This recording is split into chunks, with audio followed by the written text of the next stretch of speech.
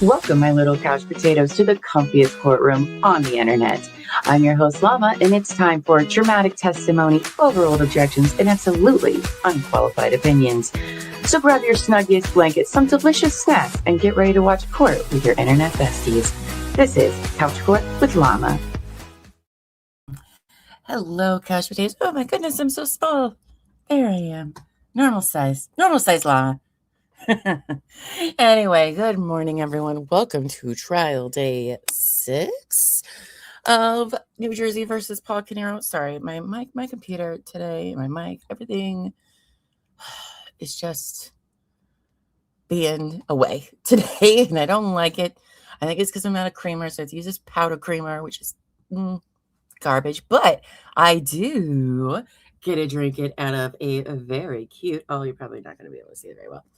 It's our pink Valentine's Day mug. So very cute. Oh, I do hear the court already. Oh my, they are just, that's not right. There we go. We have some court stuff going on. We do have a PSA for everyone. Good morning. Good morning. Nice. Welcome back, Auntie. It was so nice to have you. So happy. Who here likes the 7-degree weather? Anybody? Really? We're going to talk about the weather, y'all. We need to have a big talk about the weather today. Just kidding. Thank you, everyone, for being here today. We're back on the record. It's State of New Jersey versus Paul Caneiro. It's indictment 19-02-0283. Can I have the appearances of counsel for the record? Hey, Your Honor, Assistant Prosecutor Nicole Wallace on behalf of the state. Morning. Good morning, Judge Chris Neck, Assistant Prosecutor for the state. Hi. Good morning, Your Honor. Llama Bass on behalf of Mr. Paul Caneiro, who's present. So, Judge, good morning, Andy Murray, Mr. Caneiro. All right, good morning, everyone. Good morning, Mr. Caneiro. All right. So, prosecutor, we ready to call our next witness? Yes, sir. The state calls Lazaro Cardenas. Okay. Lazaro Cardenas. I'm not even going to try to spell that. I'm not old enough to try to spell that. Sir, just watch your step. If you could just put your left hand on the Bible and raise your right hand for me. Do you solemnly swear or affirm to tell the truth, the whole truth, and nothing but the truth, so help you God? I do. Okay. Once you sit down and you're comfortable, can you state your full name for the record and spell your last name, please? Slowly. Lazaro Cardenas, Cardenas. All right. Thank you so much. Prosecutor, when you're ready. Thank you. Good morning, sir. Good morning. Can you tell us what you do for a living? I'm a chosen state's attorney. Okay. Are you licensed to practice law in the state of New Jersey? I am. Oh. Any other states? No. Now, before we get my too lawyer? far into this, I just want to ask the court for permission to approach. You can. Just show us 24 Remember the for identification. dates. It's like, well, Sir, I'm going to ask you, like, do you recognize what that is? Yes. What is it? It's my CV, my resume. Okay. CV, resume, two different ways to say the same thing? Mm-hmm. Okay. Now, does that document your work experience? Yes. Does it document your education, Yes. both in the legal field and also previous to that? Correct. Okay. And does it fairly and accurately capture, your career, specifically your work career and your education? Yes. Now, can I ask you, what year did you graduate law school? Rutgers Law in Newark, What year? 2013. Now, did you have any work experience prior to going to law school? Yes. And what was that generally? I was working at Prudential Insurance for the prior and during law school for 18 plus years. Okay. Now, your experience at Prudential, did that relate to what you do now for a living? It really doesn't. Okay. What did you do at Prudential? At Prudential, I was in corporate technologies. I was a director of technologies. Okay. When you started at Prudential, did you have a college degree? I did not. Okay. Was there a point in time that you decided to further your education? Yes, a few years into my life at Prudential, I decided to go back to college. And where did you go to college? Went to Brookdale first and then Rutgers Newark undergrad, Okay. What year did you graduate? 2008. And what kind of degree did you get? I have a degree in business and a degree in political science. Now, once you graduated college, did you continue to work at Prudential? I did. Now, how long did you work at Prudential before you, or continue to work at Prudential until you decided that you might want to pursue a career in law? About 4 years. Okay. And how did you go about Life insurance, right? applying to Or, law I'm school? sorry, insurance. Yeah. Once I graduated from undergrad, I already had an idea I wanted to go to law school. So I had applied to law school during morning, Teresa. my last year I hope you're at well. Rutgers undergrad, and then decided to go to law school. So I had applied, taken the LSAT, and just delayed the admission for a year until 2009. Okay.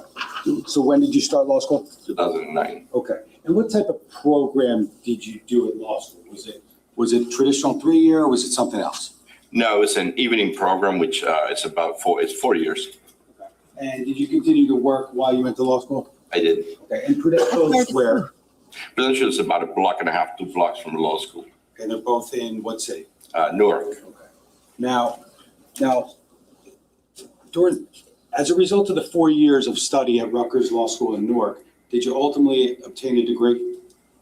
Yes, And what type of degree is that? Just so we understand. a Juris Doctor. Did you have to thereafter take and pass a bar exam? Yes, I did. Okay. And did you pass the New Jersey bar exam? Yes, I did. Okay. Now, did you start practicing law right away? I didn't start practicing law right away after I finished law school. No. Did you continue to work at Setting in Prudential? my Lucy did. lamp for 30 At minutes. some point thereafter, did you do anything in furtherance of working as an attorney? Very bright. So yeah, my partner and I decided to open our own law practice, which is why it took us a little longer. We were trying to establish our finances before we jumped out of our full-time jobs. Okay. And ultimately, did you establish a law practice? We did, And when was that? 2017. Okay. And since 2017, have you continuously practiced law Yes, in the state of New Jersey? yes. Okay. And the name of your law firm is what? Patel and Cardenas LLC. Okay. And do you have one office or more than one office? We have 2 offices, one here in Freehold Borough and one in Jersey City. Now, how many attorneys practice there, to be clear? We have 3 attorneys, including myself, and 5 paralegals. Okay. Now, do you have a specific role in the firm? Yes, What's that? I'm the managing partner for trust and estates and probate. Okay. What does that entail, being the managing partner? That entails getting involved with the day-to-day operations, managing the attorneys and paralegals in the team, and getting involved in the litigation that's held or that's going on with cases. Now, on your CV that you described earlier, I believe it's S24 in front of you, is that correct? Does that document the type of work that you do on a daily basis? Yes, And do you talk about on that CV your areas of trust and estate practice? yes, Okay, and did you divide it up into kind of like 2 subcategories? I did. And what are those? So that's trust law and administration and estate planning and probate. Can you first just tell us a little bit about what trust law and administration is and how you practice in that regard? Oh, finally. So trust law and administration has to do with the creation of the trust and assisting people in understanding whether they need it or not, depending on if they need it, and assisting them in creating that trust that is going to reflect what they want to happen to their assets after they pass or even during their lifetime. Okay. Before I ask you what a trust is when someone comes in and attempts to retain you as an attorney in this area, is their intent something that's important to you? Absolutely. That's almost the first thing that's important. Now, you talked about a trust. Can you just tell us, first of all, kind of generally what a trust is legally? So trust is a legal entity where a trustor, the person creating it, transfer assets for the benefit of the beneficiaries that he would like to benefit from those assets, either during their lifetime or after death. Now, have you been involved in establishing trusts for clients in the past? Yes, I have. Could you approximate how many times? Dozens, if not hundreds. Now, you also talked about estate planning and probate. Can you tell us what that entails? Yes, estate planning encompasses a lot more than trust. Trust is one component of an estate plan. So typically we meet with the client, we ascertain what assets they have and how do they want those assets to pass to their heirs. And probate is the court supervised process of transferring assets once a person passes. So, fair to say trust, planning and trust creation is a part of overall estate planning? Yes. Are there many facets to estate planning? Yeah, there are multiple documents that get created during estate planning. Agreed. What types of documents? This could be a will, power of attorney, healthcare directive. Should have been number one. And is sometimes a trust a part of Trust, something that gets created? revocable or irrevocable trust, multiple different trusts. You talked about revocable and irrevocable trusts. Can you tell us what those are and how they might be different? So a revocable trust, the trustor, the person creating the trust, maintains controls of the assets and usually is the trustee of the trust and sometimes even the beneficiary of the trust.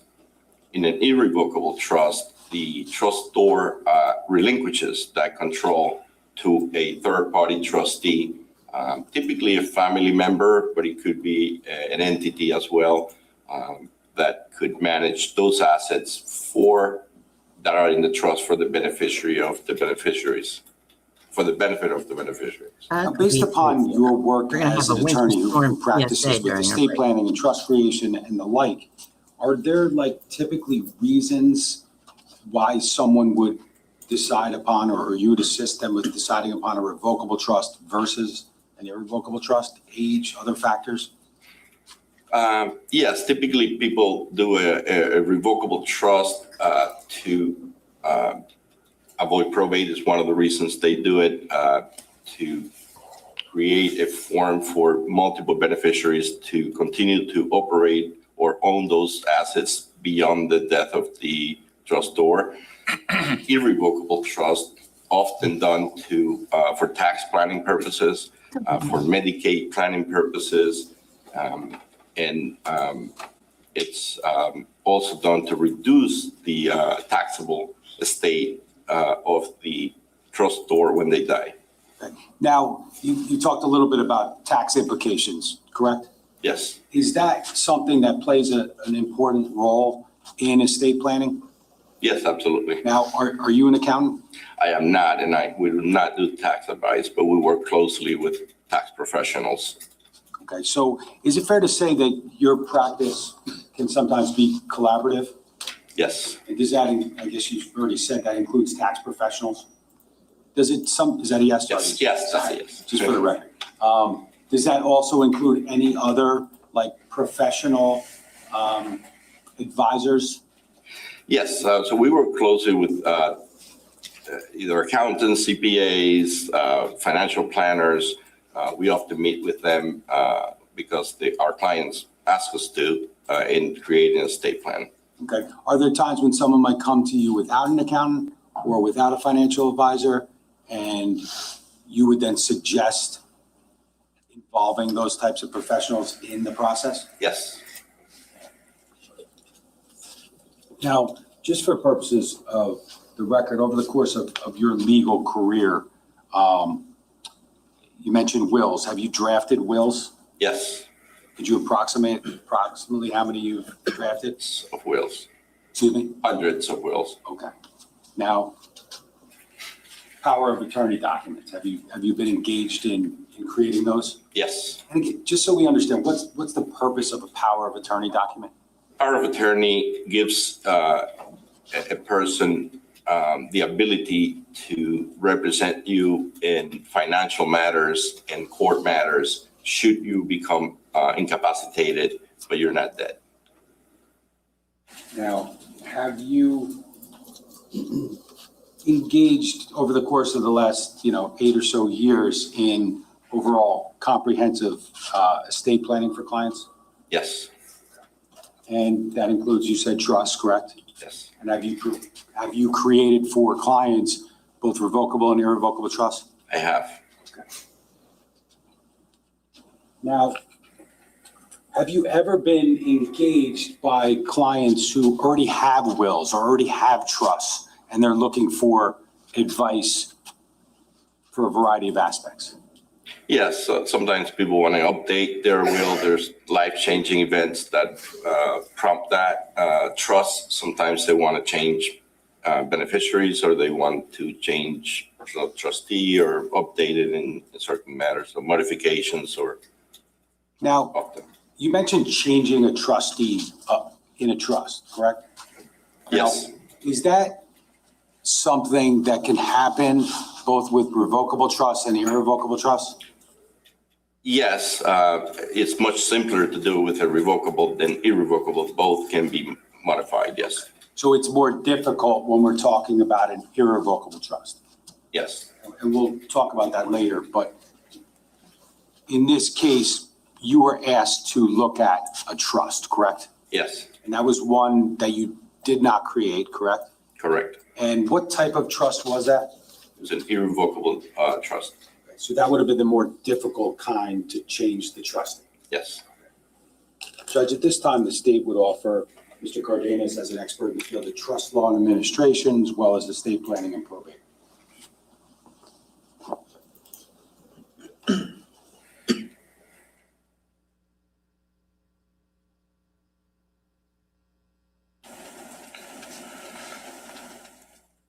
Any voir dire on this? No, Judge, we're satisfied with Mr. Cardenas's experience and expertise. Okay.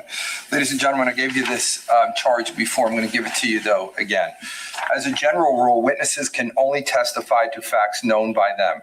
This rule ordinarily does not permit to be received as evidence the opinion of a witness who is not testifying as an expert. However, an exception to this rule exists in the case of an expert witness who may give their opinion as to any matter in which they are versed, which is material to this case.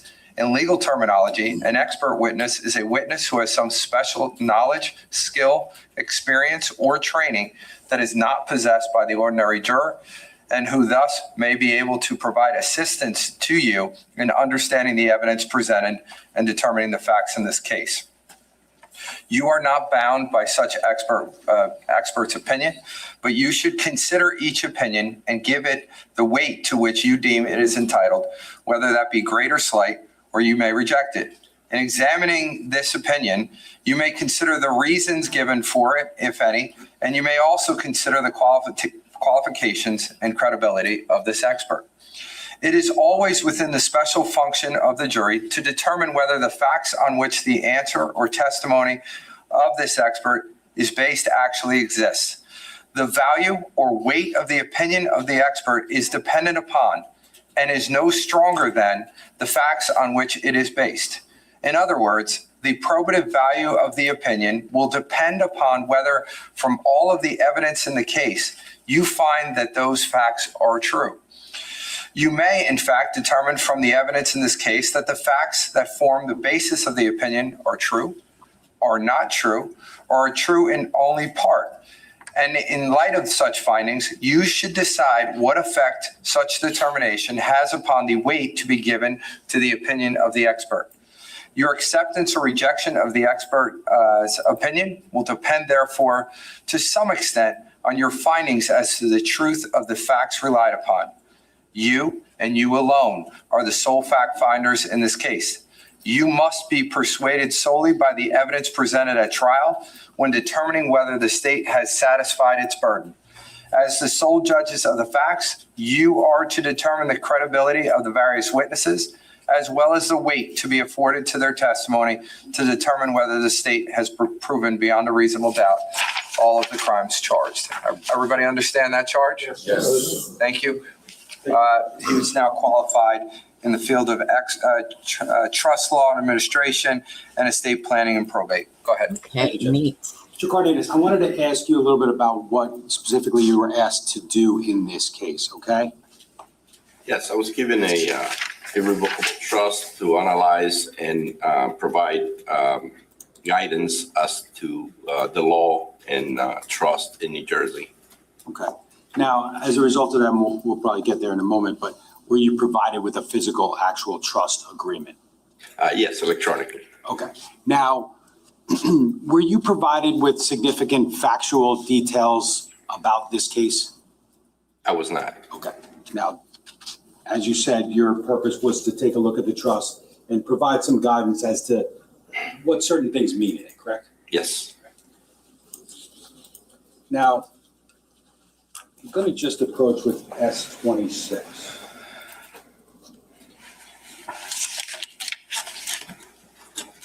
Do you recognize that? Yes. What is that? It's a Keith Caneiro irrevocable trust agreement.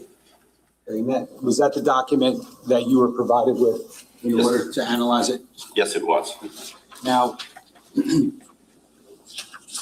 before we go any further, can you tell us what the date is of that document? Yeah, it was created July 27th, 1999. Now, as a result of your review of that trust agreement, did you ultimately prepare a report regarding the document? Yes, I did. I'm going to approach again. Okay.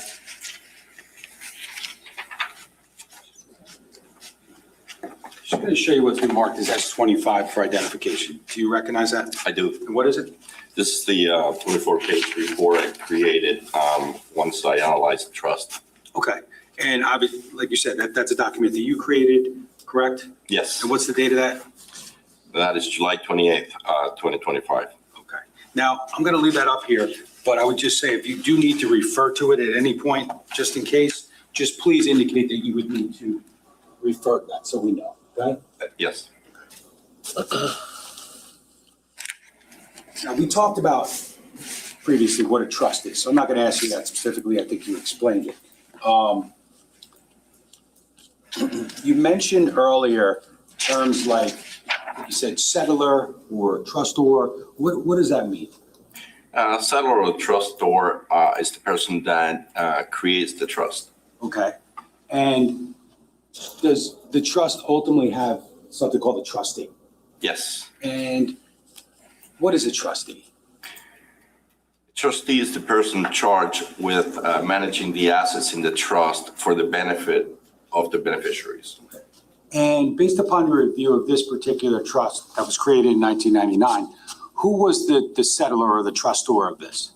It was Keith Caneiro. Okay. And who was the trustee designated in the trust agreement? The primary was Paul Caneiro. Now, the document, the trust agreement, which I provided to you, which is S26, correct? The actual trust agreement? Yes, It's S26, right? yes it is. Now, was that document signed by anyone? Yes, And who was it signed by? it was signed by the trustor, the creator, and also by the trustee. Okay, no, that would be which people? So signed by Keith Caneiro and Paul Caneiro. Okay. Now, was it like notarized or anything like that? Yeah, it was notarized with witnesses. Now, is it customary in the state of New Jersey for the trustor and the trustee to both sign the document? Yes, Would that be the way that you would do it? absolutely. Okay. Now,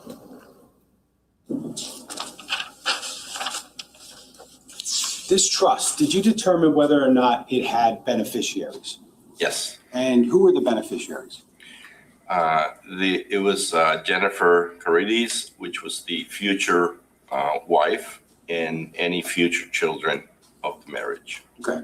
So based upon your review of this document created in 1999, was Keith Caneiro married at this time? He was not at the time of drafting, no. And were you able to tell that based upon reading the draft alone? Yes, there's a requirement that for Jennifer to qualify as a beneficiary, she would have to marry him within, I think, 2 years. It was 2001 or something. Okay, and was there specifically a date in the document that's Interesting. listed? Yeah, there was a date in the document. Is it your understanding, just based upon the minimal information provided, that they did get married? It is my understanding they did ultimately fulfill that requirement, yes. And I think, just to be clear, based upon what you said, at the time that Keith Caneiro created the document with counsel, he was not married, correct? Correct. And did he or did he not have children yet? It did not at the time. Does the trust agreement, I think you said it, but does it contemplate future children? Yes. And are those future children listed as potential beneficiaries? Absolutely. Now, are there, with respect to Jennifer, eventually to be Jennifer Caneiro, and eventually to be the children, is there any reference to the children's issue or anything along those lines? So Jennifer did have a requirement to be married and not divorced, because if she was divorced, she would also be disinherited. But the children were always contemplated even before they existed. How about the children's children? Yeah, I believe there is a section there that it covers where if it says per stirpes, which means that if one of the children were dead, but they had children, that they would inherit as well. Now,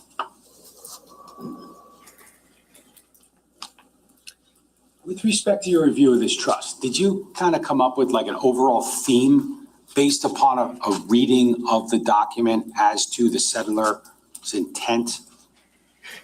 Yes, it was clear from the drafting that he intended to benefit his wife, but definitely his children that didn't exist at the time, but he intended for his children to be definitely benefit by this trust. There was no conditions for the children that he would have to take from this trust.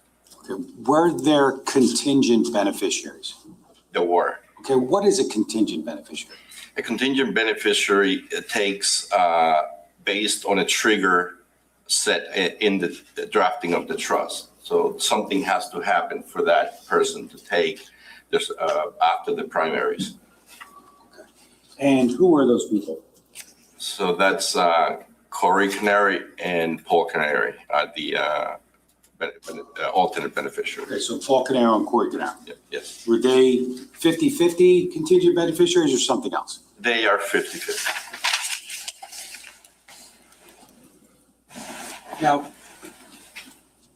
assuming that Mr. Caneiro married Jennifer Caneiro and they had 2 children, if Keith Caneiro were to pass away, who would benefit? The widow and the children.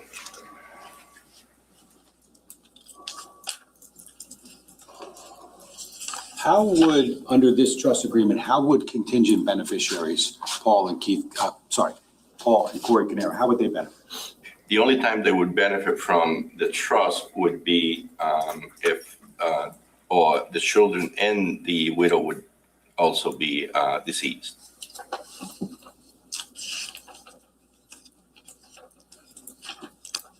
Now, with respect to that trust agreement, which is in front of you, S-26. I'm going to ask you to go to page 5. Can you do that? And is there Article 4 there? Yes. And what does that discuss?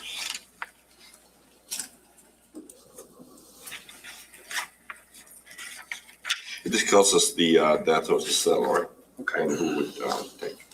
Now, are there provisions that start on page 6 regarding what you just discussed about contingent beneficiaries? Yes, Is that subsection A and subsection B? correct. Okay. Can we have the back computer, please? Good morning, Tracy. Hope you're doing well. Good morning to you, babes. We have a trust lawyer on the stand. Their trust lawyer, I should say.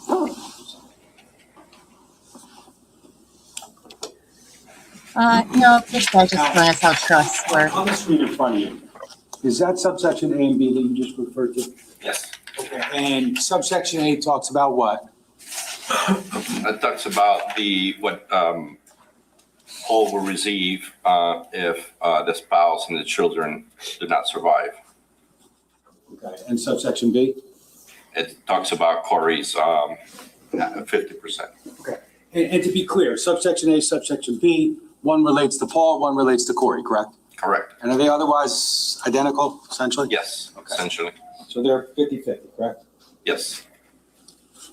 Now, as a contingent beneficiary, did Corey Caneiro sign this document? No, beneficiaries usually don't.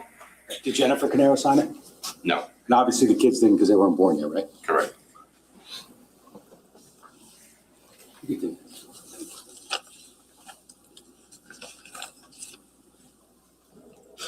Now, I think at some point you were provided with information that strike that, we just start here. What was the trust originally funded with in 1999? The original assets in the trust was $1,000. Did you learn later that there became a life insurance policy attached to it? Yeah, there was some provision in the trust that allow for, life insurance policy, which is very common, or other assets to be introduced to the trust or transferred to the trust. What types of other assets can be attached to a trust? It could be bank accounts, could be real estate, could be cars, could be any asset that they want to transfer. Now, we talked about it earlier, but this was an I don't have that irrevocable trust money. correct? Correct. But apparently that's what wealthy people have. So yeah, Now- probably. Something about tax. Generally about, We talked about that a little bit. I think, asset protection in the trust context. Yes. Can you just tell us how that works or is supposed to work? So in an irrevocable trust, once you transfer the assets, they're protected from creditors, they're protected from bankruptcy, they're protected from lawsuits. So that would have protected Keith from that.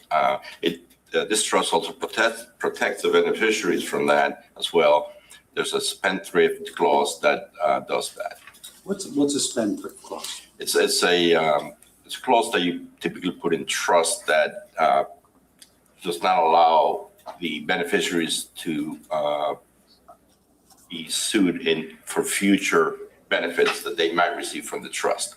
So they don't have that, what's in the trust, they can't pledge that for future, so they can't be sued under that for the benefit they have for the trust, on the trust. Now, ultimately, the property that's covered by the trust agreement, if someone passed away, does it become part of taxable estate at that point? It does not. Okay, and is that part of the point of creating a trust? That is part of it. Yes. 1.5 million tax free. Interesting. Now, that specific idea, is that codified in the IRS code? Yes. So that's just part of laws here in the United States. Yes. Now, going back to like 1999, obviously you were not there when this trust was created, correct? Correct. Now, but are you able to tell us, once Keith Caneiro created this irrevocable trust, what happens? So once he created it, there was an insurance policy. I understand he also created at some point after that was the beneficiary was the trust, and he was through this trust. There was a bank account as well that was he was putting money into to pay for that the fees for the life insurance. So there's a bank account that is designed to fund the life insurance. Yes, it's attached to the trust. You weren't asked to look at the life insurance, though, correct? I did not look at the life insurance. No. Now, as far as Keith Caneiro's control of the trust, once it's created, how does that work? He does not maintain any control over the assets in the trust or the trust itself. He relinquishes all control to the trustee. And the trustee being who? Paul.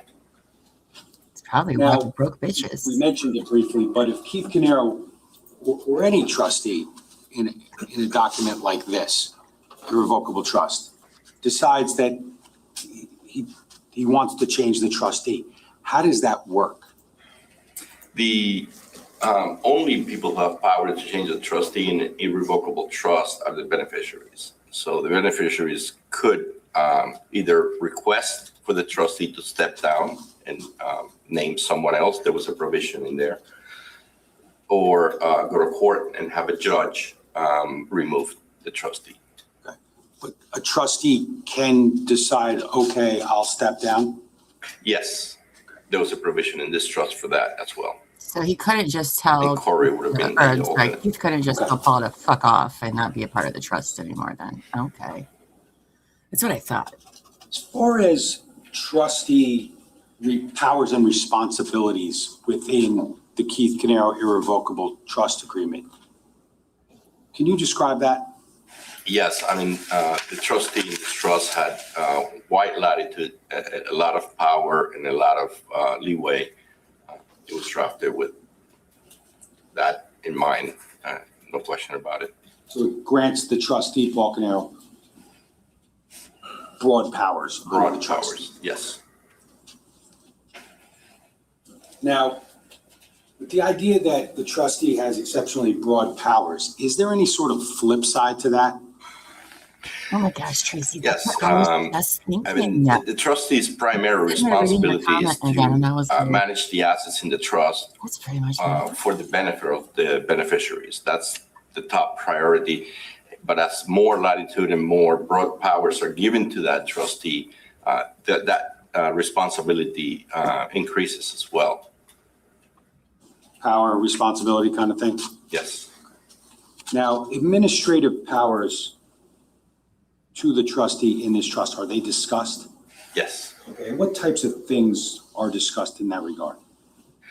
Well, they have the power to hire professionals like accountants, make sure they file taxes, make sure they can hire financial advisors if there was accounts there that needed that, attorneys if they needed to do any modifications.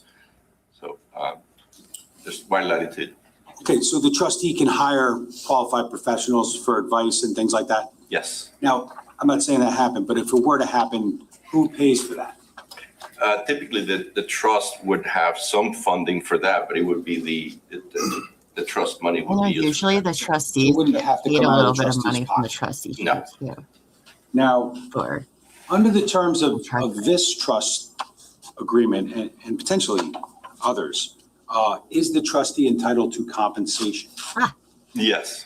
Okay, is that discussed specifically in the trust agreement? Yeah, there is a paragraph that talks about that. It leaves it up to the statute. There's a New Jersey statute that defines trustee compensation. Okay. Is that a statute that you're familiar with? Yes, Is that something that you use in your daily practice?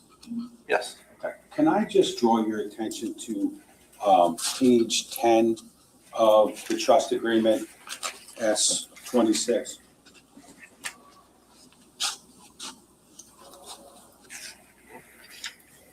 Is there an area there that talks about compensation of trustee? Yes, Is that something that you discussed in your report? yes. Can I just go to the back computer again? Sorry. Jennifer Lizard Lamp. Now, on the screen in front of you, do you see that provision for compensation of trustee? I do. Okay, and can you just tell us what that actually means?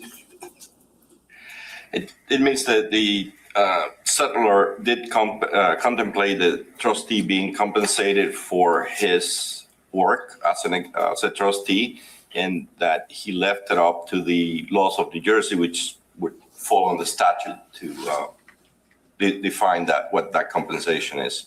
Okay, is there another, a little bit more specific provision that's discussed regarding compensation or the potential for compensation? You recall? As to the requirement, if they receive the compensations, or? Sure. Yes, I mean, there's another section that talks about what's required if the trustee receives any funds from the trust. Okay. Just going to show you that trust agreement for one moment. You're on page 10. I'm going to ask you, sorry, I just shocked you. That's right. Yep. Okay, so page 11, I'm going to draw your attention to subsection J. Just, if you could just read it to yourself. I agree. I think that this guy, we should have heard from him. He should have been witness number one. And does that refresh your recollection as to potential other mentions of compensation? Yeah, it just mentions that reserve funds to pay for any expenses, including compensation of the trustee. Okay. Yes. Now, is trustee compensation, is it defined or like mathematically in any way in New Jersey statutes? Yeah, the statute does have a formula for compensation, and it's a percentage of the corpus or the income. Okay. Now, how is compensation balanced with, the context of fiduciary obligations to beneficiaries in a trust? Compensation, it could be reduced from what the formula or the statute says, depending on the level of involvement of the trustee. If the trustee does all the work himself, he's doing the taxes, doing the investment, doing the research, and investing and managing the assets himself or herself, then they might require a higher level of compensation. If they are hiring professionals, attorneys, or CPAs, then that compensation could be reduced because they're not using their own expertise, they're using someone else and using trust funds to pay for that. Now, So it could be flexible. under New Jersey statutes relating to this type of procedures, does compensation have to be reasonable? Yes. Okay. Now, how's reasonableness defined generally? Well, reasonable is depending on the level of involvement you have in the trust. The statute does have percentages, so it's a mathematical formula. But within that mathematical formula, there is leeway to take more, not more than the statute says, but more up to the statute number or less if they're hiring other professionals. Does compensation that is taken or received by a trustee, does it have to be transparent? Yes, the trustee has a duty to inform, and this trust has a provision for that, the beneficiaries of any monies that is dispersed to him or her.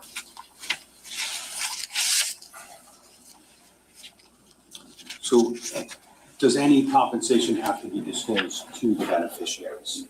Yes. So Jennifer and the kids? Just going to draw your attention to Okay. page 3, section 2.3C of the trust. Yes. Oh, hey. Is that you, Tracy? Or on the Twitch? Do you see that provision? That is. Yes. And what does that discuss? It discusses written notice, actually, but at least notice to the beneficiaries of any transfer or property to the trustee. And is there a specific section, you don't need to point it out specifically, but is there a specific section in the trust regarding notice? Yes. I'm going to go with he never notified Jennifer or the kids about You it. mentioned it a little bit earlier, but is there a section of your report that talks about power and responsibility? Or court. Yes, there is. And we talked about how extensive powers create high standards for trustee performance. Yes. Now, can you talk about what these high standards would mean? What does the trustee have to do? Yeah, the trustee has various duties when they manage the trust. They have a duty of transparency with the beneficiaries. They have a duty to not commingle funds with their own. They have a duty to act in the best interest of the beneficiaries. They have a duty to be cautious and I'm very sneezy today. be careful with the assets and protect the assets for the beneficiaries. That's the primary purpose of the trustee. We have competence, good faith, things like that. Yeah, they have to act in good faith. Okay, be transparent. and be transparent, inform the beneficiary of what's going on, yes. Now, Doesn't sound talked like that's about what Paul was doing. discretionary powers of the trustee, right?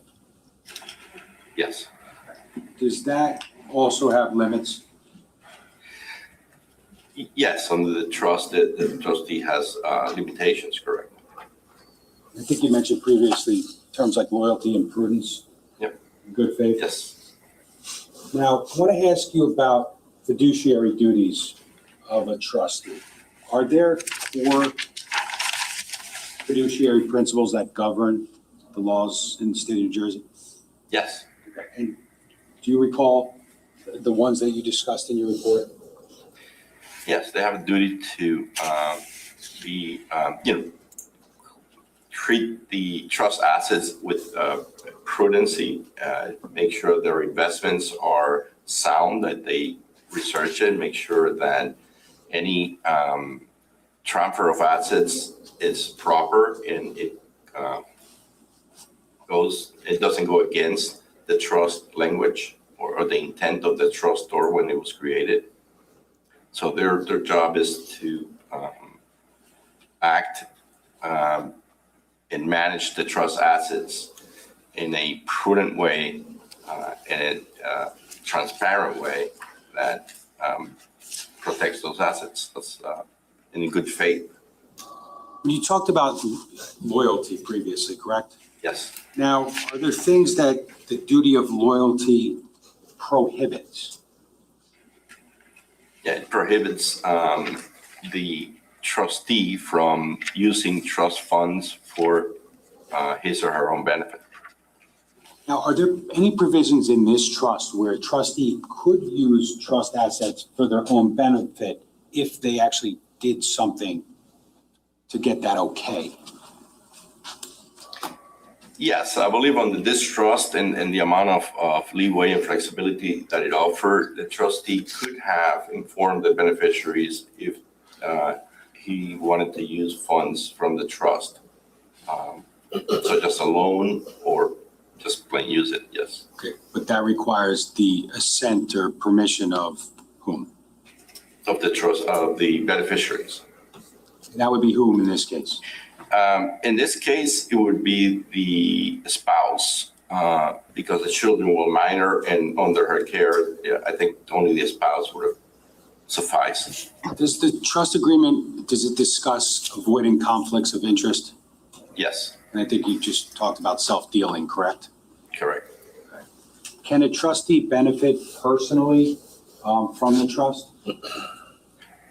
No, not other than the customary fee, that statute fee.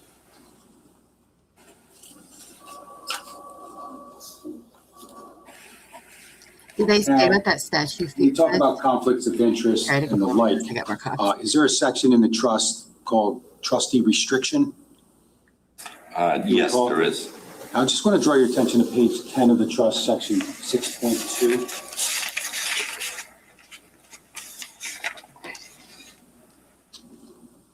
Do you see that there, sir? Yes, And have you reviewed it? yes. Did you discuss that in your report that you drafted?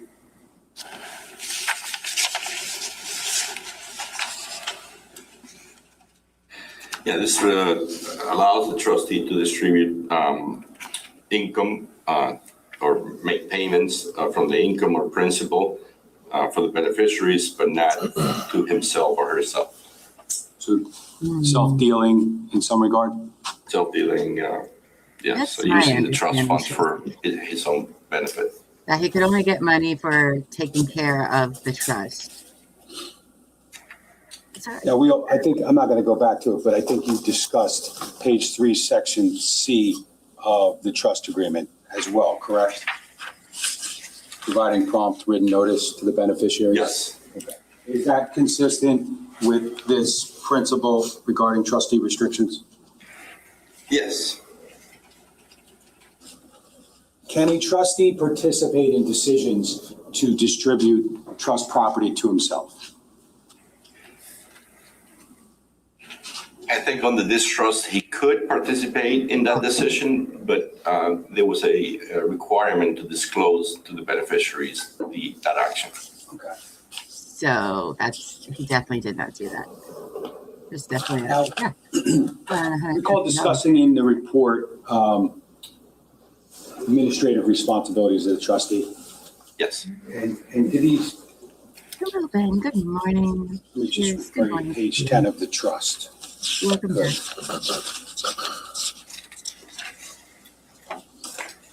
Do you see that, sir, that page? Yes. And we talked about trustee restriction already, correct? Yes. We talked about compensation.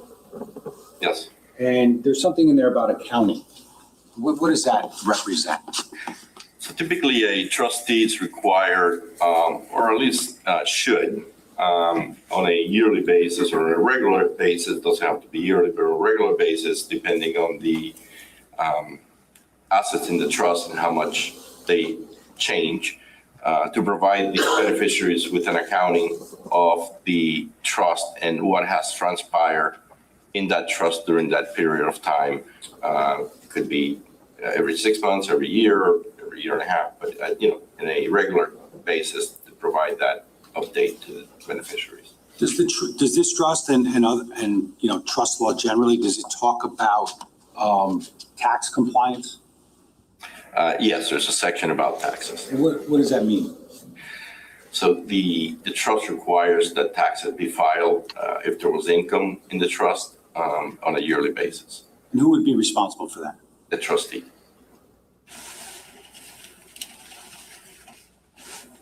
So they still have to pay taxes, or only have to pay taxes? Now, as far as accounting and disclosure, is that something that's discussed specifically in this trust agreement? Yes. Okay, and what does that require under this trust? It requires, in the accounting section, it requires for the trustee to maintain accurate records. It requires for them to make sure they're compliant with the federal and state taxes that they're filed if required. It requires for them to provide the accounting, as I mentioned before, to the beneficiaries. And on the disclosure, it requires these actions be disclosed to the beneficiaries on a regular basis. Does that include like receipts and financial documents and things like that? It could include that. I don't know that they need to go to that extent for the beneficiaries, but at least a high-level accounting of what it's going in and out of the trust. So could that include to like an accountant that's hired to actually do the taxes for the trust? Yes. Would this trust require that the records provided to an accountant or to the beneficiaries, that they be accurate? Yes. Now, obviously this trust involves family members, correct? Yes. Okay, so we got Keith Caneiro and his brother, Paul Caneiro, being the trustee, right? Correct. Now, does the law in the state of New Jersey regarding, trust requirements and the like, does it do anything to heighten restrictions and or powers or anything along those lines because there's a relation there? Yes. I mean, I think when courts look at trust matters that come before them, they usually place a higher level of responsibility on trustees that are close family relatives or members, because the courts usually say that or interpret it in a way that says that close family members know family dynamic. They know the ins and outs of families. They know if there are beefs between people, if people are getting along with each other. They have an internal knowledge that a corporate or an external trustee wouldn't have that knowledge of. So they know that they can use that as trustee as well. Okay, so I think everyone could understand we have a trust and a trustee and they're related here, right? Yes. Are there people or institutions that can be appointed as a trustee that takes away that family dynamic? Yes, typically. Yeah, I mean, the people sometimes appoint friends, their attorney. I think Bank of America has a branch. So several other institutions can be appointed as trustees, yes. And that Bank of America idea that you're entrusting a financial institution to manage the trust. Correct. Takes away family dynamic, correct? Yes. But it also loses that family dynamic, right? Yes, and it loses a lot of the internal controls that are kept when it's kept in family. Internal controls, does that mean getting away with shit? Now, you may have mentioned it, but did you talk about trust property and segregation requirements in your report? I did talk about that. Is that something that's based on plain reading of this trust?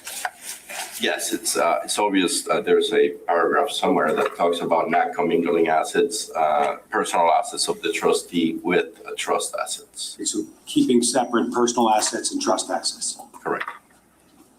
That's in this trust? Yes. And is that a concept in New Jersey law? It is a concept in New Jersey law, and that assets should be kept separate. All money or any assets should be kept separate. The trustee own assets from the trust assets should not be commingled. Bank accounts or any other asset. Okay. Tell you what, I'm hot. I've been sneezy. If I'm getting sick, I'm going to be so mad. I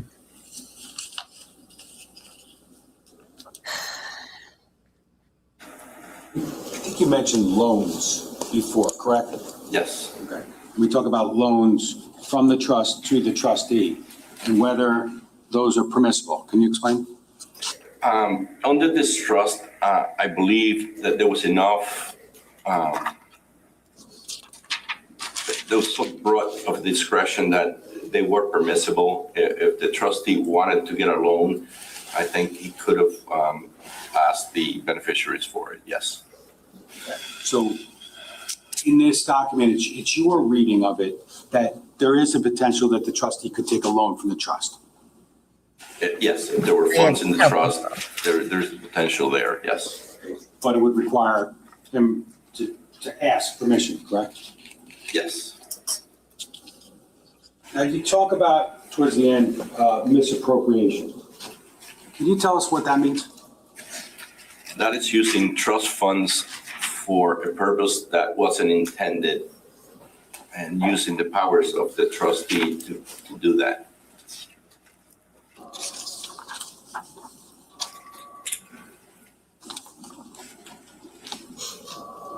I'm not asking for you to opine about anything other than the question of can misappropriation constitute theft? Can it? It could. Now, is there like an intent requirement that would transpose misappropriation to theft? Yes, I mean, it would have to be an intentional act. Now, talk about using trust funds for unauthorized purposes. Could you just tell us what that would include? That would include, in this trust in particular, any use of funds from the trust or any use of the assets in the trust that would benefit anyone else but the beneficiaries. Does that include personal living expenses? That would definitely include personal living expenses that are not paid to the beneficiaries.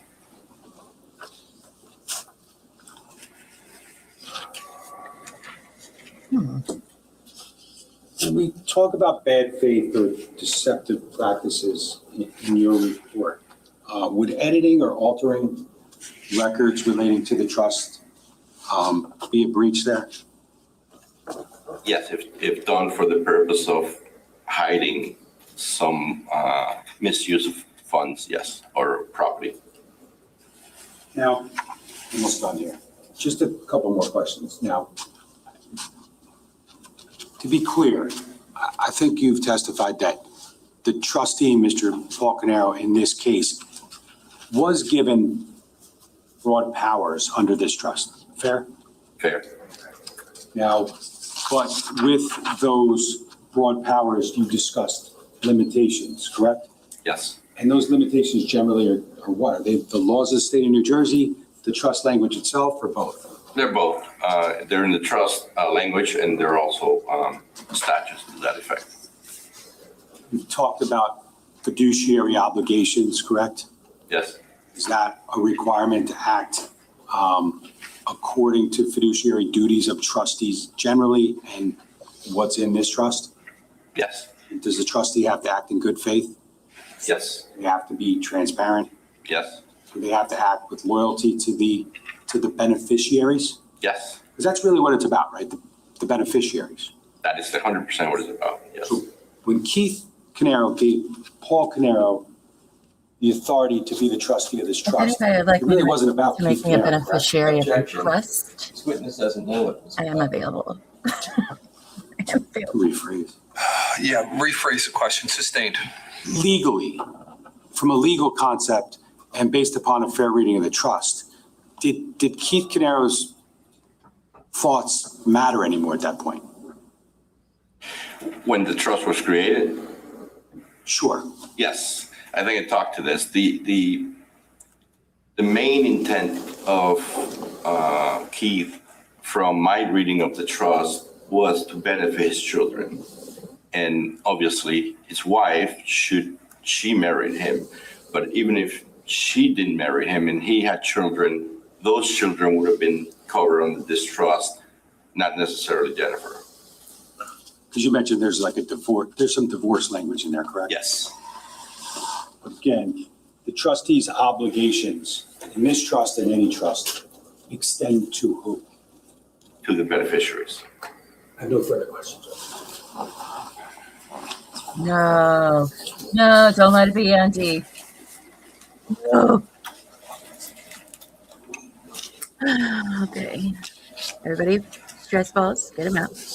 We're gonna need them. Ross? Thank you. Good morning, Mr. Cardenas. Good morning. So during the voir dire component of your testimony, you mentioned how even though you're an attorney working in trust and estates law on a very regular basis, you still bring in other professionals to help assist you and your clients in your work, right? Yes, And that would include tax professionals, right, and CPAs. that's correct. Because I'm not qualified for tax advice. This is a pretty complicated area of law, right? Yes. I mean, it involves issues about probate, about contracts, about tax. All these different areas kind of converge when we're talking about trust and estate planning, right? Yes. So even though you're a legal expert, that may not be enough to fully advise and inform your clients about what is in their best interest. Oh my God, Andy, yes, we know. As it relates to trust drafting, yes. As it relates to how to maximize tax savings, probably not. That's why we bring in other professionals.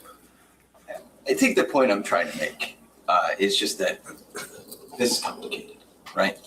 Yes. The point I make is it's to be a trustee, Oh, a get it. person does not need to be a lawyer, right?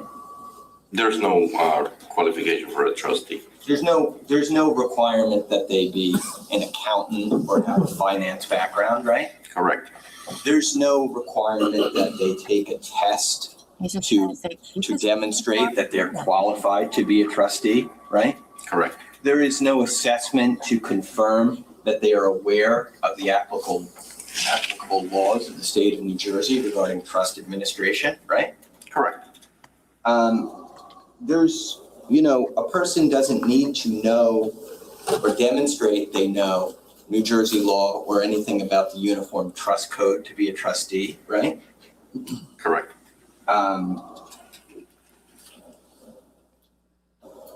You're still responsible for breaking the law, even if you don't know that it's the law. You testified today that obviously the law places attendant fiduciary responsibilities on a person who becomes a trustee, right? Yes, And they need to avoid engaging in things like self-dealing, right? yes, And they need to act in the interest of the beneficiaries when they act as a trustee, right? yes, But if there's no test to become a trustee, and there's no classes, and there's no requirements about what it takes to be a trustee, or an awareness of the law of trusts, a person doesn't even need to demonstrate that they're aware of those fiduciary responsibilities in order to become a trustee, do they? they do not, but they also have the opportunity to turn down that position if they don't feel they're qualified or able to administer their duties. Well, that would imply that such a person was informed about those duties at the time they became a trustee, right? Correct. And when we're talking about a particular trust,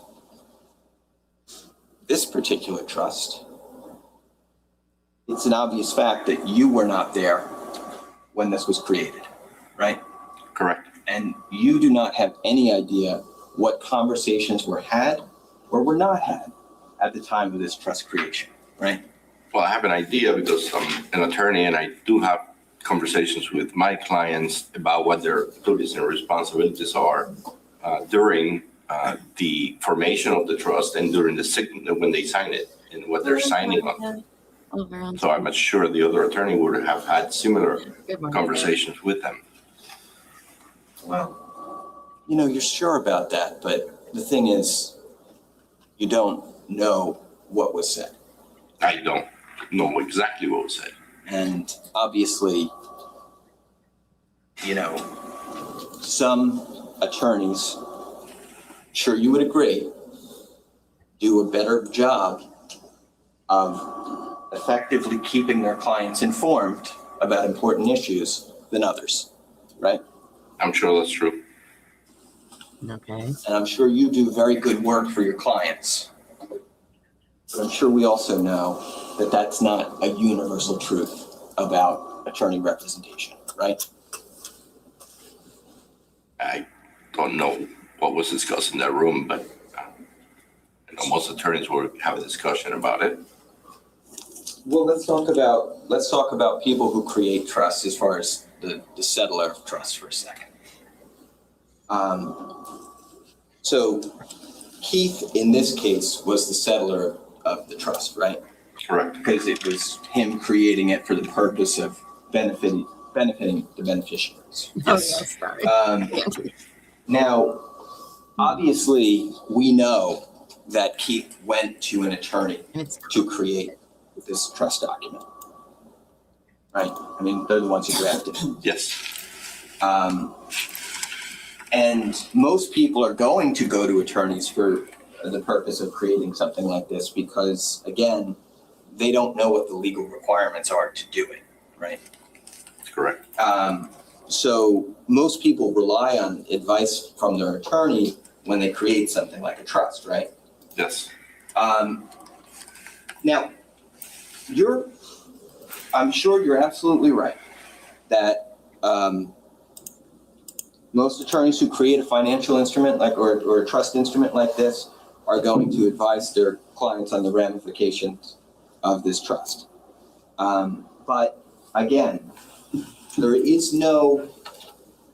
just like there were no requirements on the trustee to become a trustee, there's no requirement other than competency that the settler must meet to demonstrate they understand the full ramifications of what they're creating, right? Yes, for the most part, that's true. There's no classes a person has to take before they can create an irrevocable trust, right? No. They don't have to demonstrate knowledge about the laws of irrevocable trust in order to become a settler, right? No. We can talk about what attorneys would do in most situations, but like you said, we don't know specifically what conversations were had about this particular agreement, right? And so it's not possible for us to know whether Keith understood the full ramifications of what was being done when he was creating an irrevocable trust in this case, right? It's possible, I said. So.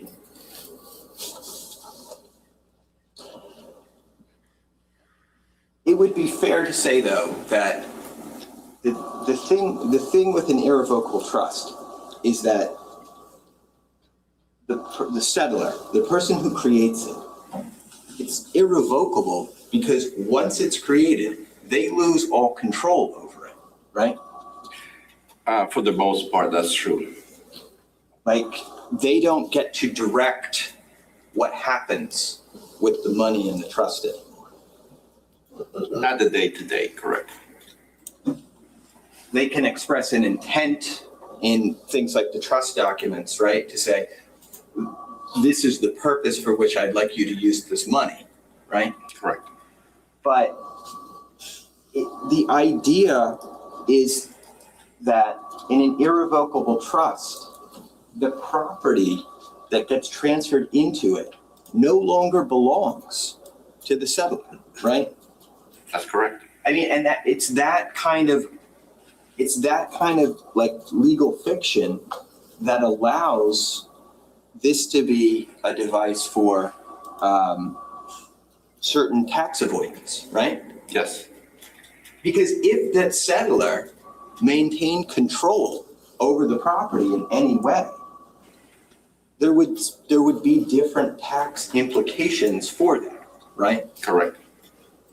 So what this really is, in terms of in the irrevocable nature of a trust, is it is a way to do estate planning, but also in conjunction with that, a way to do tax planning and tax avoidance, right? It's part of it, yes. It would be fair to say, given those facts, that a settler who created an irrevocable trust, but was under the impression that he was going to be able to direct the trustee as to what to do with the funds afterwards, would be under a misapprehension about the legal instrument he was I'm going creating. to object to Keith Caneiro's. Yeah, I'm going to sustain the objection to the form of that question. It's way too much. You got to unpack it. Oh, yeah. No. A settler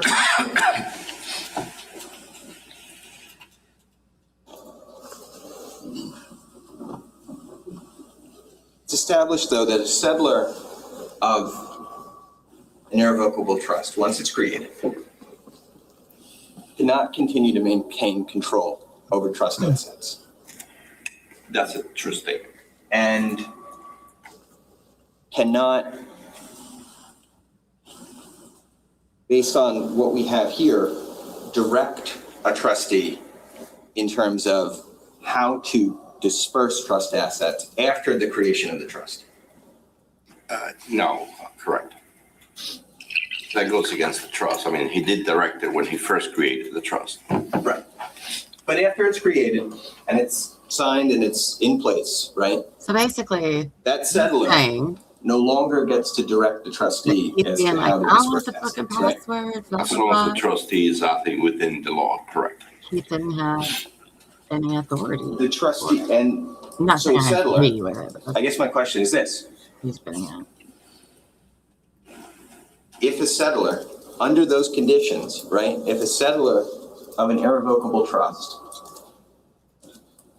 was under the impression that they could continue to exercise control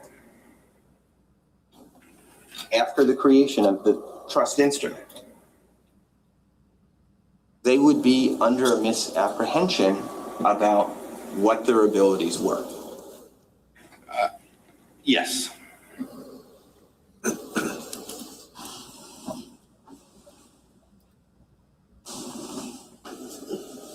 A settler who thought they could terminate an irrevocable trust after its creation. Would be mistaken about that. Yes. And a settler who thought they could terminate an irrevocable trust for the purpose of, say, taking the money to pay off their mortgage would be under misapprehension about the amount of control they had. Judge, I'm gonna object. Have you heard through? You got it?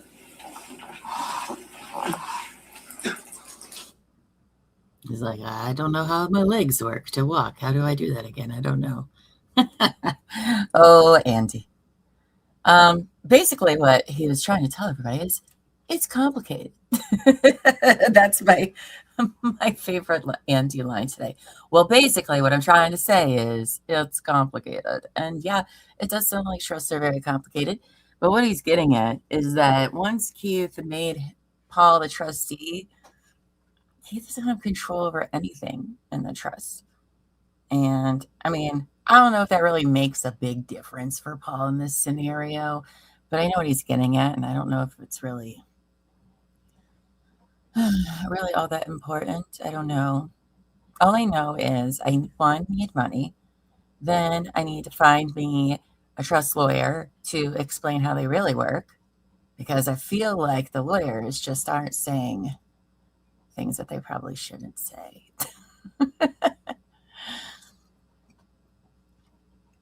But Paul never notified any of the beneficiaries when he was taking out monies, borrowing against the life insurance. Oh, that's the other thing, right, Tracy? Yes, we need to get life insurance policies, and then we can just borrow tens of thousands of dollars against it, apparently. Tax-free, I think. I don't know. Probate law is very confusing and complicated, and basically you just need to make sure you have a lot of money, not only for your trust, but to hire all the other people that you need to, because it's complicated. I don't got no trust money. But if you'd like to make me a beneficiary of your trust, I am available. Oh, for that. I'm going to sustain the objection to that question, but I'm going to allow counsel to ask a different question. Thank you. We'll look at that later. Thank you. So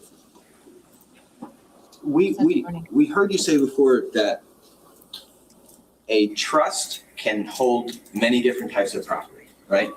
Yes. And it could hold, stocks, it could hold cars, it could hold, other personal property. It could also hold insurance policies, right? Yes. And when the trust holds an insurance policy, when it's within the trust, that's the property of the trust, right? Yes. So if a settler creates an insurance policy and says, I'm going to gift this to my irrevocable trust, that insurance policy becomes the property of the trust, right? No, not at that moment.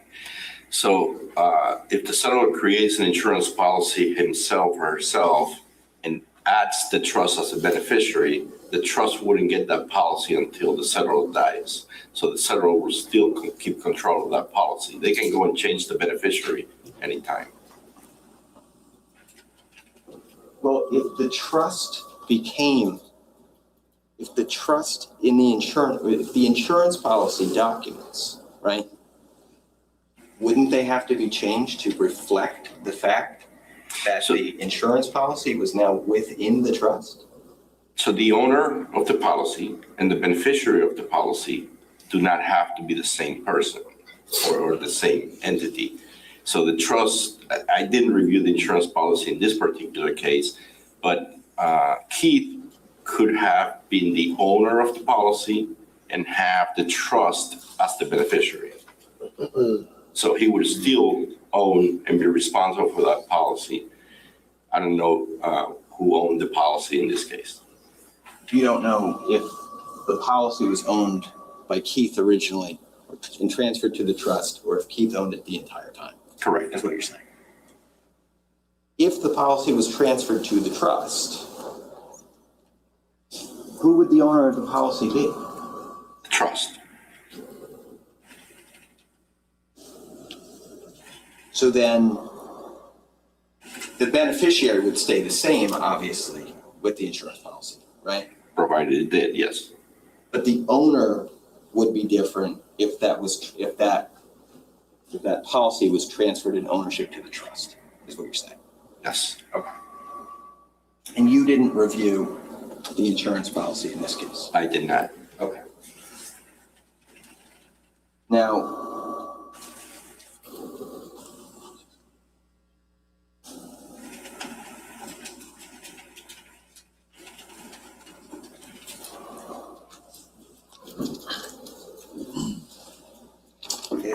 let me just switch back for a second here. A trustee does not need to be a family member of a settler, right?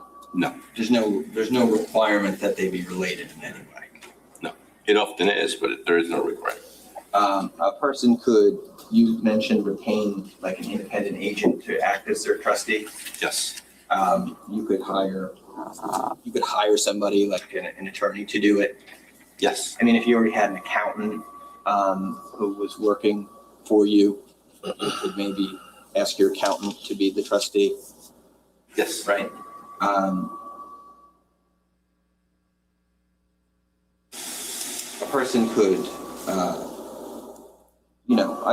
obviously, if you appoint somebody with knowledge about tax or trust law, they're going to obviously bring, we would imagine, a greater deal of sophistication to the administration of the trust than just any family member, right? They could. Because like we talked about with trustees, like a trustee who doesn't need to meet any requirements in order to become the trustee could end up thinking that, a settler still held some level of control over an irrevocable trust, right? It's possible. I mean, one of the things that you mentioned was that with taking a trust outside of the family dynamic removes some of the, I think you said, internal controls that exist in family trusts, right? Yes. And like those internal controls are things like conversations, right, between perhaps a settler and a trustee, right, who are also closely related, Yes. right? And those kind of conversations between a settler and a trustee who are closely related might have a very different dynamic than between a settler and an unrelated financial professional who's acting as the trustee, right? For the most part, that would be true. That's going to be that second one is going to be a much more arm's length kind of transaction, right? Yes. And so that internal control you're talking about in family trust, it serves a purpose that perhaps could not be served by taking a trust to a financial professional to administer, right? Is that true? It's possible, yes. Okay.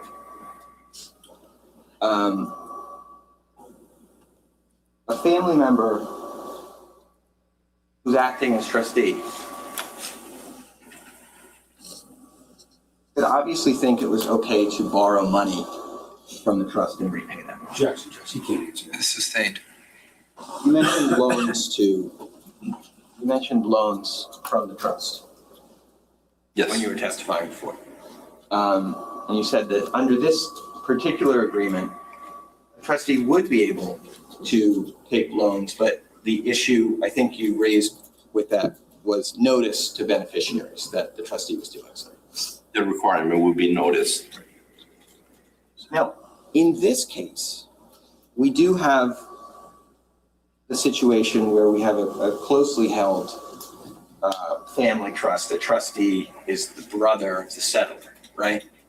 Yes. And you knew that as you were evaluating this, that they were also business partners for more than 2 decades? Yes, I did know that. Okay.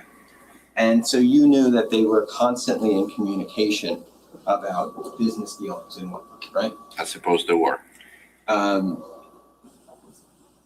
And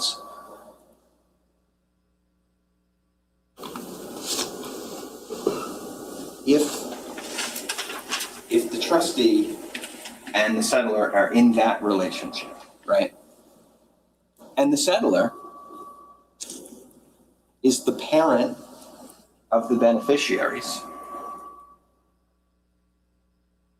it's reasonable to imagine that the trustee might think effective notice to the beneficiaries is beneficiary to the Sustained. There's a lot of speculation in there. You cannot guess that. I cannot allow you to ask that question in the form you're asking it. If you found another way to ask it, maybe I'll allow it, but not that way. We know the settler here, Keith, is the parent of the minor beneficiaries in the trust, right? Yes. And we know that notice in various respects about trust administration is required to be given to the beneficiaries, right? Yes. We also know that obviously minor children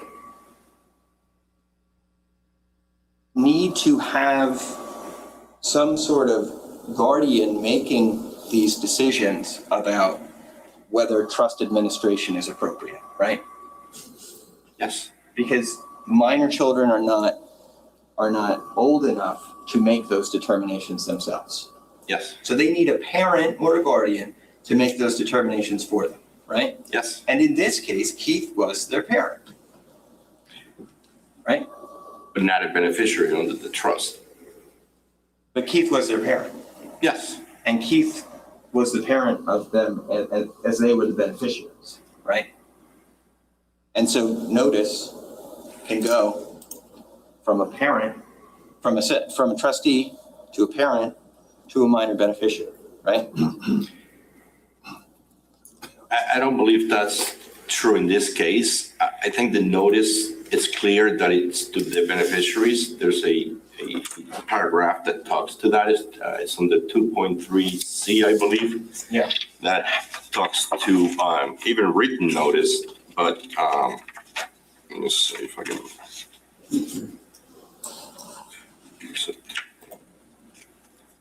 Yeah, 2.3C, page 3. I don't know if you want me to read it or. I think you've read it before. Okay.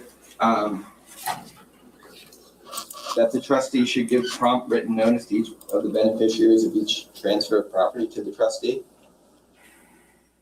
Yes. I mean, If any beneficiary is less than 18 years of age, a copy of the notice of transfer should be given to the guardian of the beneficiary. Right? yes. Okay. So, but, I mean, that implies to me, and tell me if I'm wrong, that Keith is the guardian of the beneficiaries. Of two of them. Right. Yes. And he's married at this point in time.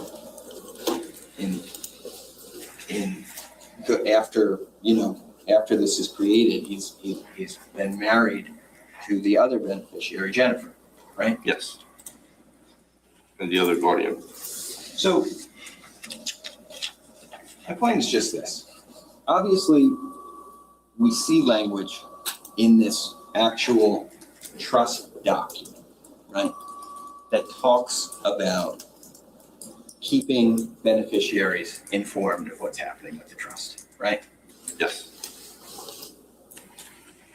What we don't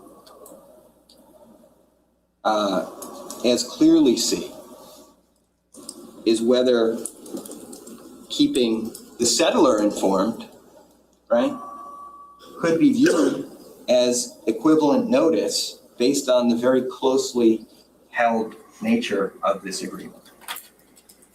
There was definitely a dual role there, yes.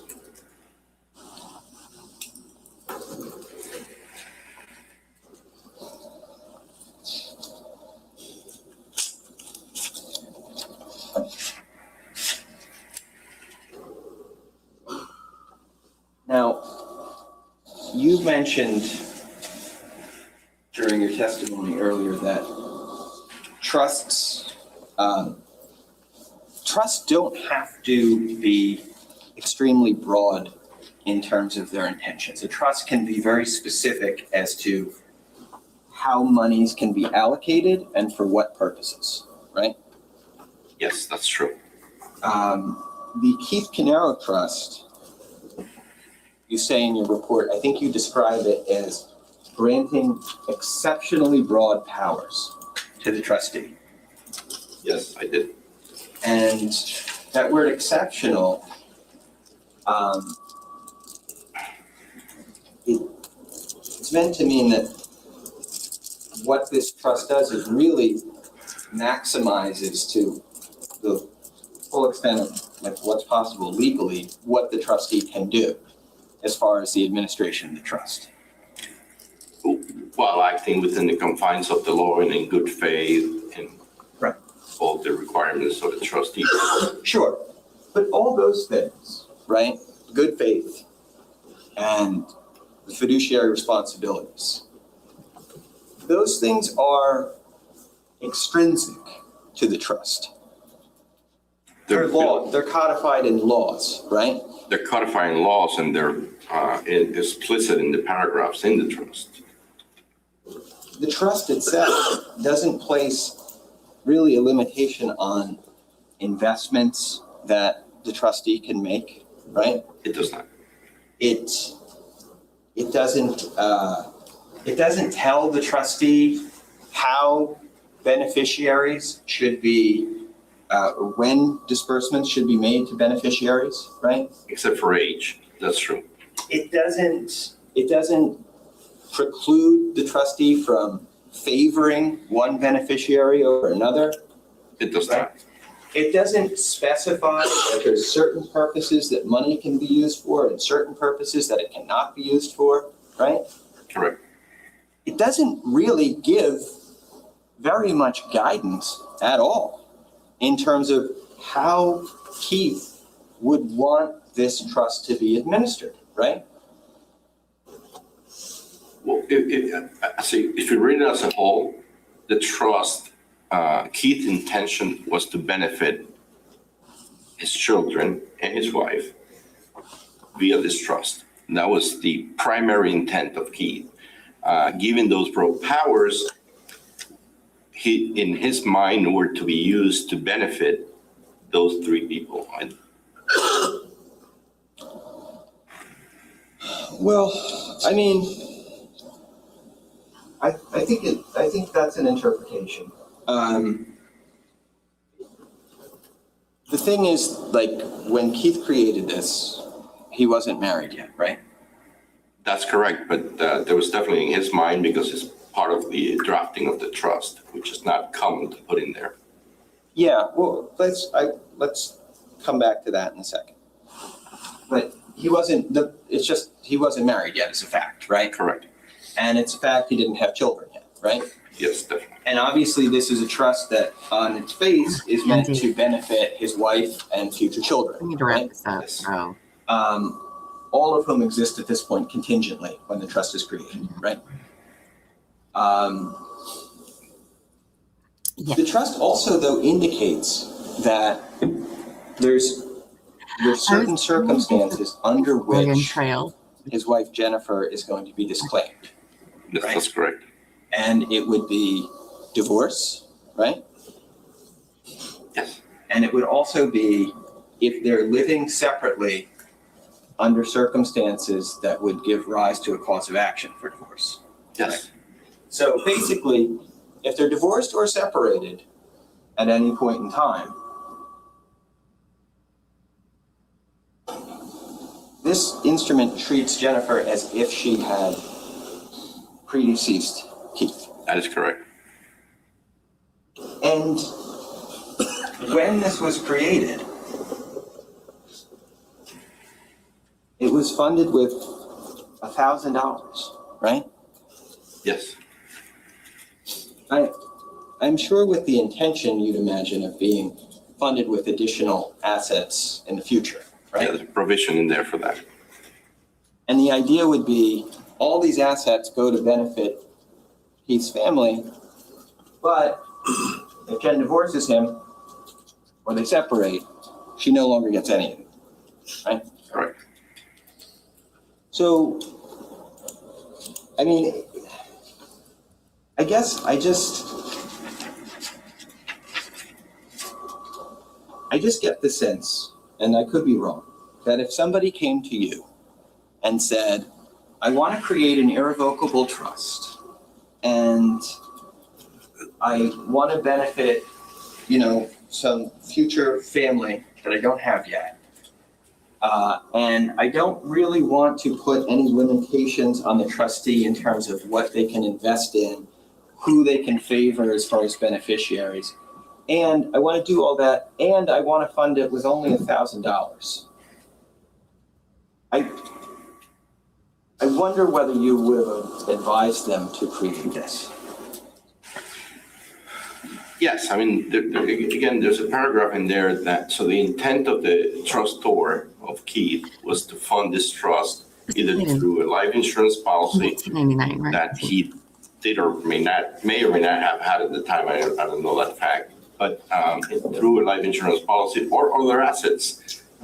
So creating an instrument to have it ready to fund at a later date is not uncommon. Is there any way to look at this as kind of a de facto prenuptial agreement? No, the only thing that is there, because there isn't. Because the only thing that the spouse would not be entitled to is the assets in the trust. There's nothing outside of the trust that the spouse wouldn't be entitled to that I'm aware of. I hear you, but when this was created, there was only $1,000 in the trust, right? And when it was created in 1999, we didn't know what was going to be put or not put into the trust. Sarah, that's right? touching. We have an idea, but we don't know for a fact what, people sometimes create a trust and may not be able to fund it depending on their financial situation, but. So, I like how he's like, it's only $1,000. Sarah, I don't have $1,000 to make a trust, okay? well, let's talk Okay. about, let's just talk about the actual administration of this Well, that's trust. 1999. Y2K was around. I put all your money there if the world was going to end. So you're aware, obviously, that Keith and Paul owned businesses together, right? Yes, I'm at a very high level. I'm aware of that, yes. Okay. Like you don't have the financial records from the businesses or anything like that. Or the knowledge of the actual business or any of that. Okay. But the trust, if also though that there's this insurance policy and then there's a trust account, right, for the trust. Yes, typically that people do that. And that the trust account in this case was used to pay premiums to the insurance policy. Yes. And would it be correct to say that transfers, that there shouldn't be transfers from the trust account to the business account held by Keith and Paul? Objection, Judge, this has nothing to do with his testimony at all. Can we come in? It's just like, can we wrap this up, please? Because even I am like, oh, forget it.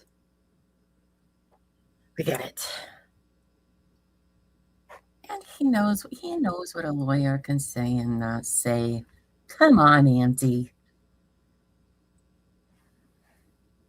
Pass the trust guy.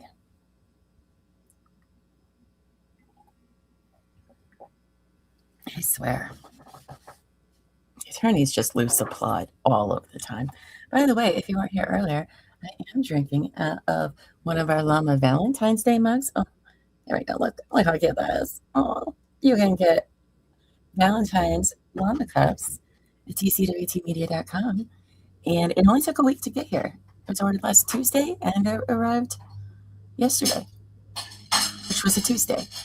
So I have to remember what day of the week it is because I don't know what day of the week it is ever. So, but it's very cute. Mama Llama bought it for me. But we have all different sorts of Valentine's merch there, including blankets and Southern Friends. We're going to have a talk during the morning court break because things are not looking good for you guys. Not looking good for you guys at all. So we need to talk about how to make sure you all are prepared for this ice storm that's headed your way.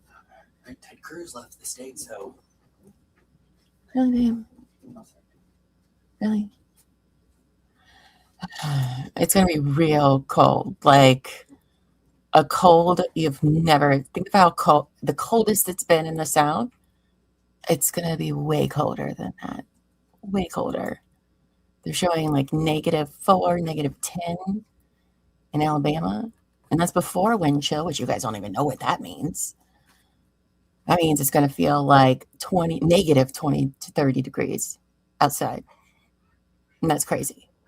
It's so cold. So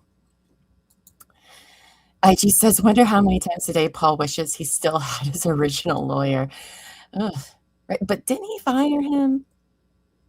I know that they changed lawyers quite a few times. I don't know the circumstances because I know the state's changed as well. I don't know the circumstances of all of the different lawyers he's had and why. So Dory says, my dad is going on a golf trip to Arizona.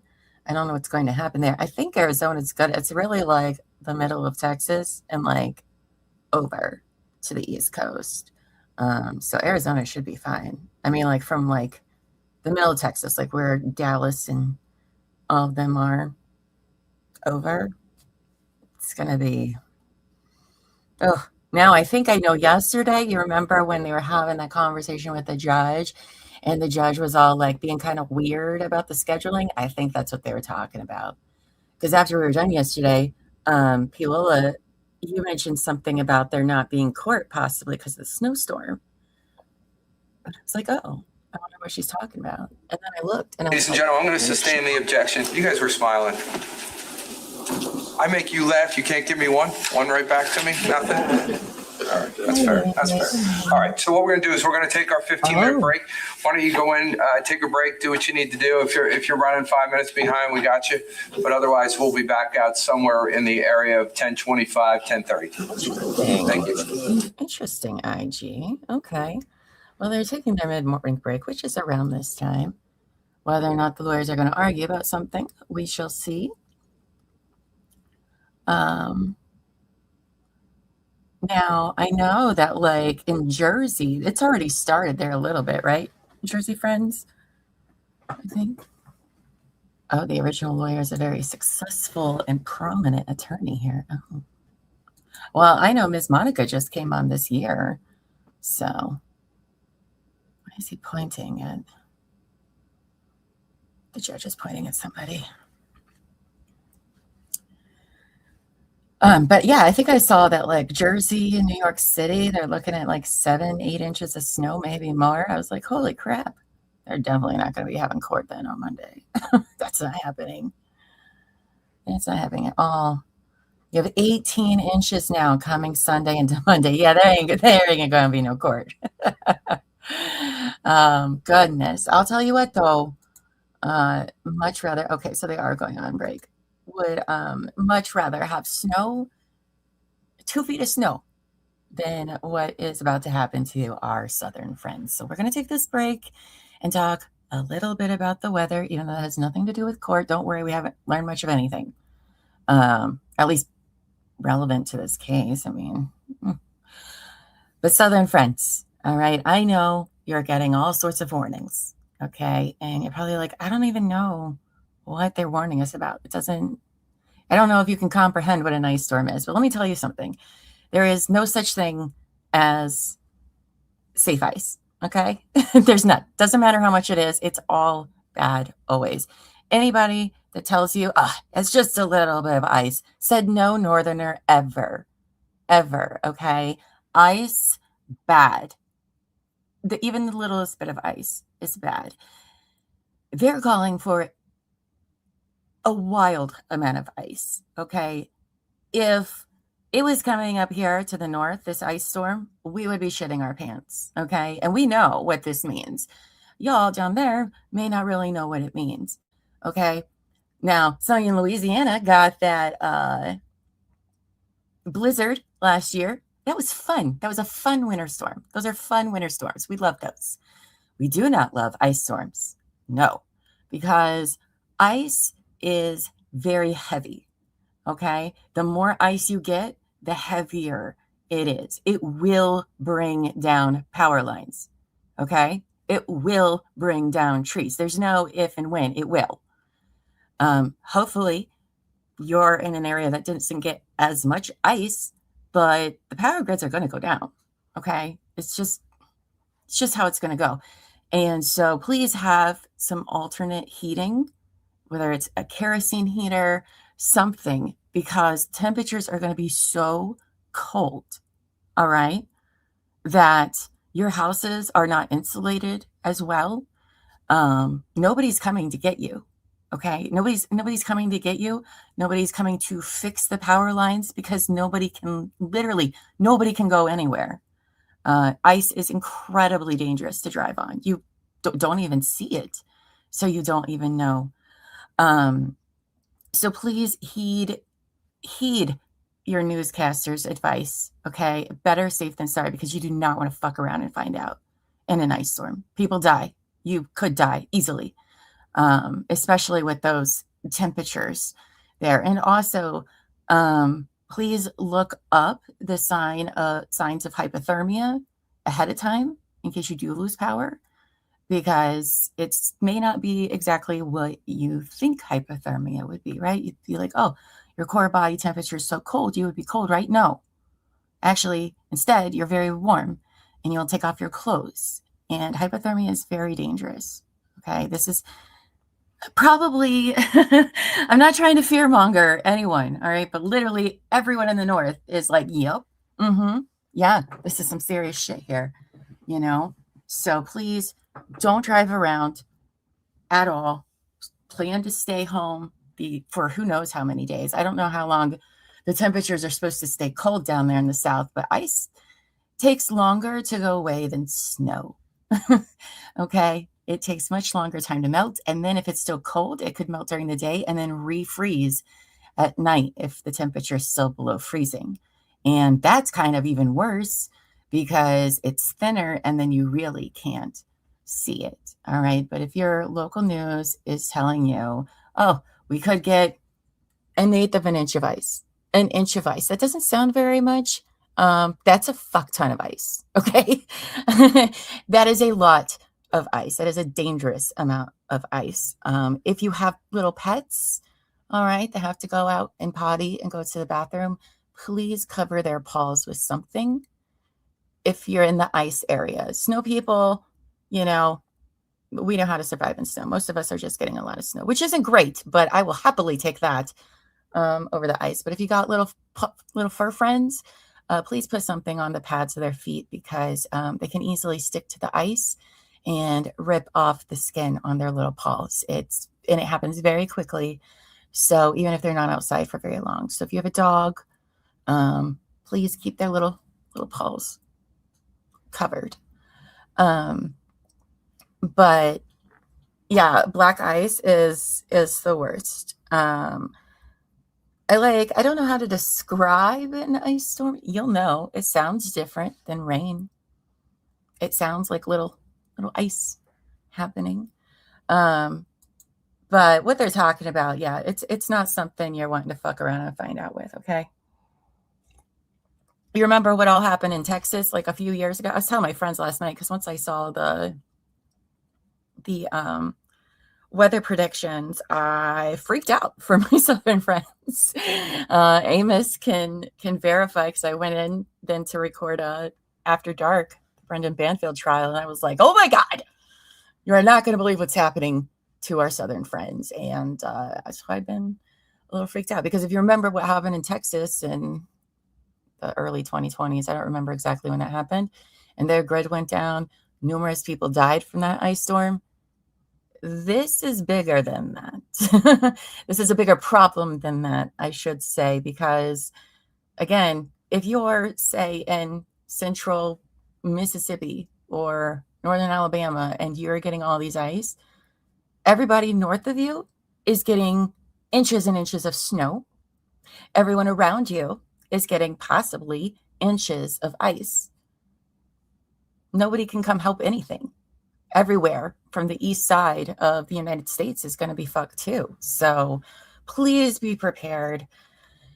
Pull out all the blankets you have. Let your pipes drip water, please. Otherwise, your pipes will freeze, and you don't want to have to pay for that. That sucks. So just let your little faucets drip. All right. Keep the cabinet doors open. It lets the heat in your house get there so they don't get too cold. And hopefully, and remember, if you use alternate heating, crack a window. All right. Carbon monoxide poisoning is very real.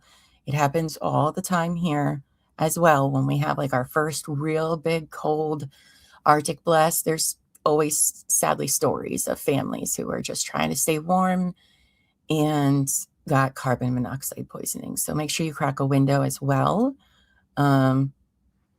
with that. So Savage says we Southerners have had at least 5 days of snow in the last 2 years. We got this. It's just cold white mud. This is not true. Keep your damn snow up there. Yeah, I mean, snow's fine. You should be hoping y'all get snow. Like, that's just fine. It's cold and stuff, but the likelihood of it taking out your power grid is not as high as ice. Ice will. It will. And it's just very, very dangerous. So things we have indoor plumbing. Yeah, your guys' hoses outside. You're going to want to put those, inside and just prepare for it. I feel so bad for the deep South Southerners who just have never experienced, like, it's going to be so cold that your bones are cold.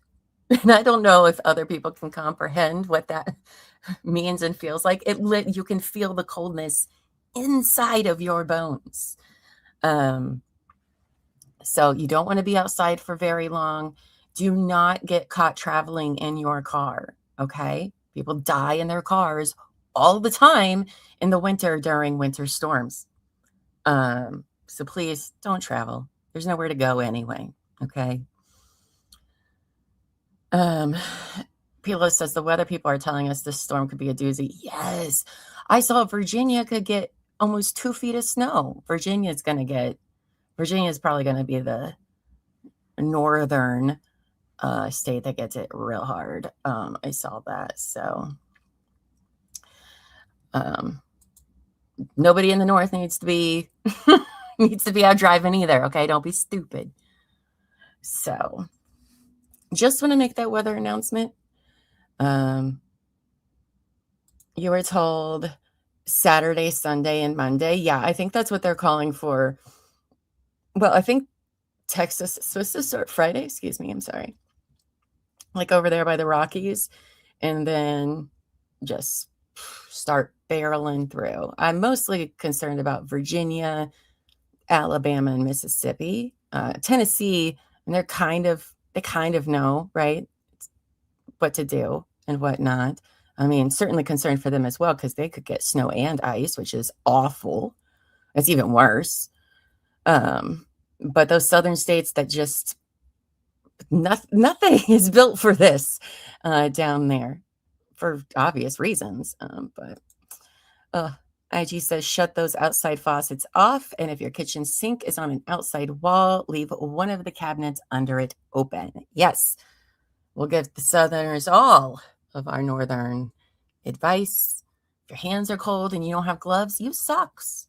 Several socks on your hands, all right, and your feet.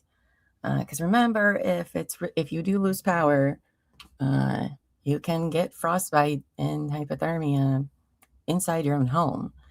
So Tracy says, I got a gas can with some extra gas, so if the heat goes out in my house, I can sleep in my car and stay warm, but I'm not driving. That's a good idea too. Tracy, good idea as well. The thing y'all need to worry about the most is staying warm.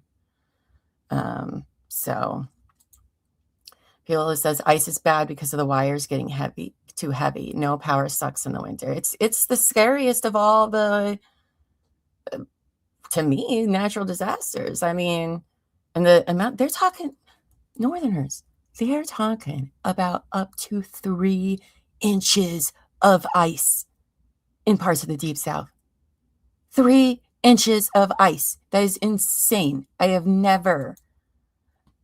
don't think we've ever had that amount of ice. Like, that is insane. An inch is super dangerous. 3 inches, because who's going to come out and fix those down power lines? Nobody, because the roads are all ice. I don't know. My heart goes out to all of you in the South and those getting lots of snow too. But those of us that are getting lots of snow, I may or may not. I don't know. They still haven't decided for us yet. But, oof. So please, again, I'm literally begging you guys to please listen and start preparing for it. And you know what? If it doesn't get that bad, great. But if it does, whew,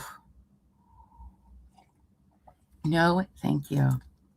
IG said, it used to be a fireman. I remember the last big ice storm like that was in the late 90s. I think the last big ice storm we got that took our power out for like 3 or 4 days was in the aughts. It was definitely before little Llama was born. So I don't know. Maybe it was like 2008, 2009, maybe somewhere around there. Oh, it's awful. Southerners will use the supplies we had prepped for the zombie apocalypse.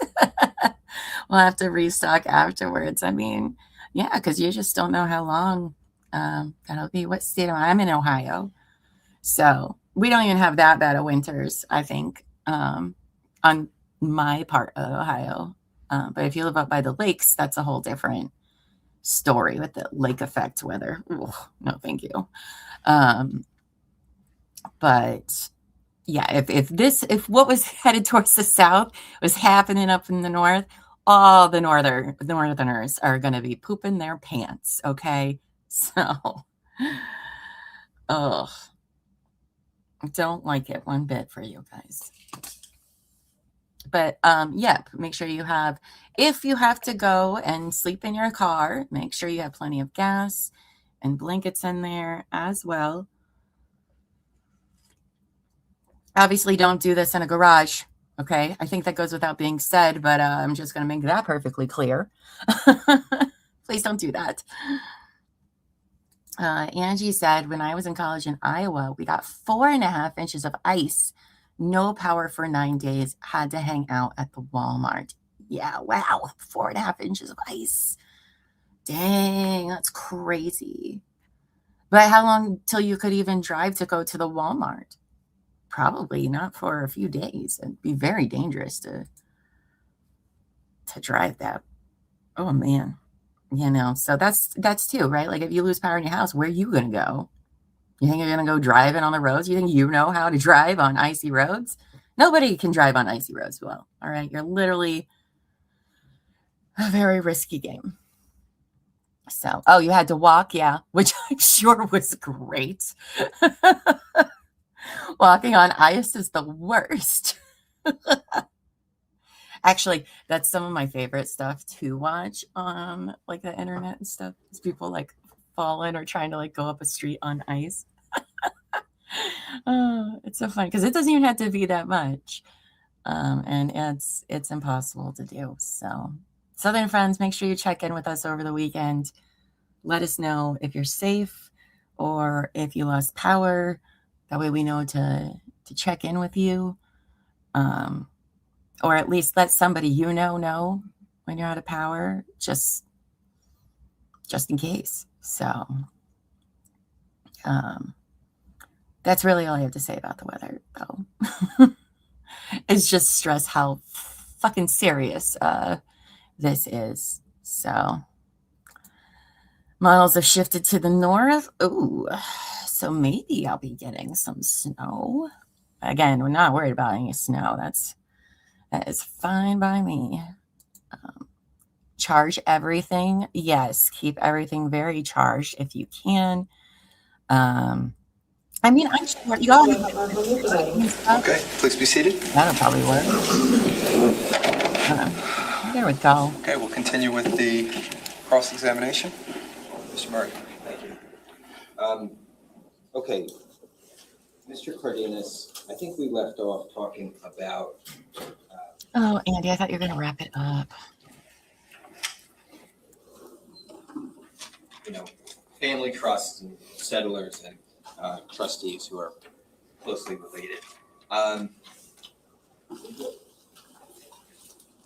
I take it just very broadly that the implication of this irrevocable trust is obviously that the settler, in terms of any property put into the trust itself, that the settler should not thereafter be using that property for their own purposes. That's correct. Okay. What if the settler though is the parent of beneficiaries of the trust? So the beneficiaries of the trust will still be entitled to trust property as per the language of the trust, but not to benefit their parent per se or their guardian. Is there a way that the settler could access funds for the benefit of the children who are beneficiaries? There's a way the beneficiary can access it, school, medical, college. All right, so it sounds like you're saying the settler really can't have any kind of hands on the property once it goes into the trust. For the irrevocable trust like this one, correct? Right. And the reason why, again, is because of the tax implications of them coming into possession of that property, right? That is one reason, yes. But obviously, just because something goes into a trust, it doesn't mean like a force field comes up around it that prevents the settler from ever touching or accessing it, right? With a legal field that comes up and prevents that. Sure, but the legal field is just a fiction of our society. It's not a physical barrier that the settler has to cross to get the money, right? Correct. I mean, one of the things you were talking about with family trusts is that there's internal controls, right? And one of the things about internal controls is they can allow settlers to work with trustees to control funds that on paper they no longer have access to, right? Not legally, but I suppose there could be conversations. Oh, it's not that it's legal, right? It's that a thing that people might do with a closely held family trust, right? Possible, I guess. It's possible, you guess, and it's probably something that you've heard about before or seen before, right? Sustained. That question had a lot in it. You can ask it a different way, again, but that one was a little too much. You wouldn't advise your clients to act in a fashion that was illegal, right? No. But that doesn't mean that people in these kind of situations might not enter into such agreements between settlers and trustees, right? I have no idea what could have happened. Now,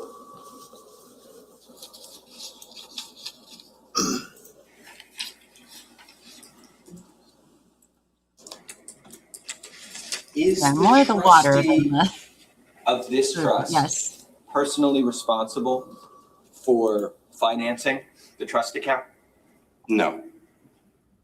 And Not a washing machine. That's smart though. you understand, of course, that the purpose of the trust account itself was to pay the life insurance premiums on the insurance policy, right? I understand that was one of the purposes, yes. And well, other than that $1,000 we talked about that was made part of the trust property at the beginning of the creation of the trust, are you aware that there were, in terms of insurance policies, stocks, tangible property, are you aware that there were other things in the trust other than the insurance policy? I am not. Okay. So if the kind of de facto purpose of the trust account, given that the only asset is the insurance policy, is to pay the premiums on that policy, does the trustee have an obligation to go out of pocket to pay the insurance premiums if the trust account was underfunded to do so? No.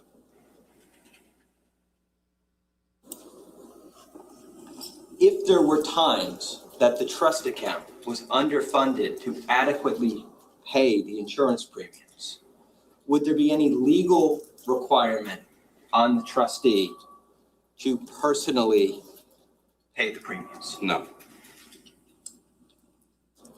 Now, a trustee could, if they chose, pay insurance premiums from their own personal bank account, right? It wouldn't be advisable, but they could. It wouldn't be a breach of the trust to do so, right? I would consider that commingling of funds. So unless they're informing the beneficiaries that they're doing this and, being as a loan to the trust, which would be uncommon, yes, I would consider that to be a breach. Even benefiting the trust could be a breach. Well, benefiting the trust can be a breach, but beneficiaries can acquiesce to breaches of the trust by the trustee, right? If done with transparency and yes, Yeah, I mean, with transparency, it wouldn't be a breach. it would be a breach, but beneficiaries can agree to things that might otherwise be considered a breach of the trust. Well, there wouldn't be a breach if the beneficiaries are consenting to it or are informed about it. Sure, but if there is knowledge, right? And the beneficiary has capacity and consents to conduct constituting the breach, that releases the trustee from liability for the breach, right? Again, it wouldn't be a breach. It would just be an action that the trustee took in the best interest of the beneficiaries. Okay. Just be heard for one moment, Judge.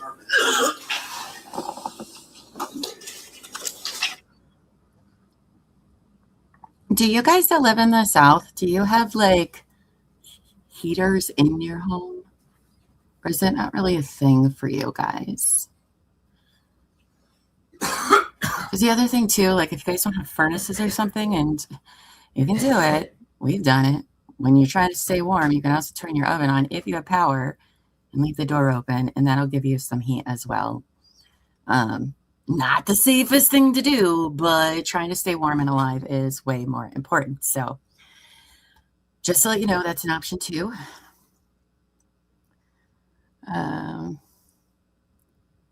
Oh yeah, that's right. We did have that talk about furnaces. Oh, I remember that. I remember that now.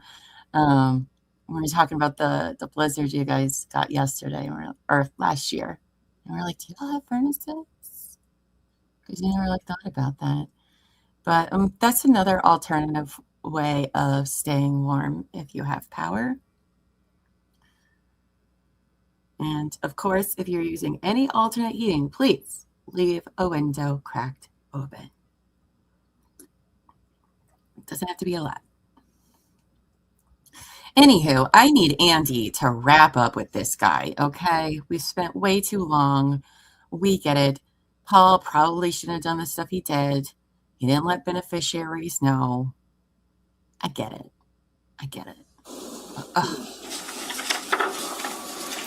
Hi, good morning. Okay, there was no specific objection, so nothing to rule on. Mr. Murray, go ahead. Thank you, Jim.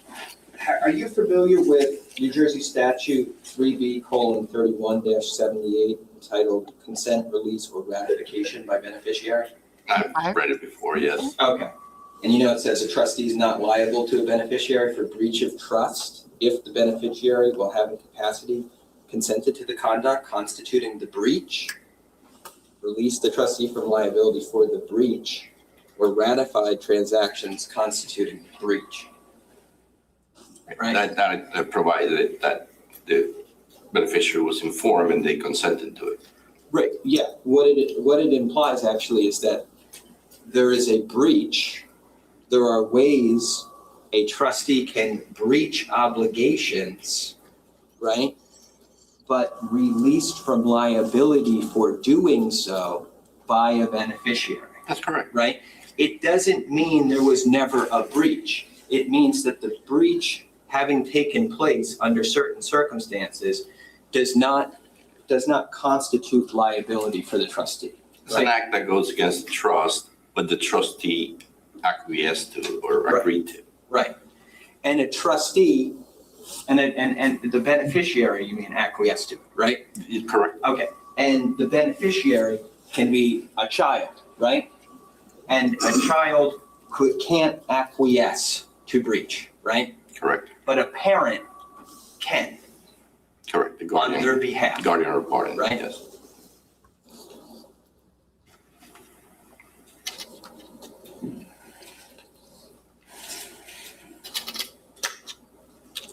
You mentioned previously that when you're creating a trust document, you would want the settlor to be present and any trustees to be present, right? Yes, at least the primary trustee. And you're going to want the trust document to be signed by the settlor and the primary trustee. Yes.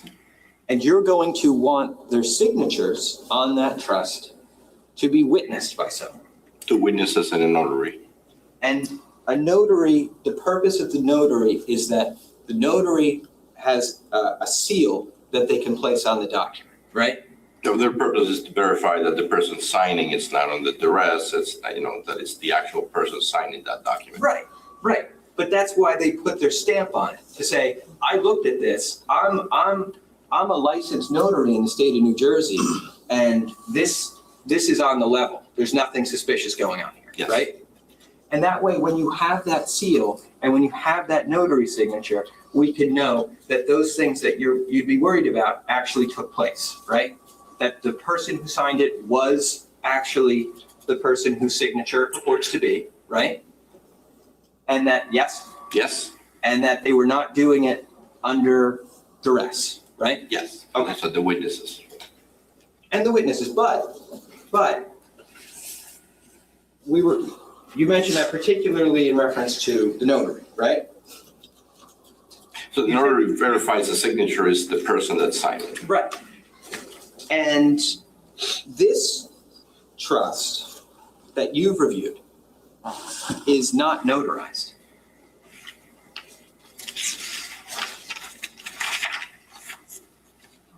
There's no notary there now. At least in the copy I have in front of me. Correct. It's signed in the presence of 2 people, right? Yes. We don't know who they are.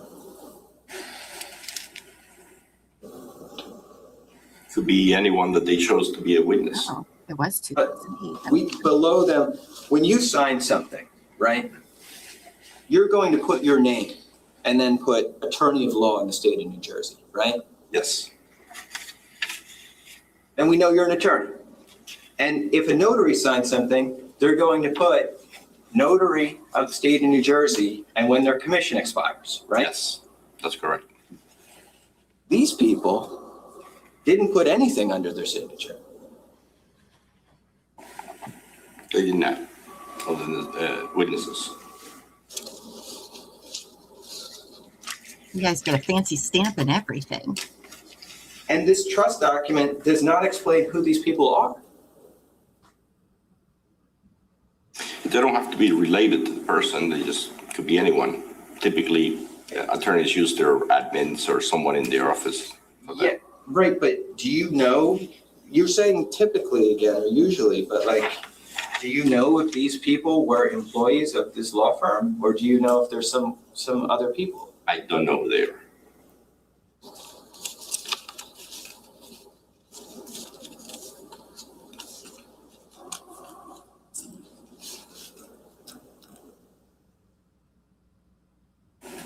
So, just showing you S26. I'm gonna approach that. You have a copy? Okay. So if we turn to page 14, right? Yes, I'd like to just publish page 14.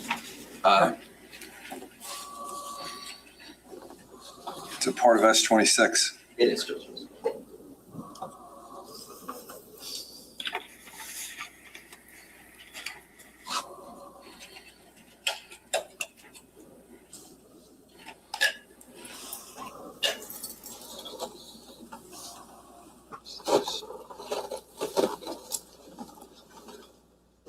Okay. Now, let me just get the page number on there as well. Okay, so we're looking at page 14 of S26. yes, We see at the bottom of the document, we see 4 signatures, right? correct. The 2 people who we don't know who they are, one person whose signature purports to be Keith Caneiro, right?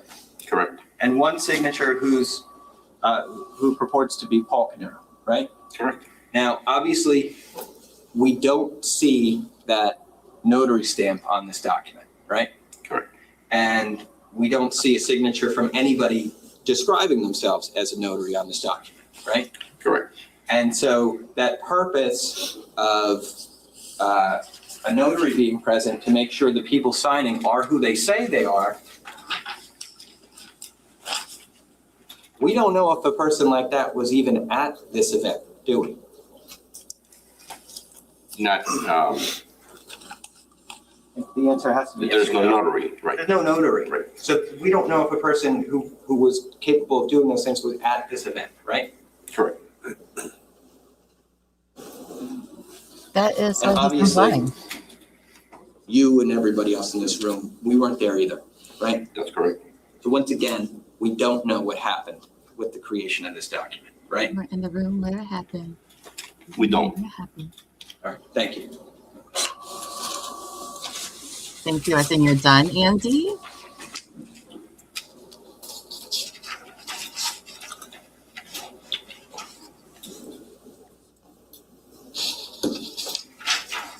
That's what my camera looks like when I sit in front of my sad lamp. That's why I go off cam. It's so bright.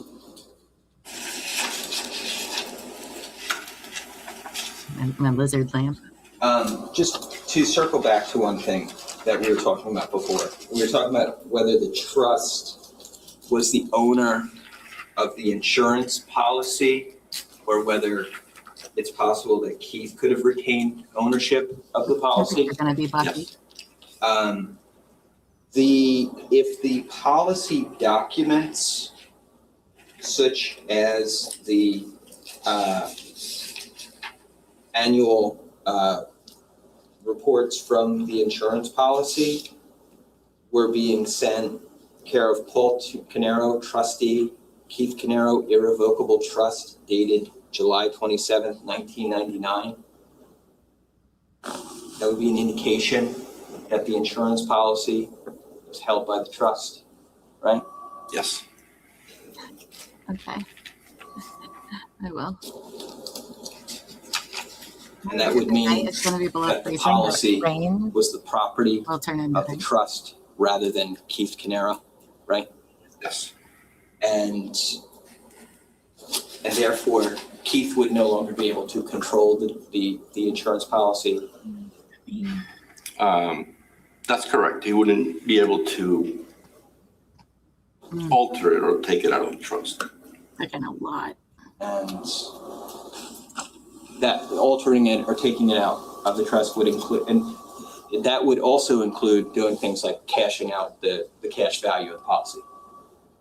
That's correct. The He wouldn't cash be able to- value will go to the trust. He wouldn't be able to do that, right? He wouldn't be able to.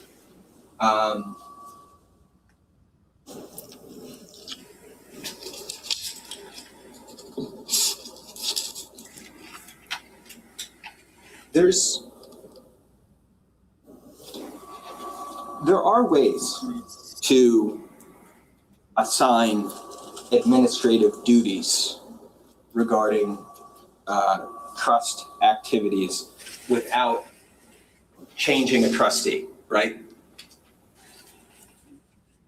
Yes, the trustee can hire professionals to do administrative duties. Well, like in a closely held family trust, one thing that people could do, right, is Keith could have Paul be the trustee, right? And he could have his wife, Jennifer, be responsible for administrative duties like mailing checks to the insurance company, right? I suppose that's true. Like there'd be nothing to prohibit that from happening, right? Nothing's stopping it now. And so the insurance company, they're not going to care, right, who they're getting the check from. They just want to make sure they're getting the quarterly premiums on the policy, right? Right.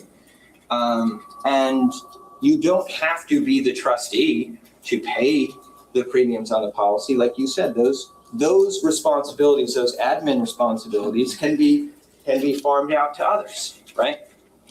The actual act of sending the check. Yeah. Sure. Right. Okay. And if a trustee wanted to make another person responsible for giving notice to beneficiaries, they could do that as well. Yes.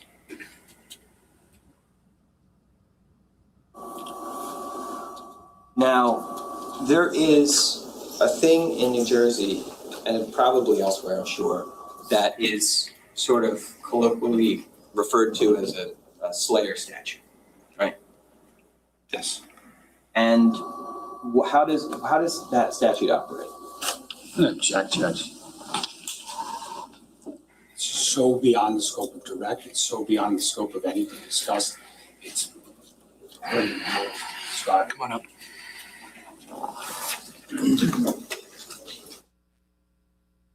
So beyond the scope. So basically, he was also saying, like, if Keith wanted it paid, then he probably should have paid it. It wasn't up to the trust to always pay it. I don't know if that argument really makes much of a difference of what we're talking about here, but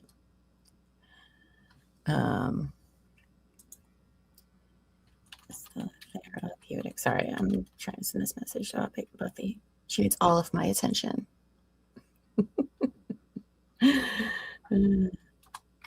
I don't know why they're higher. Higher ones. Actually, I just read our weather report, and now we are supposed to be getting a lot of snow. Also, a reminder to my friends who are getting snow but not ice. You're going to be getting a lot of snow. Remember to take breaks when you're shoveling so you don't have a heart attack, okay? Take your time shoveling. It's going to be a lot of snow. It's going to be heavy. All right?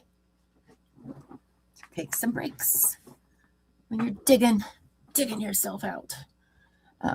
Yeah, they're saying like here it might be worse than 2008, which was the storm I was telling you about.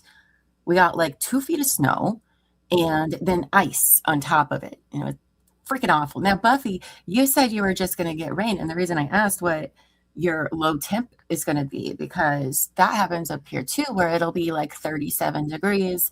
We'll get a bunch of rain.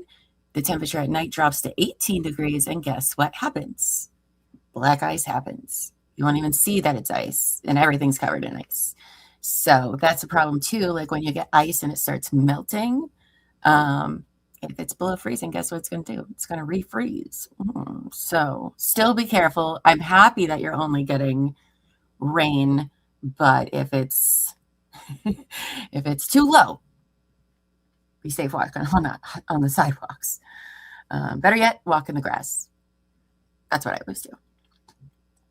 And stay hydrated, yes, and stay warm. And you are an attention whore. Just kidding. Pillow. I vote Llama for the Weather Channel. I don't know about that. I am a weather nerd, though. The low is like 24, 25. Yeah, that's going to freeze. So it could be rain during the day. It's still going to freeze, and it still gets heavy. So still take all those precautions, okay? Friends, care about all your safeties. So good thing is that your guys' ground's probably not going to be as frozen as ours is. So maybe the ground might suck up some of that rain for you guys. I don't know, though. Good morning, Dave. Good morning. Happy to see you here. Hope you're doing well. You have not missed, well, I don't know, maybe missed stuff. I don't know.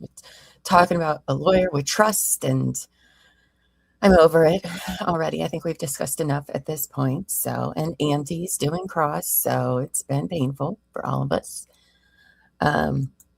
Also, I have an appointment today from 12 to 1, my usual Wednesday appointment. And so Terry will be coming on to hang out, wrap up lunch for you guys and hang out. So you will have a little bit of Terry time. And maybe she can tell you what she's doing to prepare, because she's in Texas. So, yeah, they're going to be too. Oh, that's very nice. Yeah, that's gonna be ice cream.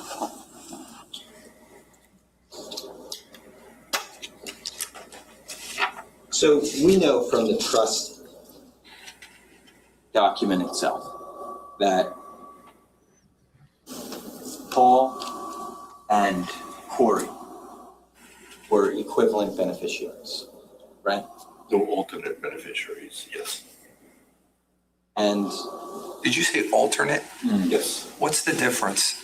So the primary beneficiaries are the ones that are by default inherit through the. I see what you're saying. So only in the alternative, that's what you mean. Okay, I just want to make sure you were saying something about Corey and Paul being alternatives. No.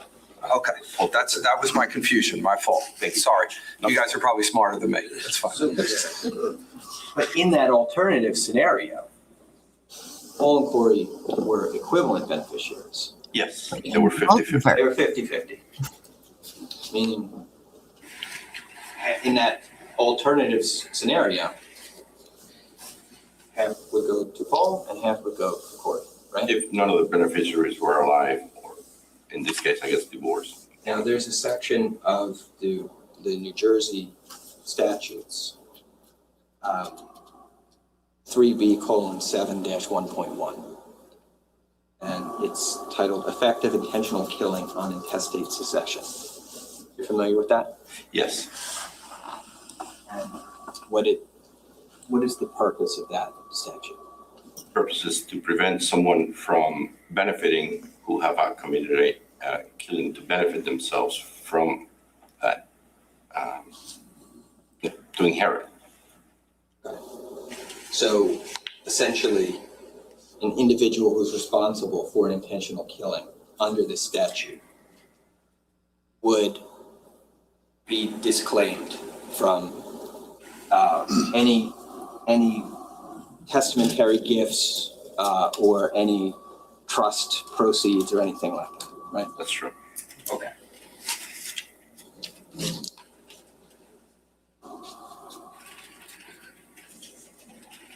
Okay, thank you.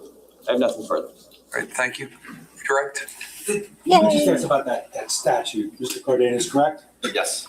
I just want to make sure I understand. If Paul Caneiro over here, he's convicted of killing Keith Caneiro, he can't get any of this money, correct? No, it would go to the wife and kids. But assuming, because in order for him to benefit at all, they all have to be dead, correct? That's correct. It's the only way that Paul Caneiro can benefit is if Keith Caneiro's dead, right? Right? Yes, Jennifer's dead, yes, Sophia's dead, yes, and Jesse's dead. yes, Only way he benefits. yes. But if he were to be convicted of intentionally killing Jesse, Keith, Jennifer, and Sophia, he couldn't benefit. Correct? Correct. I mean, makes sense, right? Yes, Now, you were asked some questions about how probate law can be complicated, correct? yes, I think even the lawyers in this room can all agree. It's complicated, correct? yes. Are there concepts or are there things within this trust, though, that are actually just common sense? Objection.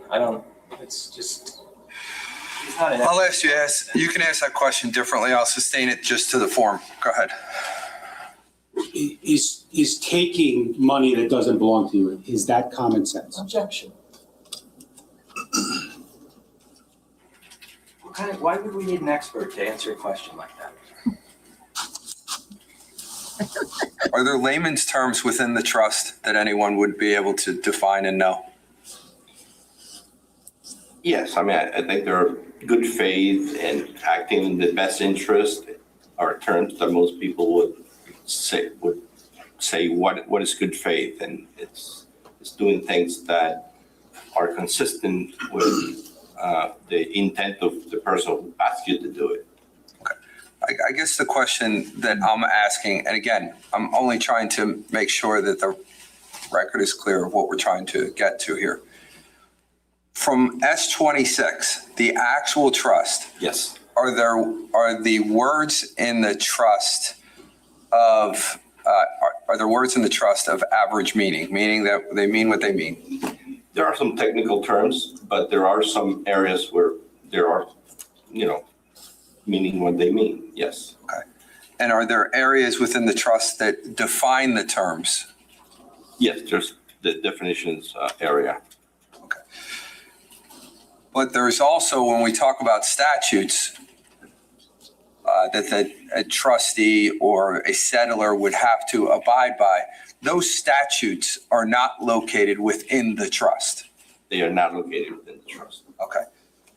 Mr. Decker, I don't know if I went too far, but I'm going to allow both of you to ask any questions based upon what I just asked, even if it's outside the redirect. Mr. Murray, I'll give you the opportunity for that. But Mr. Decker, go ahead. Judge, I don't have any further questions. Okay, Mr. Murray, considering I asked a couple questions, I'm hoping to be helpful to the jury. Whatever you need to do is up to you.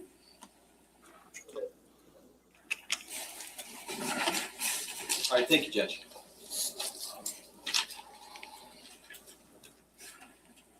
I forgot I was muted. Oh.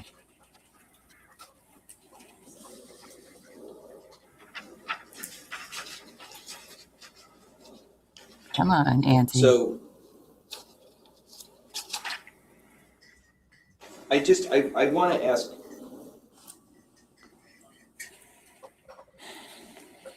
want to ask, also that obviously this, just based on Mr. Decker's questions to you at the end there. Obviously that FLAIR statute, the purpose of it is to make sure that a person who commits an intentional killing doesn't benefit in any way from a testamentary gift they would have otherwise been entitled to, right? Correct, from those actions that he took to benefit. Right. And that would include that the potential benefit that they could have to their family if they had been in that line of succession. It cuts off. It cuts off that line of succession totally, Yes. right? Not just the killer, but the relations of the killer that otherwise benefit. Correct. You're saying Corey wouldn't get it either? And you said that there was a definition section of this trust? There's not. They define, there's a couple of areas where they have definitions as to what it means. Okay. But you're not saying there's a definition section? No, there is no definition section, but they, There's no section where technical terms in the trust are further defined for those people, right? there isn't a definition section, correct? Okay. But there are areas where they define different terms. Do you believe that things like good faith and whether or not good faith was present in a transaction, right? Those are things that are argued over by attorneys in courts, right? Right? Yes, I mean, they are. And so in a legal context. Sure, but like attorneys on opposing sides can both have reasonable, meritorious arguments about whether good faith was present or not present in a particular situation, right? Yes, in a legal context. And it happens every day, right? Of course. Because sometimes things are not bright line rules, but as with many, many things in life, they are often existing in areas of gray, right? For the most part. Okay. Thank you. Mr. Murray, you're all done. Oh, I'm sorry, yes, Jeff. Nothing else, Mr. Decker? Sir, you can step down. Thank you. Thank you. Appreciate your time. Bye. You can just leave everything up there. Mr. Decker will clean it up. I said.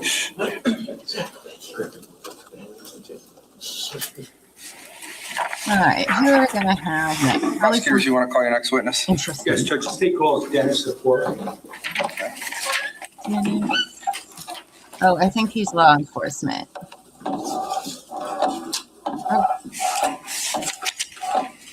Where's the 911 caller then?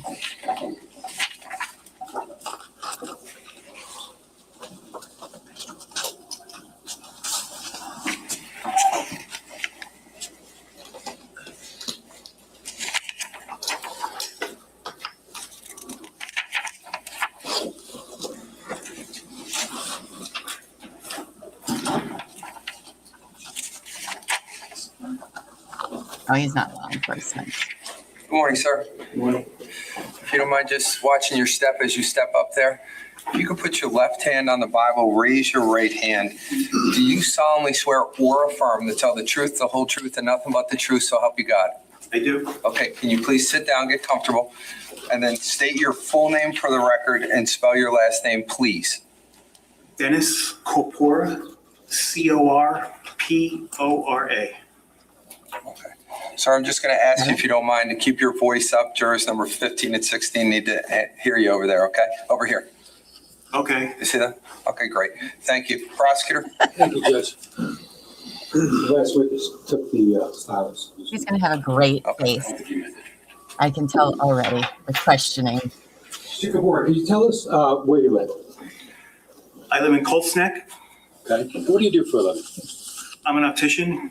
Oh, he's the 911 shots fired. Where do you work? Like, which state do you work in? I have practices in New York and New Jersey. Okay.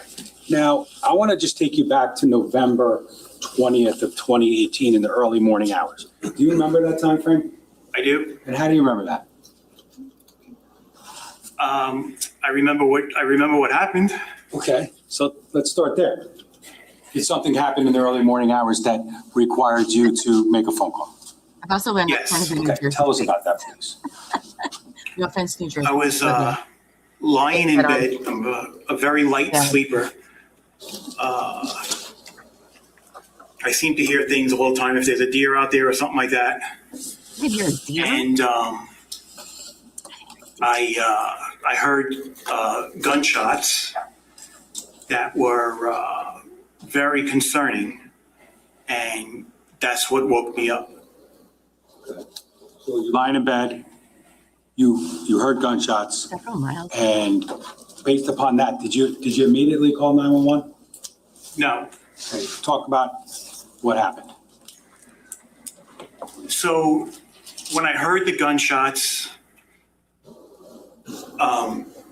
living in Colts Neck, you do hear gunshots sometimes, but they're not like this.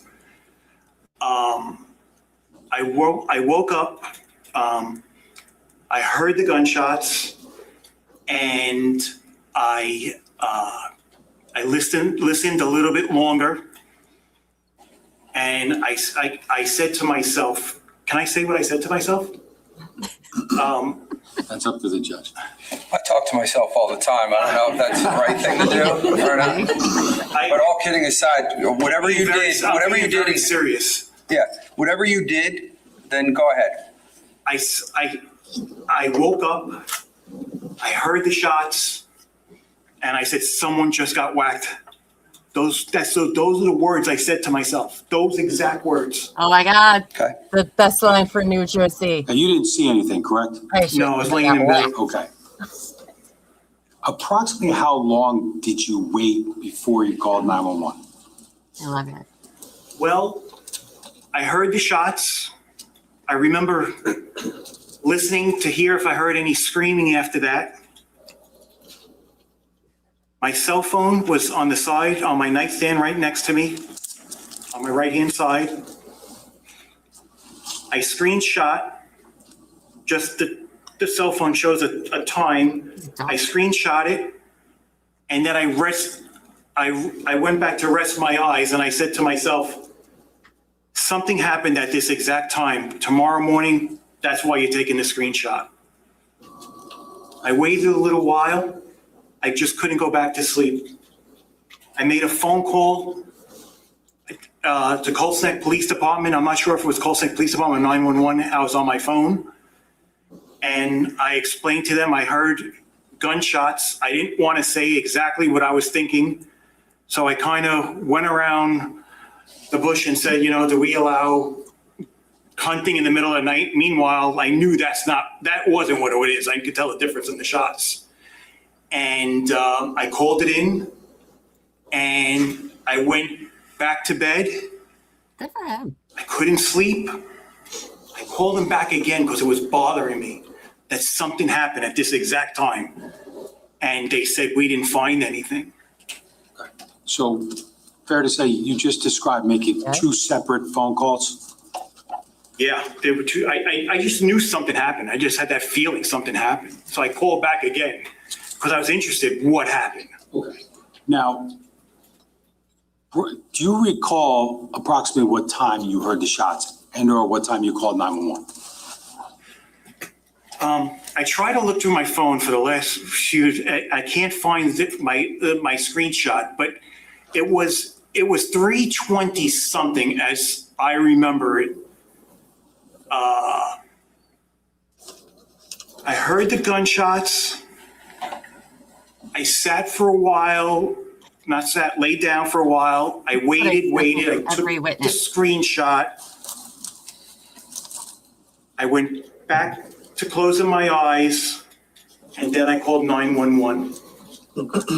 Now, prior to testifying in court today, did you review the 911 calls with us? Yes.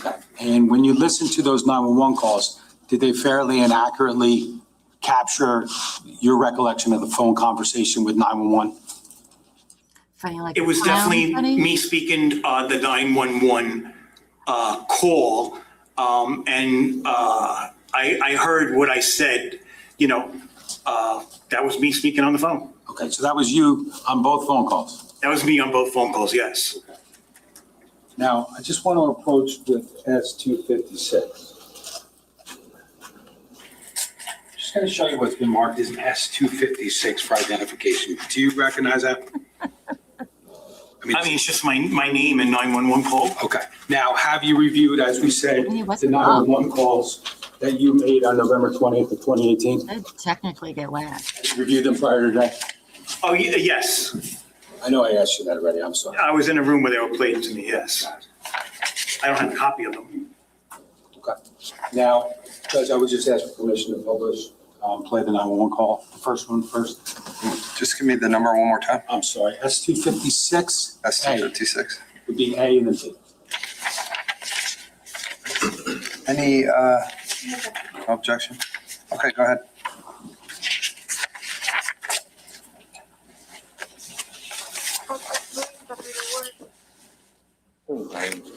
Hi. We start. Colts Neck Police, Operator Ward. Hey, how are you today? Hi. Question, do you have hunting in the middle of the night in Colts Neck or not? No, you're not allowed to hunt anywhere in the middle of the night. Like, Are you hearing gunshots? I heard gunshots, yeah. Okay, where are you? Let me send somebody to the area. Falling and River's Edge. Okay, you don't see anything, you just hear it? I was in bed and clearly I heard bump, bump, bump, bump, bump, and then one boom. Like, it's just clearly a gunshot. Okay, absolutely. We'll send somebody right over to the area. And you said you can't see a car or anything that would be involved or anything like that, right? It's pretty dark.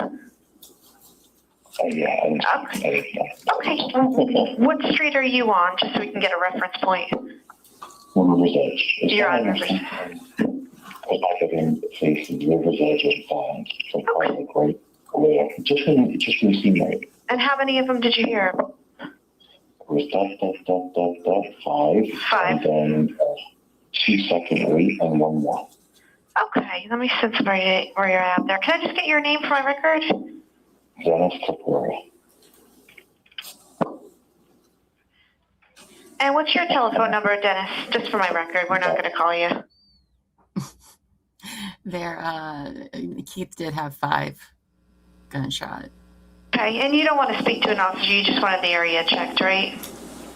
Yeah, I mean, I don't care how to. I just think it would be if it was something that they took out of deer, I still put it for all of these guys laying. I just don't want anyone else getting shot. Yeah, let me just double check and make sure. No, I don't think if it was an officer putting down a deer, it would go off that much. And I don't see them doing anything right now. Yeah, so it's not an officer putting a deer down. All right, we'll send somebody right out. Thanks so much for reporting it, Dennis. Have a good morning. Have a great day. You too. Thanks. Bye-bye. So was that you on the call? That was me on the call. Okay. And they asked you about your location, correct? They did. And what location did you provide to them and why? I said River's Edge Drive and Fallings, because that's pretty much where I live. I gave them like cross streets. Okay. Now, was it fair to say on that call that you were asked to describe like what you heard and like how many shots you heard? She did say, "What did you hear?" Okay. And did you describe the succession of shots on that call? I've heard that I did describe it. Okay.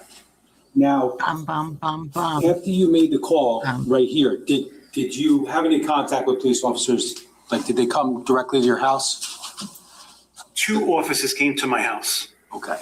Now, did you get any information at that time, or did you have to call 911 back to find out what ultimately happened? Oh, excuse me. Okay. I didn't understand the question. Okay. Let me just talk to you about November 20th, 2018. You called 911, correct? Yes. We just listened to it, right? Yes. Right after you called 911, did a police officer come to your house? No. Okay. Because you didn't see any police officers, did you later call back to try to find out what happened? I tried to find out what happened. Okay. And have you reviewed that second call? I believe I heard that second call as well. Okay. I'm going to play S256B this time. He's an eye doctor with excellent hearing. Replayed. That's kind of funny. Colts Neck Police Operator 185. Hi, it's actually Dennis Capora again, but I called you gunshots before. Okay. Was everything okay? And you said, what was the address that you were calling for? I called from River's Edge and Fallings about the gunshots that I heard. Yeah, what was the address that you put? It was just Fallings? It was Fallings and River's Edge Drive. I heard gunshots. I called in like maybe around 20 minutes ago. Yeah, I'm just seeing if there's a disposition they wrote or not. Oh, okay. So I heard sirens now. I'm like, oh my God, I'm nervous.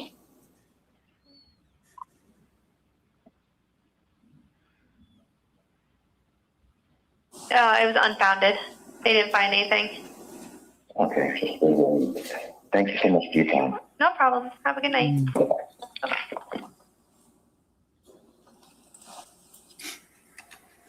Kapoor, was that you again on the 911 call? That was me. Okay, and at the end of that call, did they tell you the disposition of your 911 call? They said unfounded. Dennis looks guilty of what? No further questions. Yeah, New And cross. Jersey. Awesome. Yes, thank you. Mr. Kapura, good morning. So, to the best of your recollection, the call that you placed that night was, you said 3:20 something, right? Correct. Which means you don't remember the exact time of the call. 3:20 something. Right, so you don't remember the exact time, whether it was 3:29, 3:28, 3:27, you don't remember the exact time. Not the exact time to the second, no. Okay, or the minute, right? Because you didn't give us the minute, correct? Yeah, I mean, I could roughly think about what it was, but 3:20 something. Okay, and but you did speak with a 911 operator, correct? I did. Okay, and that person was taking down the information that you were giving them, correct? I would imagine so, yes. Okay, and now you met with the prosecutors in this case, correct? I have. Okay, and how many times? Just once. Once. And Once that I could remember. and was there another occasion where officers or detectives came to your house to speak with you as well? There was a night where two detectives, I don't remember their name, came to the house. Okay, and they wanted to talk to you about this case, right? Correct, And yes. specifically, they wanted to talk to you about the time of the call. That was part of the conversation. What they wanted, what did I hear, and did you hear anything else? And that's pretty much what I remember of it. You told them, meaning either the prosecutors or the detectives, about that screenshot that you had taken, correct? Or that you thought you took? No, I know I took the screenshot. Okay, you told them about the screenshot, correct? I did. And that was in the context of the time of the call, correct?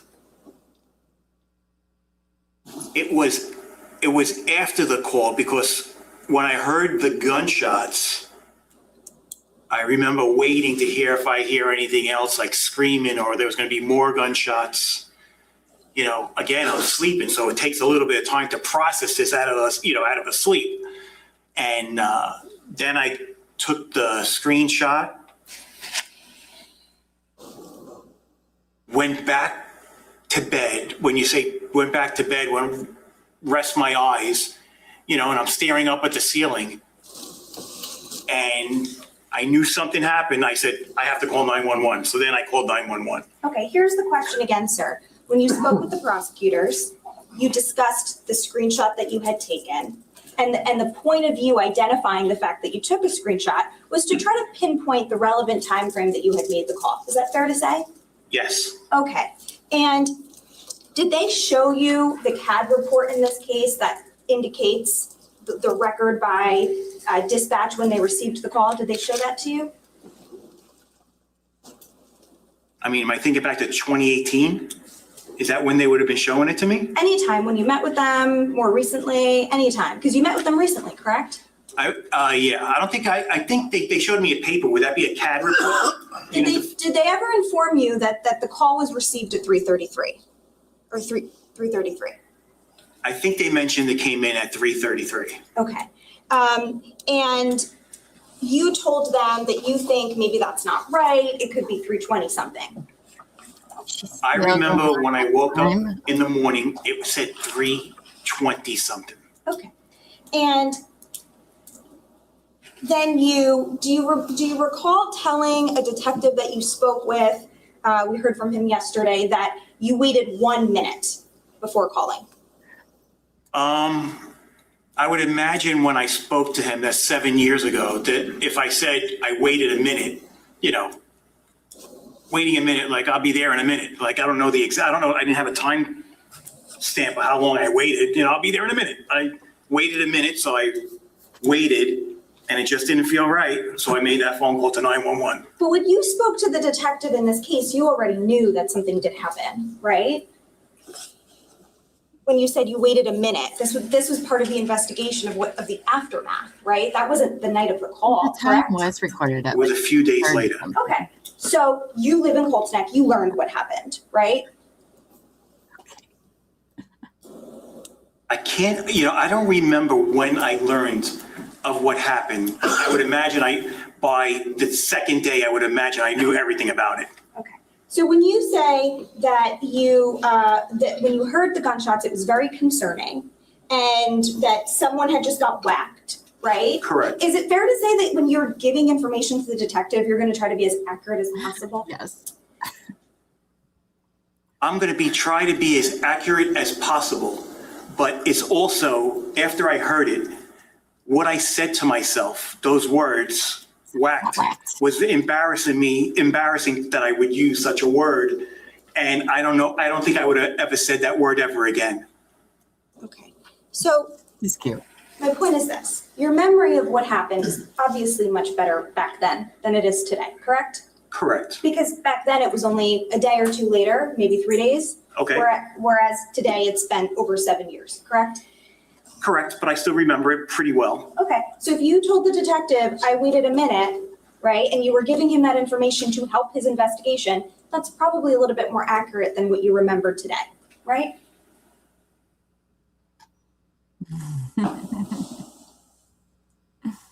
When I said I waited a minute, it could have been 2 minutes. It could have been 3. It wasn't like I'm looking at the watch and the phone and saying how long I waited. I don't know what the time frame was between the phone call So let and me I ask waited. you this. I'm just gonna ask you this, okay? You gotta let him finish, but of course you can ask him whatever you want. Just let him finish his answer. Go ahead. I am finished. When you met with the prosecutors, right, and the detectives, and they're trying to figure out the time that, you made the call or heard the gunshots, did they, and you mentioned the screenshot, you never found the screenshot, correct? I looked endlessly through my phone and I could not come up with it. Okay, so the answer is no, you couldn't find it, right? Correct. Okay, what about your phone records? Did anyone ask you to just check your phone records? See what time you made the call? To 911? Yes. No. But again, that would be on my screenshot of my phone, I would imagine. The one you didn't find, right? The one I didn't find. Okay, so if you didn't find the screenshot, did anyone ever follow up with you and say, well, can you check your phone records? Because you can go on like My Verizon or something to that effect. I don't remember ever doing that. Right, so the question is not whether you remember doing it. The question is, did anyone ever ask you to do it? I don't remember anyone asking me for phone records. Well, if they had, you would have given it to them because you want to 100%. cooperate with the investigation, correct? 100%. Okay, and no one ever, to your knowledge, subpoenaed your phone records to determine the time of the call, right? No one ever told me they did that. If they did it behind my back, I would not know. Okay, well, no one ever showed you your phone records and said, hey, look, we have your phone records. This is the time of the call. No one did that, right? No. Okay. And when you originally called 911, you didn't tell them at that time, I heard the shots 5 minutes ago, 10 minutes ago, 2 minutes ago. You didn't give a time frame when you spoke to 911, correct? Hold on, I gotta adjust our I stuff. did not. I think I just said I heard shots. Right. Would you agree that it was implied that you had just heard them? Implied to who? To the 911 dispatcher who's getting the information. I would imagine they would imply that I heard gunshots and, it was, pretty imminent that I heard them. Right, okay. And you also said that you heard bump, bump, bump, bump, and then boom. Do you recall saying that on the call just now? I recall that. Okay, why is it bump, bump, bump, bump? Was there something different about the boom? Did it sound different? No, the shots came out. Do you want me to say how I recall them coming out? Yeah. Well, Do you want me to play you in my mind how those gunshots came out? Yes, Dennis, I do. What I'm asking you, sir, was there anything different between the bump, bump, bump, bump and the boom as far as did it sound like a different sound? Yes or no? No, the sound was the same, Okay. And but there was a pause. there was a pause between the bump, bump, bump, bump, bump, and then a pause, and then the boom. There was a good pause, and then there was a next shot coming out. Okay. And when you spoke to the 911 dispatcher and they asked for your location, you said a cross section that's near where you live, correct? My street corner and the main street that passed there. And you said it's River's Edge and Phalanx. okay. But you didn't say to the 911 operator, like, I heard the shots, they sound a couple miles away, did you? No. Did they sound far away? I heard them clearly. Okay, so does that mean they sounded close? Close enough that I heard them distinctively well. Okay. Were you made aware that you're approximately 2 to 3 miles away from where this? It could be, but again, you're in the dead of the night in Colts Neck, and where we live is very, very quiet. Okay. It was distinctive. Okay. So when you spoke to the 911 operator, you just said, I heard these shots, and you assumed they were in the nearby vicinity of where you live. Yes.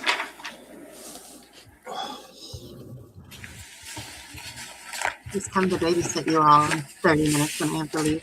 And you told the 911 operator that you asked if it was hunting, right? You're like, is someone hunting? Right? That was your question. Yeah, Yes. Yes. Okay. And so here's my next question. Did it sound like a rifle or a shotgun? Absolutely not. It was a pistol. Okay. Why did you not tell the 911 operator that when you spoke with her? Let me ask you this. She never asked me to define what kind of gun it was. I could only go with my opinion what it sounded like. Okay. So you didn't here's yes or no question. You did not inform the 911 operator that it did not sound like an actual hunting gun. They never asked me that question. No, and you never gave that information. They didn't ask. I didn't answer.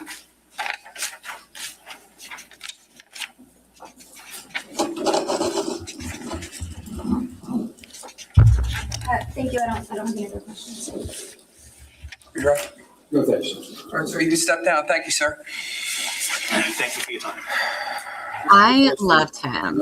This Sure. is who I want to see with every witness. Thank you.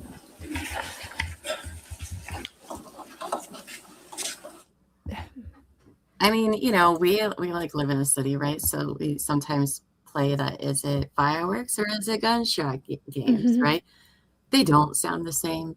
But every time you hear one, you're like, ooh.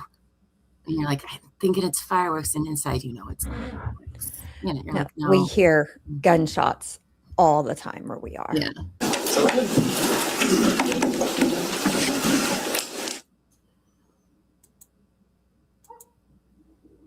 I think it's a matter, well, maybe not. I don't know. I'm not a gun person, so I should probably just keep my mouth shut about it. I mean, a shotgun, you're not getting like that many shots off right away. Right. You got to like reload and stuff, but I imagine they probably make different levels of sound because the bullet size would be different. They do, but I have to be honest and say, I don't know if I could pick out the difference. Kind of crazy the optometrist could. Yeah. I mean, some people probably can, but. You also play the is it fireworks or is it gunshot game? We have people here who shoot some kind of tanks to explode. So you'll hear the shots, and sometimes it's the automatic rifles, boom, boom, boom, and then you'll hear boom. Real big thing because they are shooting, I forget what they're called. Oh, Texas. It is Texas. It's Texas. Oh, Texas. Well, Dennis was, useful. I liked walking into him. I kind of wanted it to be Andy to question him because I feel like he was definitely going to get annoyed if it was Andy. as I mean, all. I have to say, if I heard gunshots at 2:30 in the morning, I don't think I would call 911. No. I mean, we've heard them pretty close, and we haven't. If I saw on the news that something happened, I would maybe call and say, hey, I can't give you the exact time, but I do remember hearing gunshots on this night around this Mhm. time. But if we called 911 every time we heard gunshots, especially during deer season. I mean, yes, apparently we did our research yesterday. You can hear gunshots up to 2 to 3 miles, depending on the area, what time of year it is, right? Because if the trees don't have leaves, that's going to allow sound to go further. It is kind of crazy. Well, no, because they said yesterday that other people heard gunshots as well, but they did not call 911. But I think some people called the non-emergency line. I feel like that came up yesterday on like redirect or I mean, people do go to the neighborhood app and I'll, make a message, what idiot's outside shooting guns at 3 a.m? Right.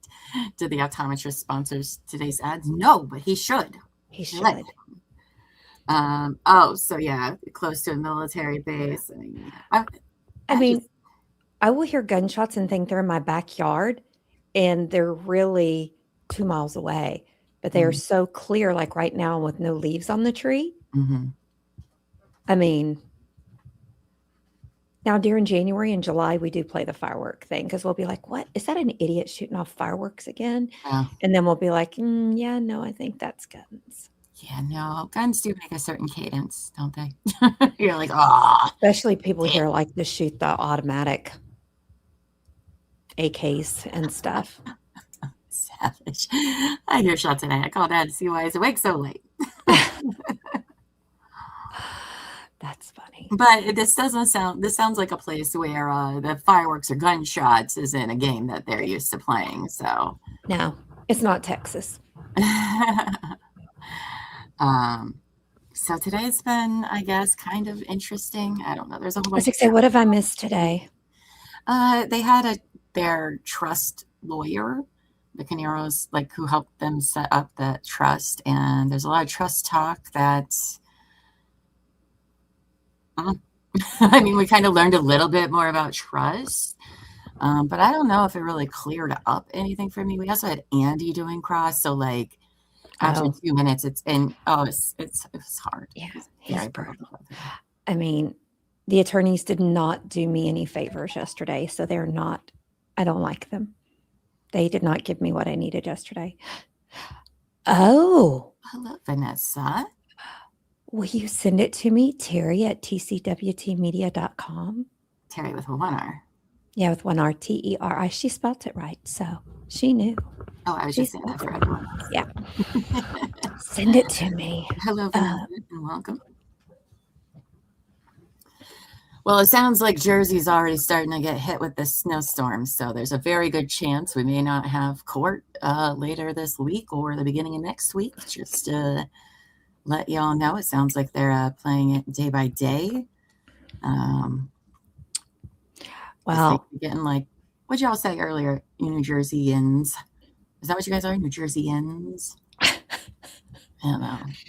We were going to go to the store to get a couple of things, and somebody posted on our accounting page this morning saying, stay away from HEB. All the crazies are out buying supplies.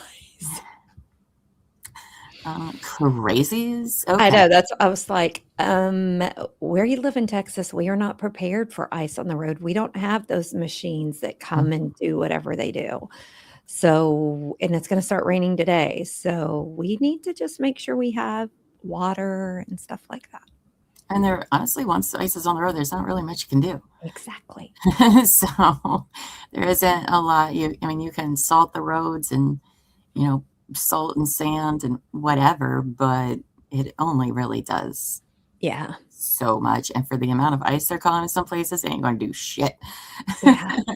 Now, Kelly did say we did learn that the signatures on the trust weren't notarized, which that's a big deal. But Because you can't, if they're not notarized, you don't have a way to validate that that person really signed them. But Andy was so busy confusing everybody. I wouldn't say anything. We don't know if anything he was saying was relevant or not because he's so painful to listen to. Yesterday was brutal. I know. But yeah, we got to go get diapers for the goats just in case they need to come inside and live because if power goes out, they won't have heater in their house. Yeah. So we have important things we have to do. I gave everybody a stern talking to. Oh, you did? This morning. Not a stern. No, just being like, y'all need to be prepared. Be prepared, people. You not want to fuck around. Prepare for the worst and hope for the best. I mean, it's not hard. It seems like they're calling for a bunch of snow here now. We weren't really. I haven't looked at the weather today since I got up to see. Dallas is supposed to get 8 inches of snow, which is crazy. And ice. Yeah. Oh, holy crap. We're going to get down to 22? Everybody can be seated. Thank you. 22 degrees with 95% chance of rain. Oh, that's ice. Good. Wah, wah. I would like to see a picture if I go in a diaper. So do I. Good morning, sir. Can you put your left hand on the Bible, raise your right hand for me? What is this? Do you solemnly swear or affirm to tell the truth, the whole truth, and nothing but the truth, so help you God? I do. Can you state your full name for the record and spell your last name, please? Sure. Brian Weisbrot, Weisbrot. Okay, if you can make yourself comfortable. I didn't catch what. Please make sure you speak up so juror number 15 and 16 can hear you, okay? All right, thank you. Prosecutor, go ahead. There it is. Captain, can you tell us where you work? Sure. I'm employed with the Monmouth County Prosecutor's Office. Okay, approximately how long you've been employed with the Monmouth County Prosecutor's Office? Approximately 13 years. Okay. Now, did you have any prior law enforcement experience when you came to the prosecutor's office? I did. Prior to coming to Monmouth County, I was a detective in the Burlington County Prosecutor's Office for approximately 10 years. Prior to that, I worked as a police officer with the U.S. Capitol Police Department in Washington, D.C., and I also served as a Class 2 Special Police Officer for the City of Long Branch Police Department and the Avon Police Department. Okay, so you started with Long Branch Police Department as a Class 2 Special? I did, yes. And then you went to Capitol Police in D.C.? Avon Police first. Yeah. And the Capitol Police? Correct. Okay. And then you came back to New Jersey, correct? I did, yes. Now, I want to draw your attention back to November 20th of 2018. Do you recall that day? I do. Where were you assigned at that point in time in your career? I was assigned as a detective in our Major Crimes Bureau, and I was working at our Asbury Park Satellite Office. Okay, and the Asbury Park Satellite Office of the Prosecutor's Office does what? The primary function is to investigate crimes that occur within the Asbury Park and surrounding areas. Neptune Township, Ocean Township is one of those towns, and a lot of the shore communities as well. Now, on November 20th, 2018 in the morning, did you receive a call and ask to respond to a location? Yes, I did. I received a call at approximately 7:30 in the morning from Sergeant Michael Magliozzo, who was the supervisor of the prosecutor's office, requesting that I respond to assist the Ocean Township Police Department with the fire investigation. Okay, and did you ultimately respond there? I did, yes. Do you recall approximately what time you got there? 8:30 a.m. Okay. Now, when you got to the scene, if you didn't say, what was the location, the address? 27 Tilton Drive in Ocean. When you got there, did you meet with other police officers or fire officials or anyone to determine kind of what they knew at that point? Yes, I did. I was, when I arrived, I had met with Detective Christopher Brady from the Ocean Township Police Department, as well as fire officials that were on scene. Okay. Now, did that include representatives from the Monmouth County Fire Marshal's office? Right. Okay. Now, were you made aware of the approximate time of the call to that location? Yes, I was. And what time was that? 4:59 a.m. Okay, and was relating to, what was the actual nature of the call? So there was 2 calls for service. The first came in from Alarm Relay, which is an alarm company that was providing service to 27 Tilton Drive. That was for a report of a fire alarm activation. And the second call came in from one of the residents of 27 Tilton Drive reporting fire and smoke in the home. Okay.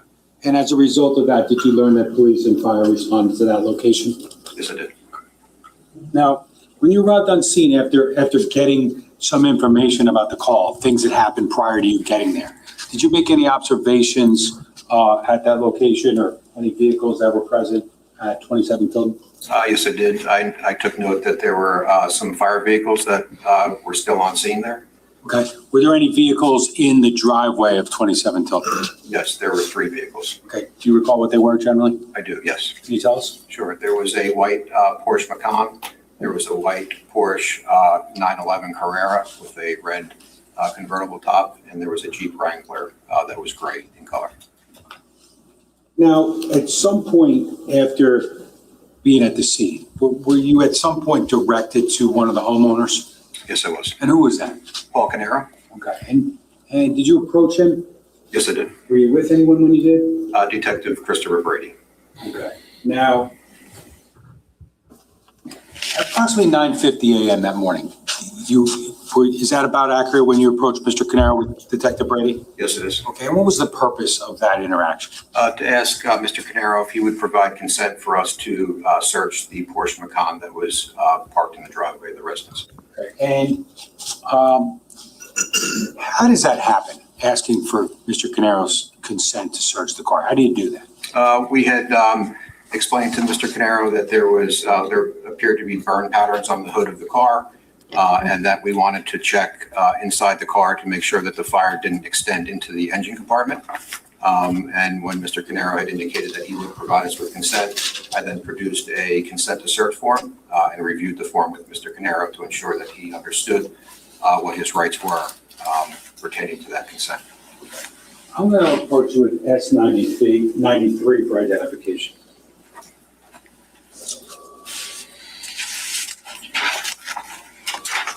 You recognize that? Yes, I do. What's that? This is the consent to search form that I had reviewed with Mr. Paul Caneiro. Okay. And is that actually read to Mr. Caneiro? How's that work? Yes, it is. I produced the form. I wrote on the form Paul Caneiro's name, and I also wrote on the form that we were requesting permission to search a motor vehicle, and I wrote Porsche Macan bearing New Jersey registration DCH 3105, white in color. Okay. Now, underneath the description of that vehicle you just described, it says, I've been advised of and understand the following, correct? Correct. Can you read what you read to him? Sure. I have been advised of and understand the following, and I read, I have the right to refuse to allow police to conduct a search. After I read that right, I asked Mr. Caneiro to place his initials next to that line. Once he did that, I read line number 2, I have the right to revoke my consent to search at any time and may stop the search at any time. After I read that line to Mr. Caneiro, I had him place his initials on the line, which he did, and then proceeded to read line 3. I have the right to be present while the search is conducted, and there's an option to circle either I waive or do not waive this right. And I explained to Mr. Caneiro what waive versus do not waive means. Waiving the right would mean that he wouldn't necessarily have to be present for the search. If he did not waive, he was basically advising that he wanted to be present while the search took place. I explained that to Mr. Caneiro and asked him to circle on the form whether he waives or does not waive. He circled I waive, and then he was requested to place his initials on that line as well, which he did. Now, getting back to that waive versus not waive, and I don't want to overcomplicate this, but is that circled correctly on that form, or is it circled in error? It was circled in error by Mr. Caneiro. Okay, and so what was Mr. Caneiro's statement to you regarding whether or not he wanted to be present versus not wanted to be present? He had told us that he wanted to be present for the search. Okay, of the Macan, correct? Correct. Okay. Now, it then goes on to say what? I authorized the police officers and retain any items of evidential value which they consider pertinent to their investigation. I understand that I will be given a receipt of anything which is taken as evidence by the police. I asked Mr. Caneiro to place his initials next to that line if he understood what I had read to him. The next line says, I have given this permission voluntarily of my own free will, without coercion, fear, or threat. And I had asked Mr. Caneiro to place his initials next to that line after he voluntarily provided the consent. He agreed to do that, which he did. He also signed the form, dated the form 11/20/2018 at 9:50 a.m. I placed my signature on the form along with the date, and so did Detective Christopher Brady of the Ocean Township Police Department.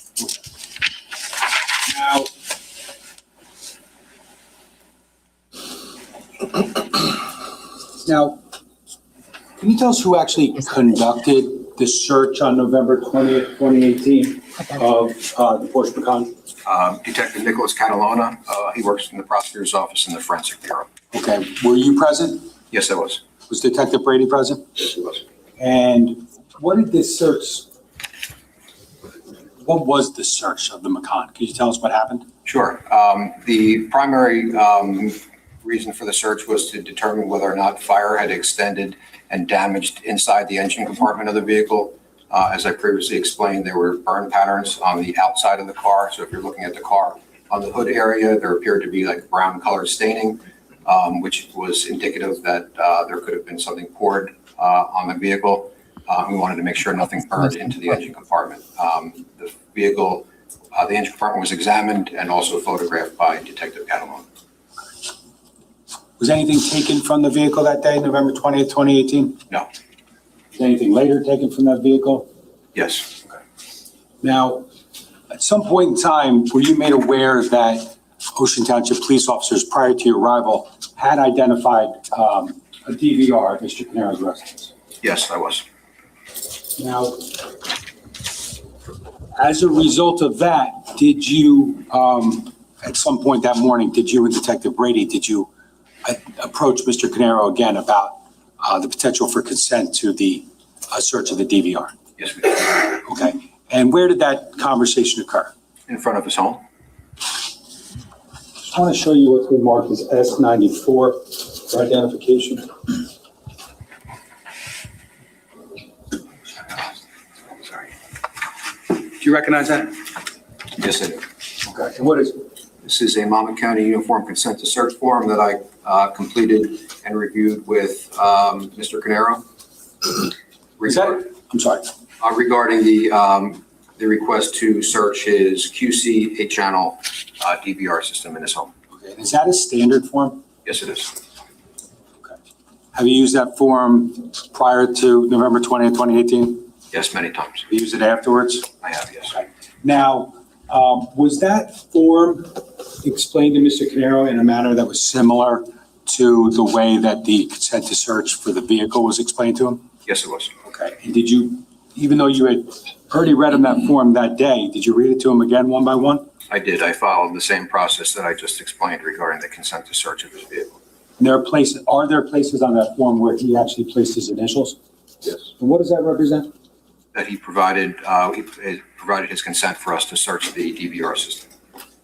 As you go through it and he puts initial on it, does it indicate that he understands as well? Yes, it does. Now, ultimately, was that form, what's the S number on there? I'm sorry, Captain? S94. 94. S94. Was that ultimately signed by yourself Yes, it was. and by Detective Brady It was, yes. and by Mr. Caneiro? Correct. Okay. And later, did you, or after that occurred, did you ultimately get possession of the DVR? Yes, I did. Okay, and where did you take it? Detective Nicholas Catalona from our Forensic Bureau had provided me with the DVR. And did you take it anywhere ultimately? I did. I transported it to the Ocean Township Police Department. Okay.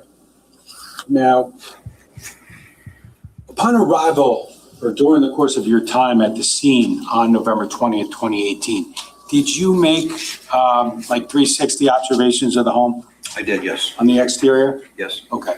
And did you at any point in time look for, or did anyone identify or point out any cameras on the exterior of the home? Yes, both. I was told that there was cameras on the home, and I also observed them myself. Okay. We'll get there in a bit, but just as far as if you could just give us a summary of what cameras you ultimately identified during the course of your investigation at 27 Tilton. Sure. What cameras did I identify that morning? No, which cameras total? Total, okay. So there were 8 cameras at 27 Tilton Drive. There were 5 cameras that were supported by the QC DVR that we just discussed, that Mr. Caneiro provided consent to search for. 4 of the cameras were affixed to the outside of his home in the garage area. One camera was located in the garage of Mr. Caneiro's home. There was a Ring doorbell camera affixed to the front of the house. If you're facing the front door, it was to the right of the door. And there was ultimately determined to be 2 Google Nest cameras in the basement area of the residence as well. Okay. Now, once you It's weird. you got possession of the QC DVR from Detective Caneiro, Basement's weird. ultimately, sorry if you said it, did you ultimately go to the police department in Ocean Township?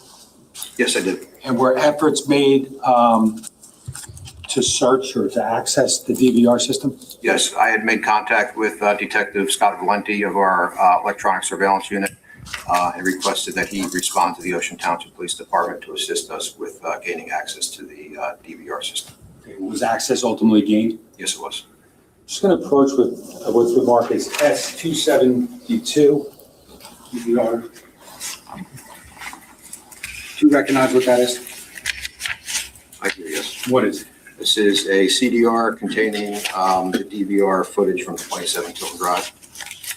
Have you reviewed, did you review some of the footage on there that day at the Ocean Township Police Department? Yes, I did. And have you reviewed the contents of those recordings thereafter? Yes, many times.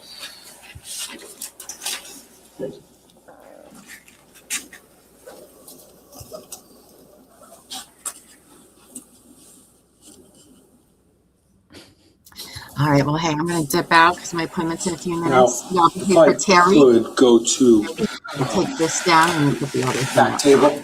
You can do that. I'll be back in a minute, then. Take good notes. Good luck. Well, I'll set up the background for you, so One notch, just actually see. Now, Ooh, Captain, can you tell us if you recognize what's on the screen? how do I change this? What's the picture on the screen? That is Oh, you're gonna do it. Okay. an image of the QC camera that is located within Paul Caneiro's garage at 27 Tilton Drive. Is there a time on there? Yes, there is. Okay, what's the time? So the time is 2:28:01 on November 20th, 2018. Okay.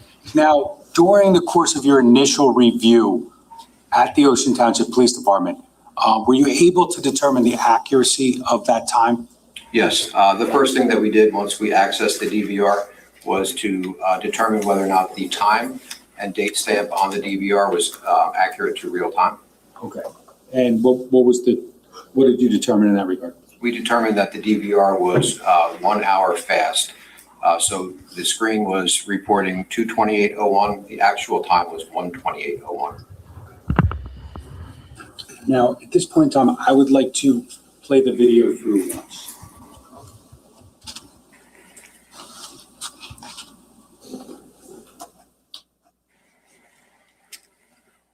What is that crap?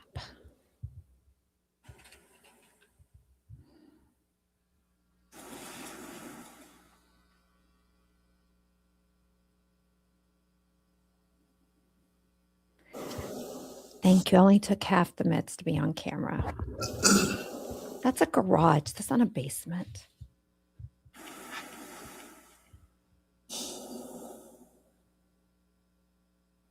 Oh, there's a person.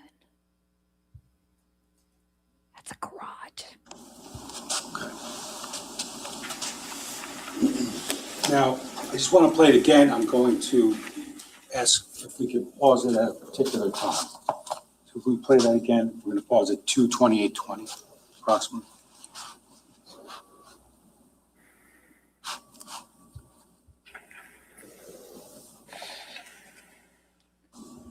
My glasses.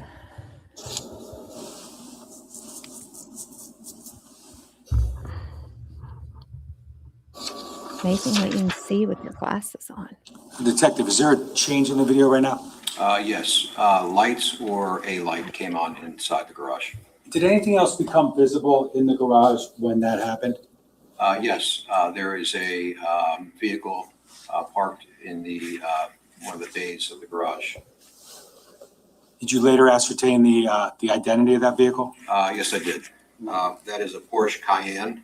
That vehicle was registered to Susan Caneiro, who is Paul Caneiro's wife.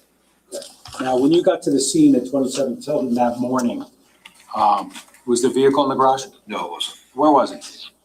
Mr. Caneiro had advised that when he and his family left the home due to the discovery of the fire, he pulled the Porsche Cayenne out of the garage and relocated it to the street so that he and his family could remain there until the police and fire personnel arrived. Okay. Did you ultimately make observations of the vehicle on Tilden Drive that morning? Yes, I did. Paul, his wife Susan, and their two daughters were inside the vehicle while the police and the fighters were on scene. Okay, I'm going to continue playing and pause at approximately 2:28:30.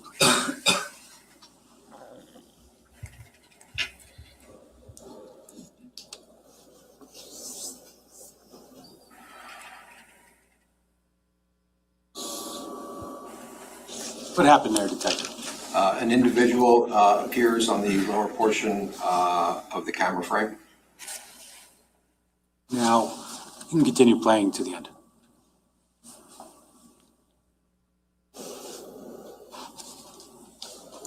Now, Captain Weisbrot, to be clear, what happens at approximately 2:28:35 in that video clip?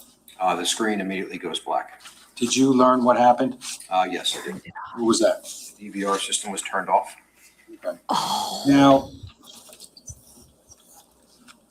at any point during your review on November 20th, 2018, did you determine whether the DVR was operational for a period of time prior to the fire being reported?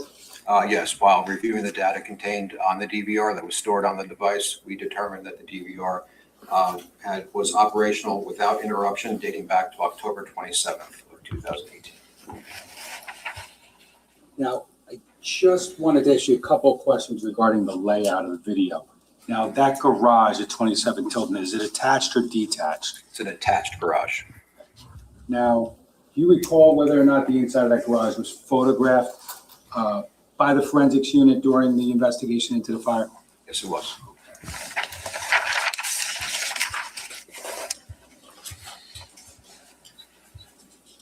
And we've seen the photo, we'll see it again, so I'm going to skip through the photo.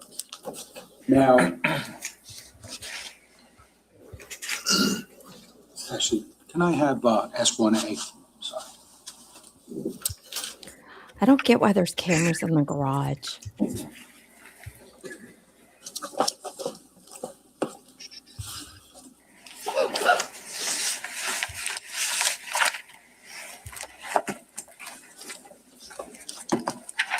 Could I have slide 120, please? Of S1A.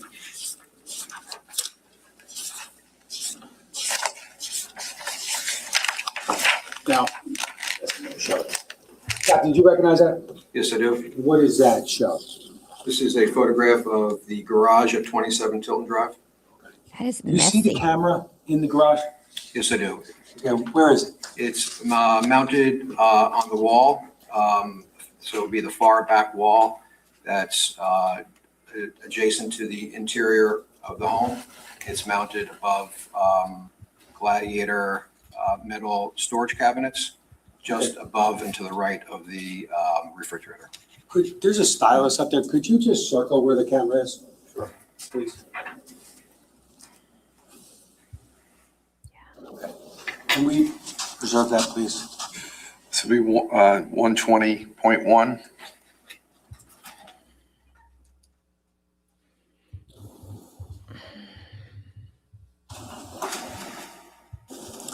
Captain, there's a button on the bottom of the screen that says undo, if you can see that. Yes. Can you just hit that until the circle goes away? Okay. Can I have slide 62, please? See it when they back out of the driveway. Weird. Do you recognize that picture? Yes, I do. What is it? This is a photograph of the kitchen area inside 27 Tilton Drive. And you can see the camera angle is facing towards the north. So through that open door is a mudroom, And then you can see there's another open door that leads into the garage area of the residence. Okay, can I have slide 63 of S1A? You recognize that? Yes, I do. What is it? This is a piece of furniture with some clothing and shoes inside the mudroom area of the residence at 27 Tilton Drive. Okay. And can I have slide 64, please? Do you recognize that? Yes, this is also a photograph of the mudroom. To the left is the left door. You can see the kitchen area. That right door, which is white in color, leads to the garage, and obviously straight ahead is the bathroom. Okay. So if you basically to the right of where we see that door is the garage. That's correct. Now, you testified a little bit earlier about the home also having some Nest cameras. Yes. Now, that Nest is a brand, correct? Yeah. Google Nest. Sorry? Google Nest. Now, were you able during the course of your investigation to determine whether those cameras continued to be operational after the time of the fire or after the time frame of the video we just watched? Bad question. The way you're looking at me, I'm going to ask you again. Yeah, that was bad. Rephrase. To determine whether or not the Nest cameras in the house were operational after the time frame of the video we just watched from the garage. So they were not operational at the time of the fire. Now, I would like to show you what has been marked as S274 for identification.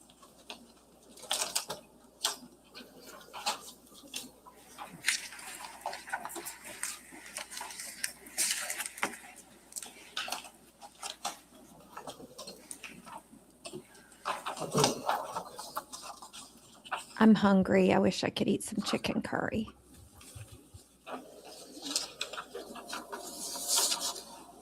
Just going to show you first what's been marked as 273 for identification.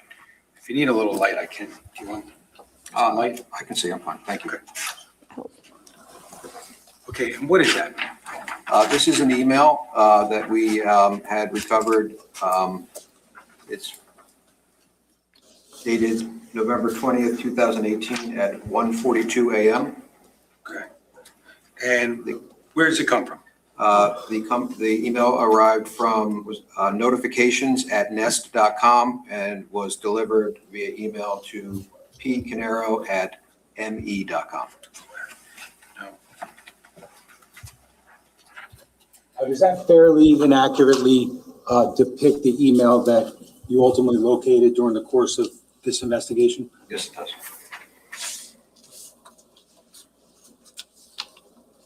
Now, if I may publish S273.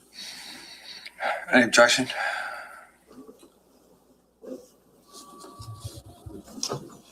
Can we just approach quickly? Sure.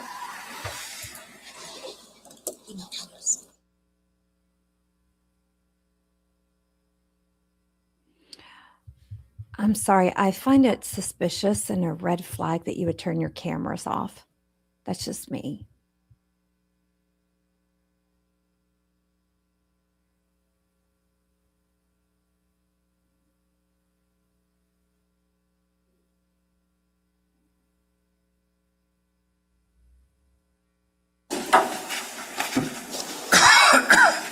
You can publish it.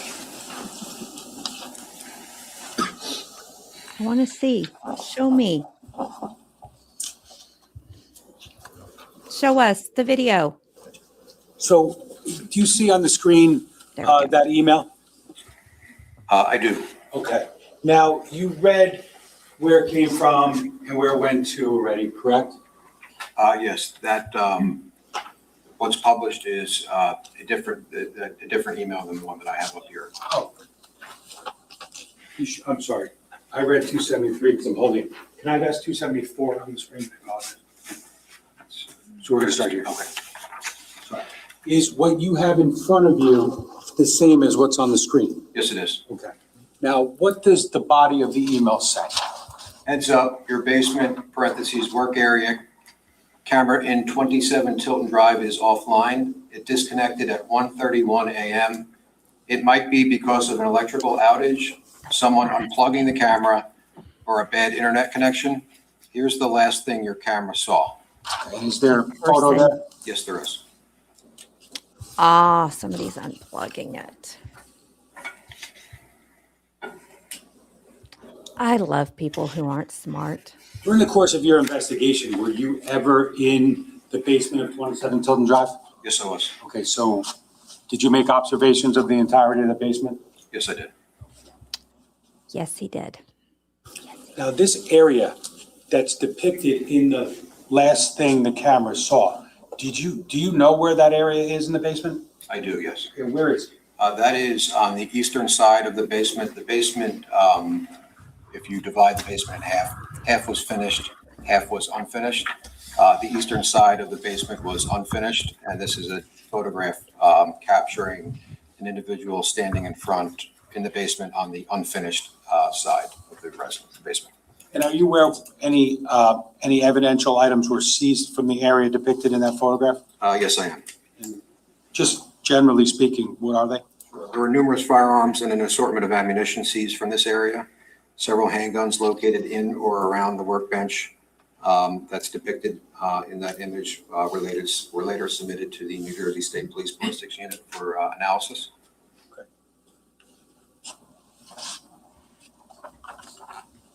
Just one quick question, then approach issue of question. Within that photograph, there's an area down here that I'm pointing to. Do you see that? I do.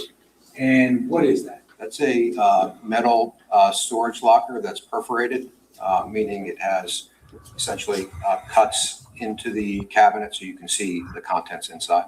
Okay, is that in the background of that photo? Yes, it is. Middle of the top of the photo? Right. Show me the photo. Was there another Nest camera that went offline in the basement that morning? Yes, there was. Do you know where that was generally? Yes, that was also in the basement. Sorry, guys. I'm going to show you what's been marked as S273 this time. The other one was 274? Yes, Judge, I'm sorry. That's okay, 274. Now this is 273. Okay. Numbers are hard. Do you recognize that? I do, yes. And what is it? This is a image captured from the Nest camera, the second Nest camera that's in the basement. This camera is also located in the unfinished area of the basement, so that would be the east side of the basement. Could I have S273, please, published? If there's... What goes on in a basement? So, on the screen right now, is that what you're looking at? Yes, it is. Okay, is that the same email? Yes, it is. And what does that email say in the body? So this email was received from notifications@nest.com. It was sent to Pete Caneiro at me.com. And the email states, heads up, your basement, parentheses, entry and doors to work area, camera in 27 Tilton Drive is offline. It disconnected at 1:31 a.m. It might be because of an electrical outage, someone unplugging the camera, or a bad internet connection. Here's the last thing your camera saw. And is there a photo there? There is, yes. Now that photo, do you know where that's from, that area? Yes, I do. That's from the unfinished section of the basement. If you look to the right of that photograph, you'll see a set of doors. If you make a right through those doors, that brings you to the finished section of the basement. Show me the photo, not the guy talking, guys. I need to see it more. Now,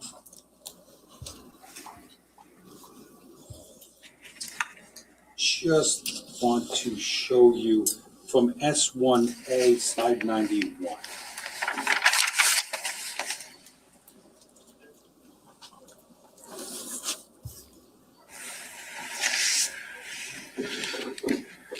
Captain, do you recognize that? Yes, I do. What is it?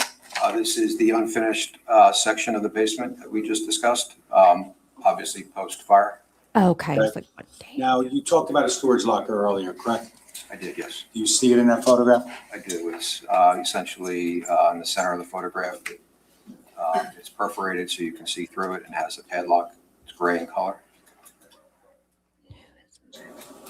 The view that we're looking at here, is that the same or substantially similar to the view that is depicted in the email from S-274? That is essentially the same view. The workbench that I had mentioned earlier is to the left, and that photograph is essentially pointing to the north if you're in the basement.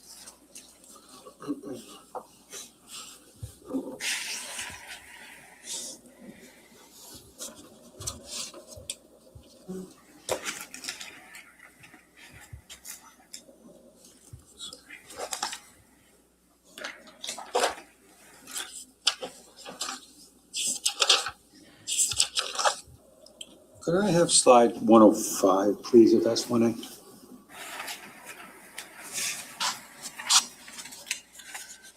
Captain, do you recognize that, what's depicted in that photo? Yes, I do.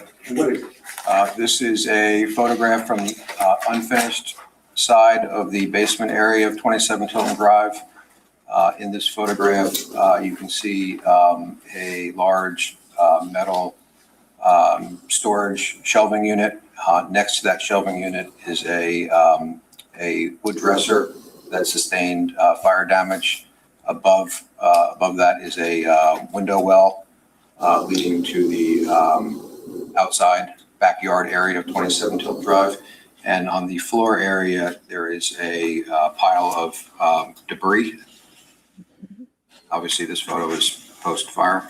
Were you present in this area during the course of your investigation? I was, yes. Does that accurately depict the way it looked on November 20th and ensuing days? Yes, it does. Now, can I have slide 109 of S1A, please? Is that essentially the same area, different, a little bit closer up, I guess? Yes. I have slide 110. Do you recognize that? Yes, I do. What's that? This is also a photograph from the unfinished section of the basement. It's just taken from a different angle. If you look to the top left, you'll see that window well that I just mentioned. You can see the fire debris on the floor, and the fire hoses, obviously, that are draped coming from the outside of the home into the basement. And the doors to the right would lead to the finished section of the basement.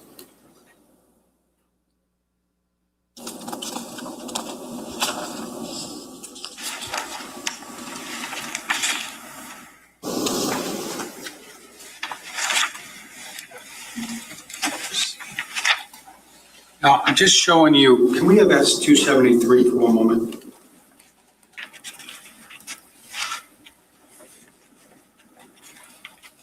Captain, what's on your screen and on the large screen? That photograph, is that the same area that you just discussed in the photos from 27 Tilton? Yes, it is. Now, during the course of your investigation, was any evidence seized from this area here? Yes. What was that generally? In that debris pile that I had explained, there was evidence that was collected and sent to the New Jersey State Police Forensic Laboratory for analysis.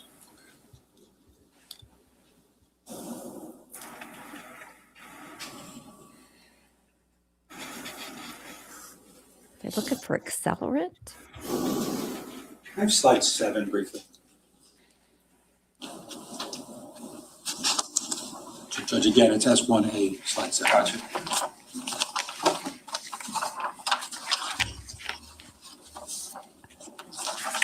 Captain, do you recognize that? Yes, I do. I don't want to belabor it, but what's that show? The driveway, the upper driveway area of 27 Tilton Drive, depicting two vehicles. Okay. And one of those vehicles in Macon?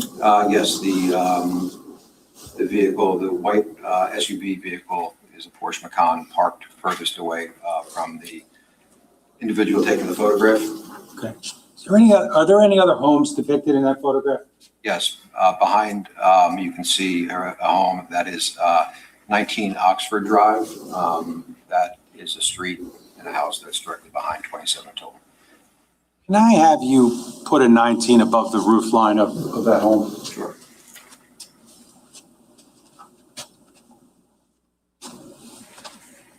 Can you preserve that, please? Okay. That'll be 7.1.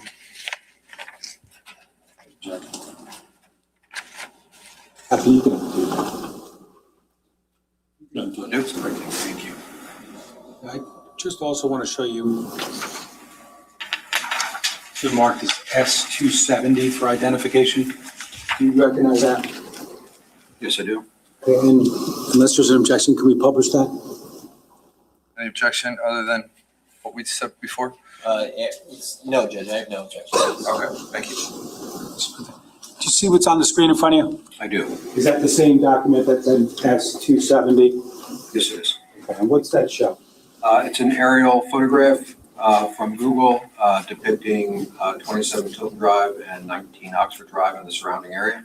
And is there a pin, so to speak, on one of the houses? Yes, 19 Oxford. Now, can you tell us, just to make sure it's very clear, which, if you could see 27 Tilton in that picture? I can, yes. Okay, could you just put an X on it?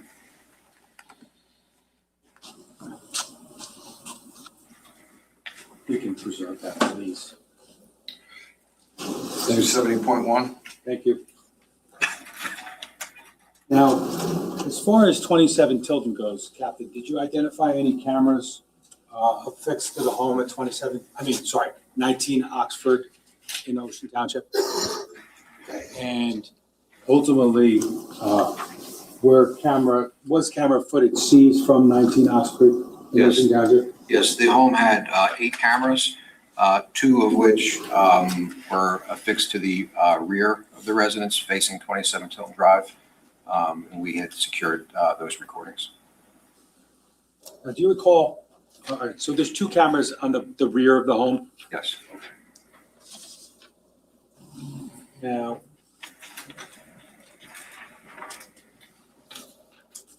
camera 5, are you familiar with the camera 5 from 19 Oxford?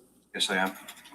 Now, I'm going to show you what's been marked as S271 for identification. I think what we're going to do is, I'm going to allow the jurors to get lunch now before we go into more video, just to give everyone a little bit of a break. If we could turn the lights back on, please. It's been a busy morning. I'm going to give you guys a little bit of time to take a break. I really like this. You're going to go downstairs for lunch. Juror number 9's buying. You like winter. Not my fault. Kidding. So please don't discuss this case. Don't do any research. We'll have you back up at 1:30. I just want to make sure you get the full hour, and then we'll come back up and we'll continue on. All right. All right, thank you all. I will give it a second and see if he's going to talk to the attorneys any.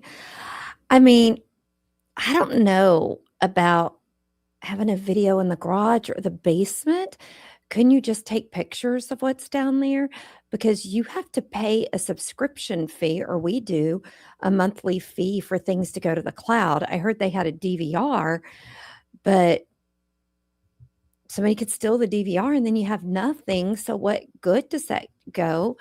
And I don't know, but I'm also operating on half a brain today.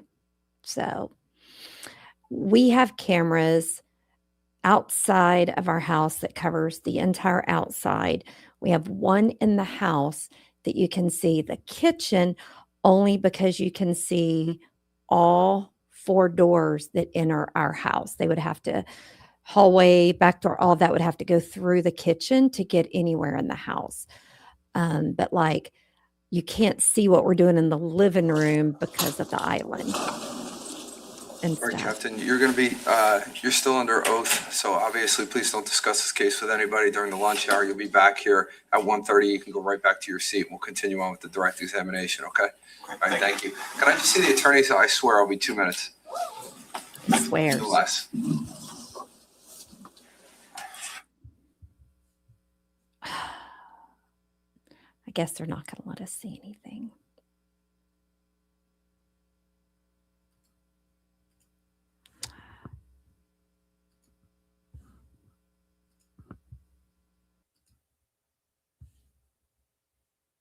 Okay, guys. we do get to play our game, but I want to wait a minute. So I'm trying to figure out, and I did some screenshots of some of those pictures because they weren't leaving them up long enough for me. Are they trying to say something is missing from the areas before they burned? I mean, I get the video where we saw a person in it, but that unfinished basement, or are they trying to show maybe accelerant? Because I missed yesterday afternoon and this morning. So if anybody could tell me why we're looking at those pictures, or maybe they're going to put it together for me coming soon. Maybe. So, Kelly, I think they were maybe falling asleep as well. Dave, you skated on the streets. Well, here in the Austin area, we had what they called Snowmageddon. I think it's been 3 or 4 years ago. And kids were doing that because we had thick, thick ice. In fact, stupid me thought our covered front patio, I was like, oh, the snow and ice couldn't have gotten up there. So I went outside to go look. I busted my butt and fell, and it was on our cameras. Somewhere my husband has that video, but I busted my butt and fell.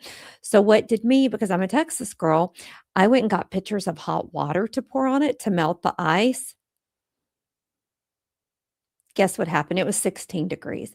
It all froze, and it was even worse. It was even worse.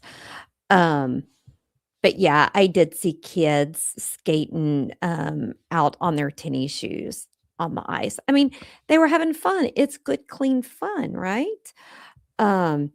Just unfortunately here in Texas, now up in the Panhandle area, Amarillo, they are used to getting ice and snow. Here in the central part and the north part, not quite so much. I mean, we would have really cold weather in Dallas, and then just 2 hours away up in Oklahoma, they would get tons of snow. So it's really, really, really crazy. Now, guys, do you want to play this game? Kelly, that would be me that would fall and break something, but I didn't. I cracked a rib, but that's not really, I'm old.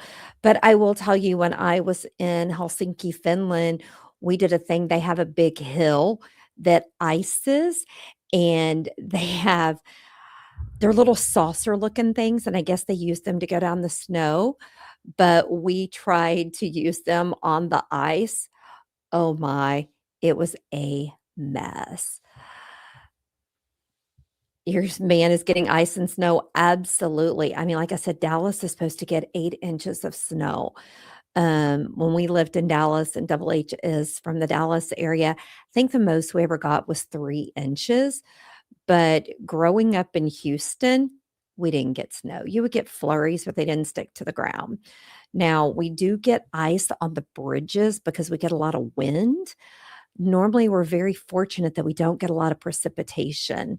But I was just looking at our weather here, and we have got rain for the next 3 days and 95% chance on Saturday, and it's going to be 27. Luckily, we do get up to 36. So I think that'll melt some of that ice. I don't know. But we've got rain Friday, Saturday, and Sunday.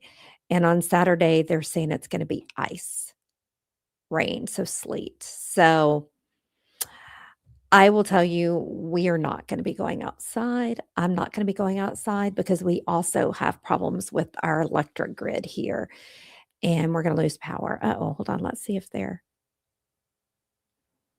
Let me take this. I heard them say something. Nope.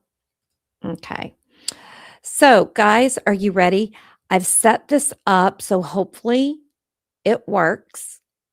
So let's go, because I am going to play today. I hit start. What's going on?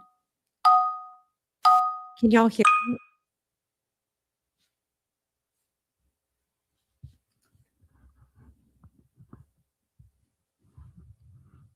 See, I'm not good at this.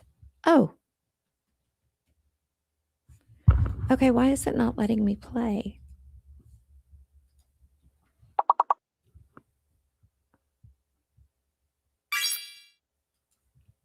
Look at you guys. I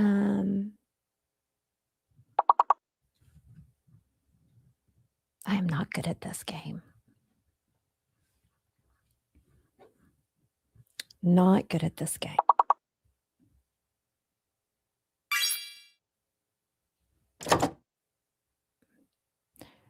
I want to know why Arctic wasn't a word.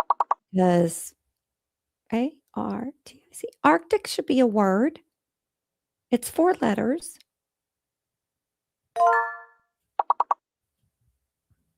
Oh, somebody already did that one.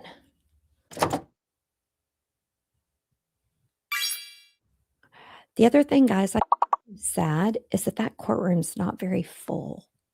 It's pretty empty. That's kind of sad for family and my Thirsty Kelly, really, fart? Are you boy mom?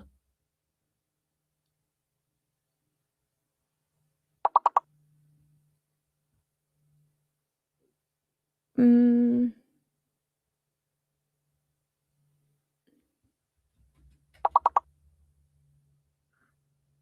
Nope. That's not enough letters.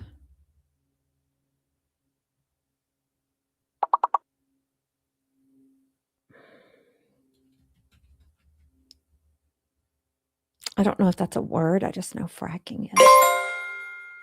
Rift. Nice.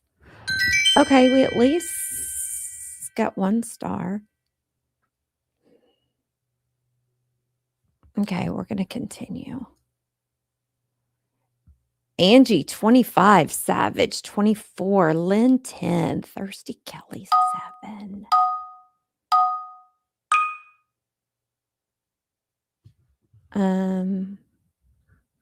Nope, that won't work.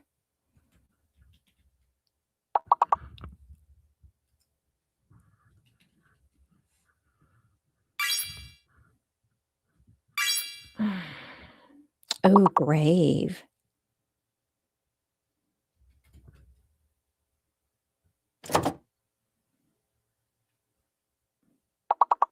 It doesn't like me. It has not picked one single one of mine.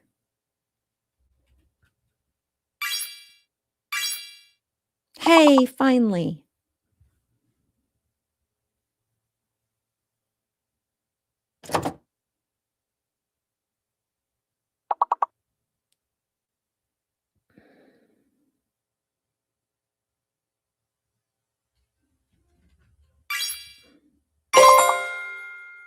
Hey, I got one. Yay.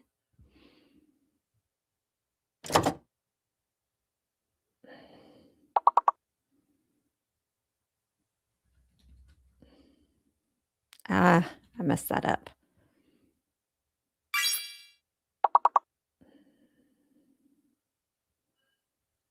Gave, that's a good one. What is that long word that it's got?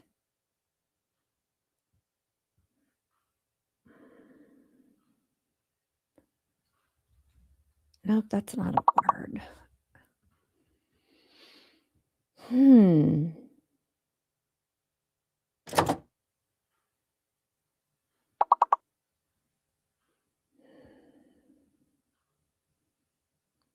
I don't like this one. Can I just say that? I don't like this one. I can't.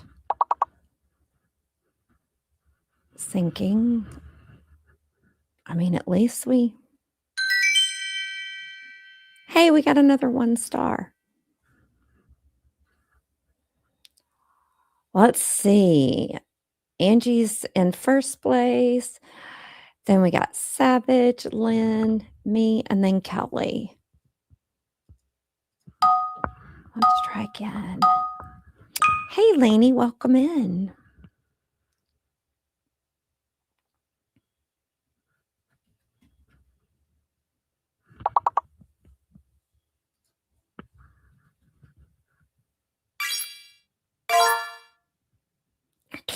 Imagine me getting pain. Oh, somebody already did that one. Oh, wow.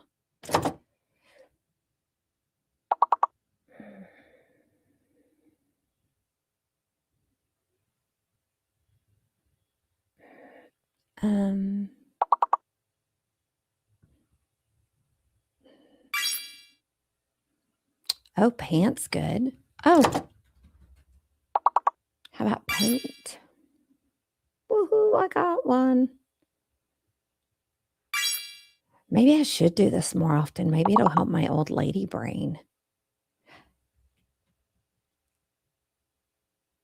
Oh, that's not enough letters.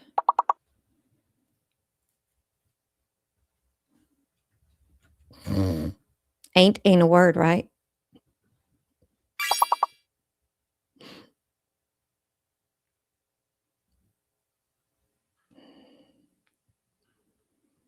Hmm.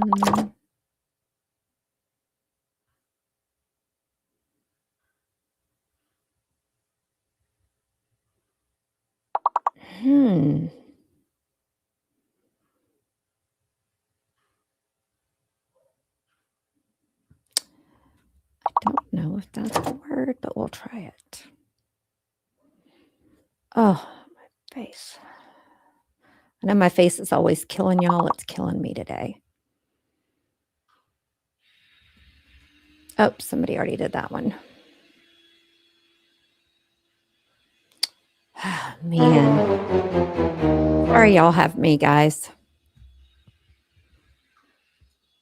I'm not helping much. Uh-oh. What is that? We don't want that. Jeez.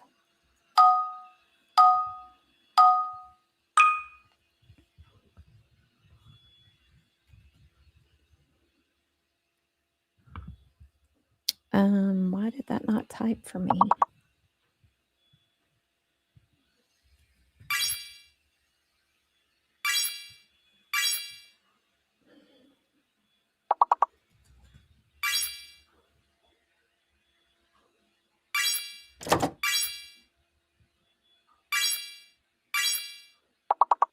Look, we're doing better this time.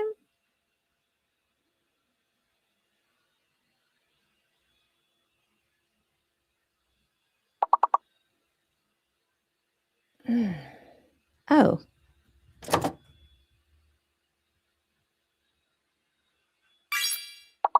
I think that's how you spell that.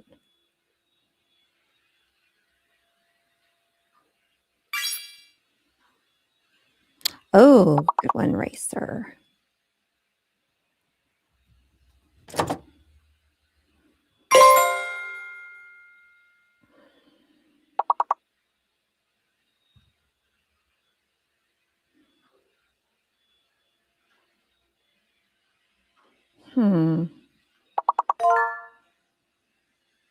Tracer.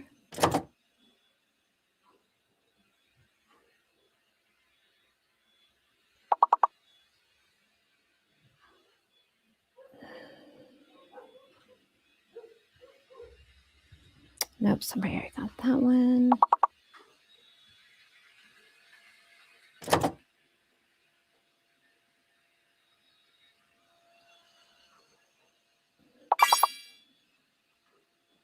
Acre, good job.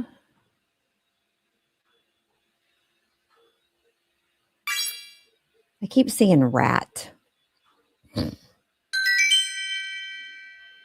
Hey, we got 1 star.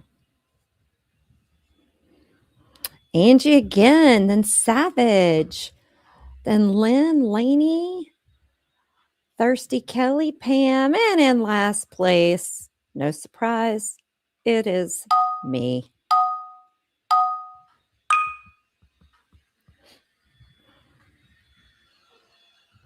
Okay, why is it not typing for me?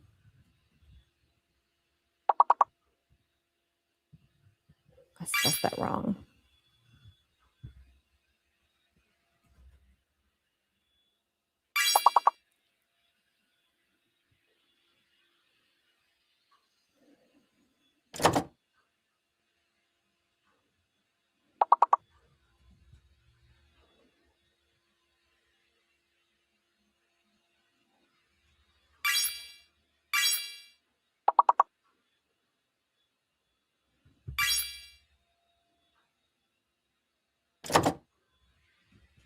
I'm not sure that's how you spell that. It is rumen, okay.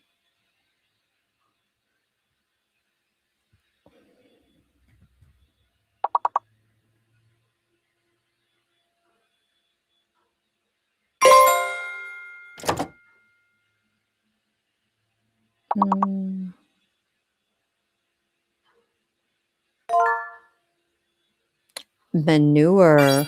Good one.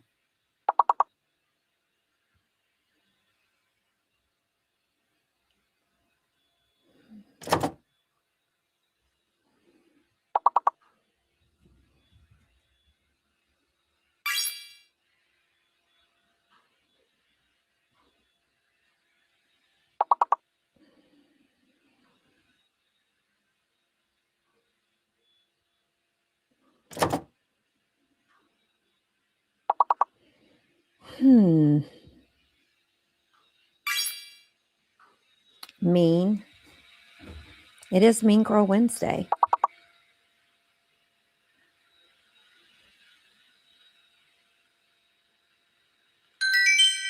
Guys, why it's giving us that, I'm going to just let y'all know. The tooth fairy did not come see me, and I even put my tooth under the pillow. And I mentioned it to my husband, and he goes, yeah, the tooth fairy doesn't come after 15. I found that to be very rude. So it looks like Angie's in first place again. Savage still in second. Lynn. I'm in fourth overall. Don't know how the heck that happened. So, but yeah, I gave my husband an opportunity to be successful. Even told him I was going to do it. Nothing. I woke up and still had a tooth under my pillow. Agree. My son said I should have gotten at least $30. I got nothing. Nothing. Oh.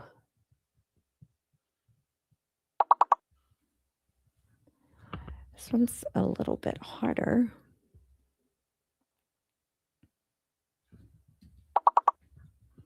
So I woke up disappointed this morning.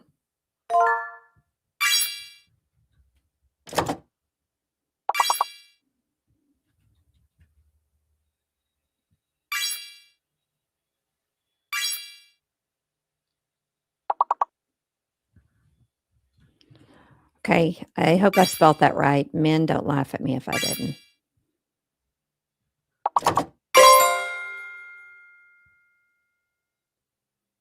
I must not have spelled Axel right. It didn't show up.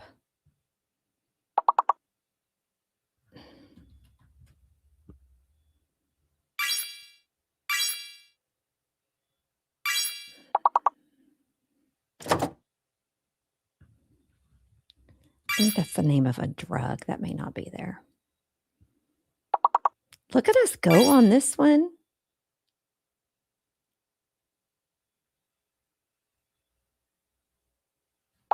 Oh, no, that won't work. Leap.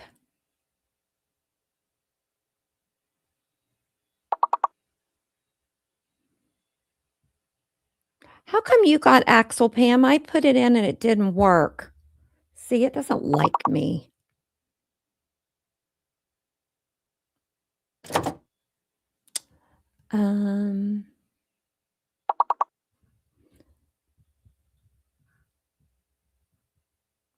Oh, ample. That's a good word.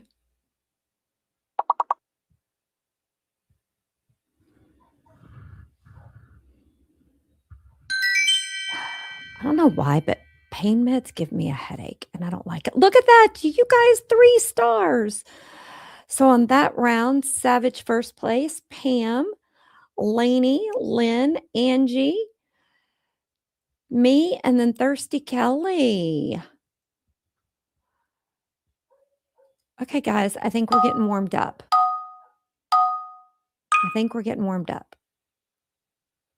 Oh, one of the letters is fake. Oh, boy.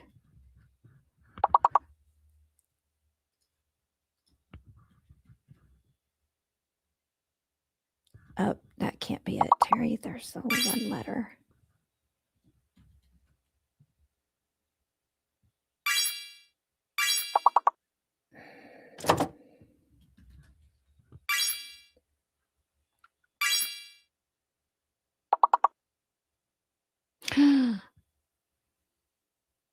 I think, trying to figure out what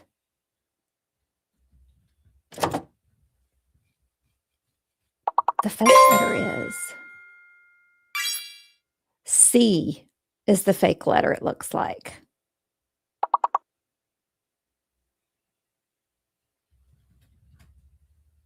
Oh, Terry, I just said the C's fake and then you use it. What a stupid person I am. A 4-letter word.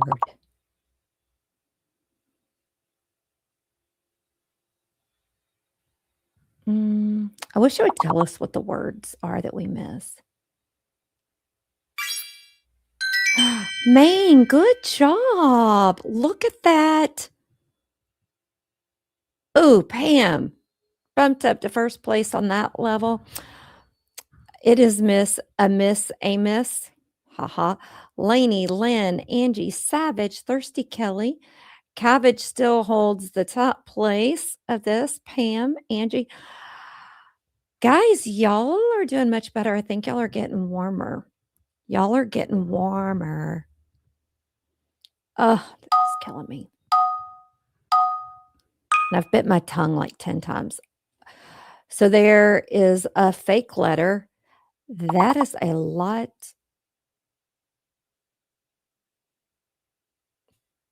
I think she called me cabbage. Hey, it's hard to talk. What can I say?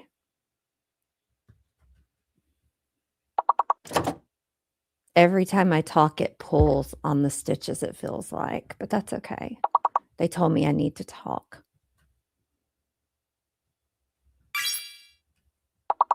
I don't think that's a word I just put in, but...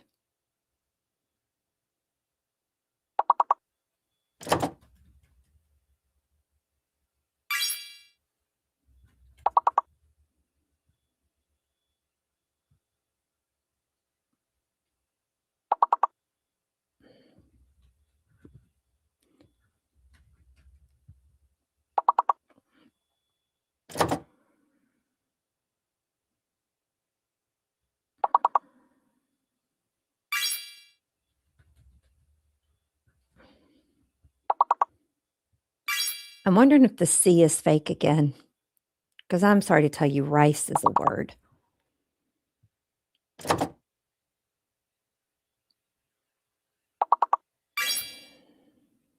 Ruse.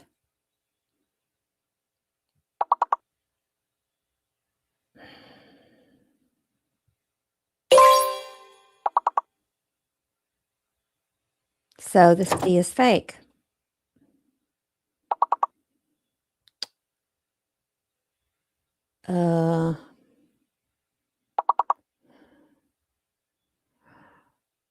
I do not know.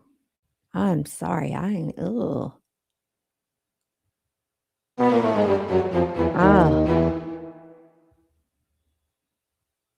Okay, we didn't do as good on that one. That one just totally freaked my brain out. That's okay, guys. Look at that. Still did good. Angie of Oz, overall winner was 73. Pam, 72. Let me try to say this right. Savage. Okay, I got it out. Lainey, Lynn, True Crime, Thirsty Kelly, and my Miss Amos.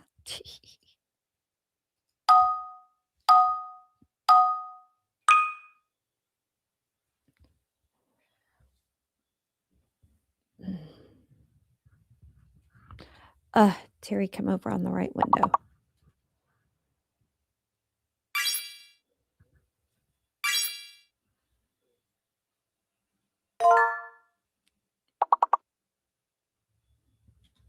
Oh, great. This word's going to just send some people into some good comments there.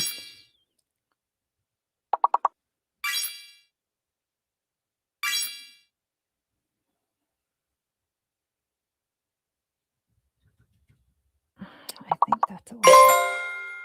Hey, it was a word.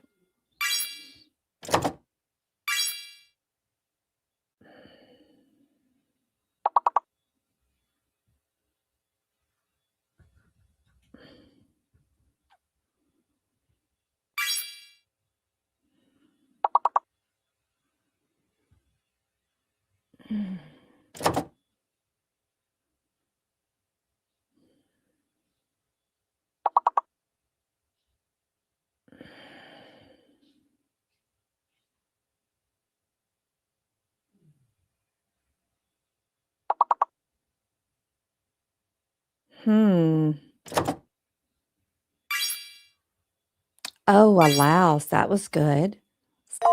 That was good.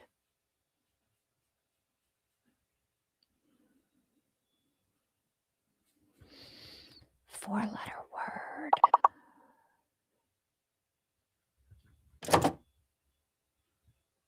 Oh, we already got that one.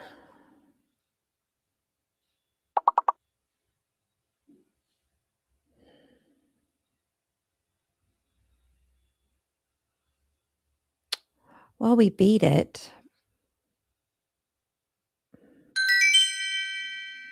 Yay, look at that. 3 stars.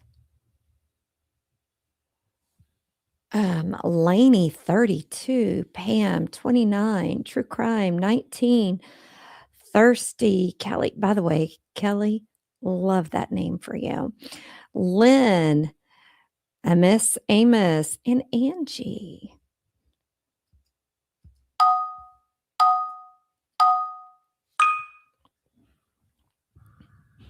Oh boy, I'm going to go for the obvious.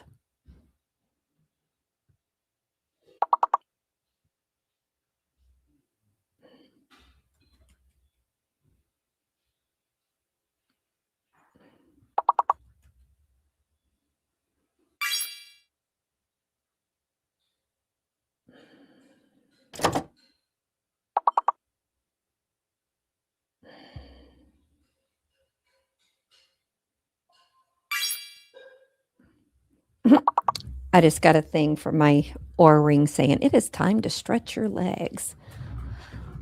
Fine, everybody telling me what to do. Tick, pick.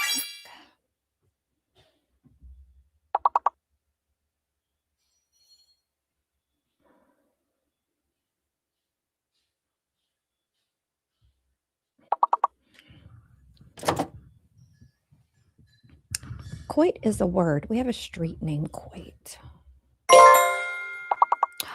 Cockpit, very good.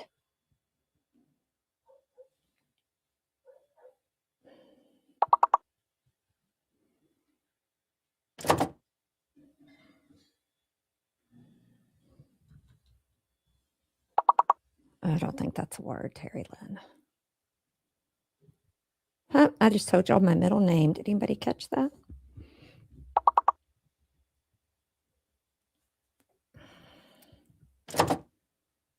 Oh, Pico.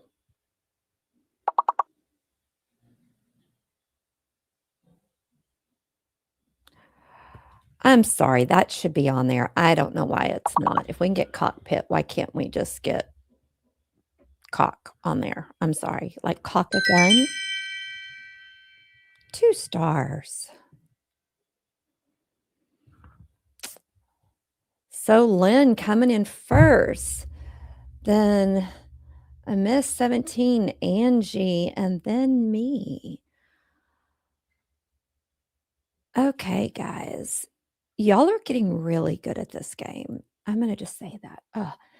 I feel like my face, I feel like I'm talking like I'm drunk.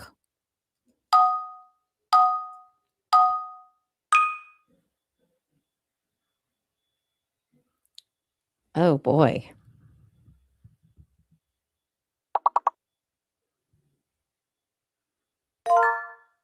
Hockey, good job. I'm like, I got nothing. Choke.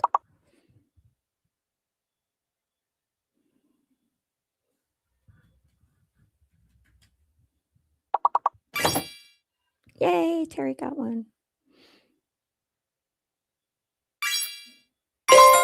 Coke. Hokey, good one. Heck.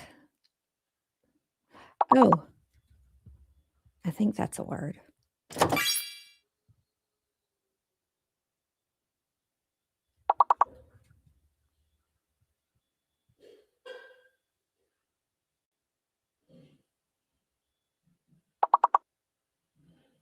I keep seeing it and I keep going, oh, wee, oh, wee, oh.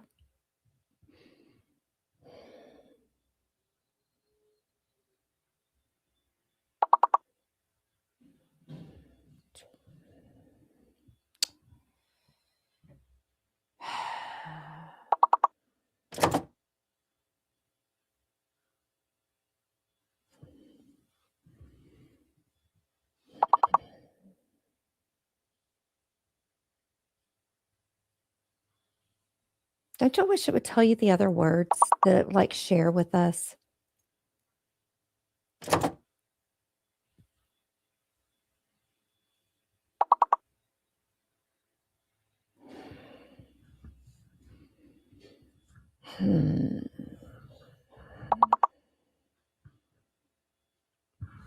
I think it should tell us the words because now I'm going to be sitting here going, what were the other two words? I'm sorry. I give y'all 3 stars on that one because that one was hard. Look who it is in first place.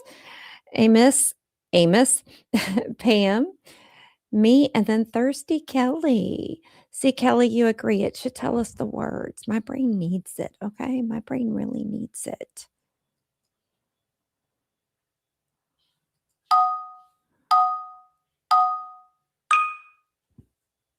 A fake letter. Okay. I think that's a person's name, not a word.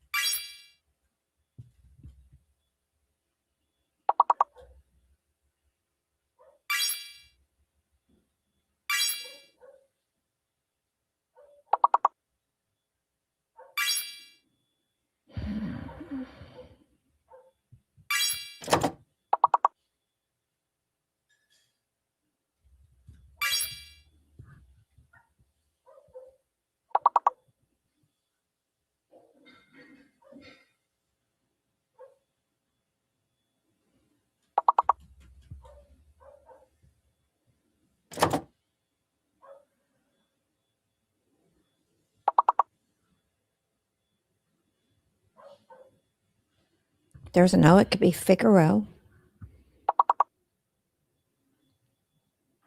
What letter is fake?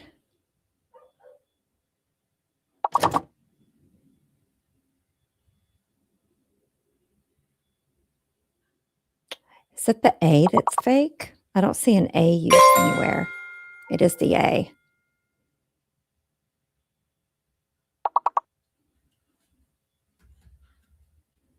Nope, that's not a word, Terry.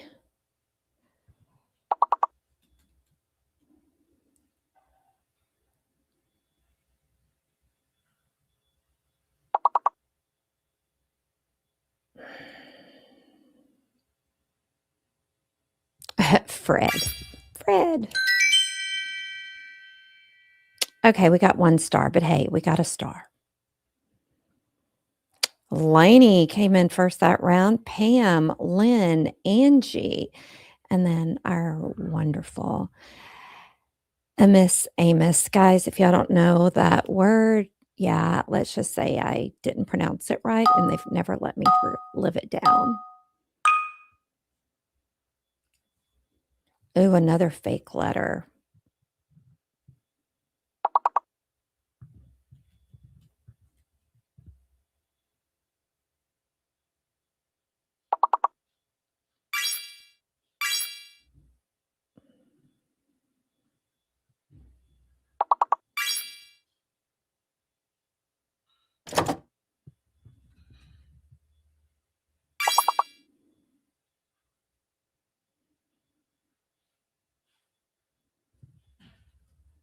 Oh, somebody already did that one.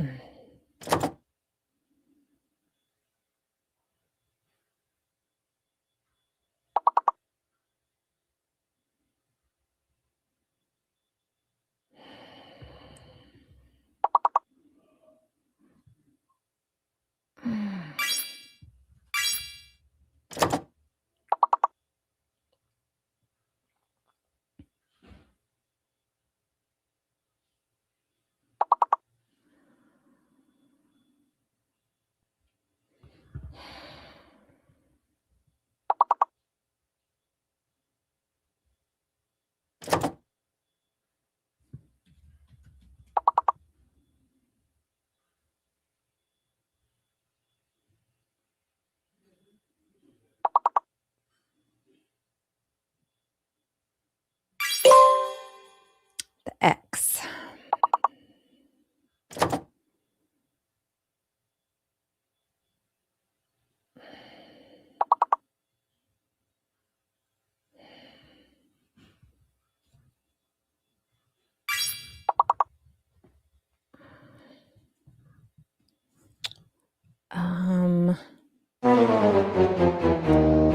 Okay, why is such rude music?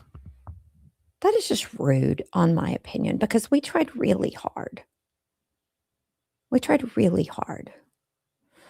So, Thirsty Kelly in first place. A miss. Pam, Angie, me, and then Lynn. But Pam is in first place overall. And Pam, you better watch it. Look who's coming up to get you. A Miss Amos. I got to remember to keep an eye on the court. Oh, Lord. She is on your tail.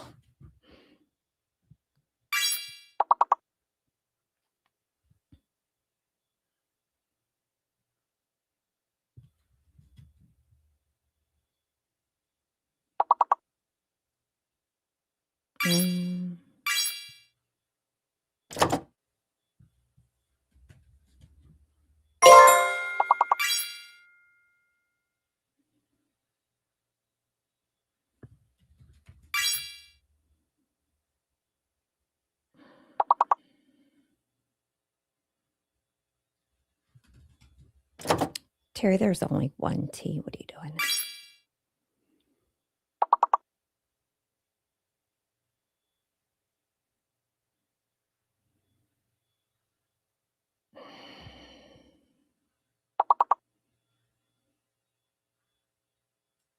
My brain just shut down. Lord.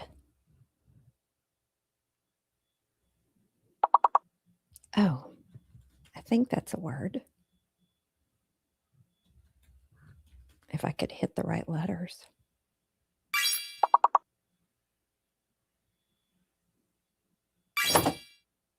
Dang, yes. Oh, one more, guys. One more, just one more, and we will do it.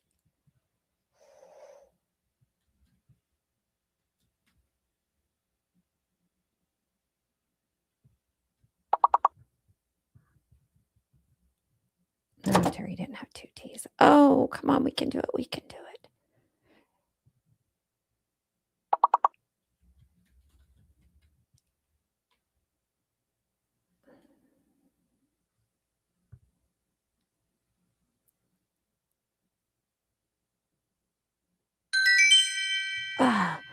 Dave, you've been watching some of these snow chasers? Like effect snow? Yeah. We don't get storm chasers unless there's tornadoes. So, first one on that was our Miss Amos, Pam, me, Thirsty Kelly, and Lynn. Guys, does my voice sound off today? Because to me, it sounds really deep and scratchy, like I've been a smoker my whole life. Could just be me. Could just be me. Did anybody hear what time court was coming back? I forgot to write it down if we did hear it. Also, any suggestions on soft food besides mashed potatoes, eggs, and malto meal and yogurt? So black ice is bad there. They can't put salt down on the roads around here as the deer and elf will stand on the road at night and lick the roads. Okay, that's kind of cute. We do get black ice here. Jello, mac and cheese with that, I would have to be really soft because I'm not supposed to chew. Savage, I don't drink milk under any circumstances unless I'm pregnant. I don't do milk. Whoa. And I'm not supposed to chew, like do chewing motions. It's supposed to be something you can just put in because I think they're worried about the stitches coming out that's holding in the bone graft, but who knows? Pudding. I'll have to do that. We have pudding and jello I can make.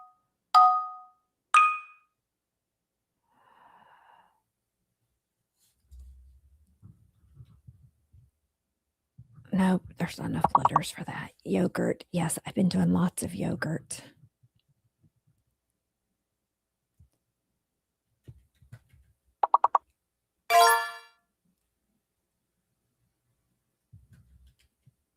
And I've been eating a lot of malto meal.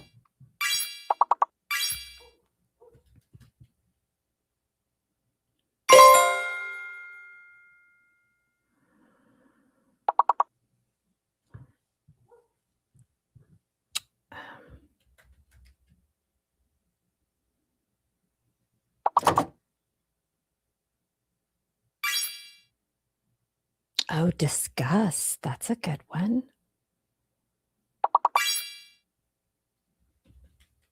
Oh, Terry, there's not an E. How could you put that in there?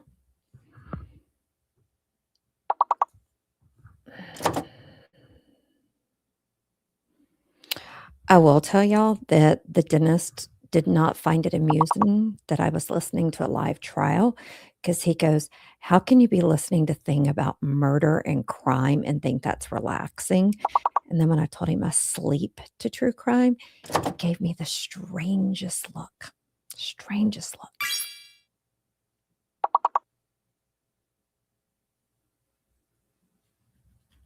I don't know if that's really a word. I think it's a word.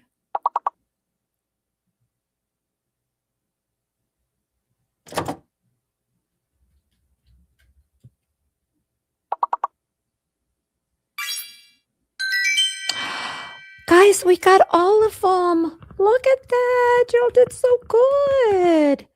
Good job. So I came in first that time. I don't know how. Then the fabulous Miss Amos, Pam, Angie, Cabbage Cashew. I said it on purpose that time. Lainey and Thirsty Kelly. But look, first place overall is a Miss Amos Amiss.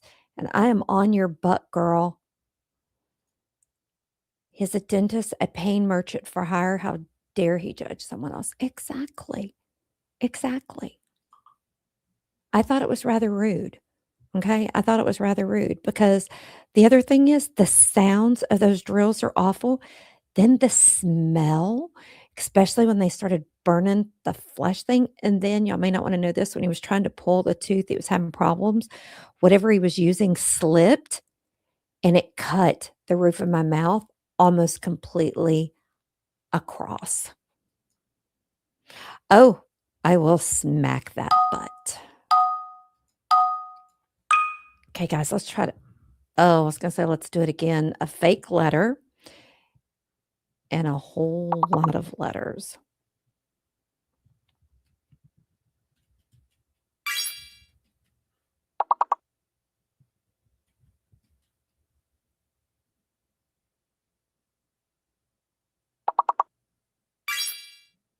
I'm wondering if that S is our fake word because it's not letting anything in with the S.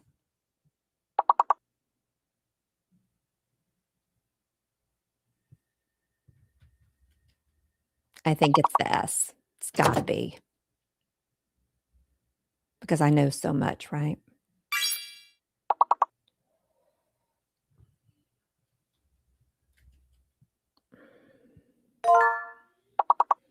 Goodwill.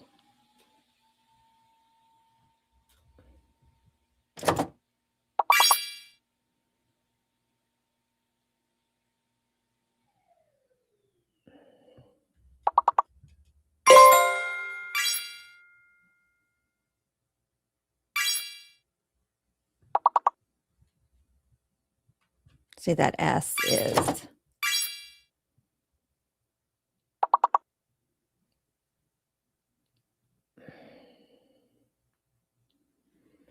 I don't know if that's a word, but we're going to try it.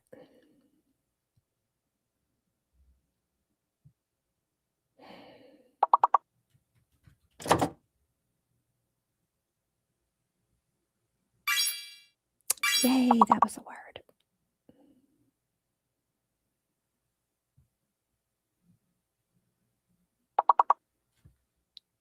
Two more. Let's see. 4 letters, 2 words. Okay. Okay, we got 3 stars. Yay.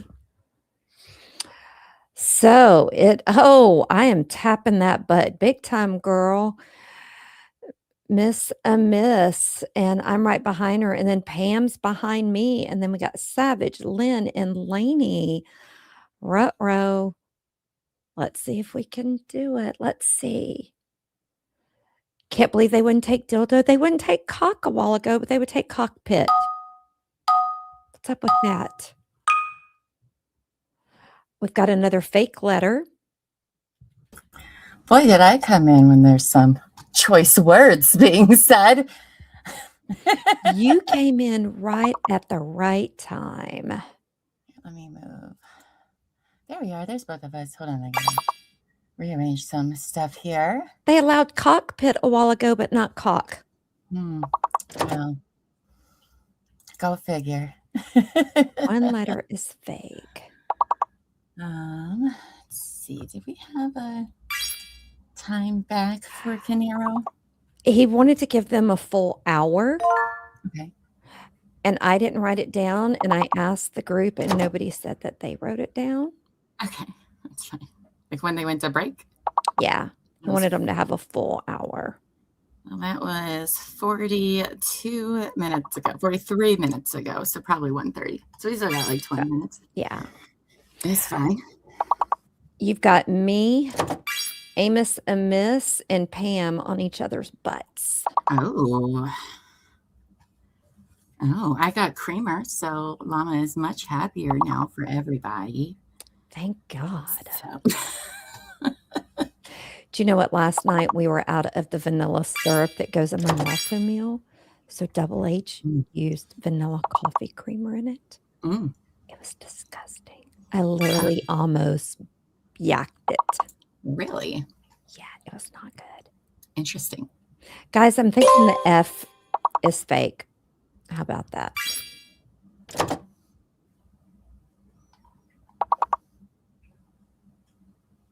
Let's see.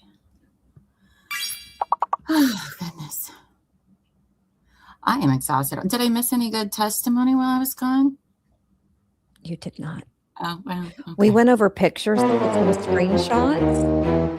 They had cameras in the basement. Right. That's where I was leaving off. And they kept showing us pictures of before it was burned and after it was burned. And I was trying to figure out, is something missing? Mm-hmm. Are they trying to maybe going to show us accelerant or something? Okay. And they didn't leave them up enough when they were talking about them. They would be like, yeah, and did you notice on the right side? But yet they'd already taken the picture down. But so I started doing screenshots of it. Mm-hmm. And then on one of the garage pictures, the light comes on and then you see the guy's head. And then the camera would send an email saying, your camera went offline. This is the last photo it took. Oh, okay. And there was a person in it. Interesting. So I had to click the restart button. Yeah. I was trying to chat with you. There was a person in Paul's house? In the garage. So when the light came on, you get to see a person's head, but then the car was in the garage. Okay. So I don't know if that's when he was going out to move a car or something. Interesting. So, but the judge said, let me give you all a break before we go into more video and pictures. Okay. And then he talked to the attorneys for 2 minutes, but we didn't get to hear. Oh, well, okay then. Same old BS. Riveting. Riveting, riveting, riveting. I mean, I'm definitely interested in seeing some of these security cam stuff, but I am, but they turned them off. Right. Thirsty right. Kelly, of course you get grind. Of course.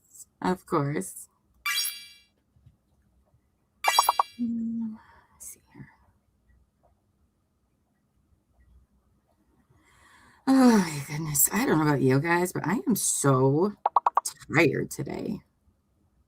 I am extremely tired. Like, I wish I was so tired when I went to bed and woke up awake, but I like go to bed awake and then wake up really tired. I feel like that's not how sleep is supposed to work. I mean, I will say I fell asleep. We had to stop the episode we were on of Games of Thrones Mhm. because I was literally drifting off. And I was like, Yeah. okay, we got to stop. And you got a llama warning. The pile of debris that they sent to the lab from the basement. Oh, like the clothes and Yeah. But I'm stuff. like, are they sending it to see if accelerant was used?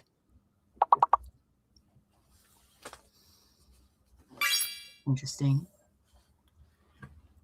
I kind of like am annoyed where they're hopping around a lot. Okay, I And thought it was just me. I'm like, no. why are they just bouncing around? Yeah. I don't think that's very helpful. Like the trust attorney who was on this morning, like he definitely should have been the very first witness. Would have been Mhm. helpful to understand more of what a trust was before we went into all this financial business. Right. That, you know, sorry, the majority of us don't have trust. And you don't really know what it is until you even have it. And they're very hard to find out about. I just got an alert about the weather. Jeez, you know what's coming. Yeah.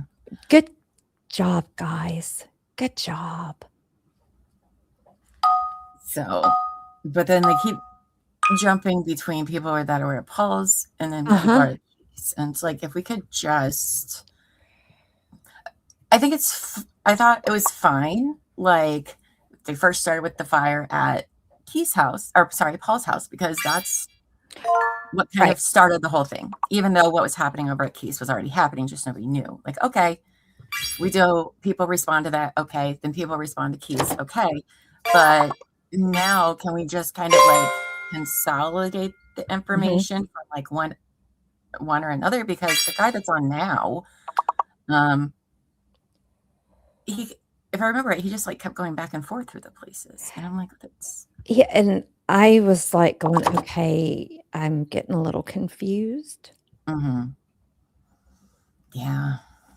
But I still don't get why you would have cameras in your basement or your garage.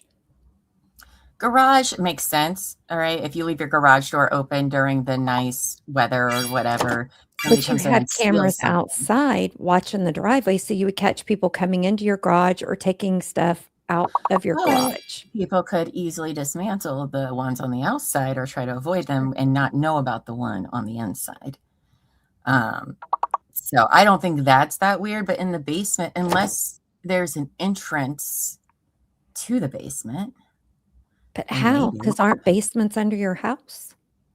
Oh, they are. Some people have walkout basements, meaning there's like, you know, glass sliding doors that you can walk right out from the basement. In the house we stay at in Ohio. Oh, like that? Yes. But see, is that really a basement or is that just a lower level? Because to me, basement is underground. It is. It was underground, except for the backside, wasn't it? Except for the backside, you're right. Right. Because they cleared that way to have that under. So those I'm are called remembering walkout that now. But technically, yes, they are basements because on the other side you can't. And then they would say, like, in one of the pictures, you could see the fire hose coming through. So there was a window there and they kept talking about it. Yes. But nobody gave us a picture of the actual window. I think that was just a regular basement size window. But they had a fire hose come through it because I wanted to know, was that window big enough for a person to fit through? It looked like it would have been. But you really couldn't tell. Good job, Pam. So yeah, I think that was the window by the gas main too. So, but I think I hope it's all going to piece together for me at some point. There is a fake letter, guys. I hope so too.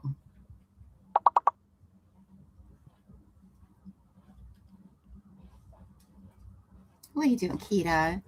Oh my gosh, you're so cute and fluffy. Do your dogs love to go out and play in the snow? Yes. Kia likes to play more in the snow. Zoe does too. But not, I wouldn't call her playing. But Kita, the elk hound, who's built for the snow, loves it. My dogs love the rain. They love the snow. I'm curious to see how they're going to do because I've got to put their little shoes on them so they don't slip on the ice and fall into the pool. Aw.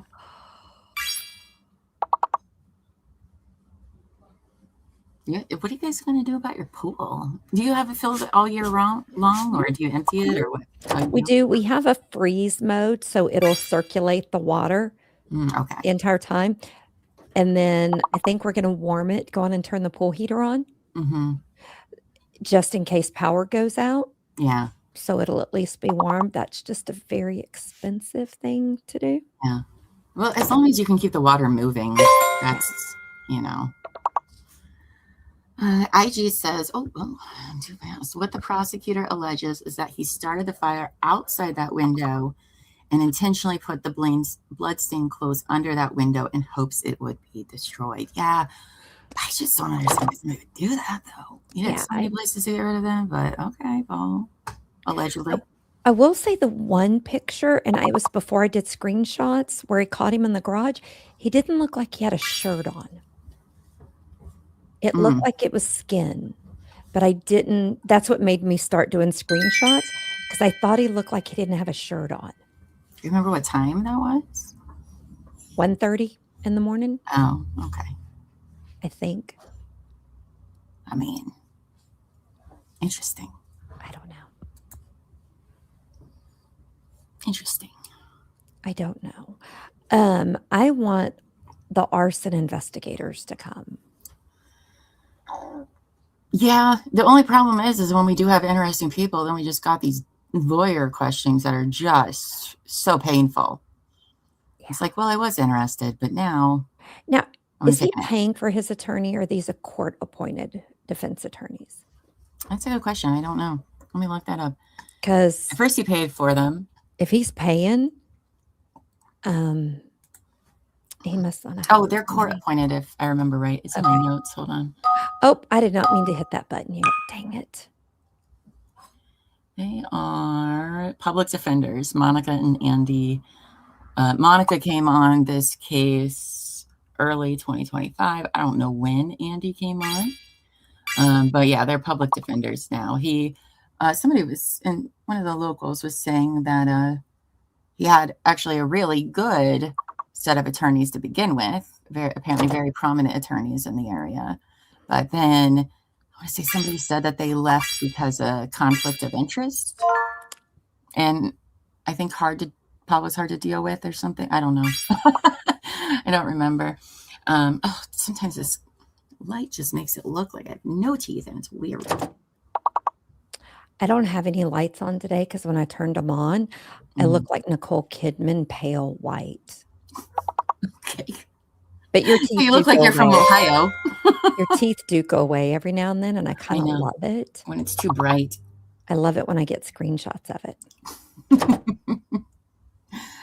Court appointed. Okay, thank you. What was I saying? Why are we leaving the front door open? But what's interesting, when I looked at our weather a while ago, it's going to be 70 here today during the day. Oh. It's going to be 73. And so our cold front hits tomorrow. Oh. Which we know what my body loves to do when we go from 73 to 30. Mm-hmm. It's going to be great. I'm more so concerned about all your guys' temps like after the storm. Mm-hmm. You know, like how long are you guys going to be below freezing? Because that's the big problem, you know. So we get above freezing every day during the day. So like we get down to 22, but then the next day it's 46 during the day. Mm-hmm. But Sunday we're 24, the high is 36, but we have an 80% chance of precipitation is our lowest for the next 4 days. Okay, so 4 Saturday days. now is 100%. Yeah. We're cold at night, but like Saturday we get up to 55. from 30 to 55. Hmm. So I would think the ice, that's warm enough for the ice to melt during the day. Depends how much there is, and yes, but then once it drops below freezing again, whatever's still there is gonna going to refreeze. Front's going to last for the deep southers. So we're only below freezing for 4 days at night, and then we're like 34. Mm. Yeah. What I find funny is today we have a high UV index, so it says to wear sunscreen. Oh. I mean, you get all that snow, you're going to want to. That's why snow is bright. I remember when they were getting that blizzard last year in Louisiana. I told Buffy, I was like, by the way, it is going to be so bright in the morning. You're going to want to wear sunglasses. It's bright. First time I went skiing in Colorado when I was a teenager, they had a big snowstorm. But then the next day, the sun was so bright, and we went skiing, and nobody brought sunglasses. Oh, and it was brutal. Yeah. So we're wondering how you're going to get home Sunday. I was thinking of you last night, Lainey. Maybe stay till Monday. I was thinking about your show because I didn't know how bad it was going to be until after I sent streaming last night. I was like, didn't Lainey say she's going to Connecticut? Like, is she? Because I heard, like, New York, New Jersey, for sure is getting 7 inches minimum, maybe more than that. So I was like, Yeah, our neighbors who normally help us with our animals and stuff, they're in New York. They're up in Rochester for a month. And they sent us a picture, and they're like, it's a blizzard here. And the Rochester is where they are? Uh-huh. Well, yeah. He's like, yeah, no. And I was like, well, what do y'all want me to do for y'all's house? They're like, well, you go open the cabinet doors so the heat can get in there, drip the water. It's like, absolutely.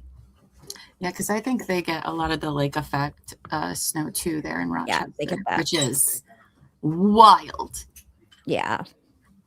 But I mean, am I weird that I would love to be in a cabin somewhere, have all the necessities, and actually get snowed in for like 3 days? Snow's fine. Snow's With a big fine. fireplace. It's the ice. It's the ice that's the problem. Yeah, like if we're going to get like a foot of snow up here, fine. Okay. Oh, we just got an emergency weather alert from Red Cross. That's interesting. You might have to drive back home after the show. Snow doesn't start where we're playing till 5:30 p.m., but it'll be snowing at home from, yeah. Well, Lainey, whatever you do, please be safe. Please be okay. safe. Please. So, you're a rock Please star, be we safe. know, but please be very safe. So do y'all want to keep playing, or do we want to end it? Because court should be coming back soon. I think, you could probably do another. Okay, we level. can do one more, guys. I'll switch it over. I'm glad you were here because maybe you could put some and help us win. I don't know. I am not that great. Especially when we get into the fake letters. That's like all I can think about. It's like, yeah. Oh.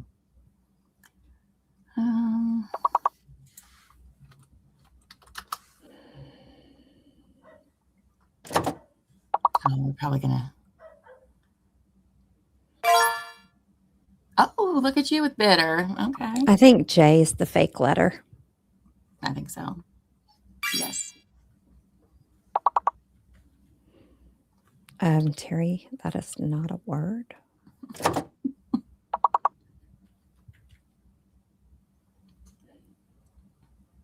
J's got to be fake because I just put in the only J word I could think of. Jibe? Is that a word? Yeah. Jibe or jib, a jibe. I think it's a word. If not, I made it up. There's jive. Right. There's jibe, I think. I don't know. Could be. I have to go look it Sometimes up. it takes words and I'm like, that's not even a word. It's fine. All words are made up. Oh, you know what? I forgot. I don't think you saw what I was drinking yesterday. Hold on. My coffee might be done, so I'll be right back. Yeah, no, thanks. All right, just go. Oh, good one, Tracy.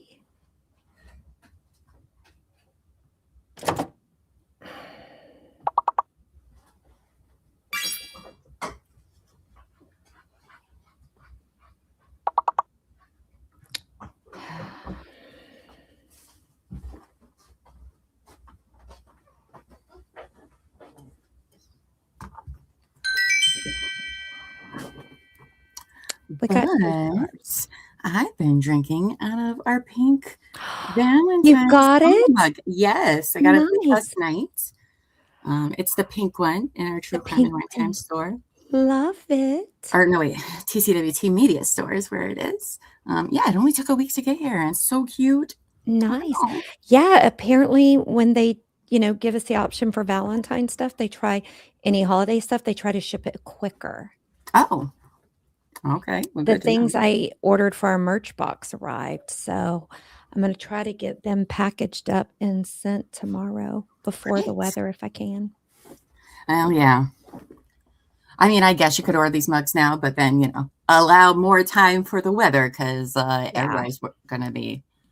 Because I think the whole continental U.S., I mean, even Florida is cold.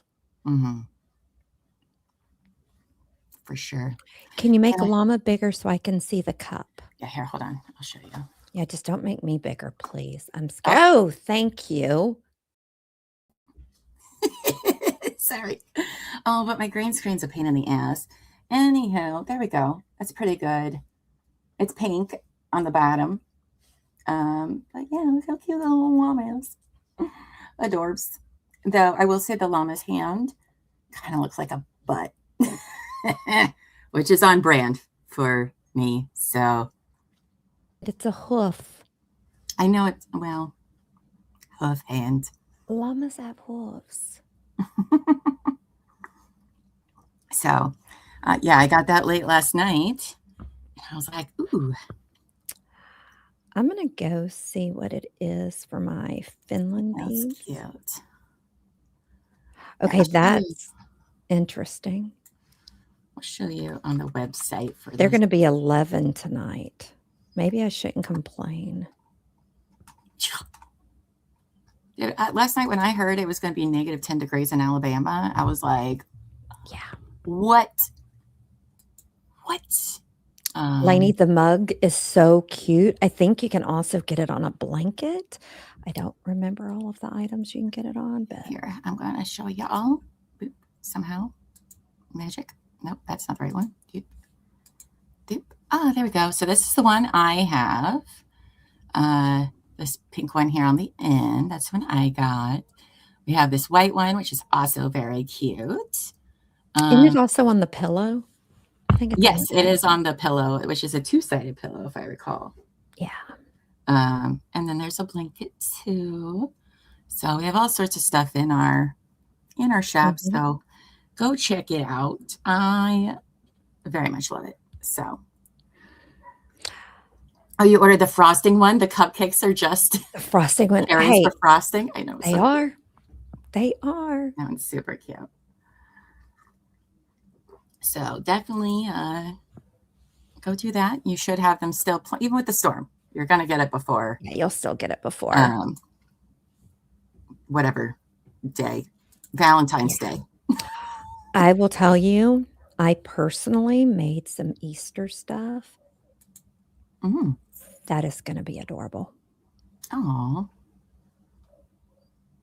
Maybe a little adulty too, content-y, but I love that. You know, I need to go on a shopping binge. Oh, Ashbury Park, why do you have problems in the afternoon? Oh my gosh, like every day, they're the ones who's doing the best streaming job with the audio. And my hair. It just is like, oh, all of a sudden it wants to go down and be stupid in the afternoon. And it's very inconvenient. It's very inconvenient. But no, they're given alerts here in the Austin area about us possibly being without power because when it rains and we have the ice on the power poles, the lines break. And that's why when we had Snowmageddon, some people were without power for like a week. And then some people had rolling blackouts to try to keep the grid okay. Mm-hmm. And guess what Texas has done about improving our grid since then? Nothing. Nothing. Oh my goodness. And what we learned, if you have a gas fireplace, a gas starter in your house, you can't run the fireplace because it needs electricity to start the fireplace. Mm. That's not great. All right. Well, court has resumed, so I did have to go back just a minute or so. I get us situated here. There we go. We're in our nice, cute little spots. And we are back to it. I want to send them a cute little emblem or something to put in that square of the wood. It's a perfect place to put something. That's true. So like, it's fine. We just thought we could cute it up a little bit. Oh, hold on. But I'm hoping, and this sounds horrible, I'm hoping it does freeze to where work gets canceled and we can crawl up in bed and just watch Games of Thrones. Yeah, winter is coming. Winter is coming. I've decided I like Reek. Oh yeah, Theon I feel Greyjoy. really bad for him. The Reek one. I don't like the Greyjoy guy, but It's broken self. his broken self. And I really like this judge. Hey, good afternoon. Please be I'm seated. sorry, I forgot. Good lunch? Did you pick it up? Yes. Yeah, he had juror number We 9. got time. We got time. Needed to pay for everybody's lunch. We're back on the record, State of New Jersey versus Paul Caneiro. It's indictment 19-02-0283. Can I have the appearances of counsel for the record? Afternoon, Your Honor. Assistant Prosecutor Nicole Wallace on behalf of the state. Yeah, you, Judge Chris Decker for the state. Oh, good. You can go to Canada. Can I bring my goats and my dogs? All right, good I think afternoon, that'll be everyone. colder Good for afternoon, you Mr. than Caneiro. probably in Canada. All right, so we're still in the direct examination of Captain Weisbrot. We're ready to go. Thank you, Judge. Now, Captain, I think right before the break, we were Court's talking about no how longer on 19 lunch. Oxford Take the had sign down, people. 2 channels or 2 cameras that you deemed to be potentially relevant in this investigation. Yes, correct. Now, Audio is not great. can I have S271A? Okay. Captain, do you recognize what's on the screen in front of you? Yes, I do. This is an image of camera 5, which captures the rear property of 19 Oxford Drive in Ocean Township. Is it light out or dark out? It's light out. Okay. Can you see, I know it's a little small, can you see the time that's depicted on that screen, the bottom left? Yes, 9:00 a.m. on November 19th, 2018. Okay, so is this part of the footage that was obtained from 19 Oxford, camera 5? Yes, it is. Can you describe what's depicted in the footage that we see in front of us? Sure. Again, it's the rear yard of 19 Oxford, capturing the outside deck area, as well as an in-ground swimming pool. And in the back left corner, you can see 27 Tilton Drive, a portion of the house of 27 Tilton Drive. Just for purposes of clarity, can you identify the northernmost portion of 27 Tilton as depicted in that video? Yes, that would be the garage, essentially where the garage doors are located. Would you like me to mark it? Can I ask you to put a box, like a rectangle, in the area of where the garage ends and the driveway begins? Sure.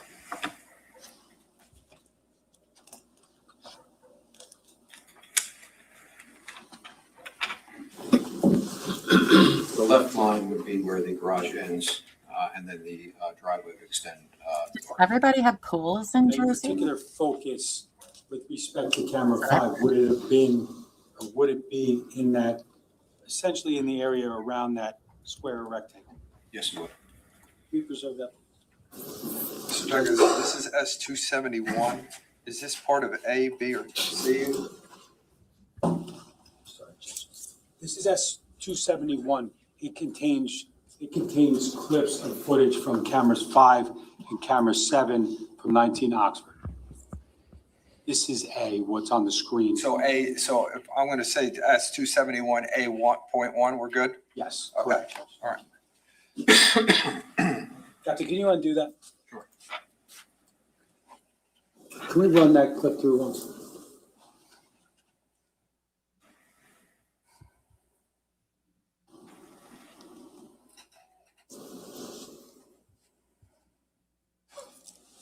That was a 10-second clip, correct? Correct. And again, this is from the morning of November 19th, correct? That's correct. Representative sample of what you would see during daylight hours from that camera? Yes, it is.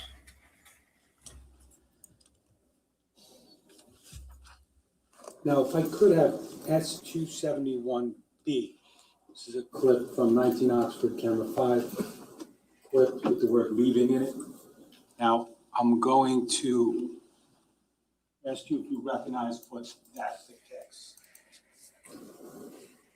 Yes, I can tell you that this is a nighttime image of the video from 19 Oxford. And if you look at the top left corner of the screen, you will see the area where 27 Tilton Drive is captured. Okay. Is there a date and time on that footage at the beginning? Yes, the date is November 20th, 2018, and the time is 2:05:50 a.m. We play that through once, please.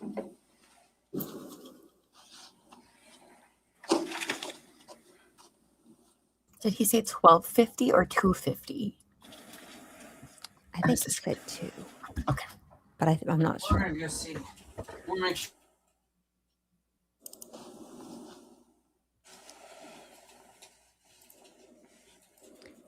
Guys, I'm going to go back to watching and let you handle it, Mom. Bye, Terry. Thanks so much for covering. I'll be in the chat. Okay. Have a great day, babes. Thank you.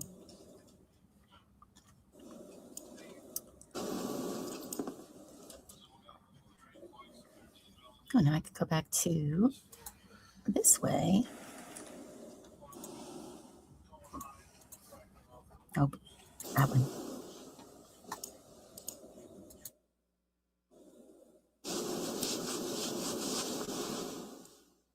So at the top left up there, that's Paul's house. Oh, my stupid computer. Okay.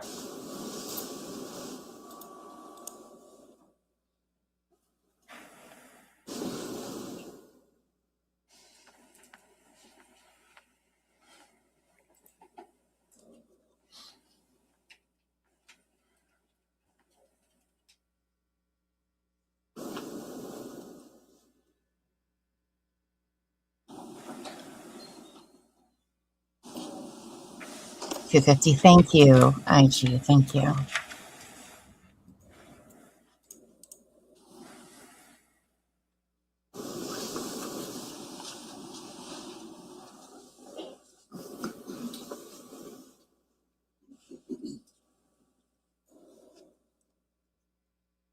But I feel like 250 should have been at Keith. Go to 20600 approximately. I may ask you to pause it. We can play that.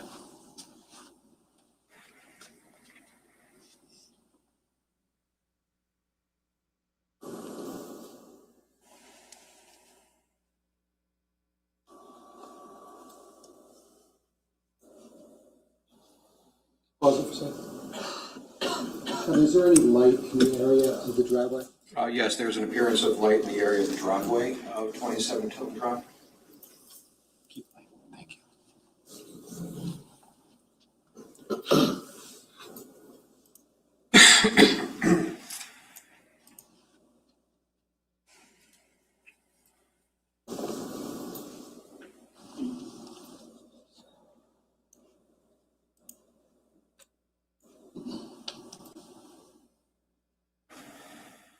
Pause it, please. Did you see anything there, Captain? Yes, there was additional light that illuminated in the area of the garage of 27 Tilton Drive. Go. What time did we stop it at? Sorry, Judge, it was 206:41.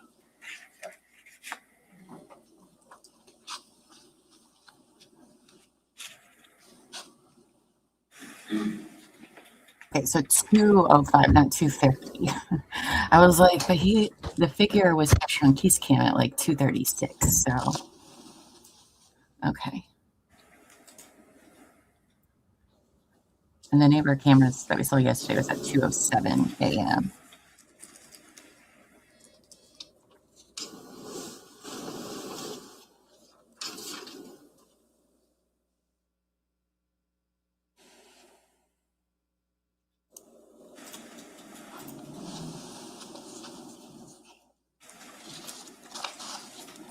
Pause it there, please. Can you tell us what you just saw, Captain? Yes. You can see a pattern of lights near the top area of the driveway of 27 Tilton Drive. Those lights then move from left to right on the screen, backing up. The lights then are seen going right to left on the screen, approaching what is the area of the driveway near Tilton Drive. This is consistent with the vehicle backing up and then exiting the driveway in a forward position after essentially making a K-turn on the driveway. Just go back to 207:20. Let me slow that down one notch. Just going to play a couple seconds. Super jealous.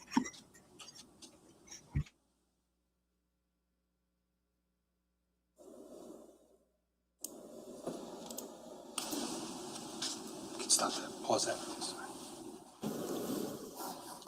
Now,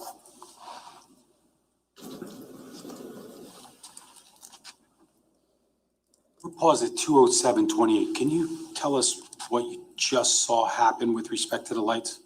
Sure. A vehicle was observed driving down the driveway of 27 Tilton Drive, Did the lights just disappear?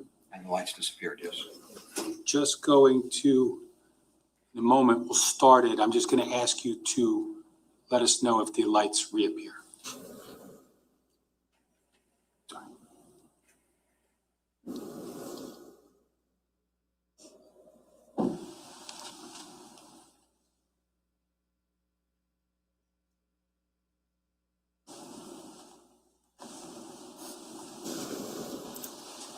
Did the lights reappear, Captain? Yes, they did. And did they then disappear again? Yes, they did. Okay. Now, based upon your review of this portion of the surveillance, can you describe the movement of the vehicle? Sure. You can see the vehicle backing up, making a K-turn on the driveway, exiting the driveway and heading towards the bend in Tilton Drive. And again, just for context, what's the time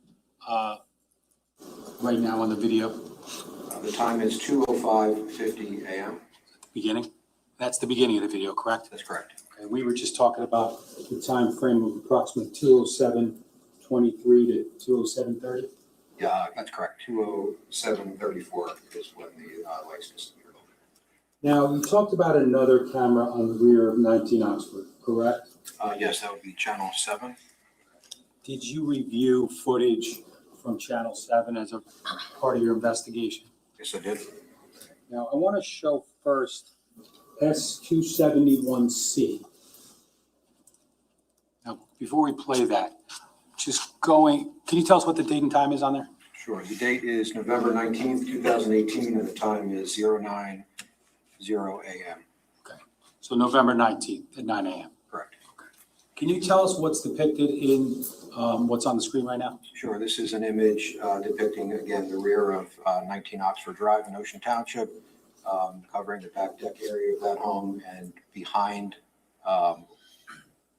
this home, or essentially in front of here, you can see in the background a larger portion of 27 Tilton Drive. Okay. Now, anywhere in what's on the screen right now, does it depict the end of the garage and kind of the driveway area?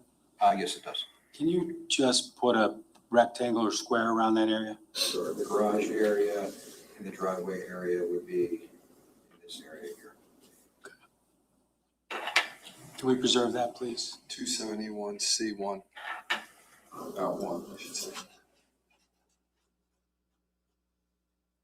Once that prints, you can undo that.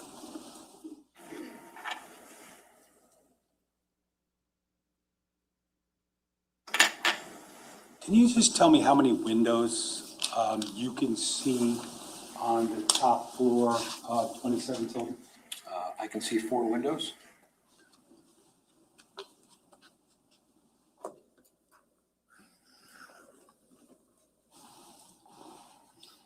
Could I just briefly have S1A, slide 14?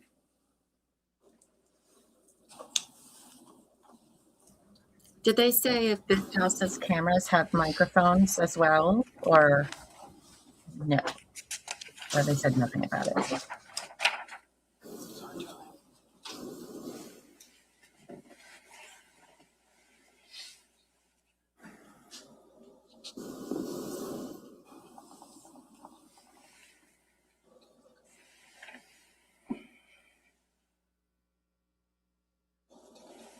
Sorry, Judge, we could just have one moment.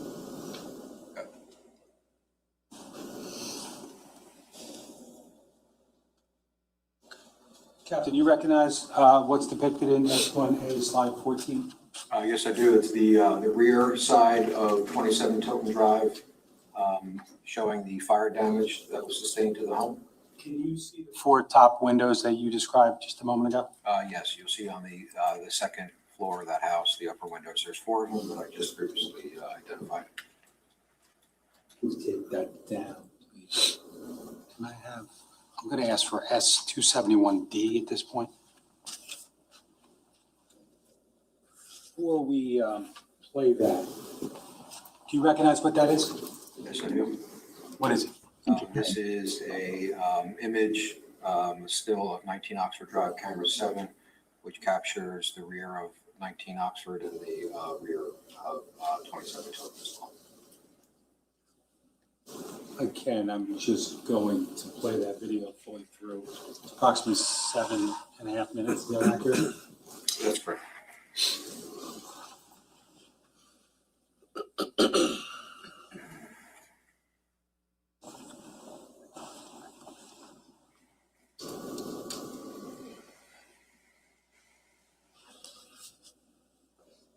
You know, they could always do what they did in Chandler Alderson's case and like blow up the part that's the light. If we're gonna have, they can do that.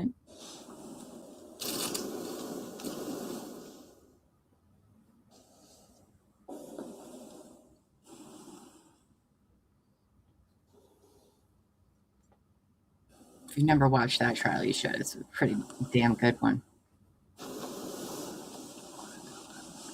You have to like watch a fire for like 6 hours of him like sadly burning his parents' bodies. It's crazy. It's so creepy. So creepy. But it was like this, right? A camera from like 500 yards away. And then they were able to blow up like the windows because it was like this big of a pixel. And then you are able to Pause it for one moment. see the lights on and off and the fires like Lights come on. accelerate. Yes, I did. Do you know where they came from? 27 Tilton Drive. Keep playing.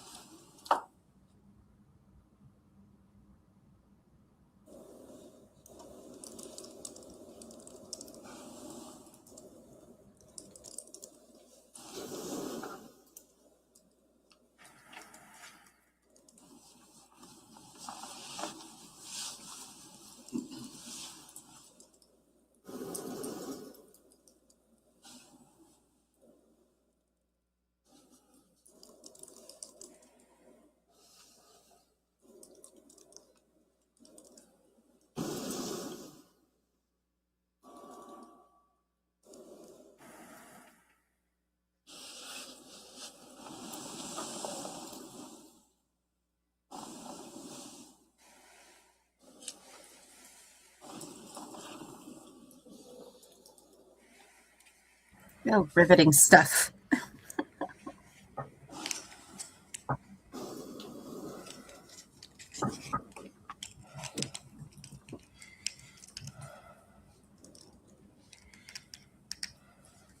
That breathing in the microphone is a little uncomfortable.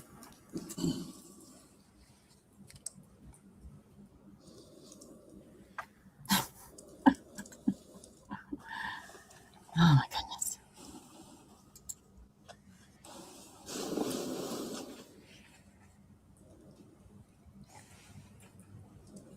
Can you pause it for a moment? Oh, We're paused at Right here. 04:57, 11 seconds AM, correct, Captain? That's correct. What did you say? The first evidence of fire is visible on the left area of the screen. That fire was obviously at 27 Tilton Drive. say 4:57 a.m. Can we minimize that for now? I thought it was coming at 4:30. That's what the neighbor said. S271E. Okay. E. Can you, now, which camera's on the screen now? This is camera number 5. Okay, what's the date and time? Date is November 20th, 2018. The time is 4:08:15 a.m. Now, just gonna play it through, and I might pause it at some point.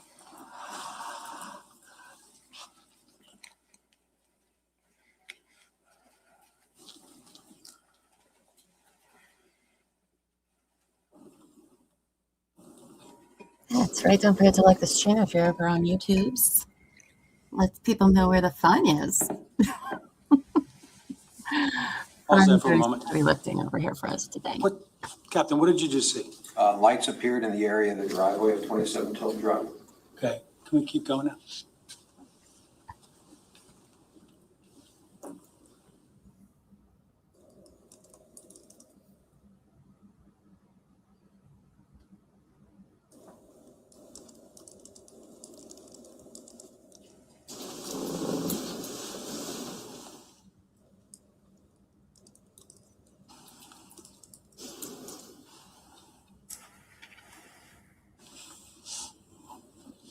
Is that fire? Go to 4:08:40.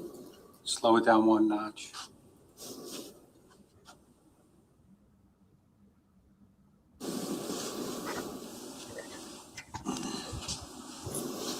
Can we play it? Thank you.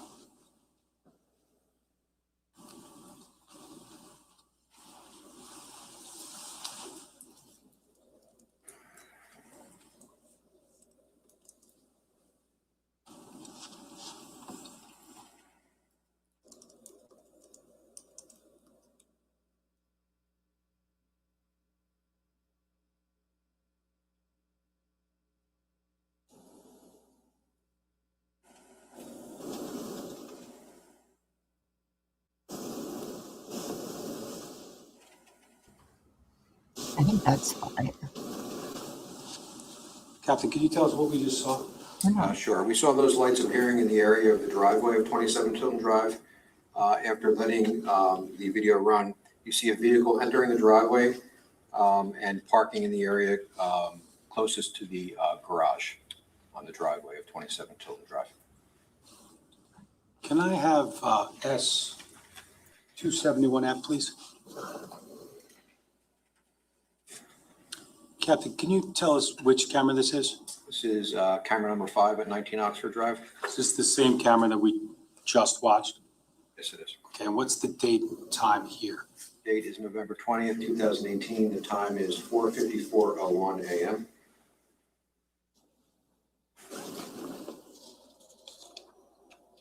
Can we start this, please?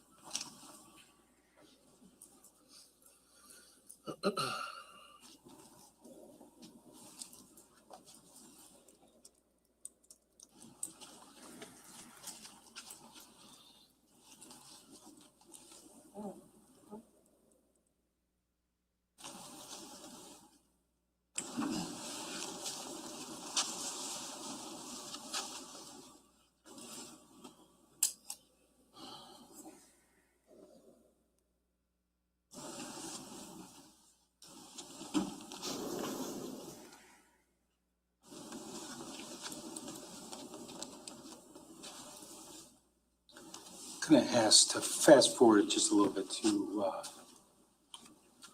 for about 4:57, please, if we can. So I'm at 4:57:01 a.m. Is that accurate, Captain? Yes, it is. Is there any light in the video? Yes, 27 Tilton Drive is illuminated. Now, going to ask you to play now.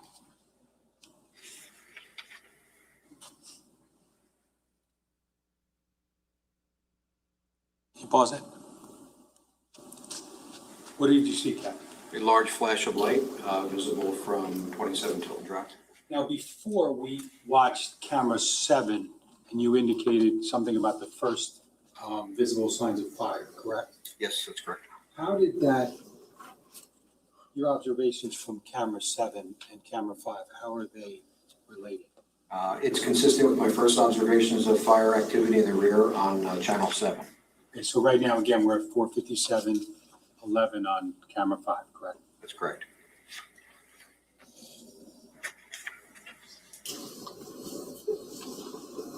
Go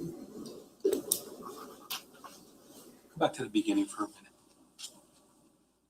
Can we just play that?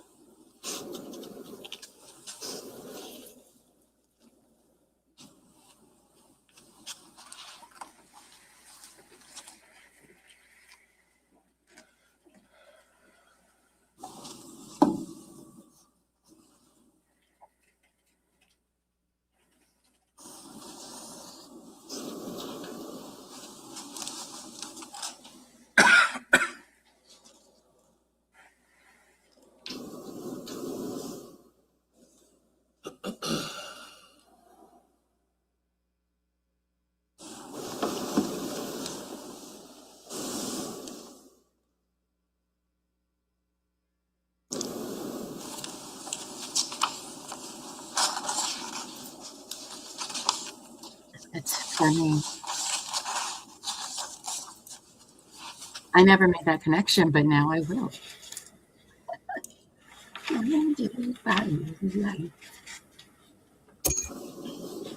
Pause it for a second. I'm paused at 4:55:06 a.m. Can you just tell us what you saw there? Sure. 27 Tilton Drive illuminated in the top left corner of your screen. Earlier on camera 7 at about the same time, 4:55, did I ask you whether or not there were lights that appeared in the back of the residence? Yes, that's consistent with that as well. Can we go to 4:59, please? See, 4:59:30. We're at 4:59:31 a.m., correct? Correct.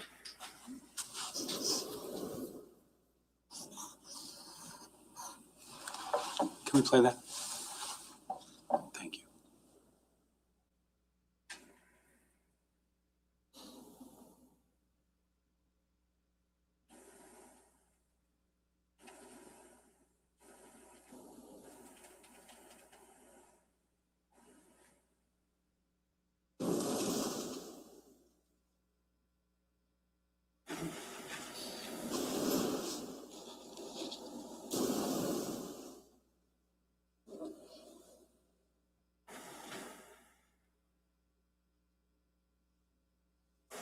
Pause that. Captain, can you tell us what you just saw? Sure. A vehicle backs out from the top area of the driveway of 27 Tilton Drive, then pulls down the driveway in a forward direction. I thought we were talking about fires. This is like looking at an ultrasound video and you don't know what you're looking at. That's how I feel about this. And as part of your investigation, were you briefed on police interaction with Mr. Caneiro in the morning hours of November 20th prior to your arrival? Yes, I was. And did that include Mr. Caneiro mentioning anything about that, a vehicle in the garage? Yes, he had indicated that when the family was exiting the home after discovering the fire, he backed the car out of the garage and drove it onto Tilton Drive, where the rest of the family had met him and got into the car. Can we just continue to play that record speed?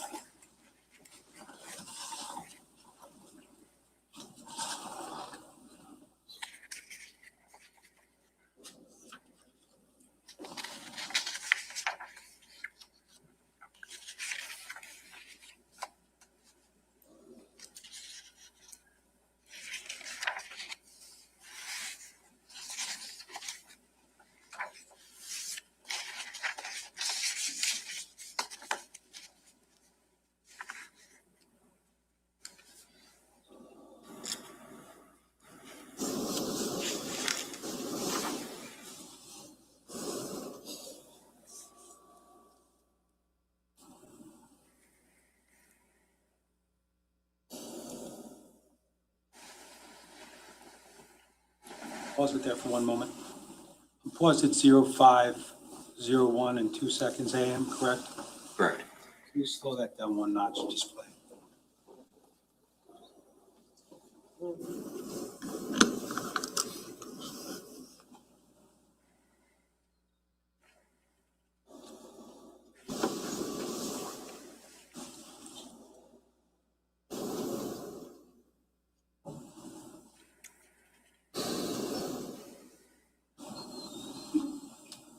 I can't tell. Are we looking for a car, a fire?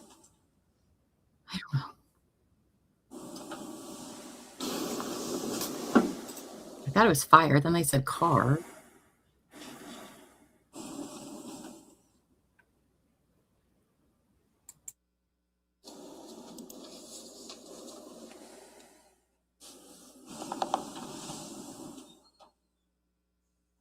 Sorry, I'm also not very focused today. Pause that for a moment. I have a Go back. little Llama here Speedy. doing car stuff, so it's crazy on my end. 5:01:17.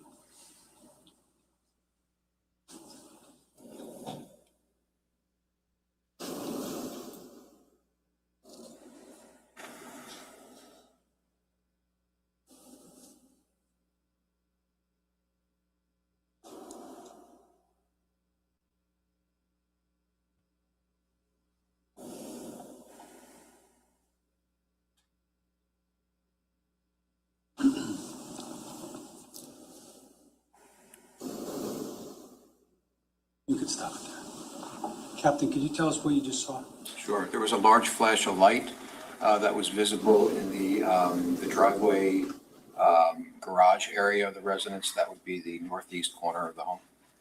That happened before or after the vehicle left the garage and went down the driveway? Right after the vehicle drove down the driveway.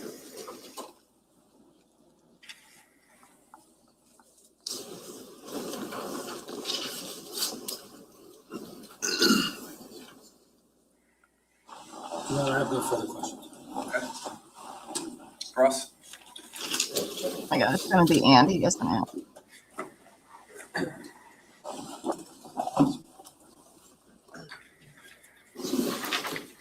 Good afternoon. Captain? Cool. Yes, Captain. Good afternoon. Cool.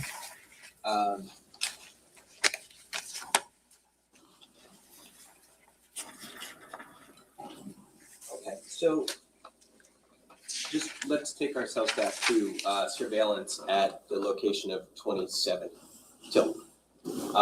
You testified that there were 8 different surveillance cameras that you noted, right? That's correct. And a number of those were connected to the QC DVR system, right? Yes.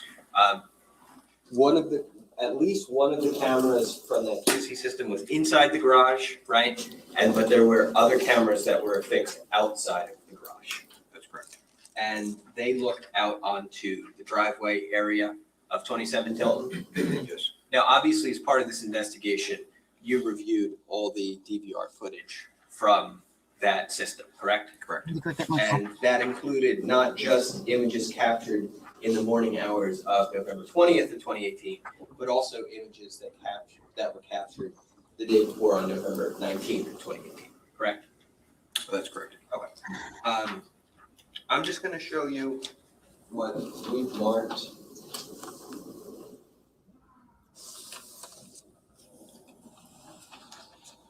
This is D1-200. I'm going to approach that. Sure. Is there any objection to this? No, Judge, sorry. You can publish it if you want. Oh, okay.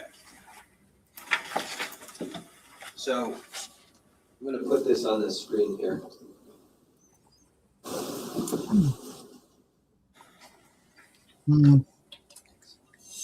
Yeah, I had to not. It's just so sad.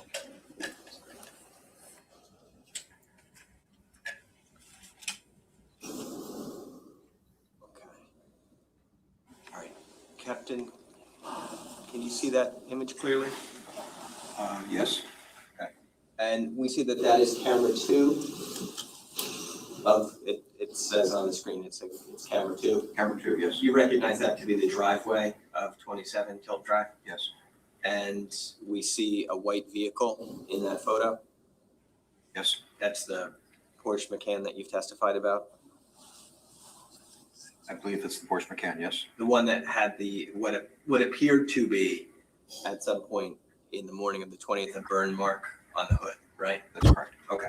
Now, this, we confirmed, I believe during your testimony, that the DVR, the QC DVR system was 1 hour slow, right?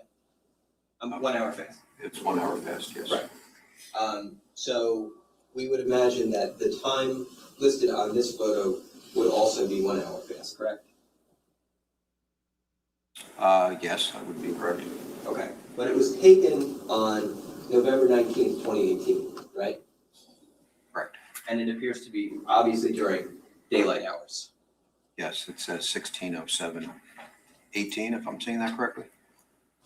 And we see inside, we can see through the front windshield of the vehicle inside the vehicle a little bit, right?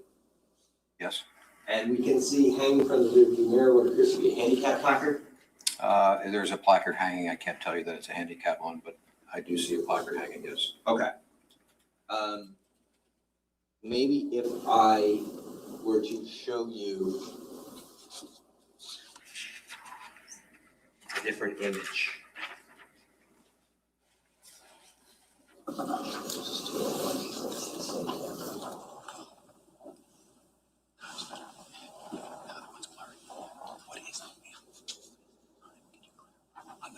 Oh, I'm sorry, just because.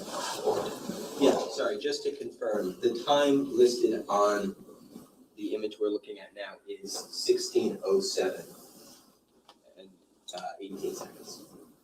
Correct, that's how I see it. Okay. It's blurry, but that's what I believe Yeah. that's what it says. Yeah, apologies. I'm going to now publish a different image. This is image D1-201.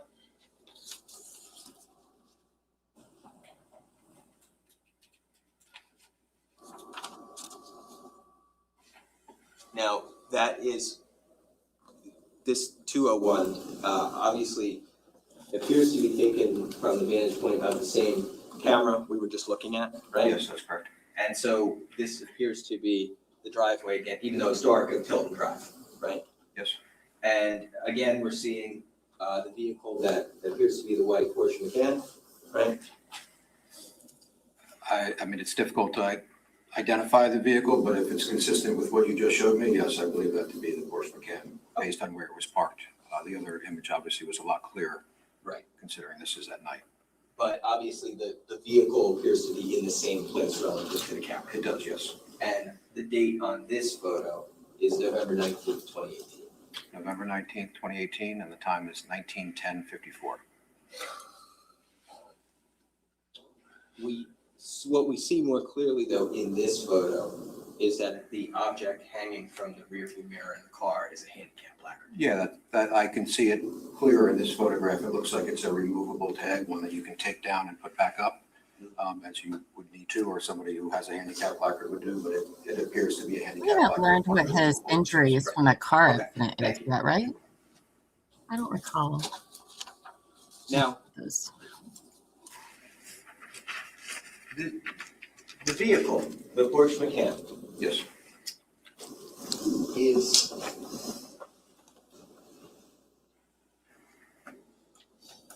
ultimately going to be the subject of one of your requests to search on the morning of November 20th of 2018, right? That's correct. And you stated that initially, as far as that search is concerned, you were looking for evidence of potential fire damage, right? Correct. We know, though, that Detective Catalona, who documented and inventoried the search of that vehicle, also took pictures of the passenger interior compartment of the vehicle, right? Yes, you did. And we know that anything that was, it wasn't just the, the engine compartment, but photos were taken of the trunk, right? Of the back seat of the vehicle, right? Yeah, the vehicle needed to be photographed in its current state as we found it, yes. And then photos, and then anything of potential importance was removed from the vehicle and documented, or would have been documented accordingly. That's not accurate. There was nothing taken from the vehicle. It was simply just examined visually and photographed. Have you seen all the photographs? Yes, I have. And you know that handicap placard is not hanging from the rearview mirror in any of the detective's photos. That vehicle was photographed and searched on the 20th, and the photograph that you showed me depicting a handicap placard was on the 19th, so it was the day before, and as I previously explained, it's removable. Whether or not the photo, I don't recall seeing the placard on the 20th, but obviously I did see it on the 19th, if that's, I'm answering your question. Right. So but as of the 20th, you would agree with me that placard is no longer apparently in the vehicle. I would actually ask to just see a photograph of it taken on the 20th, just so I can confirm that, but I don't believe there was one, no. Okay.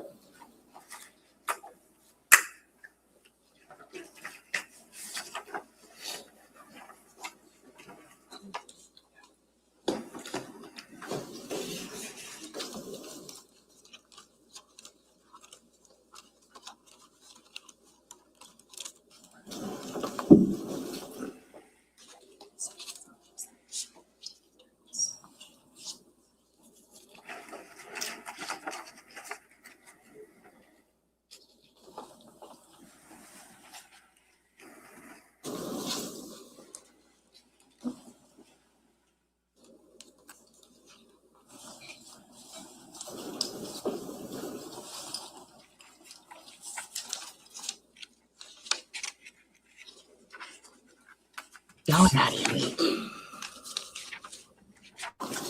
I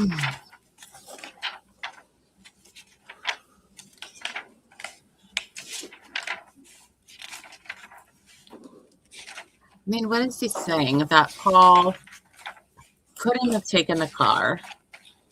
I'm going to show you two photos. Sure. And He's saying somebody tucked down the placard because why would they do that? Or why would Paul take it down? Obviously, because people would see a handicap sign, but also if he was that conscious to take the placard down and hide it, then why did he leave all the damn bloody clothes and stuff at his house?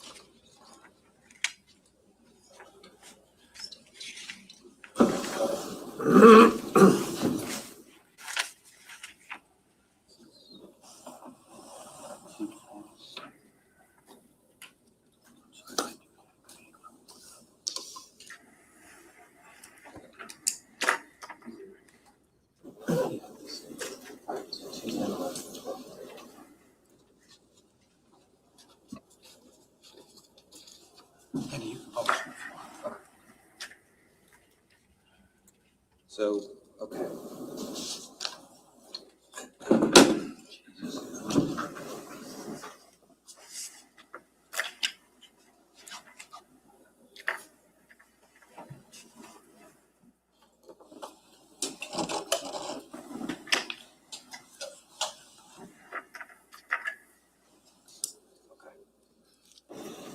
Can you see that clearly?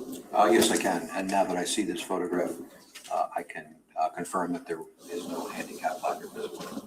Okay. That was, and that's, just for the record, that's D1 210.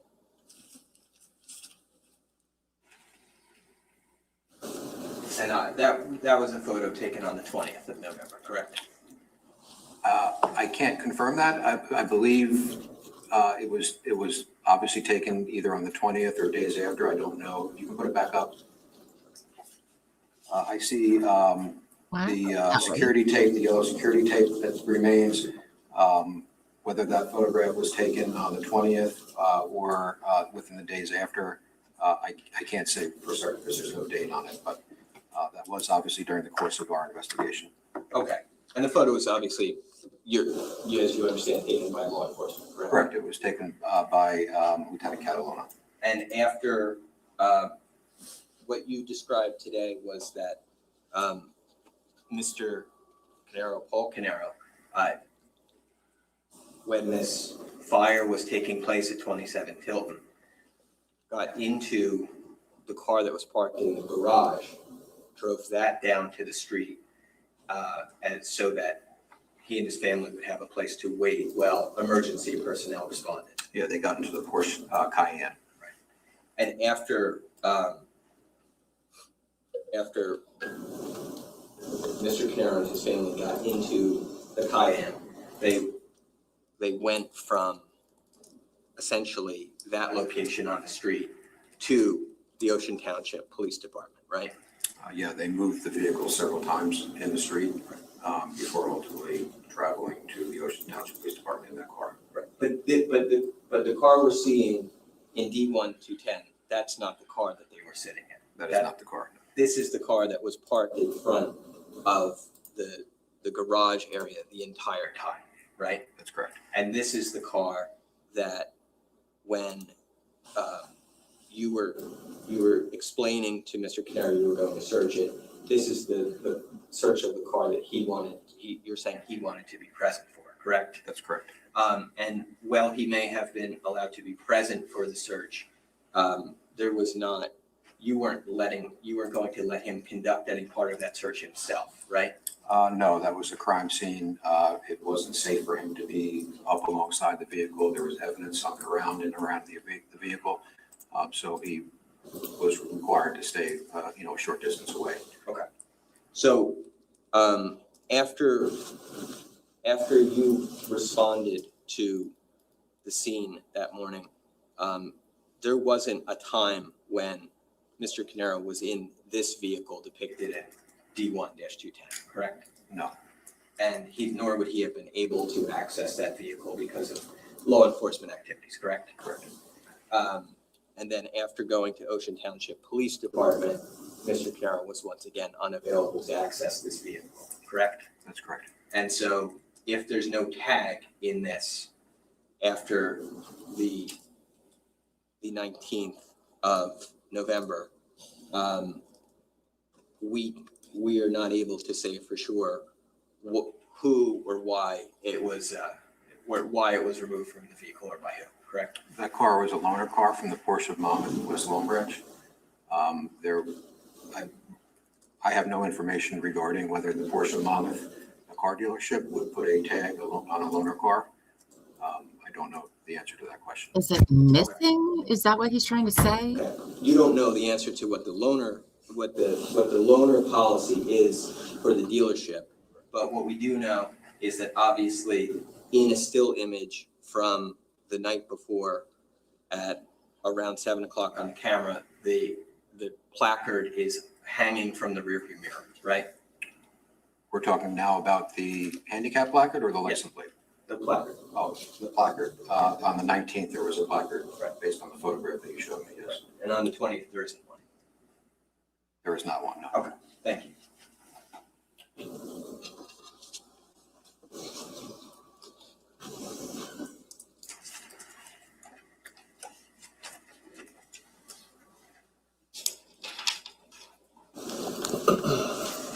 Now, we saw video from 19 Oxford Drive, and that's going to show what appears to be flashes of light coming from the left hand, depicted from that video, the left-hand portion of 27 Tilton Drive. Right? Yes. And those flashes of light, we now understand are a fire, correct? Yes. And that fire actually was determined to have originated in the well area of the basement window along the, I think you refer to it as the CD side of the house. Yes, so the CD corner, In fire communication language, structures are identified alphabetically by A being the front of the house, B being in a clockwise motion, B being the left side of the house, the C side being the rear side of the house, and the D side being the right side of the house. That's just so that all fire personnel and law enforcement can communicate properly as to a location of the home. Andy doesn't know this. That CD corner translates to the southeast corner of the property.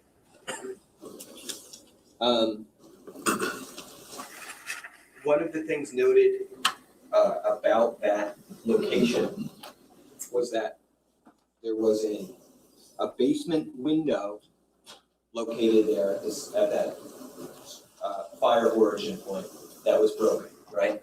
That's correct. And actually the glass of the window was what was broken, correct? Yes. And the glass was broken inward, meaning that there was glass that had fallen into the basement, right? That's correct. That's a fact, in particular, that you noted. I won't judge you if you fall asleep for Police report, correct? That the window was broken. I did note that, yes. And that the glass had fallen into the basement, right? You noted that fact. I don't specifically recall if I documented that in my report, but I know that to be true, yes. Okay. And a combustible gas detector was brought to that location of the basement window? Yes, it was. And the purpose of the combustible gas detector is to detect for combustible fluids? Flammable liquids, yes. Okay. It's almost like it was in the name. One of the reasons why that might have taken place, obviously, is there was a gasoline can found on the scene near the garage of the house. Yes, and there also was a very strong odor of gasoline present in that location. So when you say in that area, so by the window well of the basement where the fire originated, there's a very strong odor of gasoline? Yes. Okay.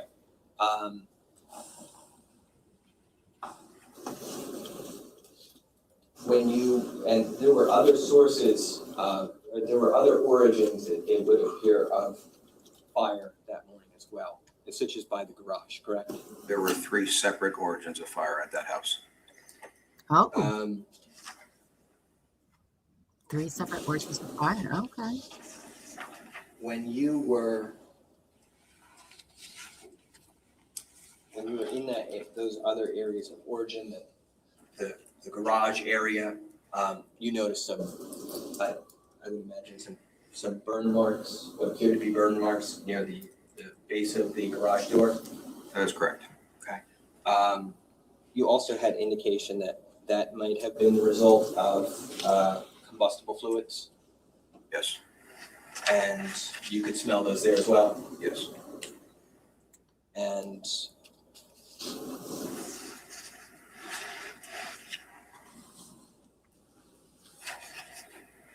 And you're going to have a few conversations with Paul Caneiro that morning, right? I spoke to him 2 times that morning.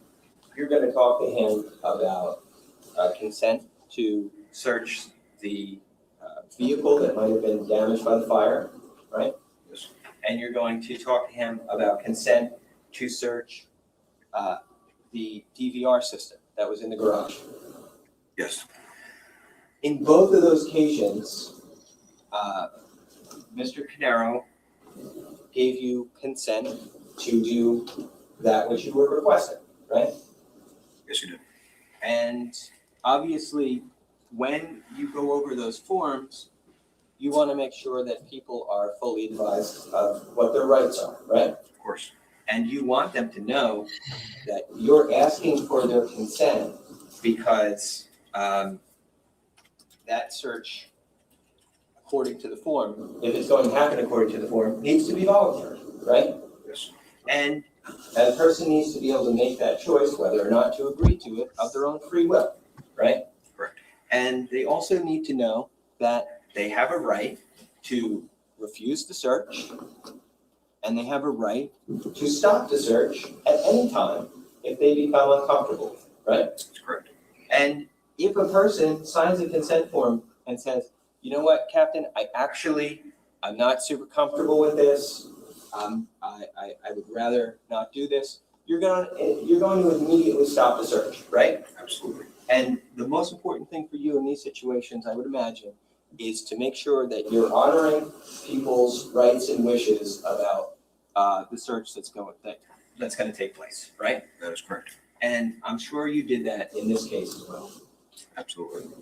And so we have no reason to believe that Paul Caneiro's consent was anything but knowing and voluntary, right? That is correct. It was knowing and voluntary.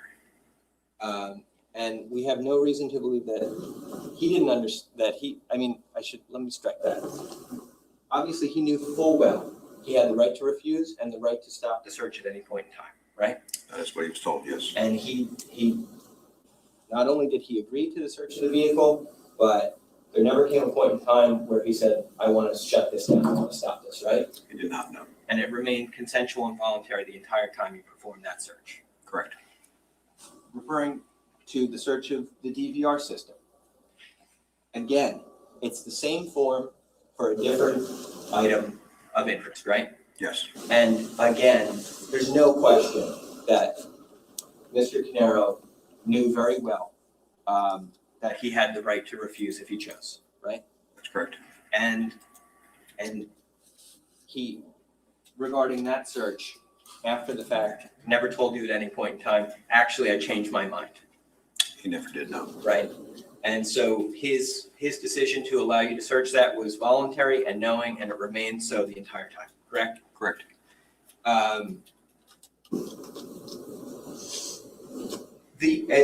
A further point with the DVR system is actually that you were not going to search that item at the location of 27 Tilton. You were actually going to take that to the Ocean Township Police Department, right? Yeah, that's because we needed power to be able to access it.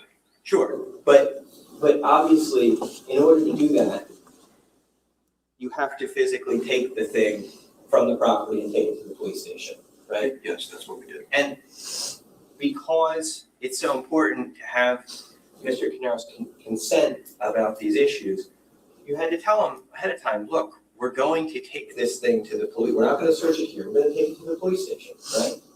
Yes. And we're going to look at it there. Yes. And he was fine with that. Yes, he was. He didn't raise any objection to that happening, right? He did not know.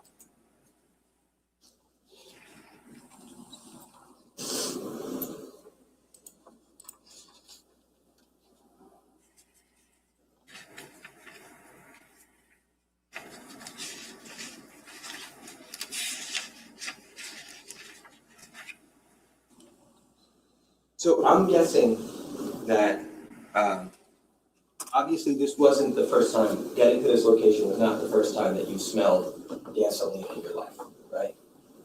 No, it's not the first time. But on the scene, it was very clear to you that it was present in various areas of the home, right? Two areas of the home.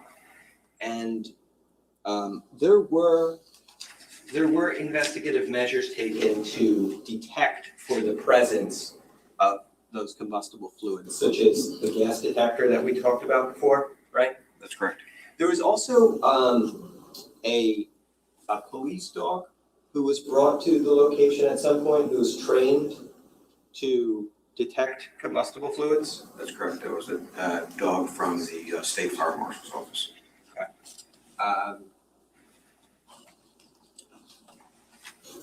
At any point in time, was there any testing done of Mr. Caneiro's skin or hands to see if there was a presence of combustible fluids? No.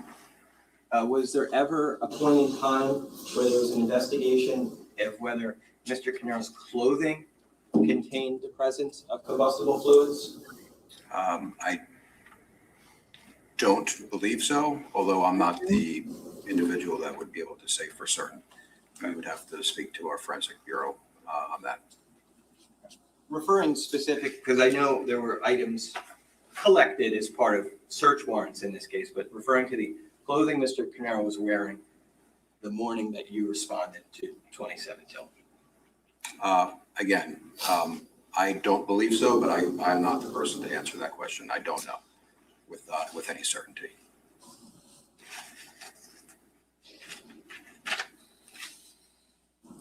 Your report obviously Then the real questions, Philo, Mom. is detailed in the sense that it indicates all the investigative activities that you took part in over the course of this case. Yes. Up to a certain date, I would imagine, because I believe that you've had continued involvement in some aspects of this case through 2025. Would that be fair to say? Yes. And that would be things like maybe serving subpoenas for witnesses, right? Correct. And perhaps participating in witness preparation sessions. I did, yes. And prepare. So those witness preparation sessions are the purpose of them obviously is to prepare a witness for what it may be like for them to testify in a court, right? Yes, review statements, review their involvement in a case, review their observations, things of that nature. And we're talking about an investigation that took place, November 20th of 2018. It took place a long time ago, right? 7 years ago. And a lot of these witnesses in the case were spoken to by law enforcement all the way back then, right? Correct. So one of the things that's important to do with witness preparation is give witnesses an opportunity to review their prior statements, right? That's correct. And because that can help them refresh their recollection about what happened back then, right? That's correct. And that's the thing that you participated in this case, right? I did at times, yes. And witnesses, in your experience in engaging in witness preparation, obviously sometimes witnesses say exactly what they initially said to the police. Looks like the And prosecutor. sometimes witnesses say something different than what they initially said to the police, right? Subjectively speaking, I suppose. Are you asking me specifically about a particular witness in this case? Well, I'm asking you, I suppose this. From what I can tell from your report, you spoke with, and this is back in November of 2018. You spoke with John Harrington. Yes. And you also spoke with Heather Caff, right? I did, yes. And those were both residents of the Tilton Drive area near 27 Tilton, right? They both lived across the street from 27 Tilton. And obviously they both provided you with statements about what they knew or heard or anything of that nature that was relevant at the time, right? They did, yes. And they were both cooperative with you, right? Yes, they were. And then did you, I don't know, but we can inquire, I suppose, did you participate in both of their or either of their witness preparation sessions? Both of them. Okay. And obviously, when a witness during a witness preparation session says something materially different than their previous statement, that would have to be documented in some fashion, right? Yes, in this particular case, it will be documented in their statement that they provided. Well, okay, so let's take a step back. A witness gives a statement in a case, right? Yes. Later on, same witness, case is now going to trial. Same witness comes in to give a witness preparation statement, to give interview, right? They're in for the witness preparation interview. They have an opportunity to review their statement, right? Correct. They might say the same thing about the case, or they may say something materially different than they originally said in their statement, right? Perhaps that's true, yes. If they say the same thing, great. If they say a materially different thing, then that would have to be documented, right? We would, of course, follow up on the information that they were now providing. And yes, we would document it. So then I take that to mean that when you participated in the witness interviews of John Harrington and Heather Capp, they told you essentially the same things that they had said all the way back in November of 2018. Yeah, I don't believe, and I don't recall that they provided any inconsistent information that would warrant us to do any additional follow-up or reporting. Okay. I don't Now, know. I don't know. what I also understand from your report is that you spoke with a person by the name of Paige McManus. Yes, I did. That was a Tilton Drive resident. I guess 2 doors not. down from the Caneiro house. Andrea Rain. Andrea Rain from, I believe, Green Grove Road, 306. Is that right? Yes. Yes, You spoke with Marilyn Klein, I did, yes. who was a neighbor. Shout out Next door to the Marilyn. Caneiro house. You spoke with Brees, Kyle Brees and his wife. I did not speak to them. Detective Brady spoke to them. We made efforts to speak to them. We knocked on their door several times. Other than the people, and I know you also spoke to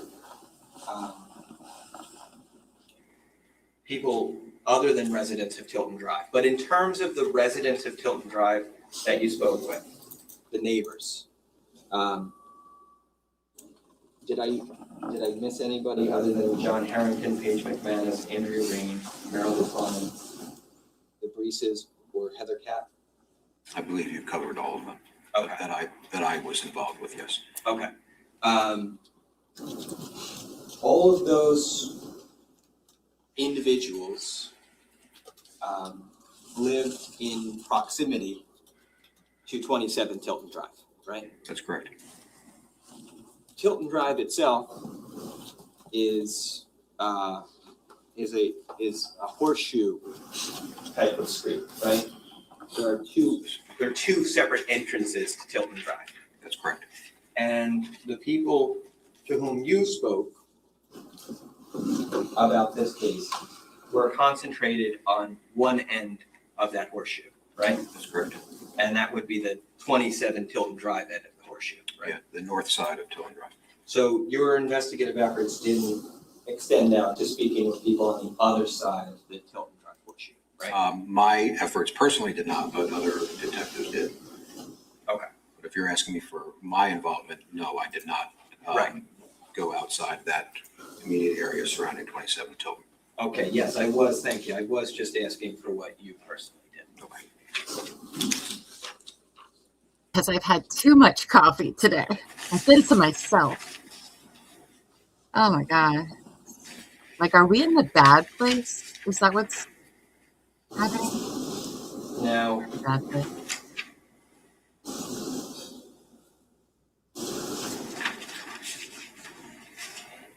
during your testimony about the video surveillance, I believe you had said that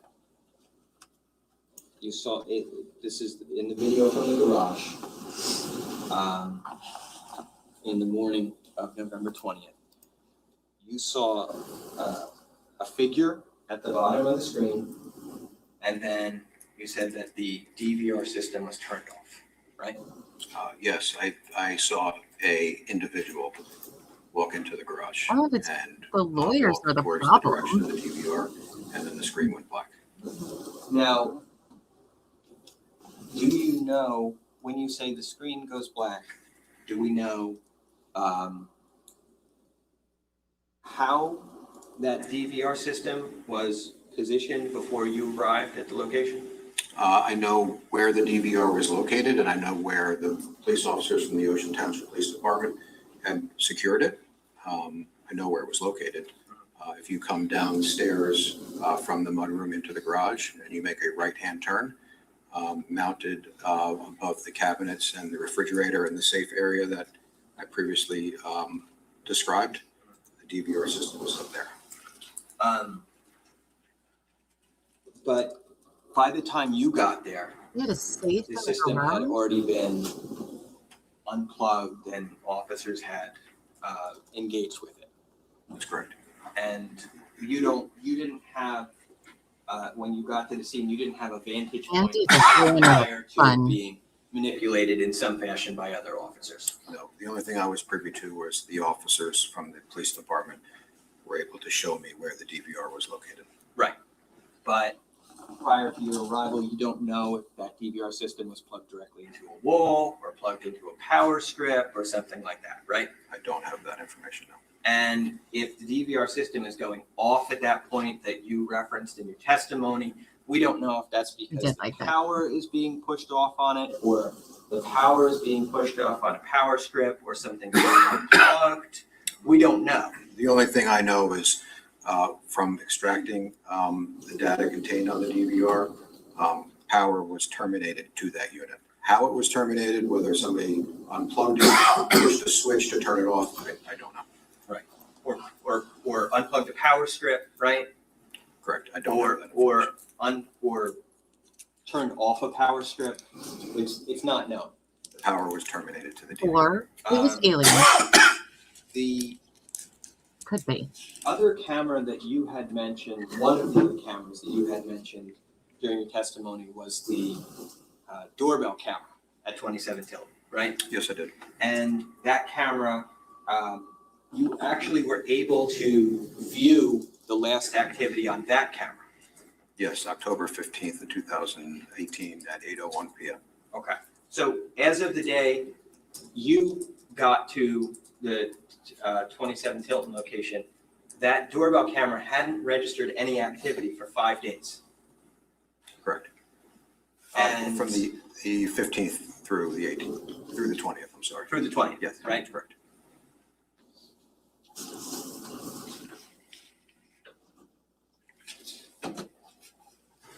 Were you able to,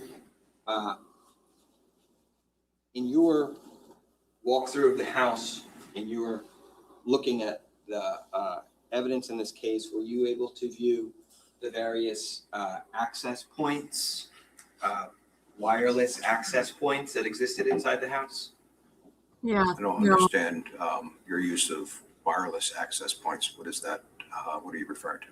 Access points for the Wi-Fi network in the house. He is I blacklisted. know there was a lot of electronics that were hardwired into that home, and they were all located in the unfinished section of the basement against the north wall, essentially underneath the garage, where the garage area would be. Did you happen to see that there were Wi-Fi access points throughout the house, though? I don't know. Okay.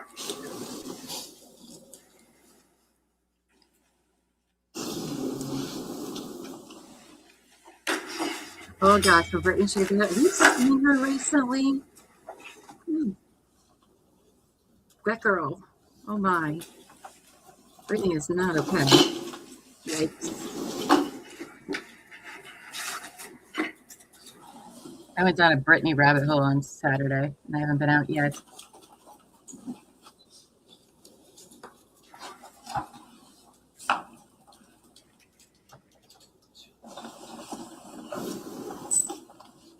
She's just like on her Instagram, just constantly dancing and twirling. But it's very weird and uncomfortable. Very weird and uncomfortable.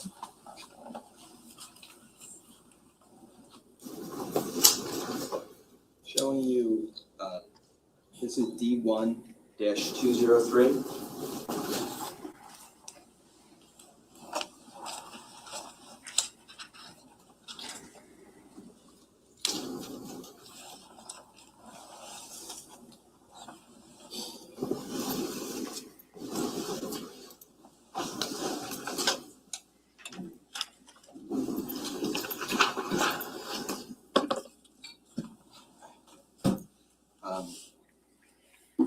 Can you see that image clearly?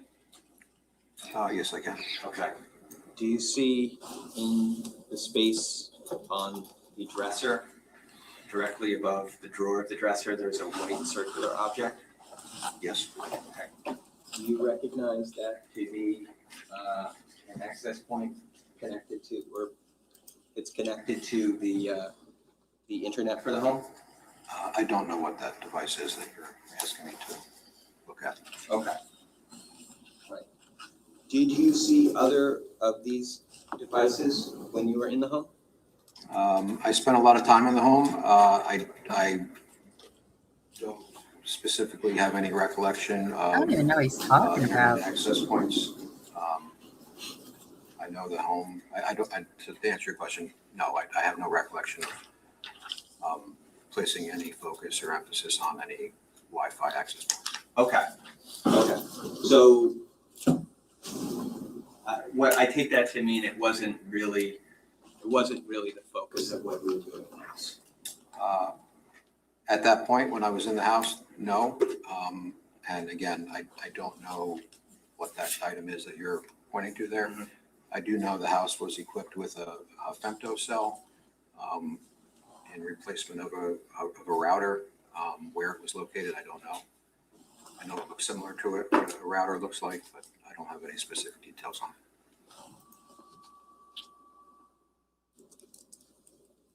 I just took it from your statement just before that when you were in the house, you were not specifically looking for things like Wi-Fi access.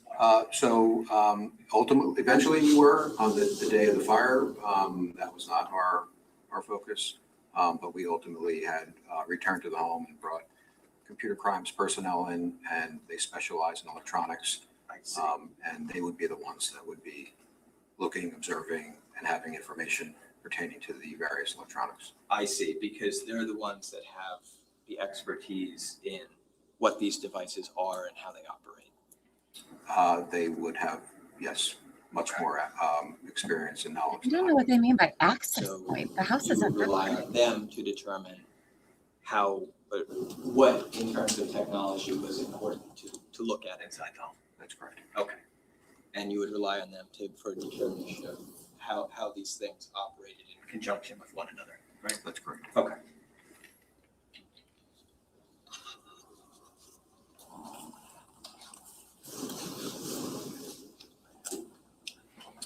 Please be done, Andy.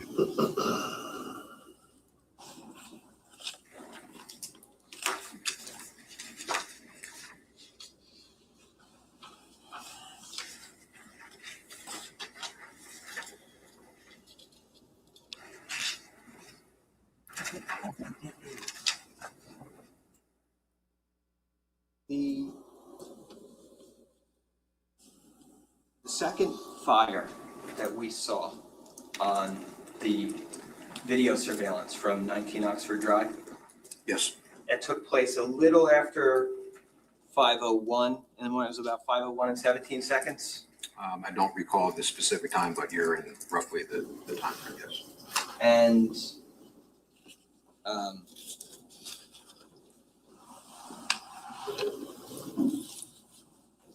you identified, obviously, that area where we saw that burst of light a little after 5:01. That was the garage area of the home, right? That's correct. And I think when we see that bright light, the fire there at after 5:01, we have some confirmation of that in the form of what appears to be burn marks on the hood of the Porsche Macan, right? Yes. And what appears to be burn marks in the area of the garage door. Correct. And we know there is apparently a can of gasoline tipped over near that area, right? Yes. And I think in your, you had, one of the things that you were doing, I think, in terms of your investigation was trying to determine how it is that fire started the way that it did, right? Sure. I was interested in knowing. There was 3 separate points of origin. I was interested in knowing how they started. And I think that you you said in your notes that it was possible, or you were wondering whether that fire at the garage started, the 5:01 a.m. fire, whether that started as a result of the gas can being thrown. Possibly, yes. Right. Obviously, if that fire started by a gas can being thrown, somebody would have had to have been there to throw it, right? Yes.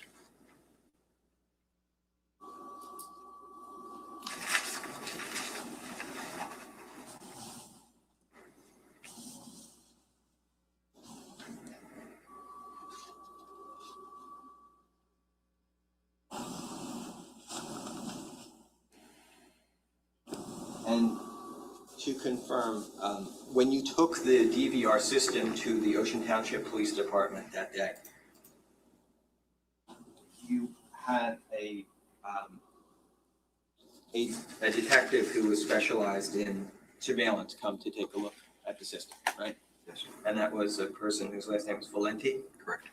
And obviously they were there because they had some expertise in the matter of operating the system and retrieving footage from it, right? That is correct. And then when other things were done in this case in terms of if there were cell phone extractions or searches of computers, you had computer technology specialist investigators who could assist with that, right? Yes, sir. And there's actually, one or more of them was actually a member of the computer crimes unit, right? That is correct. Okay. And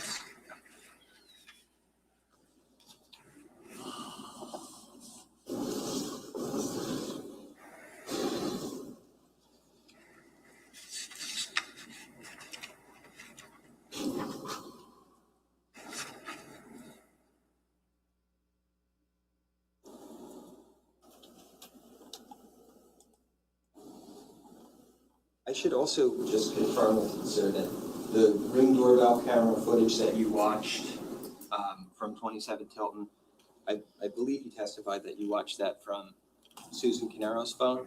I did, yes. And she showed that to you voluntarily, obviously. She provided consent in the same fashion as Mr. Caneiro signed consent via a uniform consent form.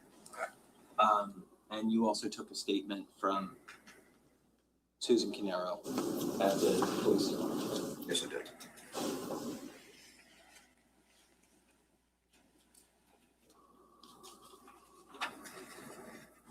Judge, if I could just have a minute. Sure.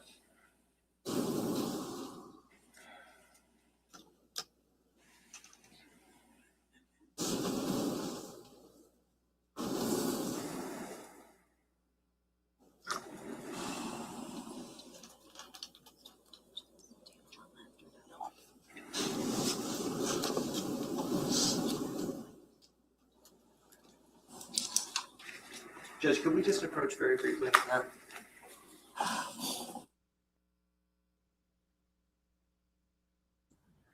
they done? Are they done? I hope so. Sorry, I had to go outside. It's not great out there. I don't like it. It's cold. What did I miss?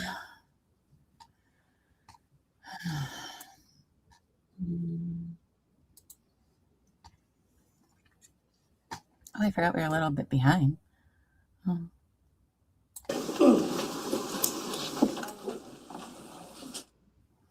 Oh, are they just giving them their mid-afternoon break, I assume, then? Okay.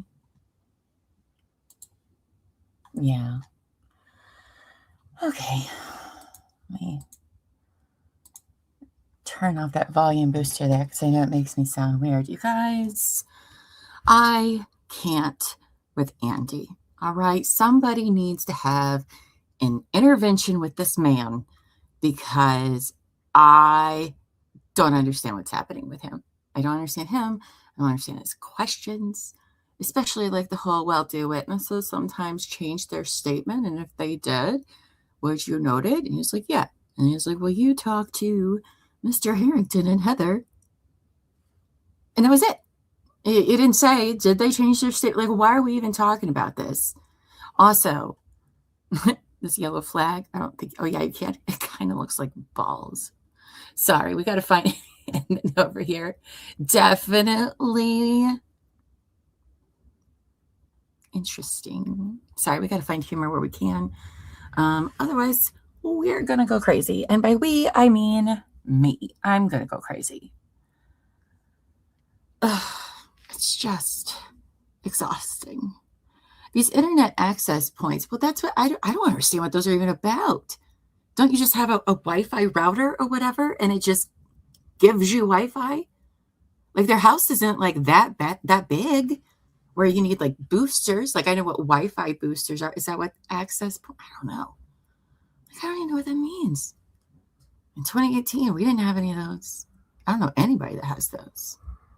Or is that like just a New Jersey thing? Or what does he mean by that? I don't know. Too late.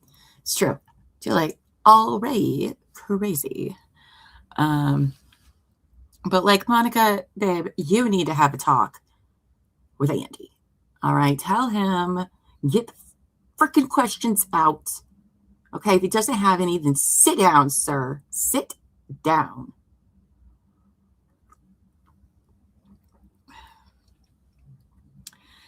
I mean, the whole handicap placard thing. I don't know what his point was about all of that. Like, okay, you draw attention to it was hanging the night before. The next morning when they take pictures, it's not there. Okay. But what are you trying to say, Andy? Is it that it's completely missing? Or it was found somewhere else? Like, what were you trying to get across to all of us? Because, sir, you're not doing it. You're doing it. And it's not that hard. Not that hard. Hi, Stan. Hello. Welcome back. Hope you're doing well. He says it's boring because the defense has nothing. The evidence is overwhelming against Paul. Well, I'll just say this. They haven't gotten too much into some of the evidence that I've heard exists yet regarding Paul. But even when there are slam dunk cases, they are not this boring. I mean, I've literally watched slam dunk cases where the lawyers do nothing. They just sit there and they're like, do you have any questions for this witness? No, thank you. And then they don't do anything. And those are even more interesting. This defense team is, and the prosecution too. I mean, prosecution's doing a little bit better and not being so annoying, but like, what are we doing? What are we doing? Because if you're just going up there to say stuff, the jury doesn't like you. Like, I have secondhand embarrassment going on for Andy. Because, oh my gosh, that's like the, when you have like anxiety, right? This is just what, everyone in that room is just like, please sit down. Please sit down and we'll talk again. Okay, great. Thanks. IG says this handicap placard seems quite irrelevant, right? Like, unless there was a reason why you would think that. And I can't tell it. Listen, defense's job, 2 jobs. 1, make sure that rights aren't being violated. That's their biggest job. All right. It's not about like whether they think they're guilty or not. That's irrelevant. The first is to make sure the rights aren't violated. And the second is to not make the jury hate you because they will take it out on your client. Ugh. I don't understand. This is the most painful trial I've ever watched, ever. I will say that.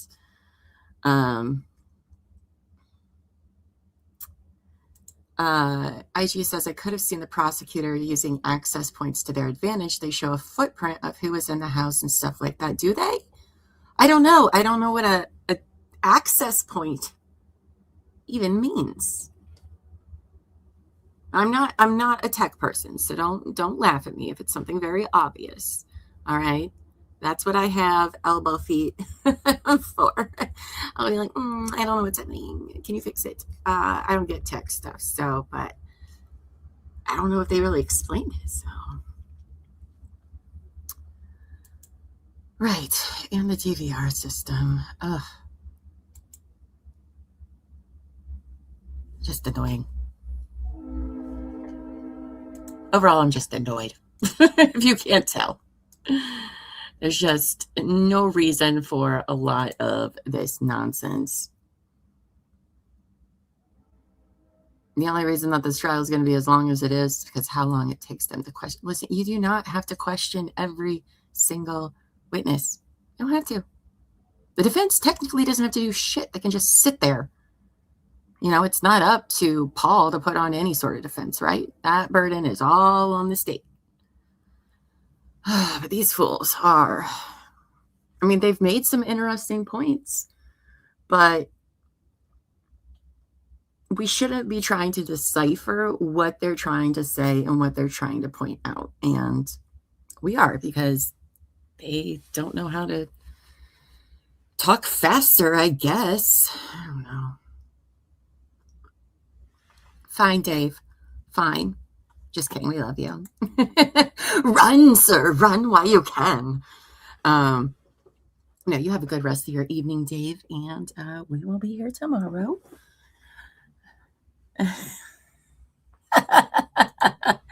So you're on Windows 95 still somehow, probably. I mean, I'm on whatever the one Windows is that they're like, you're not getting updates anymore.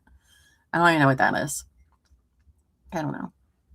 That's why I have elbow feet and little Llama who like build computers and stuff. And I'm like, okay.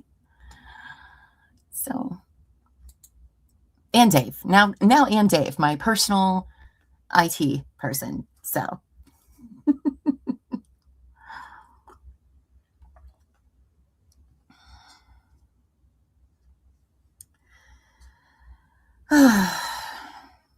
I don't know. Just the way that they're talking about the investigation too. It's just very weird. It's also weird. Pila's mom says, was the placard removed so no one would recognize his car? But he's driving a $100,000 car. Does a handicap placard really matter? I mean, I don't know how they look in Jersey, or like how many like CCTV traffic cams you guys have. I imagine a lot. We have a lot here. But like, I think on our handicap placard at the bottom is like that number, like it's an identifying number.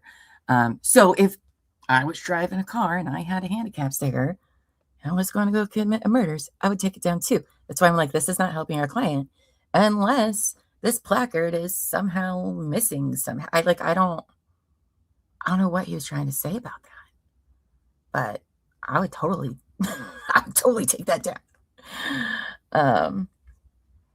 But also, what injuries, they have not said yet, and they may not even get into it.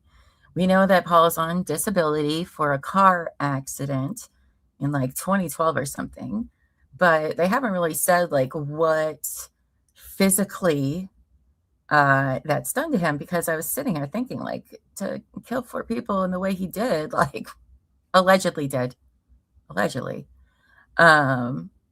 And, you know, you had physical, you know, inabilities, but that does not mean that that is why he's on disability. So,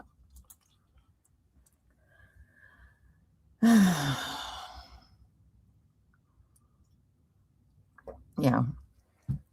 I mean, if he was having like severe back or like shoulder problems or something, could you know, take a knife like that many times?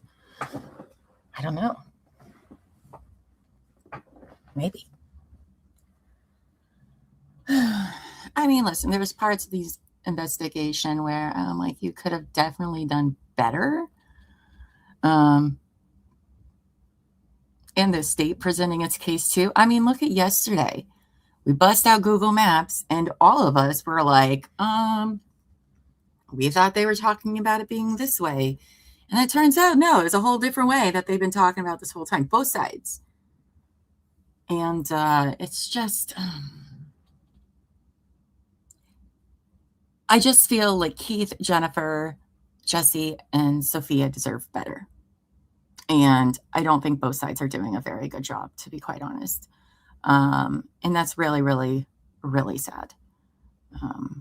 So maybe they'll really start picking up or something. But and it makes me sad about how many people aren't in the gallery. But it's no judgment. I know y'all got some weather, so nobody should be traveling. And it's being televised, so it's probably best for people to just watch it at home anyway. But I mean, I get it. Nobody wants to sit on those wooden church pews in court. Ugh, gross. Just as, just sad. Lainey says New Jersey is the most densely populated state in the country. Fact, I did know that. We have tons of traffic cams and street surveillance cams.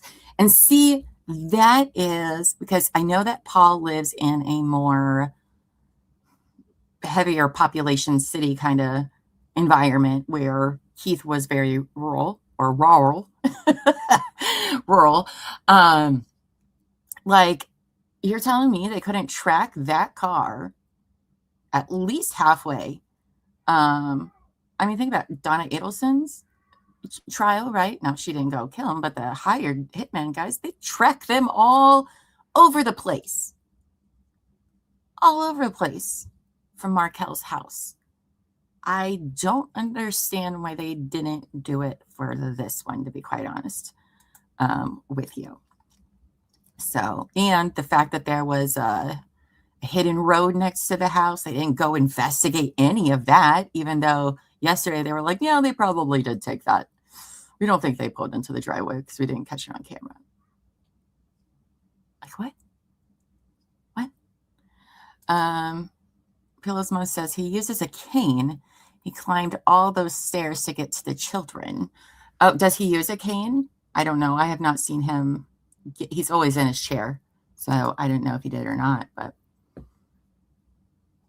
I mean,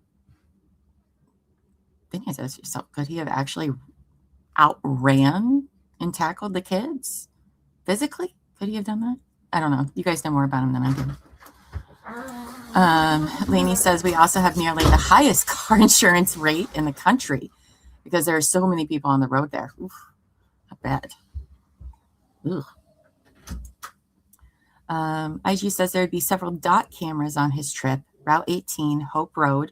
Also, many of the cop cars around here have license plate readers, which get pictures of every car that passes. So if he passed one of them on the main roads, it would have shown a pic of the car and possibly the driver. So ask yourself why. I mean, they said they didn't do that. Why?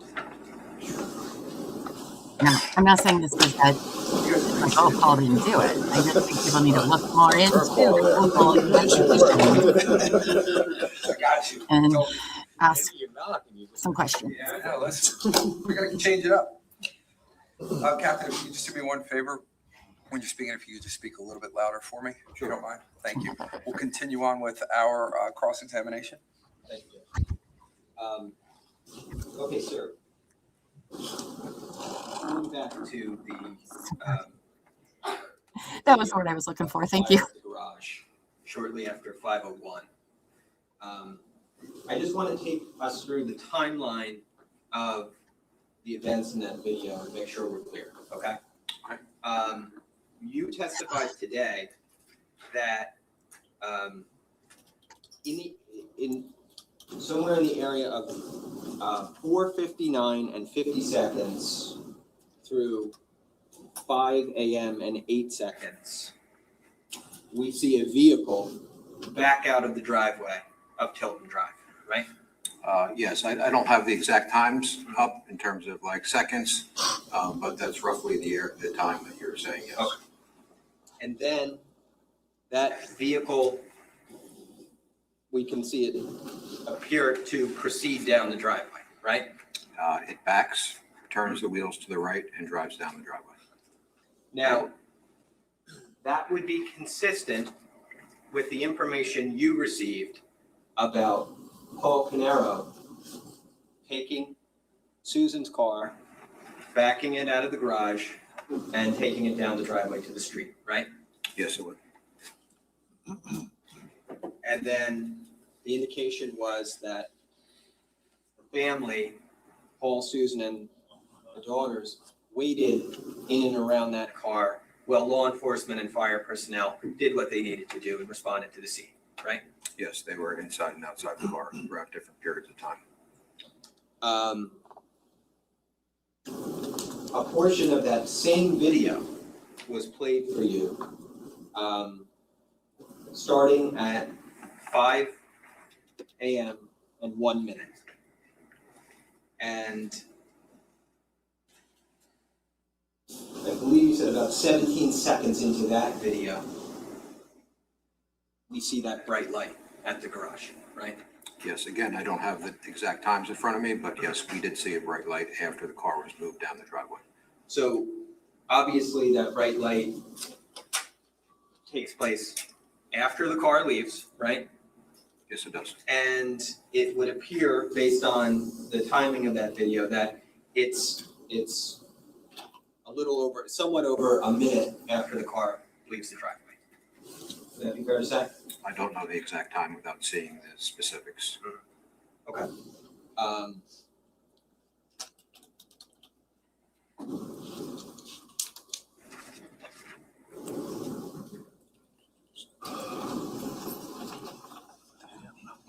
Yeah, it's,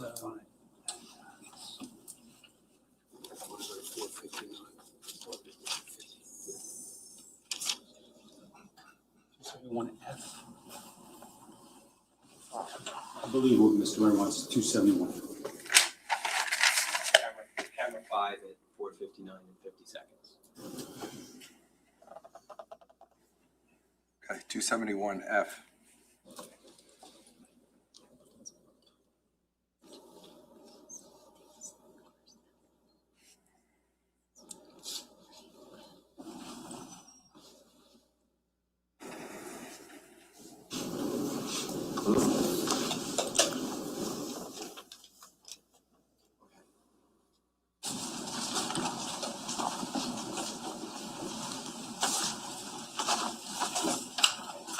Would we be able to play from there forward?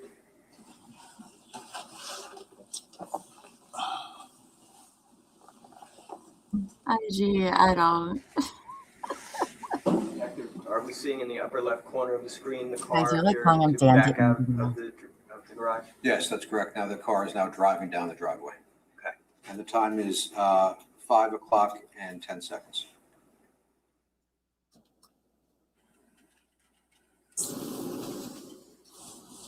And well, no, this is the time their house alarm started going off. By the way, timeline wise.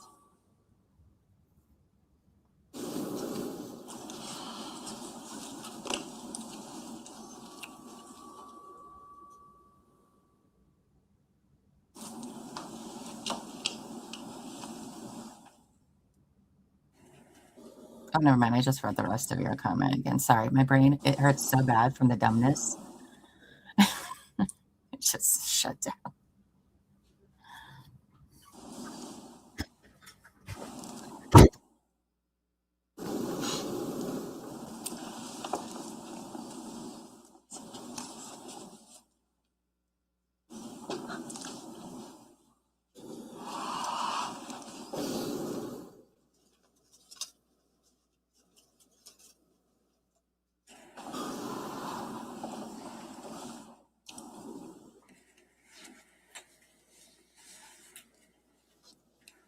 Can we pause there?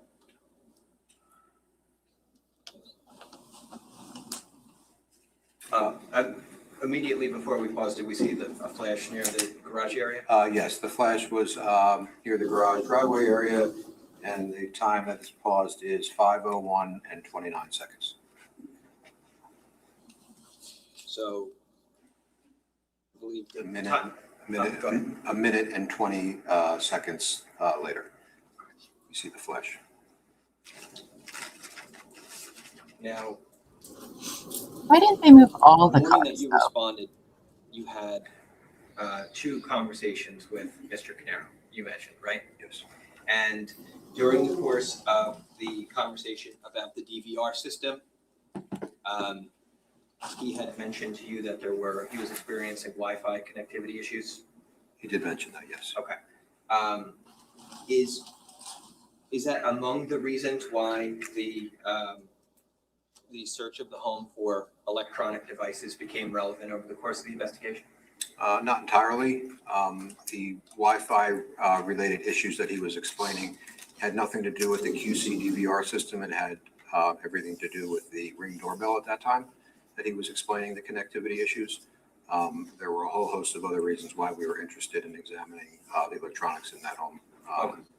But obviously, you were talking about his surveillance systems with him that day, and one of the things he mentioned to you was that there were Wi-Fi connectivity issues. Yes. Okay. Now, you also said previously that you did not personally get involved in any interviews or searches for surveillance of any of the residents on the other side of the Tilton Drive horseshoe, right? I did not. Other detectives did. Do you know who those detectives are? Yes. Okay. Would you like to tell us? Sure. It was Sergeant Edwin Henley. It was Detective Christian DeVito. It was Detective William Anton from the Llama County Prosecutor's Office. And it was Sergeant Patrick Martin, Detective Jesse Orbach, and Detective Michael Melody from the Ocean Township Police Department, and Detective David Siderakis from the Llama County Prosecutor's Office Electronic Surveillance Unit had also responded to extract the video recordings from the pertinent addresses. When you say to extract the video evidence from the pertinent addresses, which addresses are you referring to? 308 Green Grove Road and 30 Tilton Drive. Okay, so but both of those are on the same side of the Tilton Avenue. That's The correct. Tilton Drive horseshoe is 27 Tilton, That's right? correct. And if I'm trying to take us to the other side, the other entrance to Tilton Drive, was any surveillance collected from that end of Tilton? There was no pertinent video surveillance from that side of Tilton. I know that, Andy. But you did not yourself go out to canvass for any video on that side? I did not. Okay. And we know that your interviews, we know that your witness preparation interviews with Heather Kapp and John Harrington, your estimation, were consistent with prior statements they made to you, right? As far as I know, yes. I wasn't Which would make potentially the time period of 4:30 in the morning on the morning of November 20th relevant to this investigation, correct? Based on the information that they provided, yes. Specifically about men in the street around that time, right? That's correct. Okay. Thank you. See? And that's all you're gonna. Captain, you were just asked about trial prep interviews with witnesses, correct? Yes, I was. You got asked about Heather Kapp and Jonathan Harrington, correct? Were you present for both of those? Yes, not both at the same time, but I was present, yes. Good point. They were met with separately. No. Okay, now, based upon, the way you were taught to investigate crimes over the course of your career, when you meet with people that provide you information, do you try to change that information, or do you let them tell you what they observed? We would never change the information that they provide. Whether it's helpful on its face or not? No, we follow facts and evidence, and regardless of the direction that evidence takes us, we document it and we pursue whatever avenue we have to go. Now, you were asked some questions about how Mr. Caneiro, I believe, told you about some Wi-Fi connectivity issues the morning of November 20th, 2018, correct? Yes. And you referenced the doorbell camera, right? Yes, I did. Why is that? Because there was a Ring doorbell fixed to the home, and in conversation with Mr. Caneiro, that's when he had indicated that he was having Wi-Fi connectivity issues. The Ring doorbell operates via Wi-Fi, while the QC DVR system did not operate via Wi-Fi. That was a hardwired system. Do you know whether or not above the area where the DVR was located, whether or not there was some associated power supply box? Yes, there was.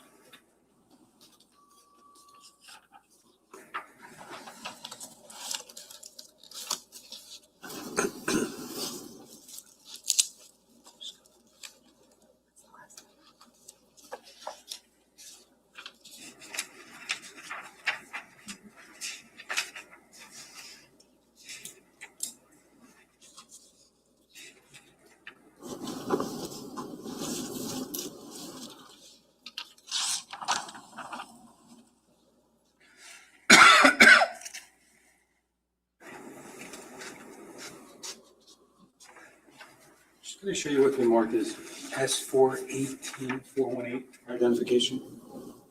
You recognize that? Yes, I do. What is it?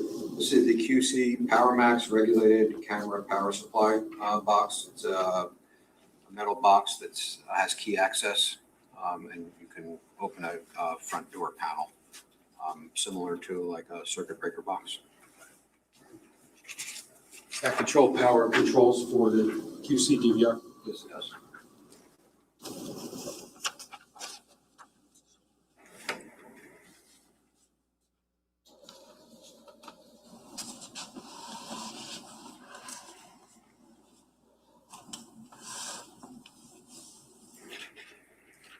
have nothing further, Josh.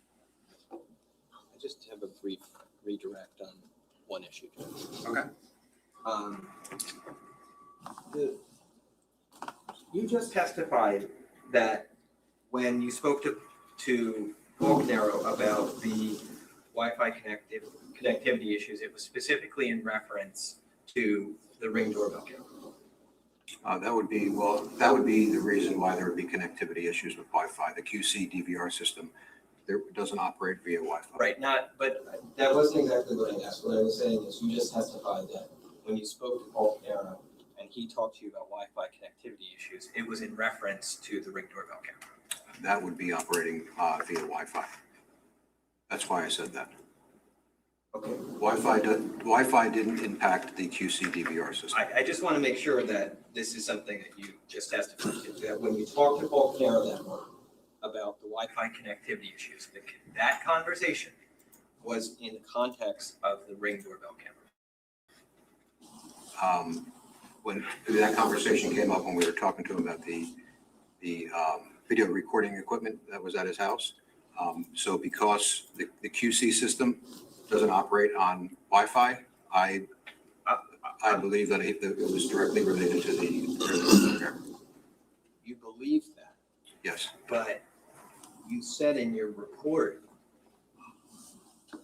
regarding this conversation, Paul reported that he periodically turns off the surveillance cameras as he suspected that the system had been causing his Wi-Fi system to run slow.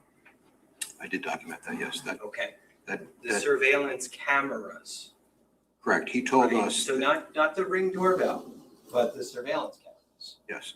Okay, so that's what was in your report, right? Correct. And that's a different thing, a different system that you're referencing in your report than the Ring doorbell camera, to be clear, right? Yes. Okay, and that's a conversation about the surveillance system causing the Wi-Fi system to run slowly, right?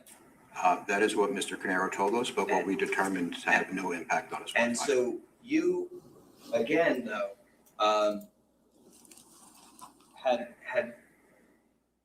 an opportunity to see some photos of areas inside the home where I think you were not certain of the devices that I was showing you, right? You didn't know what they were, if they were or were not connected with the wireless internet, right? I did not know. And you actually brought in various people throughout this investigation because you yourself are not a specialist in that area, right? Correct. And obviously, as you were talking to Mr. Caneiro that morning, you were not a specialist at that point in time either, right? I was not, no. And it was obviously somewhat of a technical conversation that you were having about Wi-Fi connectivity causing the systems causing the Wi-Fi to run slowly, right? That's what Mr. Caneiro told us. Right.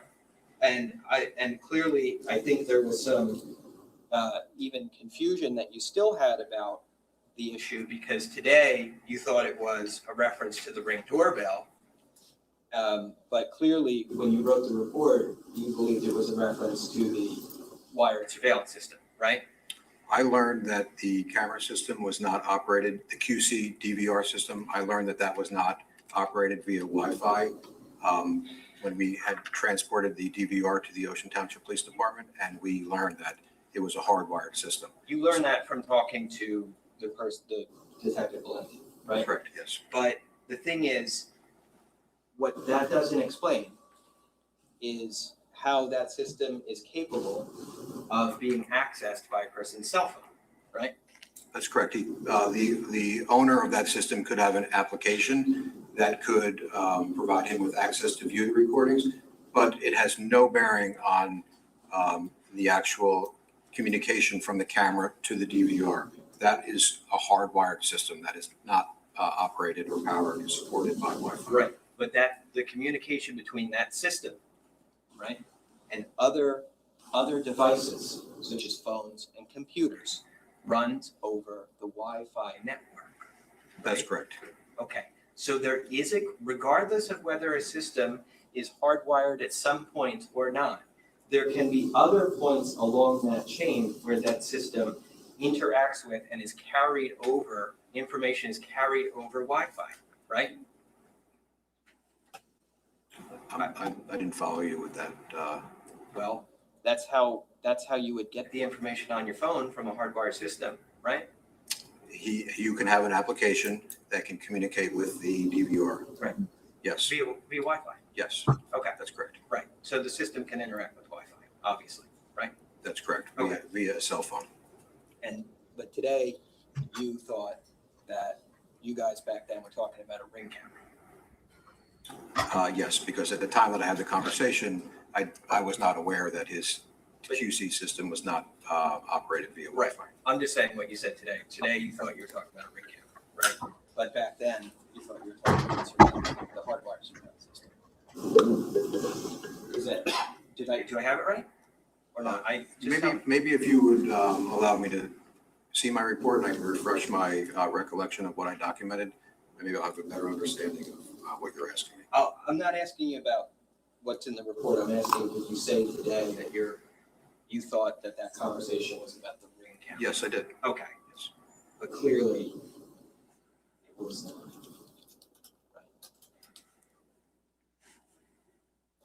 Am I wrong? It was my understanding that we were discussing his connectivity issues with the ring camera. That's what I'm telling you. Okay. Despite the fact that. Counsel, we've heard this about 12 times now. We're not going to keep going over it. Judge. Despite the fact that the prosecutor hasn't gotten up, he's answered this. He's asleep. That's his answer. Whatever, right or wrong, that's his answer. You can argue it. Thank you, Judge. Did you see anything? You obviously went through these I deserve compensation various emails to look from for this guy. those reports about the Nest cameras, right? Yes, they were provided to me. They were provided to you? Yes. Was anything provided to you showing regarding a crash report for the QC DVR system?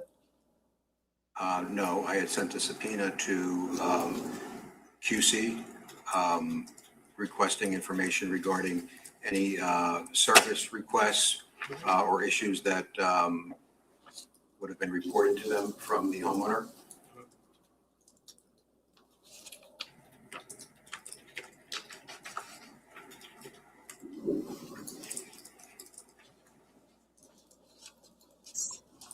Oh, there it goes. I think even a defense attorney's broken StreamYard. It's like, I'm so bored. I don't even know how to do my job anymore. I'm just going to show you what's marked D17. It's D117. Have you seen that before? No, I haven't. I don't know what this is, sir. What's the manual You for haven't the seen that? DVR I have not seen system? that, no. Okay. I'm just kidding. So when you said you got responsive documents from QC about the system, you didn't get this, right? No. So the reason why I had subpoenaed records from QC was it was reported to us that Mr. Caneiro had advised that he was having problems with his QC DVR and that he had a quote ticket in with QC. So we were obviously interested in seeing what he had reported to QC requesting technical assistance on that system. So I had served a grand jury subpoena to QC. I was then contacted by an engineer with QC who queried their systems, and they had no record of Mr. Caneiro or anyone living at 27 Tilton Drive reporting any concerns with that DVR. Well, That is do not good know for you, why Paul. then there would be an indication that the system crashed at 10:54 at night on November 19th, 2018? I don't know. I don't know if that came, I don't know where you obtained that report from because I have not seen that. Well, I guess then you haven't, I'm going to take that to mean you haven't seen all the discovery in this case, right? That could have been part of the extraction from the DVR, but that was not received from QC directly, no. Okay. But have you seen all the discovery in this case? No, I have not. I see. And so you, again, to answer the question, you wouldn't know why there would be a crash report from 10:54 on November 19th from QC. The answer to that question would be no, right? The answer to that question is QC did not provide any reports or records regarding any information. In fact, I received communication from them saying they had no records to provide and documented that in an email to me. Okay. Thank you. Sure. Based upon that recross, which was outside the scope, I'll allow the prosecutor if he has any other questions. No, Judge, I don't have any further questions. Okay. Captain, you can step down. Thank you. Thank you, sir. All right, ladies and gentlemen, we're going to take a quick break. Thank you. Wow. Give you my word. Angel.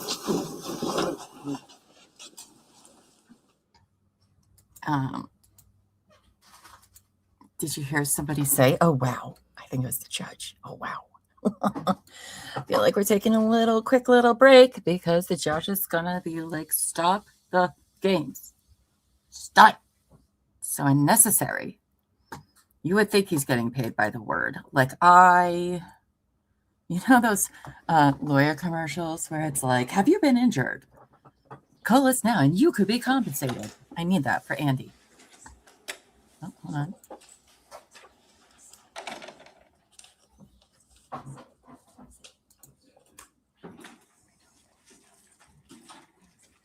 Am I going to say something? No.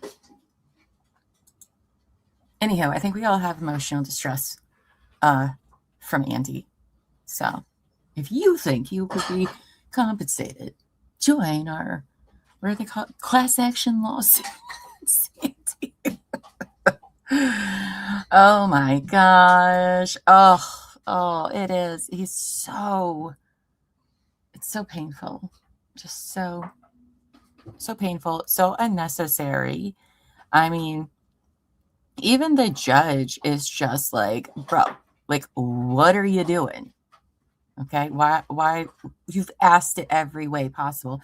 And then he brings up the same shit that he brought up earlier with regarding Heather and Mr. Harrington. That again, why were you even? He is exhausting. And you know, usually sometimes lawyers seem to kind of actually generally be how they are in real life. But some are, of course, a little bit more dramatic and over the top. Okay. There's a good chance this is Andy all of the time. All of the time. Could you imagine? Oh, Pam, I feel like Terry's dental work was less painful. Yeah.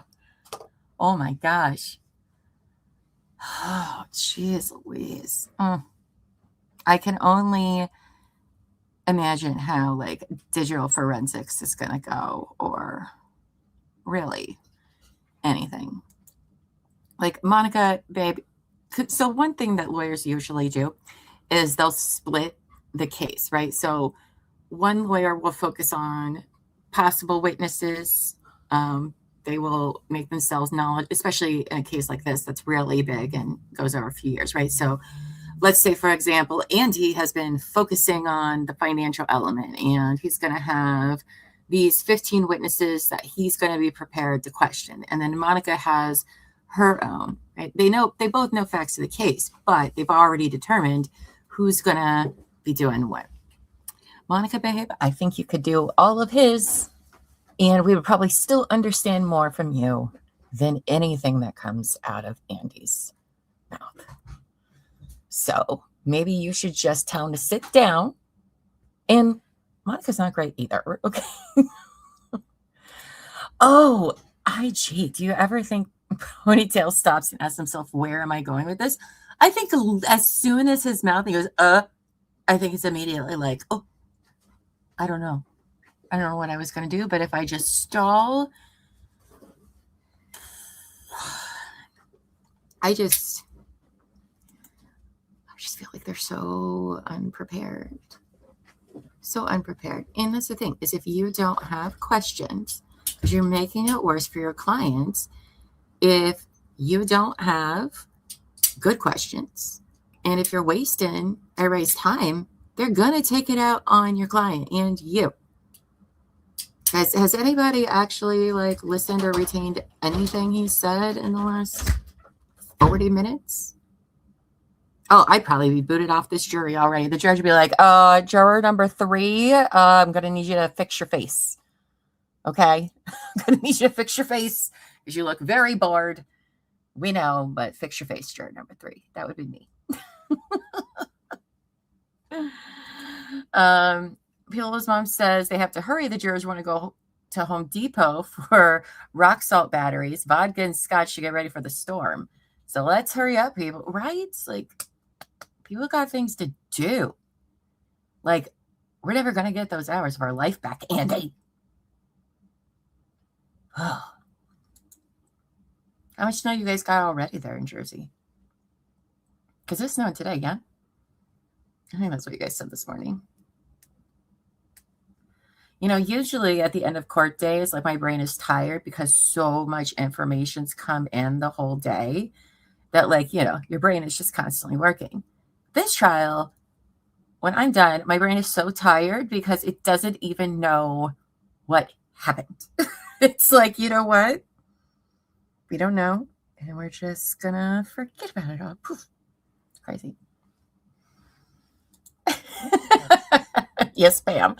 I will fix my face when you fix your attorney. Right? My goodness.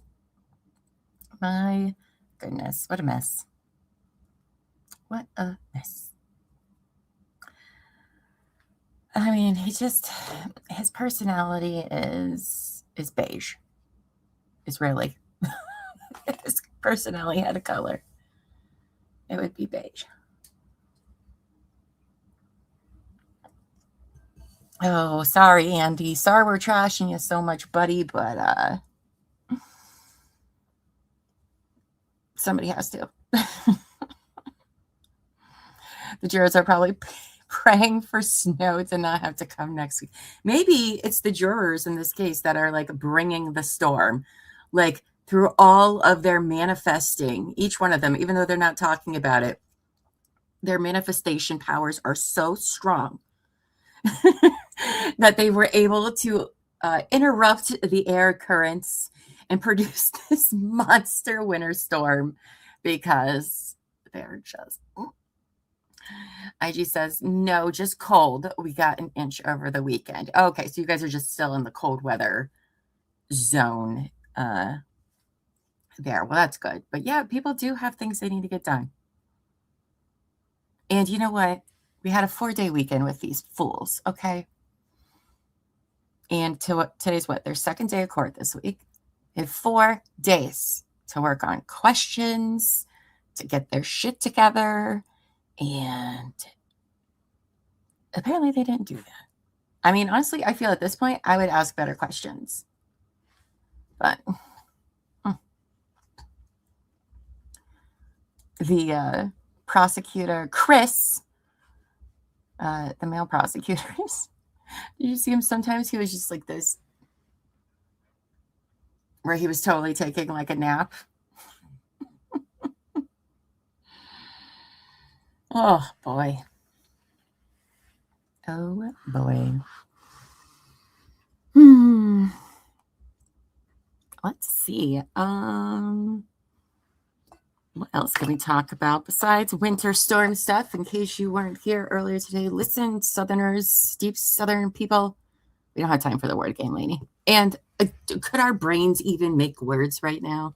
Can yours? Because mine can't. Mine is like... checked out. But my Southern friends, please heed all weather warnings to be prepared for if ice is coming your way. It's no joke. It's very, very, very serious.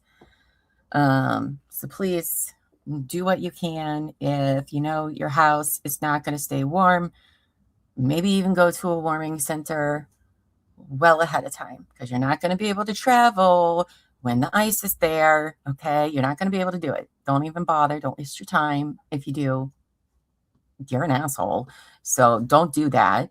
But if you know that your house isn't very well insulated, because you guys don't need it usually, then go to a warming center, because you're guaranteed pretty much warmth, because that's what's important.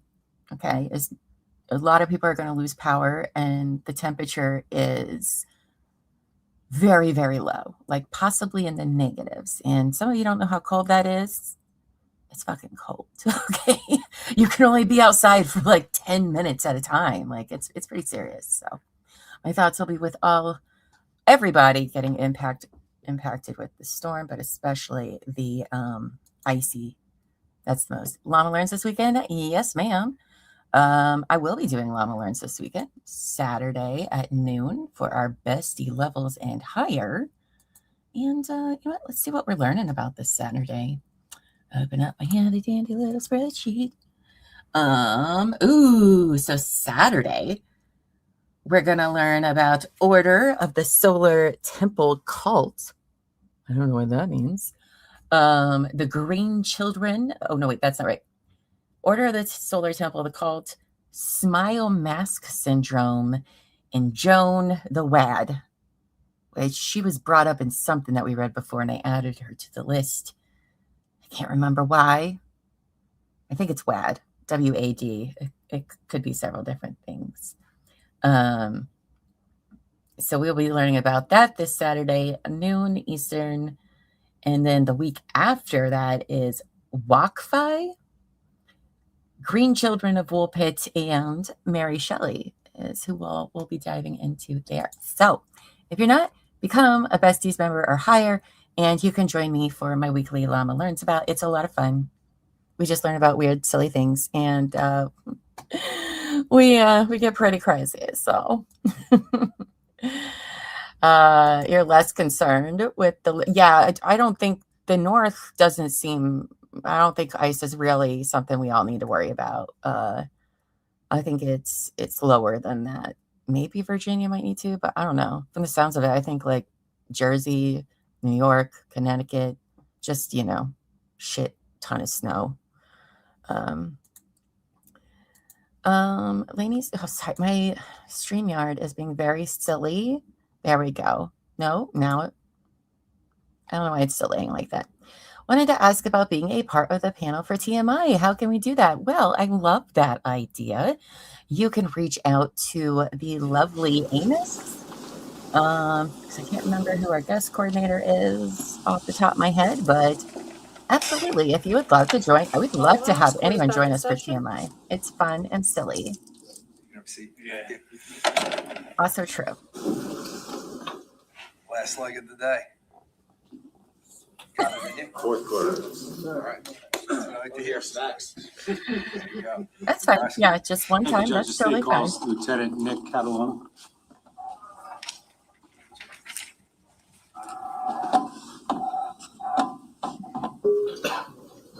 All right. Sir, if you could put your left hand on the Bible, raise your right hand. Do you solemnly swear or affirm to tell the truth, the whole truth, and nothing but the truth, so help you God? I do. Can you state your full name for the record and spell your last name, please? Nicholas Catalona, Cattelona. All right, great. Thank you. Prosecutor.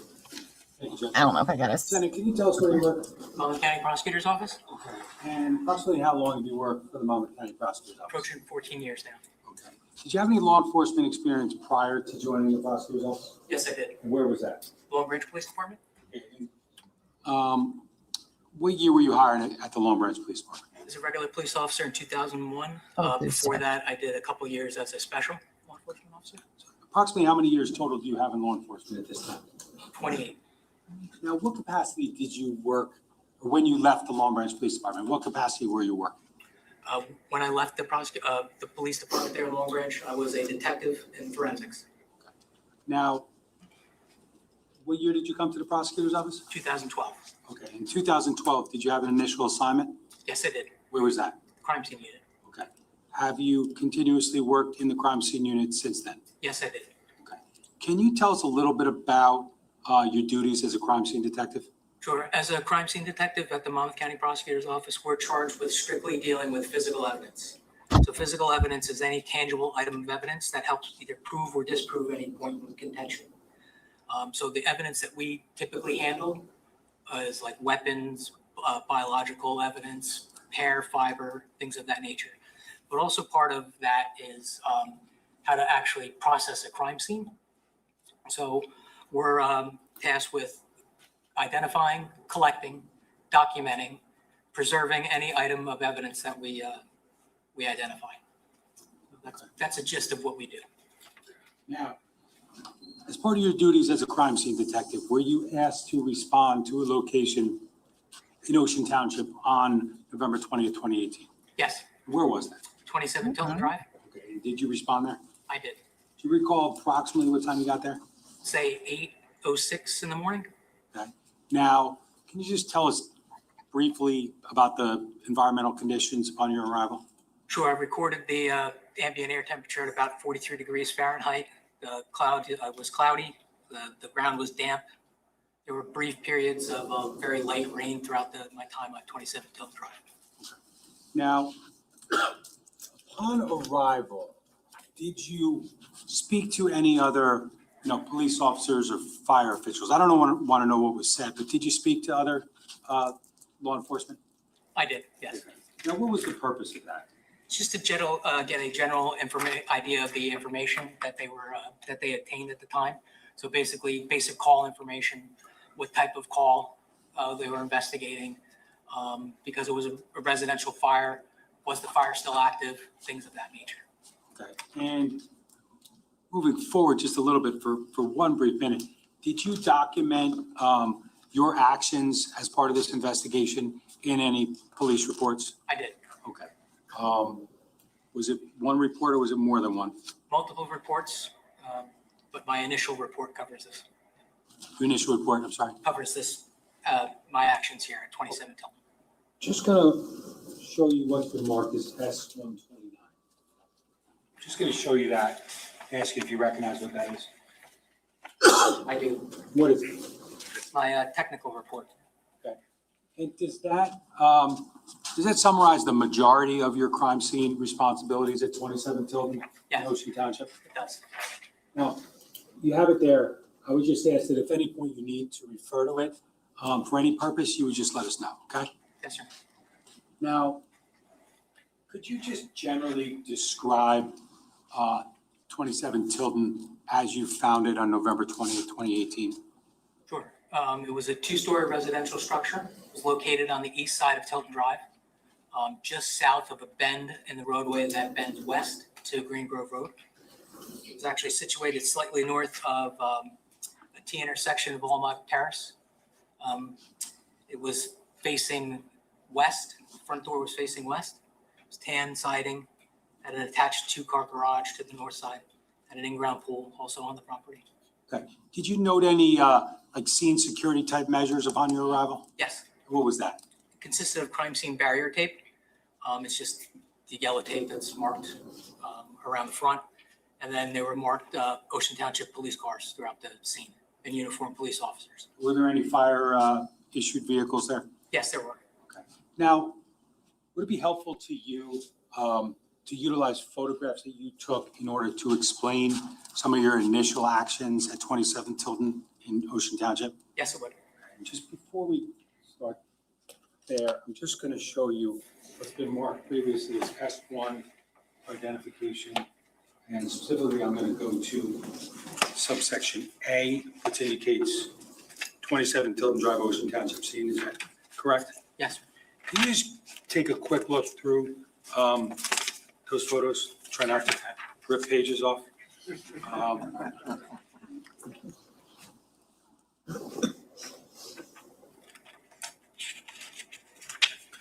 Now, do you recognize these photographs? Yes, I do. How do you recognize them? Those were photographs that I took at 27 Tilton. Are they all your photographs? They are. Now, I just want to start by showing you S1A slide 3.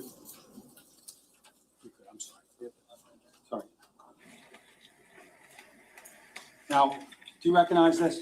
Yes, I do. What is it? It's a photograph of the front of 27 Tilton.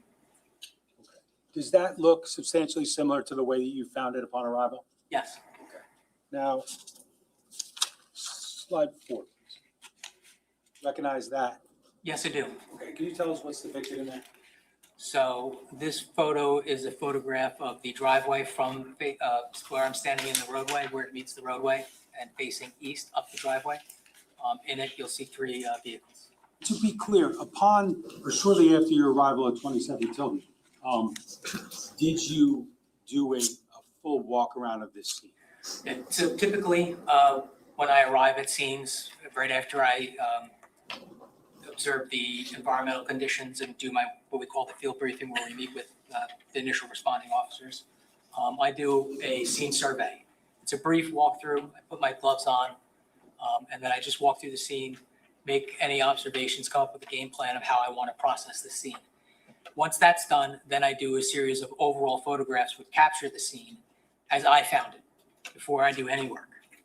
And that's what this picture begins to depict. Okay, so based upon the photographs we've begun to look at, you've already walked around and done a scene survey That's correct. at this point in time. Yes. Okay. Now, can I have slide 5, please? And what does that depict? So this is, I guess, 3/4 way up the driveway. Towards the house to the right of this picture would be where the 2-car garage is. To the left is trash cans. Directly in front is a row of hedges where you see a black aluminum fence. That is the fence that circles the pool. And then a little bit farther beyond that is the shed. Can I have slide 6, please? What's that show? And that's just slightly turned to the south. And that's just the 2-car garage. You'll see a Jeep Wrangler Sahara. That's being read to from the right of the picture. Directly ahead is a red Porsche convertible. A white Porsche convertible with a red top. And then beyond that is a Porsche Macan. Now, as part of your scene survey and photographic documentation, do you look for things like cameras on the exterior of a home? Yes. And in slide 6, can you see any? Yes. Okay, and where, could you describe where they are? Sure. It's on the front-facing corner, right where the downspout is for the gutter, right of the garage, I guess, with the closed garage door, slightly above it, and to the right, right above the downspout, you'll see a white camera with a dark-colored face on it. There's a stylus up there, Lieutenant. Can you just circle the cameras you see in that photo? So there's actually 2 here. One's there, and the other one is right next to it there, just on the other side of that downspout. Do you see another camera on the opposite side of the garage? Yes. Can you circle that? Can we please preserve that? I think this is 6.1. So this is S1A slide 6.1.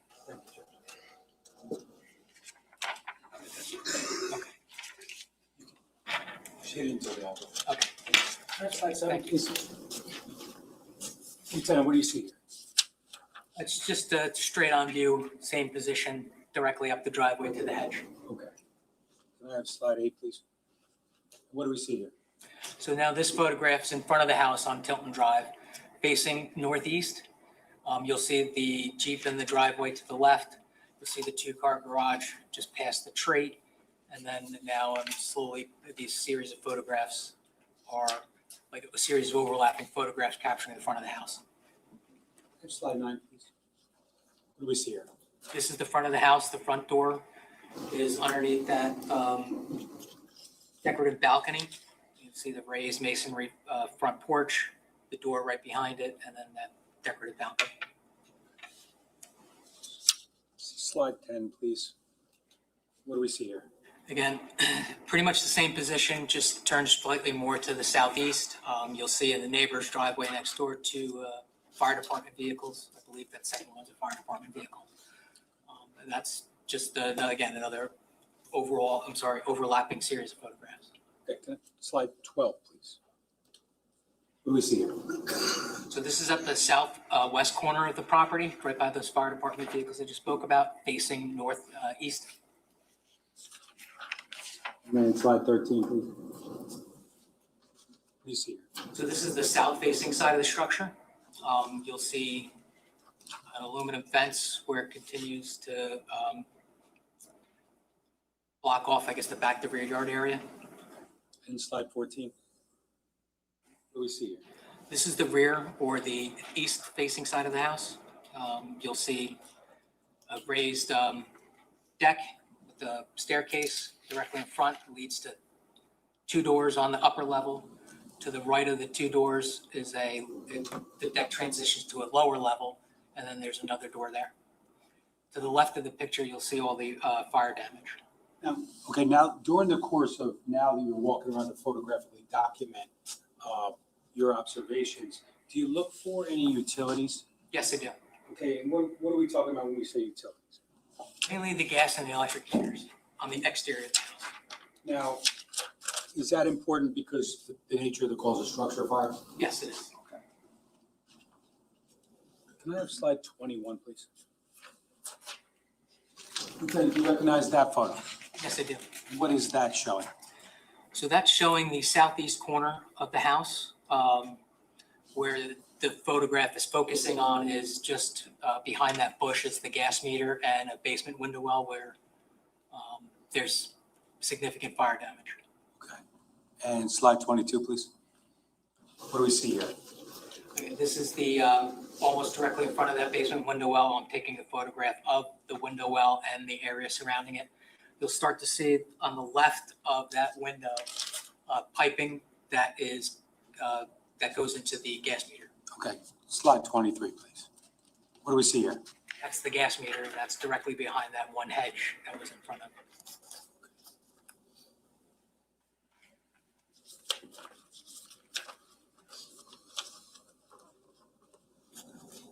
Now, talking about, can I slide 15, please? Sorry. Now, as part of your examination of the scene, are you looking to determine entrances to the structure? Yes, Okay, and how many were located in the rear of the backyard? there were three. Okay, can you just explain or describe those for us? Sure. The one to the left of the picture are French doors that lead into the dining room. The one in the center behind that tall umbrella is the sliding glass doors that lead into the kitchen. And then the deck again transitions down right next to the grill, where that one single door that leads into the mudroom. Now, we have this, let's just go in order. The French doors that enter into the living room area, did you examine those? Yes. Okay, and how do you go about examining them? What's the purpose? Well, the purpose of it is to determine if there's any damage to them, if the locks are intact, operational, or if there was any signs of tampering. In this particular case with this door, the locks were operational. I did not observe any sort of tampering or any damage to it other than the visible fire damage. Now, I'm sorry. No. When you look at doors like that and you're looking to see if there's any damage, I think you said that you didn't observe any damage, correct? That's correct. Okay. Do you look for anything else observationally as far as potential, points of things that you need to process? Yeah, I would look at it for the presence of friction ridge impression or fingerprints. Usually with exterior surfaces that are unprotected like this, use a high-powered light. What I'm looking for initially is what we call surface disruption. So usually, like I said, on the outside unprotected surfaces, a layer of dirt and debris would tend to build up. You could see if any interaction were taking place by the absence of dirt or dust with the disruption of the surface. So, At that location, those doors there into the living room, did you locate anything of potential evidentiary value? no, I did not. Now, moving on to the sliding doors that go into the kitchen, did you conduct a similar visual examination there? Yes, I did. And did you identify anything of potential evidential value from a fingerprint perspective or the like? No, I did not. Okay. And then as far as that final door all the way to the right, that's just the door into what room you said? The mudroom? Okay. It's the space between the kitchen and the garage. Okay. And did you locate any, signs that there may be potential evidentiary value there? No, I did not. No fingerprints could be visually examined? Again, all three doors worked as designed. The locks were operational, no signs of forced entry, no tool marks, no anything of that nature. Did you, as for these doors, did you encounter, or did you make observations or document in any way whether or not they were locked or unlocked upon the way you found them? Yes, I did. Okay, and what was the status? They were all unlocked. Unlocked, you said? Yes, at the time that I was there, they were all unlocked. Now, I just want to ask you a question. So you're not the first person at this scene, correct? That's correct. Okay. Was there a presence of many people before you? Yes, there was. Now, so everyone understands, you're documenting what? The condition of the scene as it was when I arrived there. Now, you mentioned previously some more utilities and specifically an electric meter, correct? Yes, sir. Did you encounter an electric meter? I did, sir. And is it the general area of where it was located, is it depicted in slide 15? Generally, yes. Okay. And where would it be, just if you could describe it? So if you have the northeast corner of the garage area, that lower portion, the single-story portion, to the, I guess, the left of that downspout of the gutter would be that general area. Okay. I'm going to show S1A slide 16, please. Do you recognize that? Yes, I do. What's that photo show? That is the electric meter. Is that the way that you encountered it, obviously? Yes. Can I have slide 17, please? You recognize what that is? Yes, I do. What does that show? That is the electric meter without the actual meter being present. Okay. Did you receive any information upon arrival regarding whether the power had been shut off at the scene? Yes. And was it? Yes, it was. Okay. And is that a normal occurrence based upon your experience at a fire scene? Yes, it normally occurs at residential fires where the gas and the electric company are automatically dispatched also with the fire department. And when we talked about the gas earlier, was it the same situation? Yes. We shut off. Shut off. Now, can I have slide 18, please? What's that show? So that's a tamper-proof tag that the electric company installs whenever they access the meter. They'll cut it off. They'll do whatever they need to do. They'll close the meter box again and then replace it with a new tag with the serial number on it. Okay. So just to be clear, was the meter itself present at the scene that morning? No, it was not.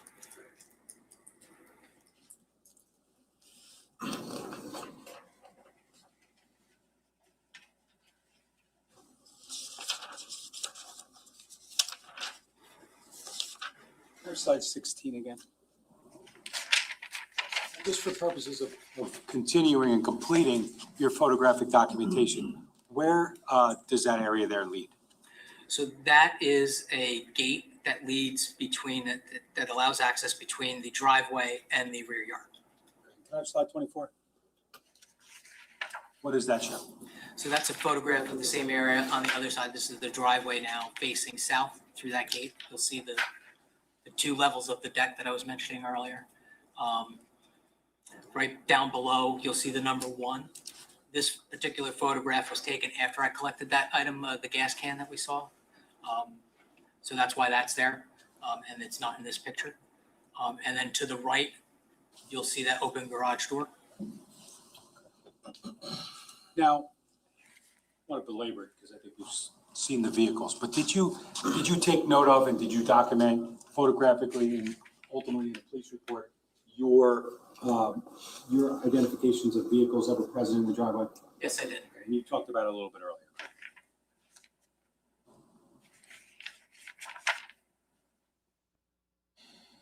Now, you talked about the gas can, correct? Yes.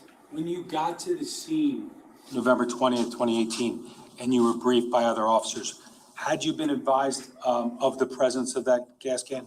Yes. Okay. Was that based upon what you were told and what you saw, was it any significance to your investigation? Yes, it was.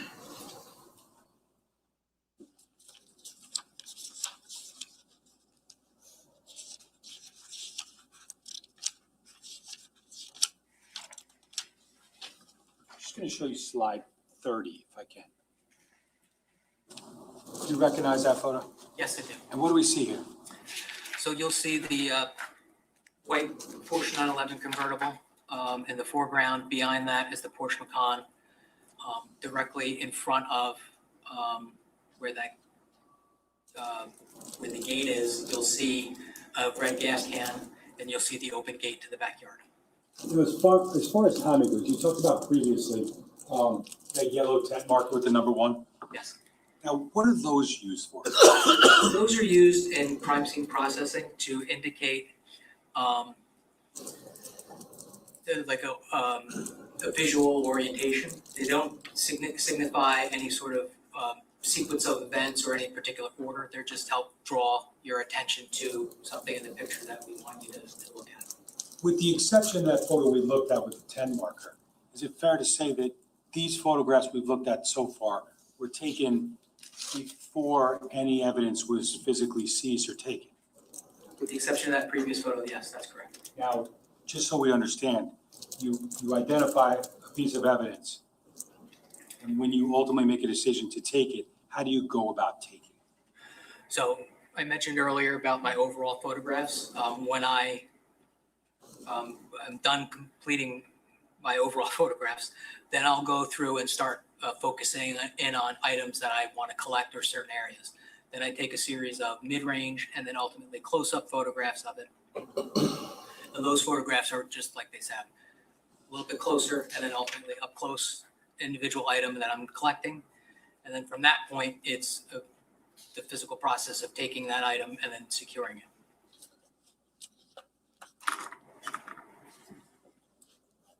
Isn't this what we have the crime scene people for? Now, did you physically examine that area that's depicted in slide 30 around the garage door? Yes. Now, did you identify areas of damage in that area? Yes, I did. And can I have slide 27, please? Can you talk about what you see in photograph 27? Sure. At the threshold of the garage, where the garage meets the driveway, you'll see like white powder. That is consistent with a chemical fire extinguisher powder. Just to the left of that, you'll see like a black mass on the ground that turned out later to be a burnt glove, a black nitrile glove. You also see fire debris up the siding and the track ground level. Now, you said that the black mass ultimately turned out to be a black nitrile glove. Can you tell us how you ultimately discovered that? Sure. I inspected it. I didn't understand what this melted mass was, so I moved it, and then once I turned it over, I saw what appeared to be a glove. Can I have slide 28?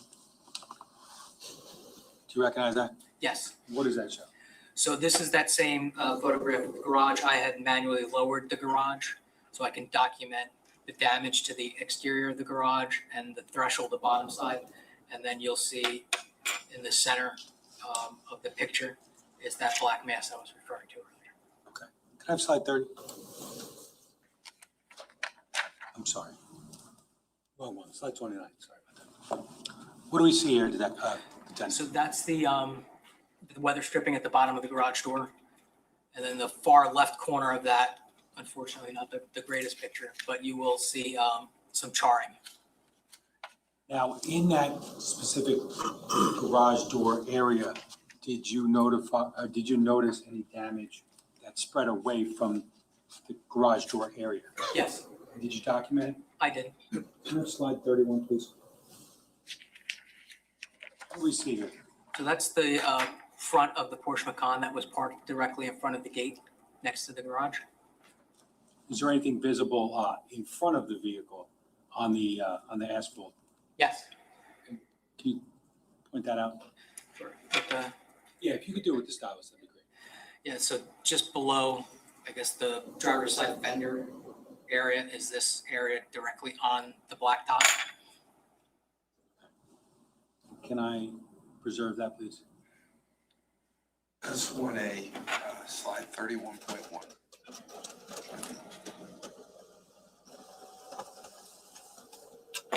Slide 32. And do you recognize what's depicted in slide 32? Yes. What is that? So they appear to be like burn marks on the hood of the Porsche, along with some other scratches.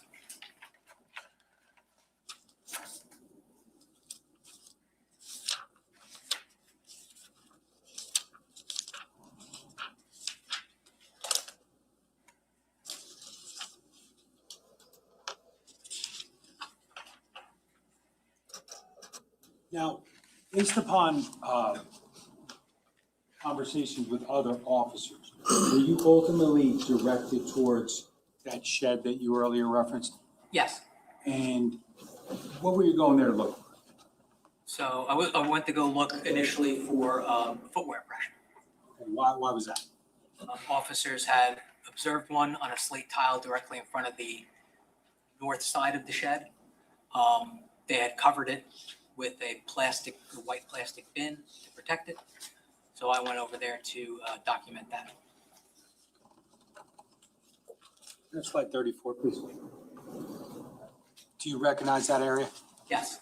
Okay, now you talked about the shed earlier, correct? Yes. And what we could see in the earlier photo was the front side or the back side? I would call it the front side since it's facing the pool area. So I would call it the front, and then this side, I called it the rear or the back. Okay, so to be clear, slide 34, as you discussed this, you're going to call that the rear of the shed. Yes. And that's because the front side faces the pool? Yes. So that would be the front, and it's got a little nicer door structure? Yes. So now, though, on slide 34, we're looking at the rear. Yes. Okay. And there's a white object in that photograph, correct? That's correct. And what does that represent? That would be the bucket that was put over to protect the footwear impression. Did you ultimately inspect that, what that's covering? Yes. And what, if anything, did you find? I found nothing there. Oh, there might be you were told there was a footprint there, correct? That's correct. Okay, and ultimately you wound up going over there, lifting the bucket and not seeing it. What about the other one? Did you take photos ultimately of like what was underneath that bucket? Yes, I did. Now, did you that's what you were told about, correct? That's correct. Now, did you continue to do any inspection of that shed area on your own? Yes, I did. Okay, can you tell us what, if anything, you located and where you went? Sure. In relation to this photograph, up that ramp, just to the left of the door on that ramp, there I found another footwear impression. So I photographed that. Okay, had anyone pointed that one out to you? No. You located that? Yes, sir. No. Can I have slide 35? Do you Here, recognize it's that the guy that photo? put the Yes, bucket so What's the that photo of? It's the footwear impression that I observed, and then the bottom right-hand corner is the scale. For reproduction purposes, if I had to reproduce this photograph on a 1-to-1 scale, that'll help me be able to do that. Was something done with that at a later date, or did anyone else look at that? Yes. Were you able to determine any identifying features of that footprint at any time? No.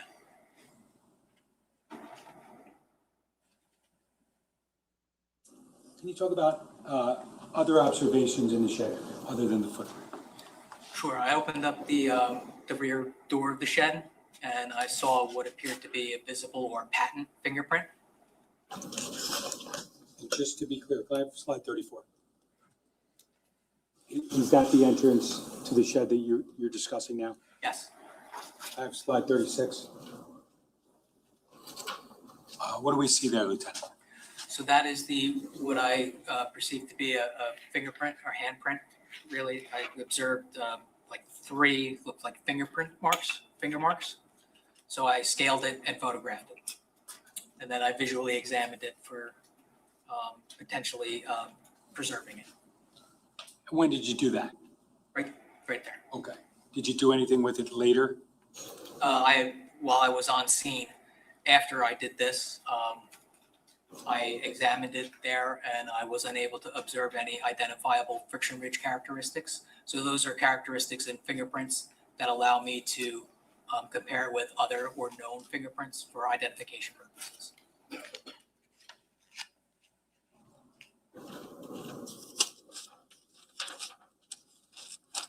Can I have slide 37, please? What's that photo show? So that's just on the inside of that rear door, floor level. There are 3 gas cans. Okay.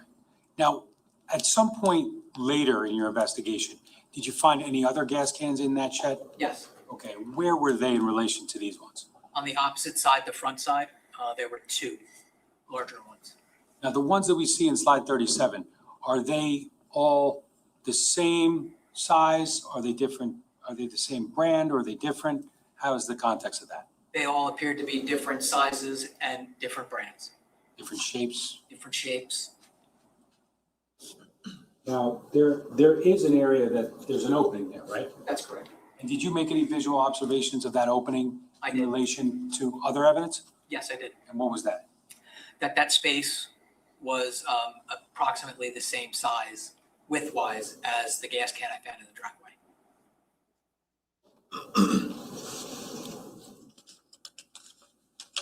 Now, after your photographic documentation of the shed and stuff, footprint and potential fingerprints, did you receive anything from Ocean Township police officers?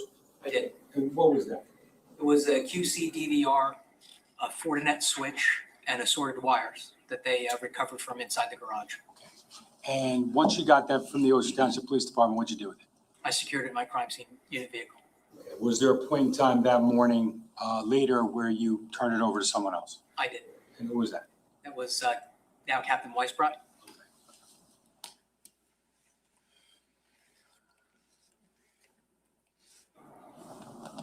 Were you advised as to where the DVR had been at least generally recovered from? Yes. Where was that? That was located inside the garage near the southeast corner. Can I have slide 120? We have to talk about You this recognize that DVR photo? thing again. I do. What's the photo of? So that's inside the 2-car garage. That's a photograph of me facing, taken of me pointing the camera southeast in the northwest corner of the garage. Is there a camera in that photograph? Yes, there is. Can you circle it? Yes, sir. Can we preserve that, please? Must be a 120.1.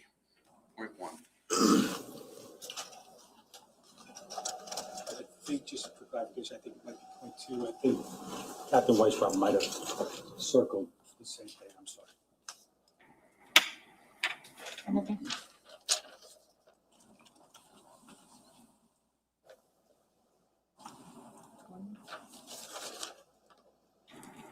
I know he identified, but Yes. he did. All right, so 120.2.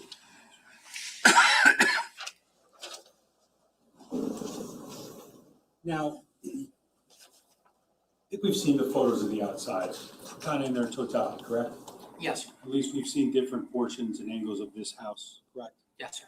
Was there a point in time when you went into the interior of the home? I did. Okay, what was the purpose of doing that at that time? To document the basement. Okay, why the basement? Evidence collection was looking to get started by the fire marshals outside near that basement window well. I wanted to document the condition of the basement, specifically near that window well on the interior side, in case anything were to fall in or any sort of anything would impact the interior. Can you tell me, like, generally how you got to the basement? Were they able to Walked fix through the this front home, door, or did they have to through like? the foyer, made a bulldoze left it? to the small hallway. The stairs to the basement were right there. Went downstairs. Once you enter the basement, are Robert, you tell us. in an area that's finished or unfinished? Mike's lawyer. As soon as you get to the basement, the bottom of the stairs, you are in a Was finished or partially, in this particular case, a partially finished area where there were obvious signs of construction.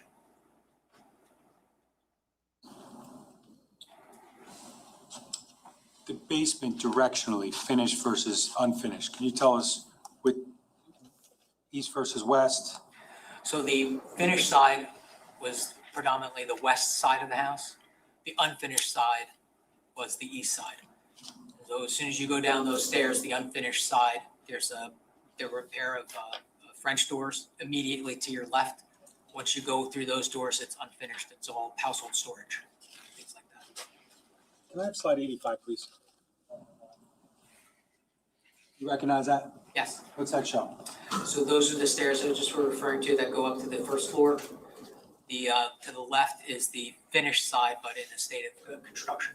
Okay. So where I'm standing right now, I'm looking at the photo and I'm looking at the staircase. That's correct. And which direction would the unfinished side be for me? The unfinished would be on your right. Okay. Are there doors right there? Yes, there are. Can I have slide 87, please? What do we see there? So this is just a little bit farther down the finished side towards the, as we're, I guess, traveling north now through the basement. You'll see the staircase to your right, and then that's like an unfinished theater room. Okay. And the area on the right side of the photo, is that like underneath the stairs? That would be underneath the stairs. Can I have slide 89, please? What's that show us? So that's inside that room. Now I'm actually facing towards the rear yard east, and that's just the wall that was there. Okay. And then you'll see to the right the staircase that goes upstairs. Okay. And then in that photo, up to the top of the photo to the left would be walking into the unfinished side. Yes. Slide 86, please. Is that a TV and everything?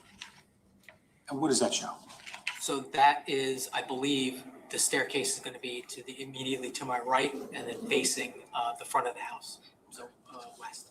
Those are a variety of photos that show the finished side of the basement. Yes, that's correct. Now, I want to talk about the unfinished side. Can I have slide 91? You recognize that? Yes. What's that? So that's the unfinished side of the basement. That is pretty much the center of that area, directly as soon as you come inside those doors, facing north. Okay. So the exterior wall would be to the right, and that would be the rear yard.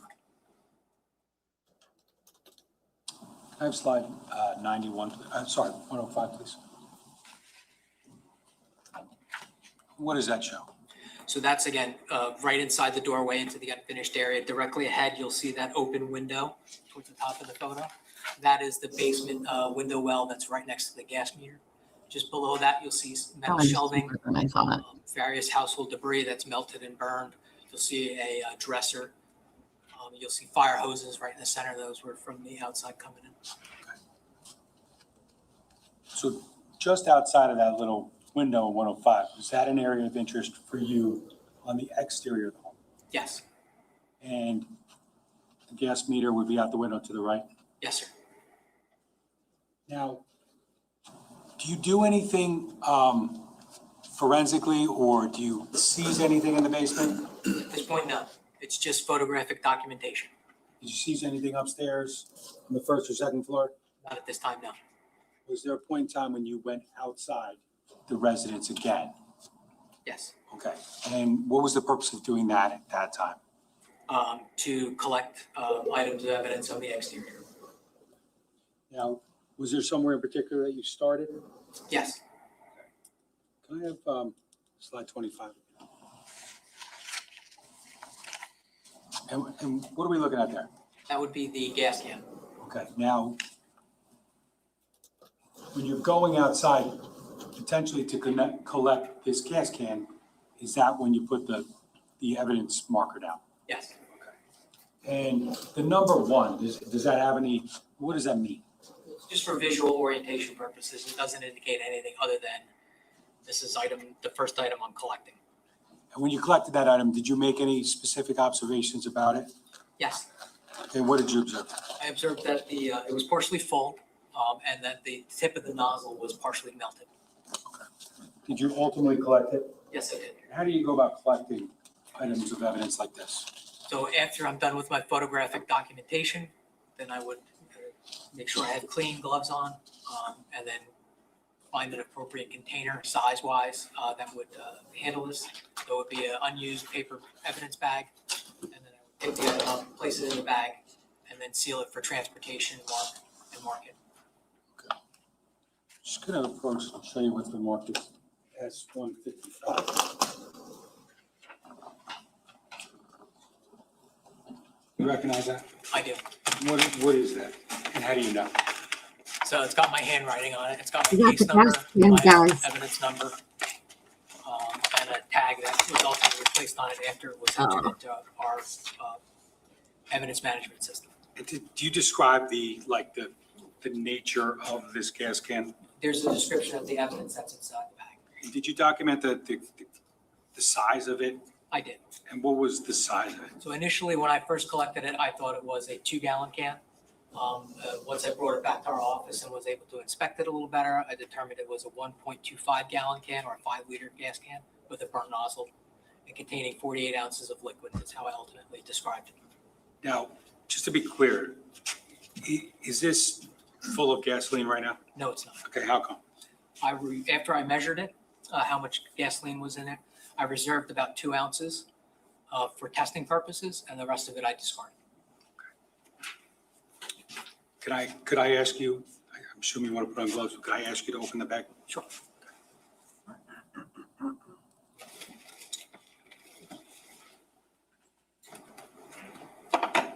Every time you say the word gasoline, I just think of that Gasolina song.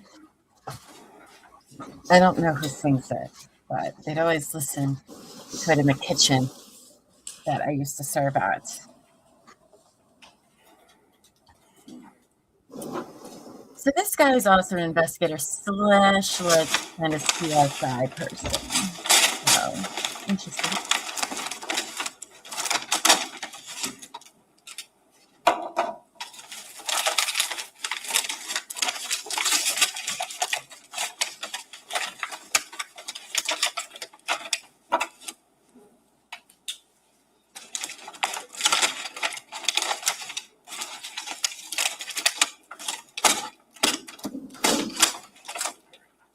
I was just asking you to briefly take out the gas can.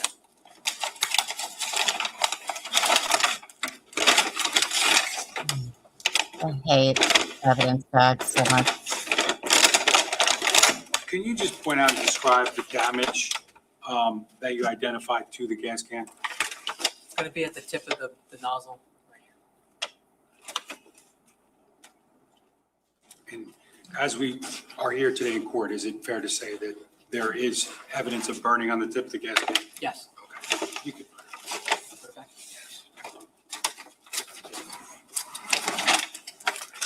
And go ahead and take out my headphones. Take out those.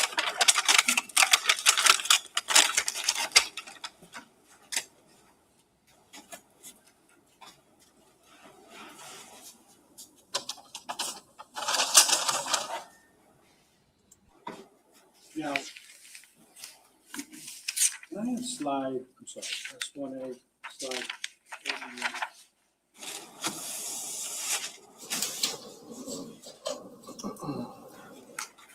Oh, I'm sorry. Thank you. Now, you talked, we were just talking about the gas can, we were talking about that area of potential fire damage on the garage area. Did you also utilize, or did you also visually inspect or do anything with respect to the area near the basement well window and the gas meter? Outside of photographic documentation, I just assisted the fire marshals in collecting their evidence. Can I have slide 41, please? Just so we understand, what's depicted in that photograph? So there's going to be 4 areas of evidence that we collected. So 2, 3, 4, and 5 would be soil samples. One of them is an actual soil sample that we want to be tested. Another one would be a control sample. So 2 would be a soil sample near the gas meter. 3 would be the control for that. 4 would be a soil sample within that basement window well, and 5 would be a control sample for that. Okay. And those soil samples, were they preserved by anyone? Yes. Who were they preserved by? By me. How did you do that? Each sample was secured individually in an unused paint can and then sealed and marked. We're going to get dirt testimony. I don't think I've ever seen Going that. back to the area of the garage where we found where you found the gas can with the burnt nozzle. Can I have slide 43? I think we've looked at this general area previously, correct? That's correct. Is there something different about this photograph? Yes. What's that? So that's the burnt nitrile glove that I collected. That was in front of the garage. It was that black mass before when I said I flipped it over to see what it was. That's what that depicts. Okay. Can I have slide 42? It was moved from its original location to photograph it. Okay. What's depicted in slide 42? That's it turned over. It's a shot of the photograph of the glove facing straight down. And is at this point in time and in this orientation of that item that you determined to appear to be a black nitrile glove? Yes.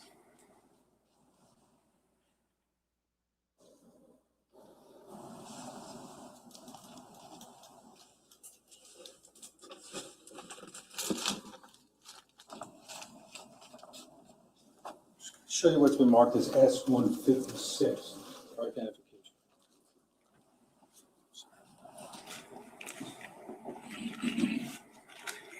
I'm going to show you what's marked as S156 for identification. Do you recognize that? Yes. And how do you recognize it? I recognize it. It's got my case number on it, my handwriting's on it, my evidence identification number. Read all. You don't have to read it all. I mean, what is that? That is the burnt nitrile glove. Okay. Evidence marker number 6 is how I described it. Okay. And that what was depicted in that last photograph that we were looking at? Yes. The last series of photographs? Yes. Okay. And is your evidence markings on there? Yes, along with markings from the state police. Okay. How do you know they're markings from the state police?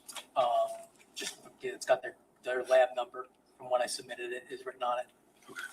So this is something ultimately that you said was submitted to the New Jersey State Police Forensic Laboratory? Yes. Could I make a comment about the way that that's packaged? Yes, for trial. that's a good point. For trial presentation purposes? Was this the way it was initially packaged? All the contents of these individually wrapped plastic bags were. So this nitrile glove was placed in this paper bag. When it was sent back or sent to the lab, it was returned with the lab markings on it. But in preparation of trial, so we can, because it's got a lot of debris and obviously falling apart, so we could handle it and be able to just show it to the jury here. I packaged it in this clear plastic so everybody can see it. I was wondering that, and very thoughtful, Now, sir. Is that the only item that was packaged in a somewhat similar manner? No. Okay, and again, just for purposes of the jury be able to see it? Yes.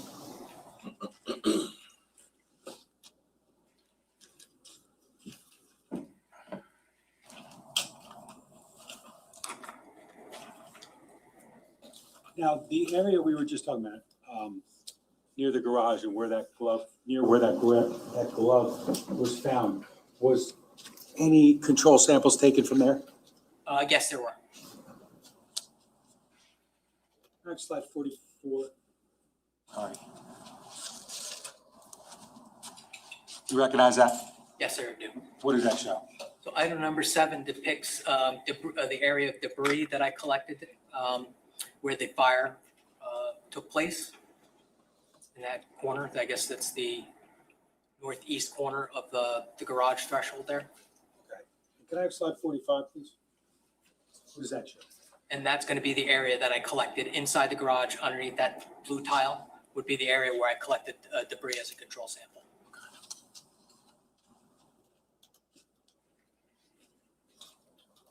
Just to be clear, I mean, it may be obvious, but just the sample versus the control, they're taken on different areas. And why is that?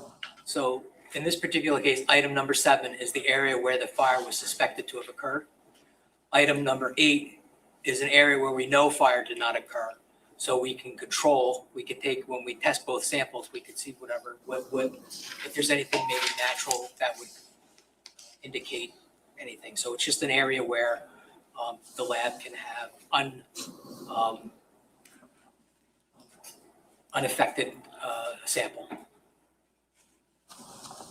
And was there a point in time after you collected the glove, the gas can, and the samples that we've just discussed, where you were tasked with documentation of the Porsche Macan?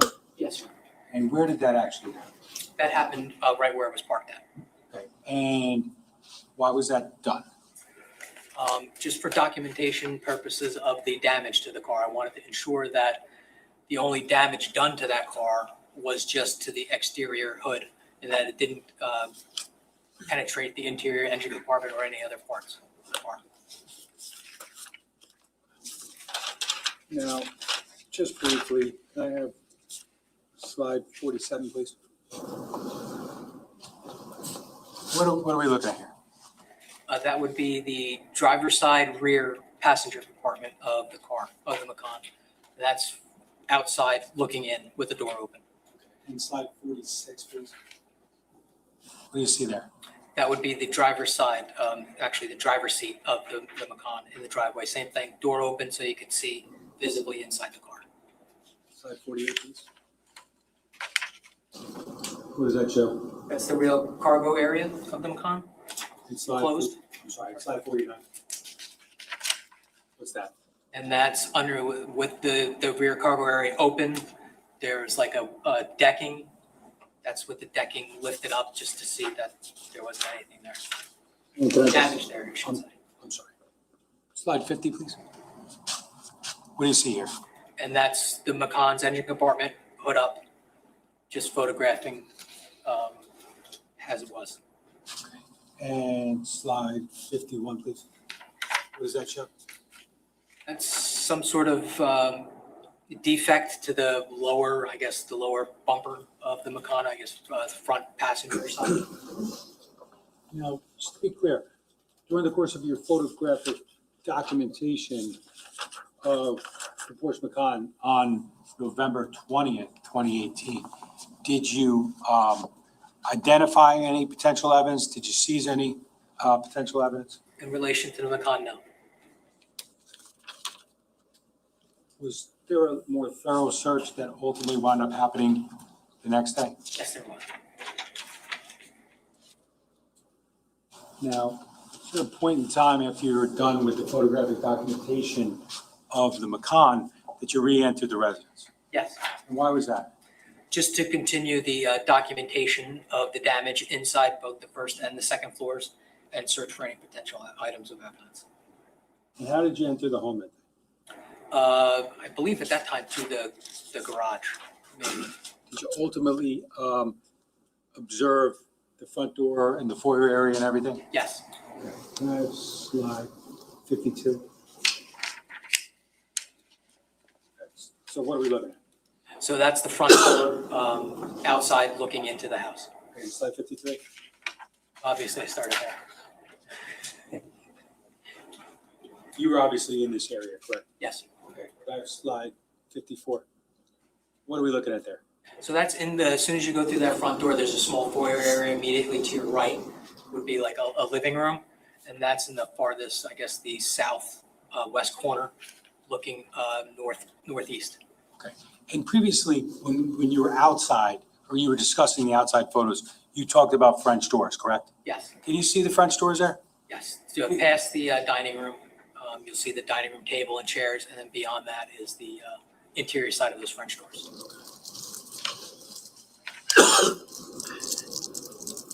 Slide 55. Recognize that? Yes, I do. What's that? So that's a photograph of me standing in the foyer looking down into the, to step down into the living room area I was just discussing. There's an end table there with a lime green lighter and then a blue lighter on the floor. Line and 10. I'm sorry. Can I have slide 56?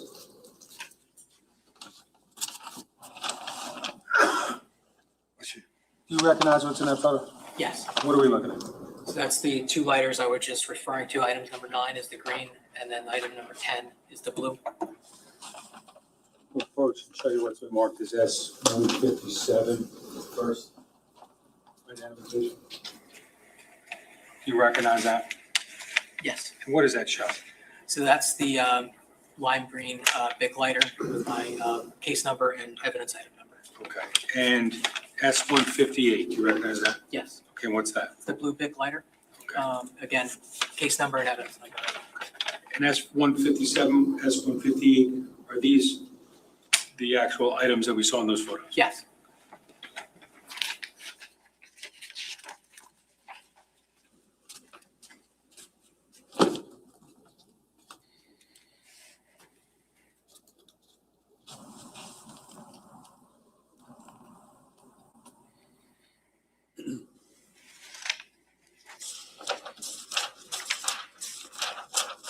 Slide 50. Sorry, sorry about that. I'm almost done. There's slide 57. Now, fair to say, you continue documentation efforts of 27 Tilton. That's correct. My responsibilities on a scene like this is not only to locate evidence, it's also just to document any damage or the extent of damage. In slide 57, do you see damage? Yes. Okay, and where is it? I am so It's going to be against the primarily fire damage straight ahead in that window there directly above the basement window well. You'll also see sheetrock pulled down from the ceiling and on the exterior, the walls. Yeah, the exterior wall to your right. Slide 58, please. What are we looking at there? That's closer to the window. There's a desk there. You will see through that window the rear yard. And 59, please. Same photo closer up. Same photo closer up. Now this is me panning up towards the ceiling. You'll see again the deck on the outside to your left, the trampoline, and then the neighbor's yard directly behind. Why have I not noticed the trampoline thing in the yard? Slide 60. Anybody else? What Just do we like see here? trampoline. Pretty much from the same spot, just turn now north towards the dining room. Slide 61. What do we see here? That's just the kitchen area, and that was located just beyond the dining room. Talking about doors before, that's just past the stove is the sliding glass door that leads from the kitchen to the back deck.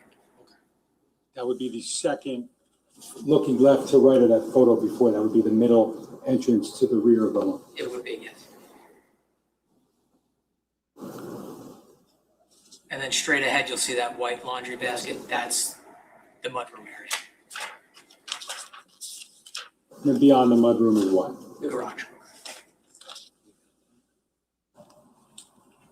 Now, at some point in time, did you go upstairs? Yes. Okay, how did you go upstairs? Above the basement stairwell is the stairwell to the second floor. So I use that. Did you visually and otherwise document the rooms that you found upstairs? Yes. And what types of rooms were generally upstairs? There were four bedrooms and 2 full baths. I have slide 65. Showing getting upstairs, obviously. Yes. Would you go up there? Can you start left and tell us what you found? Sure. At the top of the stairs, immediately to your left, is a bedroom that was identified as Mr. Caneiro's bedroom. Straight ahead was a bedroom for one of his adult daughters. I believe it was Marissa's. To the right of that is another daughter's bedroom. And then if you go down that where that railing is a hallway backward. So you would be going now south. And to your left would be a full bath, and then you would enter the master suite area, which contains a full bathroom, walk-in closet, and bedroom. So just quickly, slide 66. What do we see here? That would be Mr. Caneiro's bedroom. Was that the first bedroom to the left? Yes. Okay. And can I have slide 70, please? What is that? That would be, I believe that was Marissa's bedroom. Slide 71. Caitlin's bedroom? And this bedroom here, this is the third one we've looked at, correct? At this particular point, it would be the third one. And this one, the third one, is it on the front side of the house or the back side? It's going to be at the the northeast corner, backside. And then you said there was a bathroom next to this one? Yes. And then we went to the master area. Yes. Next slide, 72. You recognize that? Yes, Okay, what is it? that would be the master bedroom area. And slide 73. What do we see in that photo? That would be the damage in the walk-in closet in that bedroom. The walk-in closet, as it relates to bedroom, is the walk-in closet on the back side of the house? Yes, it would be. It would actually be on the south, I'm sorry. Yeah, the southeast corner, directly in line with the bedroom, basement window well, that living room where we saw the picture of the window that's straight up. Okay. Slide 74. Does that assist you in discussing the layout of the master? Yes. Okay, could you just explain what we got there? So on the right-hand side of the picture is the walk-in closet. Straight back, you'll see the two doors that are partially open, almost all the way open. You'll see a mirror to the left. To the left of that is an entrance to the master bath. And then continuing to the left is the hallway, entrance to the hallway. Now, is there any damage to the ceiling in that photograph? Yes. And then slide 75. What do you see there? That you can see sky. That would be a hole through the roof. Is that in the area of the master bedroom? Yes.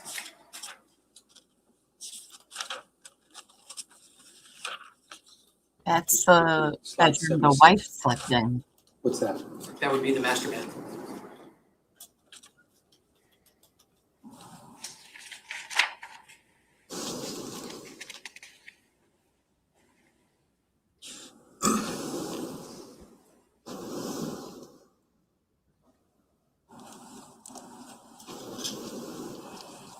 Now, you talked about earlier how you gave the DVR to Captain or Detective Weisbrot at the time, correct? Yes. Okay. And ultimately,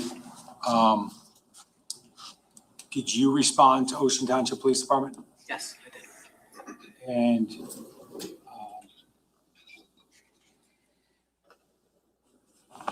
was there a point in time when you were at the Ocean Township Police Department that you learned something that was kind of significant to that investigation thus far? Yes. What was that? That the Colts Neck Police Department and Fire Department responded to 15 Willowbrook for a reported structure fire with at least one person deceased on the front lawn.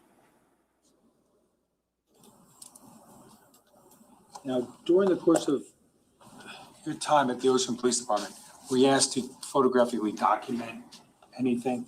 Yes. And what were you asked to take pictures of? Specifically of Mr. Caneiro, his left hand. It was reported that he had an injury to it, so I was asked to photograph it. I have slide 128. Sorry. You recognize that photo? Yes. What's the photo show? Mr. Paul Caneiro And where was that taken? at the Ocean Township Police Department. Can I show you slide 129? You recognize that? Yes. What's that show? So that's a photograph of the back of Mr. Caneiro's right and left hand. I have slide 130. So this is a close-up photograph of Mr. Caneiro's right and left hands. Slide 131. What's that? That's focusing on Mr. Caneiro's left hand, the backside of it. Slide 132, sorry. You recognize that? Yes, and part of documenting any potential injuries is doing somewhat of a physical exam. And then it was me photographing. This is what I observed to be bruising on his abdomen. And slide 133. What's that? Again, like a small abrasion to the back side of his left arm. Slide 134. That's just a close-up photograph of that abrasion.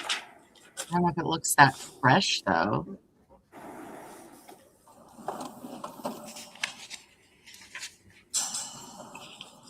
Now, the next day, Wednesday. I'm going to stop you here before we go into the next day. Can we turn the lights back on? Thank you, Judge, for stopping for it. Thank you. You guys are thinking to yourself, we got a second break, but maybe we stayed almost 5 o'clock. Is that what you guys are thinking? Thought. Nobody? You're welcome. Yeah. So we're done for today. I can't say if you were right or wrong on why I gave it a second break. I'm just going to leave it out there for you guys to think about and ponder this evening.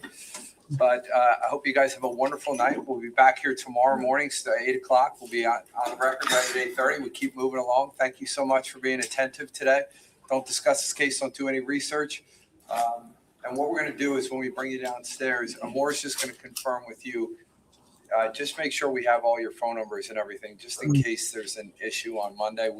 Amore and my staff will be calling you directly, so we might as well just do that now so we don't forget.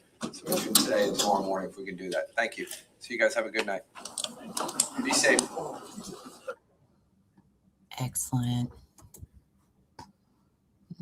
Hold on, let me turn that off so I don't sound weird. Ponderosa, like the restaurant, the old buffet, we had those. So thank goodness. Oh my gosh, you guys. I mean, at least we get to see some new photos today, which was nice. Tomorrow, it sounds like he also did Keith's house. I think that one is going to be, I didn't realize the massive inside structural damage happened at Paul's. Like, oh my gosh. Home fires are just, it's crazy to see them. And I don't know, we might see pictures of the inside of Keith's tomorrow that might be very emotional. I mean, we're not going to see pictures of their bodies or anything like that, but just seeing the damage tells its own story. Oh, he said ponder. See what happened to my brain? I blame Andy for all of this. That's Andy. Oh dear God, I hope Andy is not who's doing cross of this guy, but I feel like he is. So tomorrow, bring your stress balls. Maybe bring some booze to get through Andy's questioning, because today he did all the questioning and it was horrible. Okay, anything we need to discuss? I have one thing, but asking you all first. Mm-hmm. I just think we did talk a little bit about the dynamics for the week. Come on up. It's the exact same topic I was going to discuss. The dynamics of the week? What does that mean? What does that mean?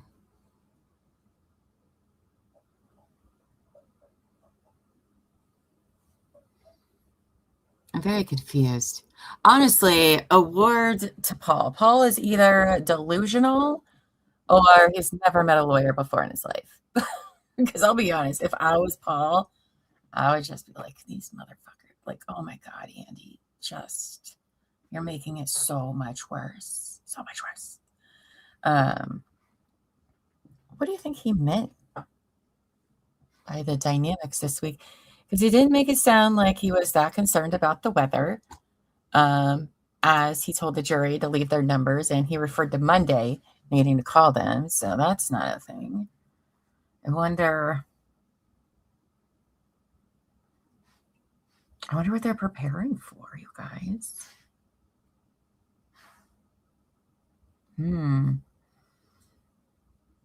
Maybe states like, we need to talk about Andy and Monica. All right. Andy means I sit down. Thanks.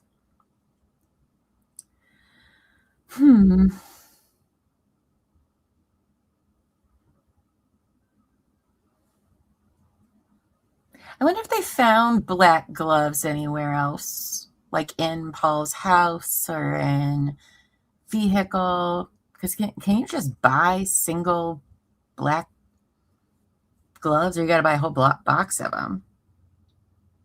No, I don't think it's the weather, Amy. Because they don't even seem concerned about the weather until Monday. And I don't think I would use dynamics as a word for that. Yeah, I don't know why. Chat is weird today. I'm having the same problem on my end. I'm not really sure. There's been several points throughout the day where, like, it'll show up on the screen, but it won't be in chat, and then vice versa. I don't know what that's about, but who knows? Hi, Krista. Hello. Welcome. We're wrapping up a riveting day of testimony. Just kidding. It was not. It's not riveting. So what did you miss today? Oh, Andy boring our socks off was really that.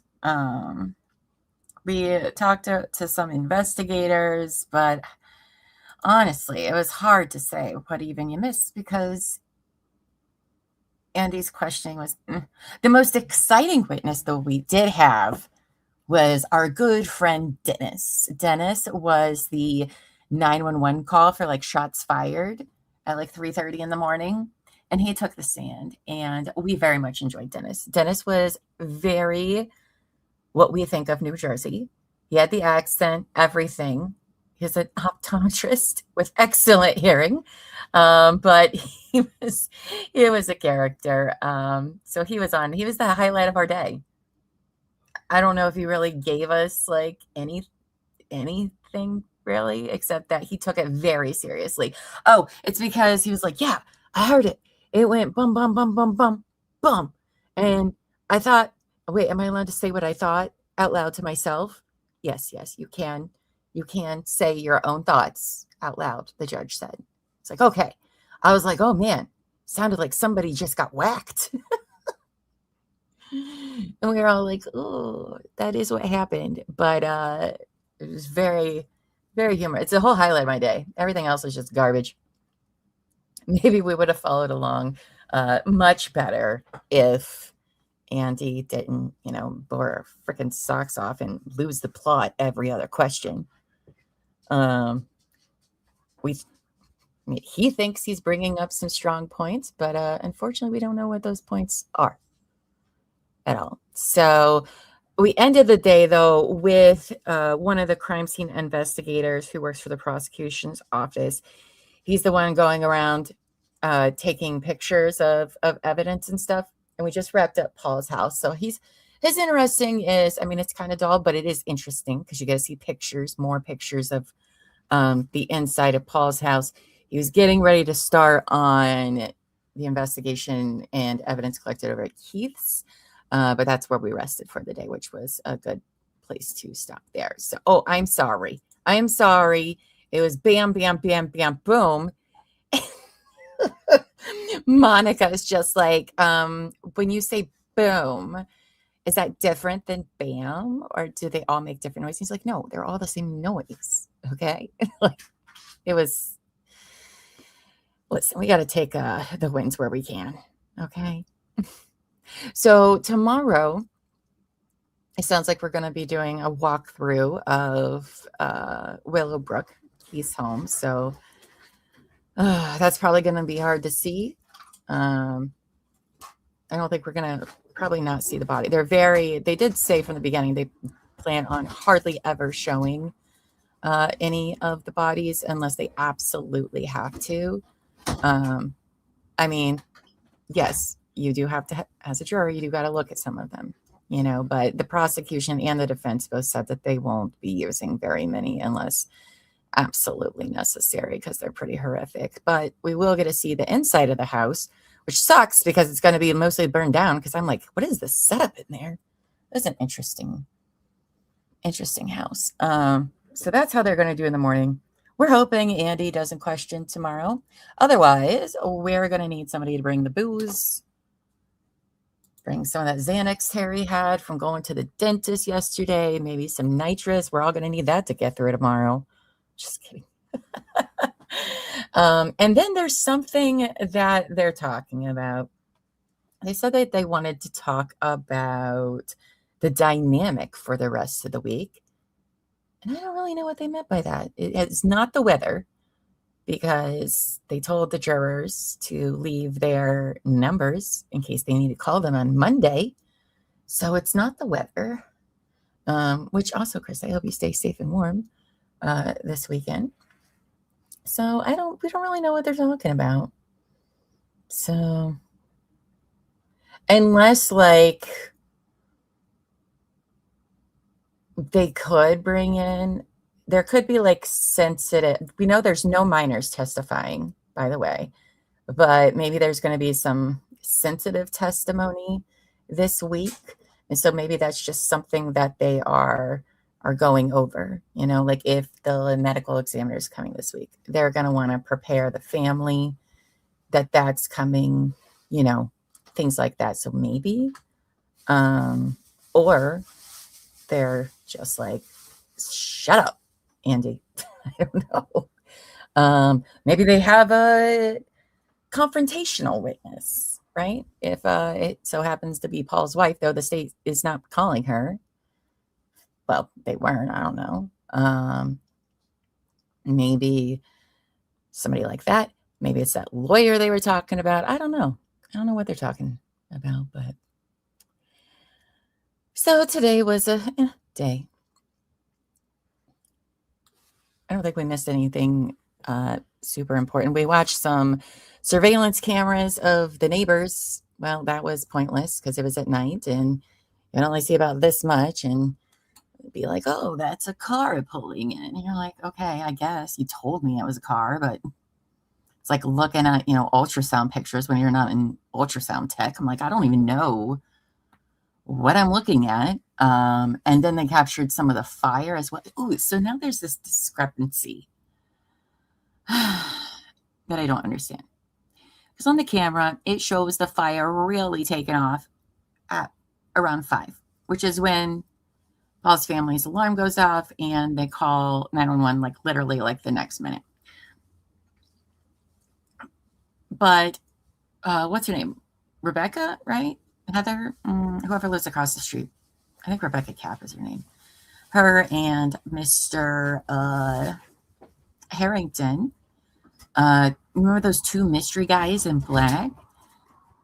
Well, she said that the fire had already started around like 4:30, but the backyard camera from the other house didn't catch it. That doesn't mean it didn't happen though, because it was really when it started to like more is when it appeared on camera. So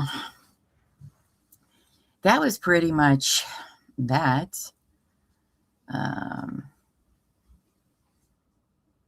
Yeah, I think so. Besides Andy wasting our time all day, I don't think there was much more than that. So, also, I am not going to be recording Couch Court with Llama After Dark tonight. The Virginia versus Brendan Banfield trial. I'm taking the night off. I got a bunch of stuff going on tonight at home, so I'm not going to be able to record that. So I will record that tomorrow. I don't know if it'll be 2 separate ones or we'll just do both days in one day. I'm not sure. So if you've been keeping up with me on Couch Court After Dark, there won't be a new one out tonight, but there is the last several days up there still for you to catch up on. They're almost done in wrap in that case. I will say I'm a little, I don't know. They don't got a whole lot of evidence going on over there. It's very interesting because the state rested yesterday. And if you do know anything about the trial, you would expect some certain, you know, testimony from some certain, you know, people. And there isn't any. And it's like, what? So I don't know how Banfield's gonna turn out, because it's really relying on Juliana's testimony, the co-conspirator, the au pair. The whole thing is resting on her, which is crazy when you should have a bunch of digital evidence. So I don't know. What was it that they didn't investigate well earlier that I was talking about? They called the digital guy today after the state rested? Or the defense called the digital on the defense side? What? Interesting. Why is the defense? I wouldn't touch that. What are they going to say? Like, oh, it was on Christine. Look, Christine was the only person that could have done this. I don't know if you want to poke that bear. Okay. All right. Oh my God, what are they talking about? We're never going to know. You're never going to know. Again, thank you all for hanging out with me today, even though we were bored to tits, okay? It was rough, but all together, we've made it through. And again, my Southern friends, please, tonight, go out, buy all the things that you need to stay warm. You know what else they have? I don't know if they have them in your stores down there. I don't know. But up here, we have like little hand warmers, right? You like break them and they stay very warm for hours. You put them on like your hands, or you can put them in your feet, okay? Because you need to make sure your hands and feet are very warm and very protected, okay? Because frostbite is no joke, all right?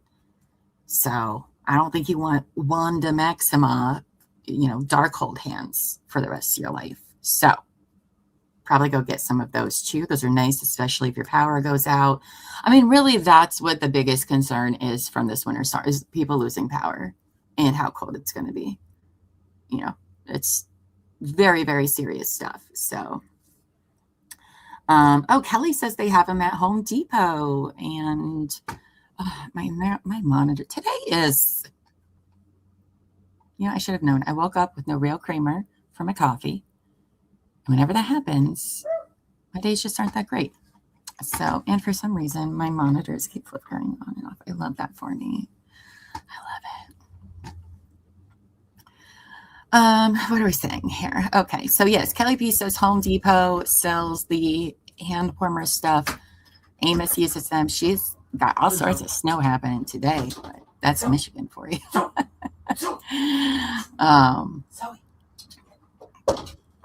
So he'd caution. I haven't seen any updates, so I haven't looked for any weather updates, so I don't know if things have shifted for anybody, or if they've confirmed.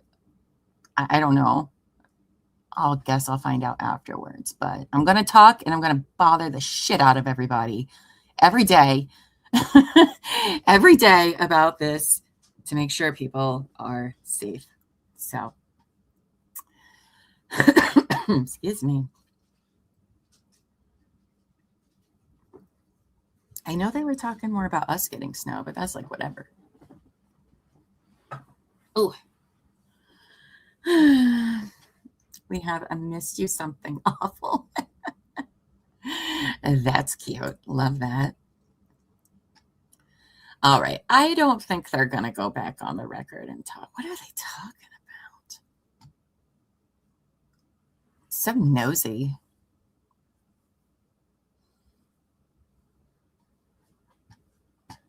Because all right.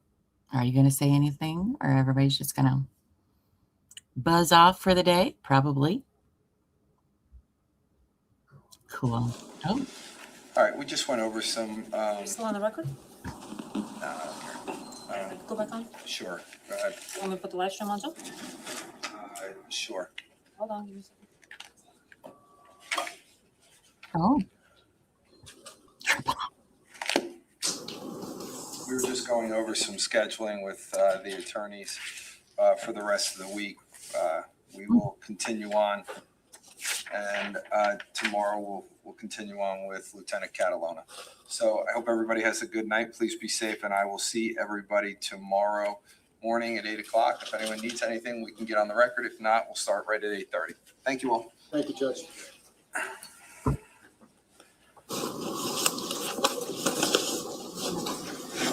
What? How was that a 15-minute conversation? To be like, oh, yeah, we're just going to keep doing what we're doing. What are you even? Oh, my God. I can't tell. Are they trying to like wrap up? What? I don't know. I don't understand. Do you guys have any ideas? Because I am just so confused. Well, we were just talking about scheduling, and we're just going to keep doing it, I guess. I mean, I don't know what they're talking about with like all the different, of whether they're unsure, maybe they have witnesses or not. I mean, they have a 9-page long witness list. I don't see why you can't just fill people in. I don't know. Who knows? I know. I don't know. We'll have to see if anybody's like tweeting about it. What's Kathy Russin at Law and Crime talking about on the X or the Twitter, whatever we call it now? I don't know. I don't have social media. Anywho, all right, you guys. I love your faces so much. Thank you for being here with me all today. Tomorrow, I promise to be a little bit more alert because I have 3 bottles of creamer. So that makes a huge difference. Maybe the weather, but I don't think so. I don't think so, but I don't know. We'll see. Oh, maybe people flying in. Maybe. I don't know. But all right, you guys, I will see you all tomorrow. Court starts at 8:30. I will be here as soon as I can. It'll be before court starts. It might be a minute before court starts, but I will be here. So thank you all for being with me today. I hope you all have a wonderful rest of the night. Please go prepare if you're getting hit by this winter storm. But until tomorrow and next time, go forth and be amazing. All right. Bye, friends.